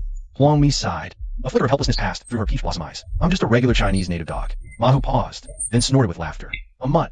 Huang Mi's face darkened. What's wrong with being a mutt? Mutt's are loyal, smart, protective. They're not picky eaters, easy to care for. Way better than those so-called fancy breeds. Okay. Mahu waved his hands. I didn't mean that. I just think it's kind of endearing. He paused, then added, after all, I'm a bit of a beast myself. We're both animals here. No need for judgment. Huang Mi was left speechless by this. The look on her face was priceless. So what should I call you from now on? Mahu dropped his goofy grin. Should I call you Big Yellow when you're in your true form? And Huang Mi when you're human? Huang Mi nodded. That works. So how old are you anyway? Mahu asked casually. Huang Mi hesitated. A complex look flashed in her peach blossom eyes. His gaze drifted to the impressive peaks on her chest. TSK. It really or something. Huang Mi was taken aback. Following his gaze, she looked down at herself. Her face flushed instantly. You get more shameless by the day. Mahu grinned cheekily. Since you're older than me, and you look a lot like a certain me, I'll call you Sister Me. You. Huang Mi wore an expression of utter resignation. Hey, Sister Me. Mahu's smile faded. All right, let's get serious for a second. Hashtag A. Are we blood related? He's been holding this question in for days. Hashtag A. No hashtag B. We're both orphans your grandfather adopted. Hashtag B. Mark leans back on the stone bench, looking up at the sky. Hashtag A. That's a long, heavy sigh. So, who are my parents? Hashtag A. I don't know. Hashtag B. He never told you? No hashtag B. Master never spoke of your origins. Hashtag B. What do you know about the Anomaly Bureau? Huang Mi shakes her head. It's a government agency. Hashtag B. I don't know much more than that. Hashtag B. I only know your grandfather had dealings with them. Hashtag B. Specifics aren't clear. Hashtag B. And the Black Dragon Society. Our presses. Hashtag A. About this mysterious organization. How do you know? Hashtag A. Huang Mi's expression turns grave. Hashtag B. The Black Dragon Society is a 1,000-year-old cult. Mark lets out a low whistle. 1,000 years? That's insane. Hashtag A. Yes. Huang Mi nods. They've always sought to break the seal. Hashtag B. To seize the Dragon Pearl. The Dragon Pearl? That's a real thing? Hashtag A. You remember Fox Sage mentioned it too. Hashtag A. I thought that guy was just spinning a yarn. Hashtag A. The Dragon Pearl is the Black Dragon's power core. It contains immense energy. Hashtag B. Master once used it to enhance both our bodies. Hashtag B. Mark leans on the bench, lighting another cigarette. Hashtag A. Hashtag A. The Society has eyed Black Dragon Pond for a millennium. MHM. Hashtag B. Generation after generation. It's never enough. Hashtag B. Our souls will smoke. Hashtag A. It drifts slowly in the morning light. Hashtag A. So that makes them our mortal enemies. Hashtag A. She nods. A Pond Guardian's duty is to protect the seal. Hashtag B. Stop anyone from approaching the pond. Hashtag B. Mark ponders for a moment. The Society is an entire organization. Hashtag A. But the Guardian is just the old man. Alone. Hashtag A. One man, one fox, one beast. The odds are stacked against us. Instead of answering, she asks, are you scared? Hashtag B. I'm not scared. If we know they're the enemy, hashtag A. We need to know them inside out. Train harder. Boost your power fast. The mention of powering up deflates Mark a bit. Hashtag A. Ever since I broke through the divine realm. Hashtag A. Leveling up is much harder now. His eyes are round. A mischievous grin spread on his face. Big Sis May, you're so powerful. If we could, cultivate together a few times a day, wouldn't my power skyrocket? Sister May glares at him, unamused. You wish. Mark just chuckles. I mean, last night we already... Stop right there. Sister May cuts him off with another glare. That was a life or death situation. Oh, come on. Mark keeps grinning shamelessly. I just want to get stronger faster is all. Sister May ponders. Cultivating together is possible, but I'm a spirit beast. Once a month is my limit. Mark freezes. Once a month? You're kidding. I'm serious. Sister May's expression is deadpan. A spirit beast constitution is different from a human's. Much dual vision. Mark slumps back on the bench. So last night, that was this month's quota? Sister May nods silently, confirming it. What about next month? Mark presses. Well, next month, she thinks. Well, next month at this time, obviously. Mark's face twitches. That is so messed up. Last night I was out cold. I didn't feel a thing, and that counts. Sister May's cheeks flushed slightly. IT was to save your life, and yesterday was my first time. Mark opens his mouth to complain. If Sister May hadn't stepped in, you'd be a dead man right now. She saved your life. She even gave you her first time. Complaining now? That would make you a total jerk. Alright, once a month it is then. Seeing the begrudging acceptance. Sister May can't help but laugh. Ungrateful. Once a month is already a huge deal. Once your power level gets higher, we can adjust the frequency accordingly. Alright, really? Sister May, of course. Mark's practically giddy with this news. Then a devious idea pops into his head. He rubs his hands together with a sleazy grin. So dual cultivation has a cool down fine. But regular, non-cultivated fun is not limited, right? Sister May is speechless. She stares at him, face bright red. Her peach blossom eyes are full of utter exasperation and disgust. She blushed and glared at Maho. Those peach blossom eyes were full of helplessness and disdain. Mark chuckles and leans back on the stone bench, crossing his legs. He looks completely shameless. Well, are you going to answer or what? It's a legitimate question, okay? Chloe takes a deep breath, trying to keep her cool. You call that legitimate? Of course I do, Mark says with a straight face. Two separate issues. Chapter 82. The trump card. You really are a total horn dog. Chloe's so furious, she can barely stay. Her chest heaves with agitation. Big sis Chloe, Mark's lips curl into a slight smirk. Don't get so worked up. It's not about being a perv. Chloe grits her teeth, infuriated by his shamelessness. Then what is it about? Mark tilts his head, feigning innocence. I just want to understand the spirit beast structure. That way, our dual cultivation later will be smoother, more harmonious. Chloe opens her mouth, but no words come out. This guy's full of nonsense. The worst part is, it's hard to argue. Alright, enough. Mark sits up straight, his expression turning serious. Big sis Chloe, back to business. Chloe eyes him warily. What scheme are you plotting now? This time it's for real. Mark waves a hand, dropping the playful act. Sister may want me to go to Riverbend City. Do you think I should go? Chloe fires back. What do you think? Mark leans back on the stone bench, hand behind his head. Well, go to Riverbend has its perks. Staying in Peach Blossom Gulch has its perks too. He pauses, then continues. In Riverbend, I could do dual cultivation with Lily. Use Sister May's connections to locate Widow, Who, and her daughter. But staying here, I could watch Black Dragon Pool, wait for the charlatan, and also what? Chloe presses. Mark grins. Also get to spar with you from time to time. Chloe shoots him an exasperated glare. Be serious. I'm being serious. Mark's smile fades. Think. You're at the Divine Realm's peak. If I stay in Peach Blossom Gulch, learning from you every day, cultivation and power would prove way faster than Riverbend. As for dual cultivation, even if it's only once a month, one session with you is worth 10 with Lily. Chloe is silent for a few seconds. None of that matters. Mark is taken aback. Then what does it matter? Even if you don't go to Riverbend. Sister May will just send Lily here anyway. Huh. Good point, Mark nods. So you're saying I shouldn't go? Go. Chloe's tone is firm. Of course you should go to Riverbend. Mark looks surprised. Since Lily's coming to us anyway, why bother going to River City? Wally said calmly. To kill Zhang Hao. Kill him. Mahu's voice rose a few octaves. Are you kidding me? He's backed by the Paranormal Bureau and the Zhang family. Huang Mi's expression was serene, as if discussing a minor errand. So what? Mess with the Ma family, you die. Mahu was stunned. He stared at that face, so like Mimi's. Stared in her calm eyes, felt bitch. No, this spirit bee sister, her aura was kind of terrifying. Mahu swallowed. Mimi, do you have some misunderstanding about the Ma family? The Ma family is just the old charlatan. You and me. The old charlatan is still at Black Dragon Bond. What are we supposed to fight the Bureau and the Zhangs with? A faint smile curled at Huang Mi's lips. You don't know the Ma family's weight. Huh? Mahu looked utterly lost. The Ma family is a big deal in the cultivation world. Huang Mi's smile held a trace of quiet pride. Your grandfather even slept with the Zhang family's matriarch. Killing one of their juniors is nothing. Mahu was completely floored. His jaw dropped, eyes wide as he stared at Huang Mi. It took him a long moment to choke out. What did you say? The old charlatan slept with the Zhang matriarch? Huang Mi nodded, her tone still matter of fact. Zhang Lily was the Shao family's young miss. The apple of the Shao patriarch's eye. Didn't he sleep with her too? And they had a daughter, Lily. All these years, have you heard the Shao family dare to make a peep? Mahu asked timidly, is the Shao family powerful? Huang Mi said flatly, the current leader of the One Teaching is Lily's biological father. Mahu sucked in a sharp breath. He stared wide-eyed at Huang Mi, mouth opening and closing, opening again, finally managing and void stage and this badass. Huang Mi laughed. Your grandfather is in a late void stage. Lily just doesn't know it. Wait, Mahu suddenly sat up straight. If the old charlatan was that awesome, why was he locked up for half a month? Locked up for half a month? Huang Mi chuckled. You really think a cell could hold him? Back then, he just used it as cover, to sneak off and do something else. Holy crap, Mahu was speechless. That old charlatan really is something else. And here I was, crying my eyes out over it back then. Huang Mi's smile fades. Is to personally take out Zhang Hao. But what if the Zhang family sends heavy hitters for revenge? A flash of arrogance crosses Huang Mi's peach blossom eyes. After the hit, you come straight back to Peach Blossom Gully. No one can touch you here. Mark is momentarily stunned. You got my back. Huang Mi smiles without answering. Scratches his head awkwardly and asks again. Huang Mi, what if they send someone stronger? She offers no explanation, but her eyes remain utterly confident. Mark knows she wouldn't lie to him. In this whole damn world, besides the old con man, the only person he can fully trust is Huang Mi. Mark stares at Huang Mi for several seconds. Suddenly, he grins. Big sis me, since you're such a badass, why not just come with me to Jiangcheng? Huang Mi shakes her head. I can't leave Peach Blossom Gully. Why? Mark frowns. You're not a peach tree. You're not literally roots around. Huang Mi can't help but laugh at his remark. Then her expression turns serious again. I need to stay in the gully, and you need to go through this trial alone. Fine. Mark gets up from his stone bench. Stretching. I'll head into town first to check on Mayor Zhou. After that, straight to Jiangcheng. Huang Mi stands up too. Her gaze softens a little. Don't linger in Jiangcheng too long. Get the job done and come right back. Mark nods. I know. Remember one thing. Huang Mi continues. Keep a low profile out there. It's the same kind of concern only the old con man ever showed him. That feeling gives him a strange sense of comfort. Got it. Sesame Mark actually sounds sincere for once. Huang Mi. Who else knows you're a spirit beast? No one knows. Mark is taken aback. Not even Hu Mingyang? Nope. What about Xiao Meifeng? Nope. Mark stares at Huang Mi's face. He thinks, damn, it's so similar. This spirit beast is hiding some serious depths. So, Mark swallows. I thought you were just a regular mutt. Huang Mi smiles and nods. Huang Mi is a divine realm perfection spirit beast. She's been staying by his side all this time as Big Yellow. Neither Mingyang nor Xiao Meifeng know her true identity. A hidden trump card no one knows about. Someone's coming. The moment Huang Mi's words fall, she transforms back into Big Yellow. Mark marvels. Truly worthy of a divine realm perfection spirit beast. Her sensing ability and alertness are off the charts. Lulu. Annie Lou's voice calls from outside the courtyard. Chapter 83, The Real Acupuncture. Outside the clinic gate, Annie Lou was cruising on her little red electric scooter. Wei yawned.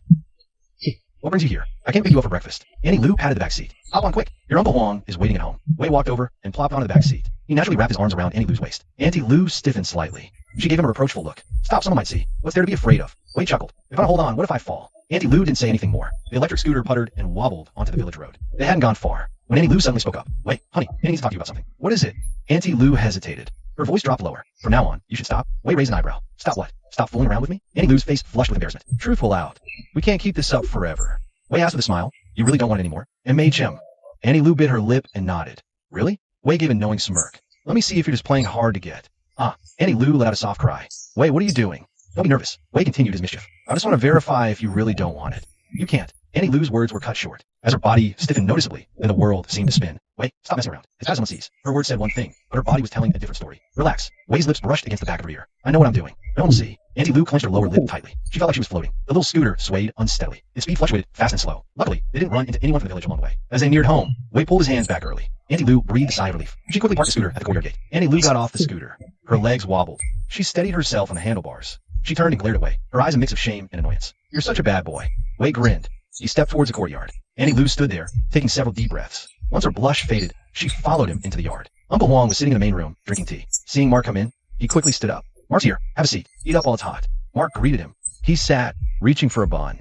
He pulled his hand back halfway. Gotta wash my hands first. Uncle Huang couldn't help but chuckle. We're not in the city. No need to be so fussy. Got fish smell on my hands. Mark grinned as he stood up. Just now, passing by the ditch. I saw some fish and went in to grab a few. Fish grabbing? Uncle Huang burst out laughing. A grown man like you, still playing in ditches like kid. Mark just gave a sheepish grin and headed to the backyard to wash up. Auntie Lou came in from outside and caught the tail end of that, her face flushing even redder. Uncle Huang was munching on a bun and glanced up at her. Huh? Why is her face so red? Huh? Auntie Lou touched her cheek. The sun. How is the sun just now? This early in the morning? The sun's that strong? Uncle Huang looked her up and down. Hey, how's her all well inside? Auntie Lou looked down and immediately panicked. Oh, Mark came back from washing up, shaking water off his hands with a laugh as he explained. When I was grabbing fish earlier, I accidentally splashed some water on Annie. She came for it. Exactly. Auntie Lou quickly chimed in, shooting Mark an annoyed look. A grown man, still so clumsy. Had to go fish grabbing. Couldn't even stop him. Oh. Uncle Huang nodded, letting it go. It's really hot, Auntie Lou said as she hurried toward the bathroom. You eat. I'll wash up first. Uncle Huang went to the yard to get the car, while Auntie Lou was clearing the dishes. She whispered to Mark. Your fault. So embarrassing he didn't suspect. Mark glanced at Uncle Huang outside the door, a smirk curling his lips. Don't sweat it. It's fine. Auntie Lou rolled her eyes at him. When are you coming back from town? Mark turned to look at her. What? Just said you didn't want more. And now you can't bear to see me go? Auntie Lou's face flushed. She shot him a glare. Who said I can't bear it? I was just asking. Mark's smile faded. After checking the mayor, I'm heading straight to Jiangchen. Jiangchen? Auntie Lou was taken aback. Going to the city? Got some business to take care of. Might be a few days before I'm back. Auntie Lou bit her lip, a flicker of disappointment in her eyes. Well then, drive safe. Will do. Mark reached over, giving her hand a gentle pat. Hey, Lou, give her that back. Her face flushed even redder. She pulled her hand back, muttering under her breath. You're such a tease. Morning mist draped Peach Blossom Hollow. The rice paddies on either side of the road were a vibrant green, sweeping in graceful arcs under the morning sun. Uncle Huang drove at a leisurely pace, the window halfway down, letting in the cool morning breeze that carried the scent of grass and earth. Kid, Uncle Huang suddenly spoke up. Got something to talk to you about. Mark turned to look at him. It's about? Uncle Huang swallowed. Don't talk about the acupuncture. Mark paused, looking at him. Why is that? Uncle Huang gripped the steering wheel, eyes fixed on the road, his chubby cheeks quivering slightly. Think about it. Acupuncture. Sure, it's for healing. Still involves taking clothes off. Mark put on a deliberately surprised expression. Village chief, are you blaming me for this? No. Uncle Huang shook his head vigorously. I know acupuncture requires taking the top off. He's going to have to, that side. He glanced at Mark. Your aunt is respectable. If word something like that got out, why did Guixiang suddenly start worrying just now? It's because Uncle Huang was getting suspicious. So he probed, did my aunt say something? Oh, not at all. Uncle Huang shook his head again quickly. He cigarette and offered Mark. I just saw some stuff scrolling through Douyin. Huh? Mark nodded, taking the cigarette and lighting it. Village chief, you should watch less of those short videos. Real acupuncture isn't what you see in those clips. Really? Uncle Huang lit his own cigarette, turning to Mark with curiosity. So what's it really like? Tell your uncle all about it. Mark took a slow drag of his cigarette. Real acupuncture requires being naked. Uncle Huang was caught off guard by a sudden, violent coughing fit. It took him a good while to catch his breath. The fat on his face jiggled. His eyes bugged out, staring straight at Mark. You said what? Strip naked. Mark wore a look of utter nonchalance. Real acupuncture requires the patient to be completely undressed. That's the only way to unblock the meridians. He gestured, cigarette in mouth. Think about it. How to find acupoints through clothes. If you can't find the right points, it's not acupuncture. You want me to just stab around blindly? Uncle Huang's mouth hung open. He was speechless for a long moment, then swallowed hard. The expression on his face was priceless. So yesterday, you did the same way? Mark flicked his cigarette ash. His tone was casual. Of course. Your request, Uncle. I had to give him my full attention, right? Before he could finish, the car suddenly slammed on the brakes. Uncle Huang's face went from beet red to a sickly purple. You and my wife? In front of you. You son of a... You damn mayor. Mark cut him off rudely. How can you have such a backward, feudal mindset? Weren't you the one who reported my grandpa for feudal superstition? I thought you were supposed to be so enlightened. Uncle Huang's old face flushed bright red. Found his face twitched a few times. He opened his mouth, but couldn't find the words. Mark continued his lecture. And you call yourself an educated official? The doctor's heart is like a parent's. At the principle, the doctor treating a female patient is completely normal. Mark looked at him, expression utterly sincere. In the doctor's eyes, her only patients. There's no such thing as male or female. He paused, then added another jab. Besides, you were the one who asked me to treat her. You can't expect me to spoke randomly. If something went wrong, whose fault would it be? Uncle Huang was left speechless, choking on his own anger. His face quivered with fury he had to contain. He had no doubt about Mark's abilities. Just look at Granny Lee, for example. She's already walking normally again. So he was still counting on Mark to cure his own issues. He needed Mark to help him impress the mayor. The mayor, Mark, took another drag of a cigarette. If you think I did something wrong, then we can just... No. Uncle Huang shook his head frantically. He quickly forced a smile back on his face. You're absolutely right. The doctor's heart is like a parent's. My thinking is outdated, Uncle. The car continued on its way to town. The tension in the car finally eases up. Uncle Huang steers the conversation back to treating Mayor Zhou. A moment later, Uncle Huang's face completely returns to normal. He suddenly grins and asks, half joking, so what do you think? Of your Auntie Lou's figure? Mark pauses for a second, thinking, yep, a total wolf in sheep's clothing. He puts on a slightly embarrassed look. She's great. You're a lucky man, Uncle. Uncle Huang chuckles, his chubby cheeks jiggling, a flicker of pride in his eyes. Back in the day, your auntie was the belle of our whole county. When I was chasing her, suitors lined up from gate to town. Uncle Huang pauses, his expression turning serious. But no matter how great she is, she's your auntie. Mark doesn't respond, just give a slight smirk. He gets the subtext loud and clear. Asterisk, of course. You help me out. I won't forget it. After we're done with the mayor today, I'll take you into the city. Find you some young, pretty thing. Uncle Huang turns to Mark with a you-know-what-I-mean look. Mark inwardly scoffs. The old fox is scared I'm still eyeing Auntie Lou. Uncle, Mark says, hey, I appreciate the offer. But not today. Why not? Uncle Huang glances at him. Don't worry, it's on me. My treat. Mark smiles, flicking a cigarette out the window. It's not the money. I gotta go to River City today. River City? Uncle Huang is taken aback. What for? To see my girlfriend. Uncle Huang's eyes widen a bit. Girlfriend? You have a girlfriend in River City? Yeah. Mark says casually. It's Xiao Meifeng's daughter. Xiao, one came for me in the village last time. The look on Uncle Huang's face is priceless. Shock, confusion, and what seems like relief. She's not your aunt? No, Mark grins. No blood relation. Uncle Huang's jowls wobble as he processes this. Not bad, not bad. That girl's a real looker. But he hesitates. She seems kinda young, right? Mark nods. Still in college. A college girl? Uncle Huang's smile broadens into a full-blown grin. Way to go, Wei. Bagging a college girl. Your grandpa would be over the moon if he knew. Mark changes the subject. By the way, your daughter, Chiyu, she's about to start college too, right? Uncle Huang's smile slowly faded. Yeah, she's taking the college entrance exam next month. Come to think of it, she hasn't been home in almost a month. Thinking about that spoiled brat, Mark felt a headache coming on. Chiyu is Uncle Huang and Auntie Lou's only daughter. She's 18, a senior in high school in the county town. Mark's last memory of her was from the new year. She had a high ponytail, wore a pink puffer jacket, and was standing at the village entrance, rolling her eyes at him. Mark, I heard you're going south to be a migrant worker. Migrant worker wasn't exactly a flattering term. The little brat was clearly trying to diss him. He felt like giving her a good talking to. Oh, is that right? He shot back, his voice dripping with sarcasm. Chiyu will likely get into Tsinghua for piquing you, bringing honor to the family. Huh? Chiyu was speechless. She stomped her foot, turned, and stormed off, her ponytail swishing. Mark's lips curled into an involuntary smirk. She's a fiery beauty. What's on your mind, son? Uncle Huang's voice snapped him back to reality. Mark shook his head. Nothing, just thinking about Chiyu. Uncle Huang sighed. That girl's had a temper since she was a kid. Takes after her mom. She works hard and will get into a good university. That's great, Mark nodded.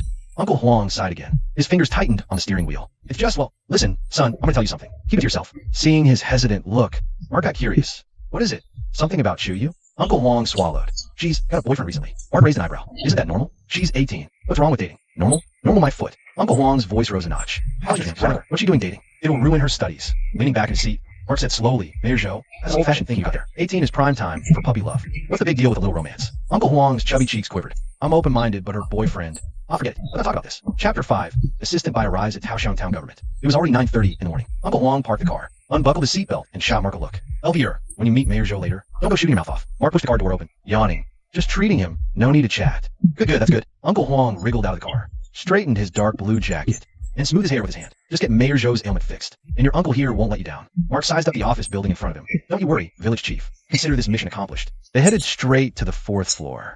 Uncle Huang greeted with utmost deference. Morning assistant by. Uncle Huang stopped at an office door, bent slightly to greet a woman inside. Not yet 30, kinda easy on the eyes. Decent enough vibe. White chiffon blouse, gray pencil skirt, black stilettos. Not tall, but the proportions were on point. Too bad the look on her face right now was anything but friendly. What is it? Uncle Huang was taken aback for a second. Black smile and shoved closer. Assisted by. He chuckled, rubbing his hands together. I brought someone to take a look at Mayor Zhou's condition. She looked up, her gaze lingering on Uncle Huang's face for a beat, then sliding over his shoulder to land on Mark. Her eyes did a full sweep, up and down, taking in every inch of Mark. Take a look? By Xin frowned. He treats sciatica? Yes, exactly. Uncle Huang nodded vigorously. This is Mark from our village. His massage skills are excellent. Mayor Zhou mentioned. All right. By Xin waved a dismissive hand, looking at her desk papers. Mayor Zhou's in a meeting. You can wait outside. Uncle Huang opened his mouth, thought better of it, and swallowed his words. Oh, okay then. We'll wait outside. He turned and nudged Mark out. By Xin's voice floated after them. Step back a bit. I'll call you when the mayor's done. Uncle Huang forced another smile and grunted in agreement, leading Mark out of the office. They stood in the hallway. The corridor was empty. Not even a place to sit. Mark leaned against the wall, hands in pockets, feeling a bit ticked off.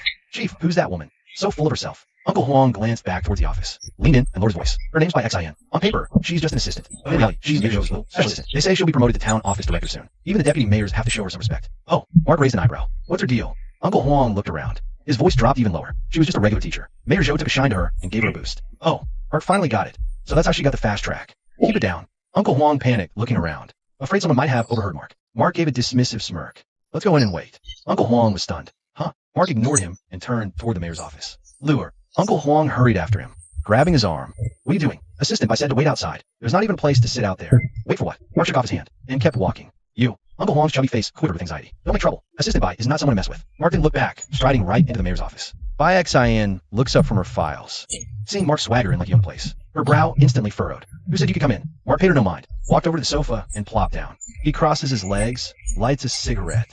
Click. Lit it. Took a deep drag. Smoke slowly filled the office. Bai Xin's face darkened. I said Mayor Zhou is in a meeting. You're supposed to wait outside. Are you deaf or something? Mark flicked some ash, looked up at her slowly. We were invited here by Mayor Zhou. Stand outside like peasants? Bai Xin stands up, her chest heaving with anger. That white chiffon blouse straining tight. This is the mayor's office, not your backyard vegetable patch. Get out right now. Assistant by, I'm sorry. So sorry. Uncle Huang was sweating bullets, apologizing profusely with a forced smile. Lure, stop fooling around. Lure, come out with me, quick. But Mark sat on the sofa, not moving a muscle. Bai Xin, he said, taking a leisurely puff, his eyes shamelessly roaming over the woman in front of him. He gets so high and mighty up. You're just a two-bit floozy who slept her way to the top. The air in the office instantly froze solid. Bai Xin's face went from white to red, from red to purple, her lips trembling with rage. You. She pointed at Mark, her finger trembling. What the hell are you talking about? Uncle Huang was scared out of his wits. The fat on his face was shaking like a leaf. Sweat beads were plopping off his forehead. He grabbed Mark's arm. Voice cracked. Insane. Apologize to Bai now. Mark shook him off. Apologize? For what? He tapped his cigarette ash, looked up at Bai Xin with a slight smirk. Was I wrong? Bai Xin was speechless. Her chest heaved. You, get out. Right now. Mark just smiled at her. You shouldn't get so worked up when you have cramps. Bai Xin's face flushed red again instantly. She gaped, her trembling finger pointing at Mark. Not a word came out. Not from anger, but because Mark was right. She was having cramps, and this time was especially bad. It had been hurting since she got to work this morning. Lower abdomen throbbed in waves, wrung out. Now, being exposed in public by Mark, she felt shock, rage, and an overwhelming sense of shame. How? Did you know? Mark flicked more ash, his tone casual. I can see it, of course. Don't forget why I'm here. Bai Xin was completely speechless. She stared wide-eyed at Mark. The look on her face shifted from fury to shock, then from shock to wary disbelief. Uncle Huang stood to the side, looking from Bai Xin to Mark. Sweat was still dripping from his forehead, but he could tell from Bai Xin's reaction that Mark wasn't just talking nonsense. Well, if you can see it, can you fix it? You figured if Mark could cure Bai Xin's cramps. Today's trouble might not be trouble at all. It might even turn into a blessing. Mark stubbed his cigarette out in the ashtray on the coffee table. Balancing energies, clearing blockages. That's the Ma family's specialty. Can't stop, won't stop. Mark's over-the-top confidence made Bai Xin's expression flicker uncertainly. Clearly, she still had her doubts. Uncle Huang saw his chance to perform. Assisted by, you might not know, but our boy skills are the real deal. Let me give you a couple of examples. He took 2 steps closer, gesturing with his hands. Take Granny Lee from our village. Rheumatoid arthritis for years. She could barely walk, always leaning on her cane. Guess what? After just 2 sessions with Wei, that old lady now walks like she's in her prime. She's even out and about in the village, carrying her grandson. Bai Xin's gaze shifted to Mark. The skepticism in her eyes began to thaw a little. Seeing he was making headway, Uncle Huang piled on the hype even thicker. Accountant Lou's dad's back was shot for years. Hospital said surgery was his only option. Wait, even 1 session. The old man could instantly bend and pick things up. Mark leaned back on the sofa, the corner of his mouth twitching. When the hell did I ever treat Accountant Lou's dad? This Uncle Huang is spinning yarns without a script, but he didn't call him out. He just slowly lit another cigarette, crossing his legs, looking completely detached. However, the way she looked at Mark started to change. Uncle Huang fanned the flames. Think about it. Mayor Zhou's sciatica. Even specialists from the capital couldn't fix it. The results were not. If Wei didn't have some serious skills, would I be bringing him here? It all sounds perfectly logical, and Bai Xin couldn't help but believe. She took a deep breath, walked over to Mark. So, see, could you help me? Mark remained sprawled on the sofa, legs crossed, taking another slow drag of a cigarette. Assisted by, asked for a favor with the right attitude.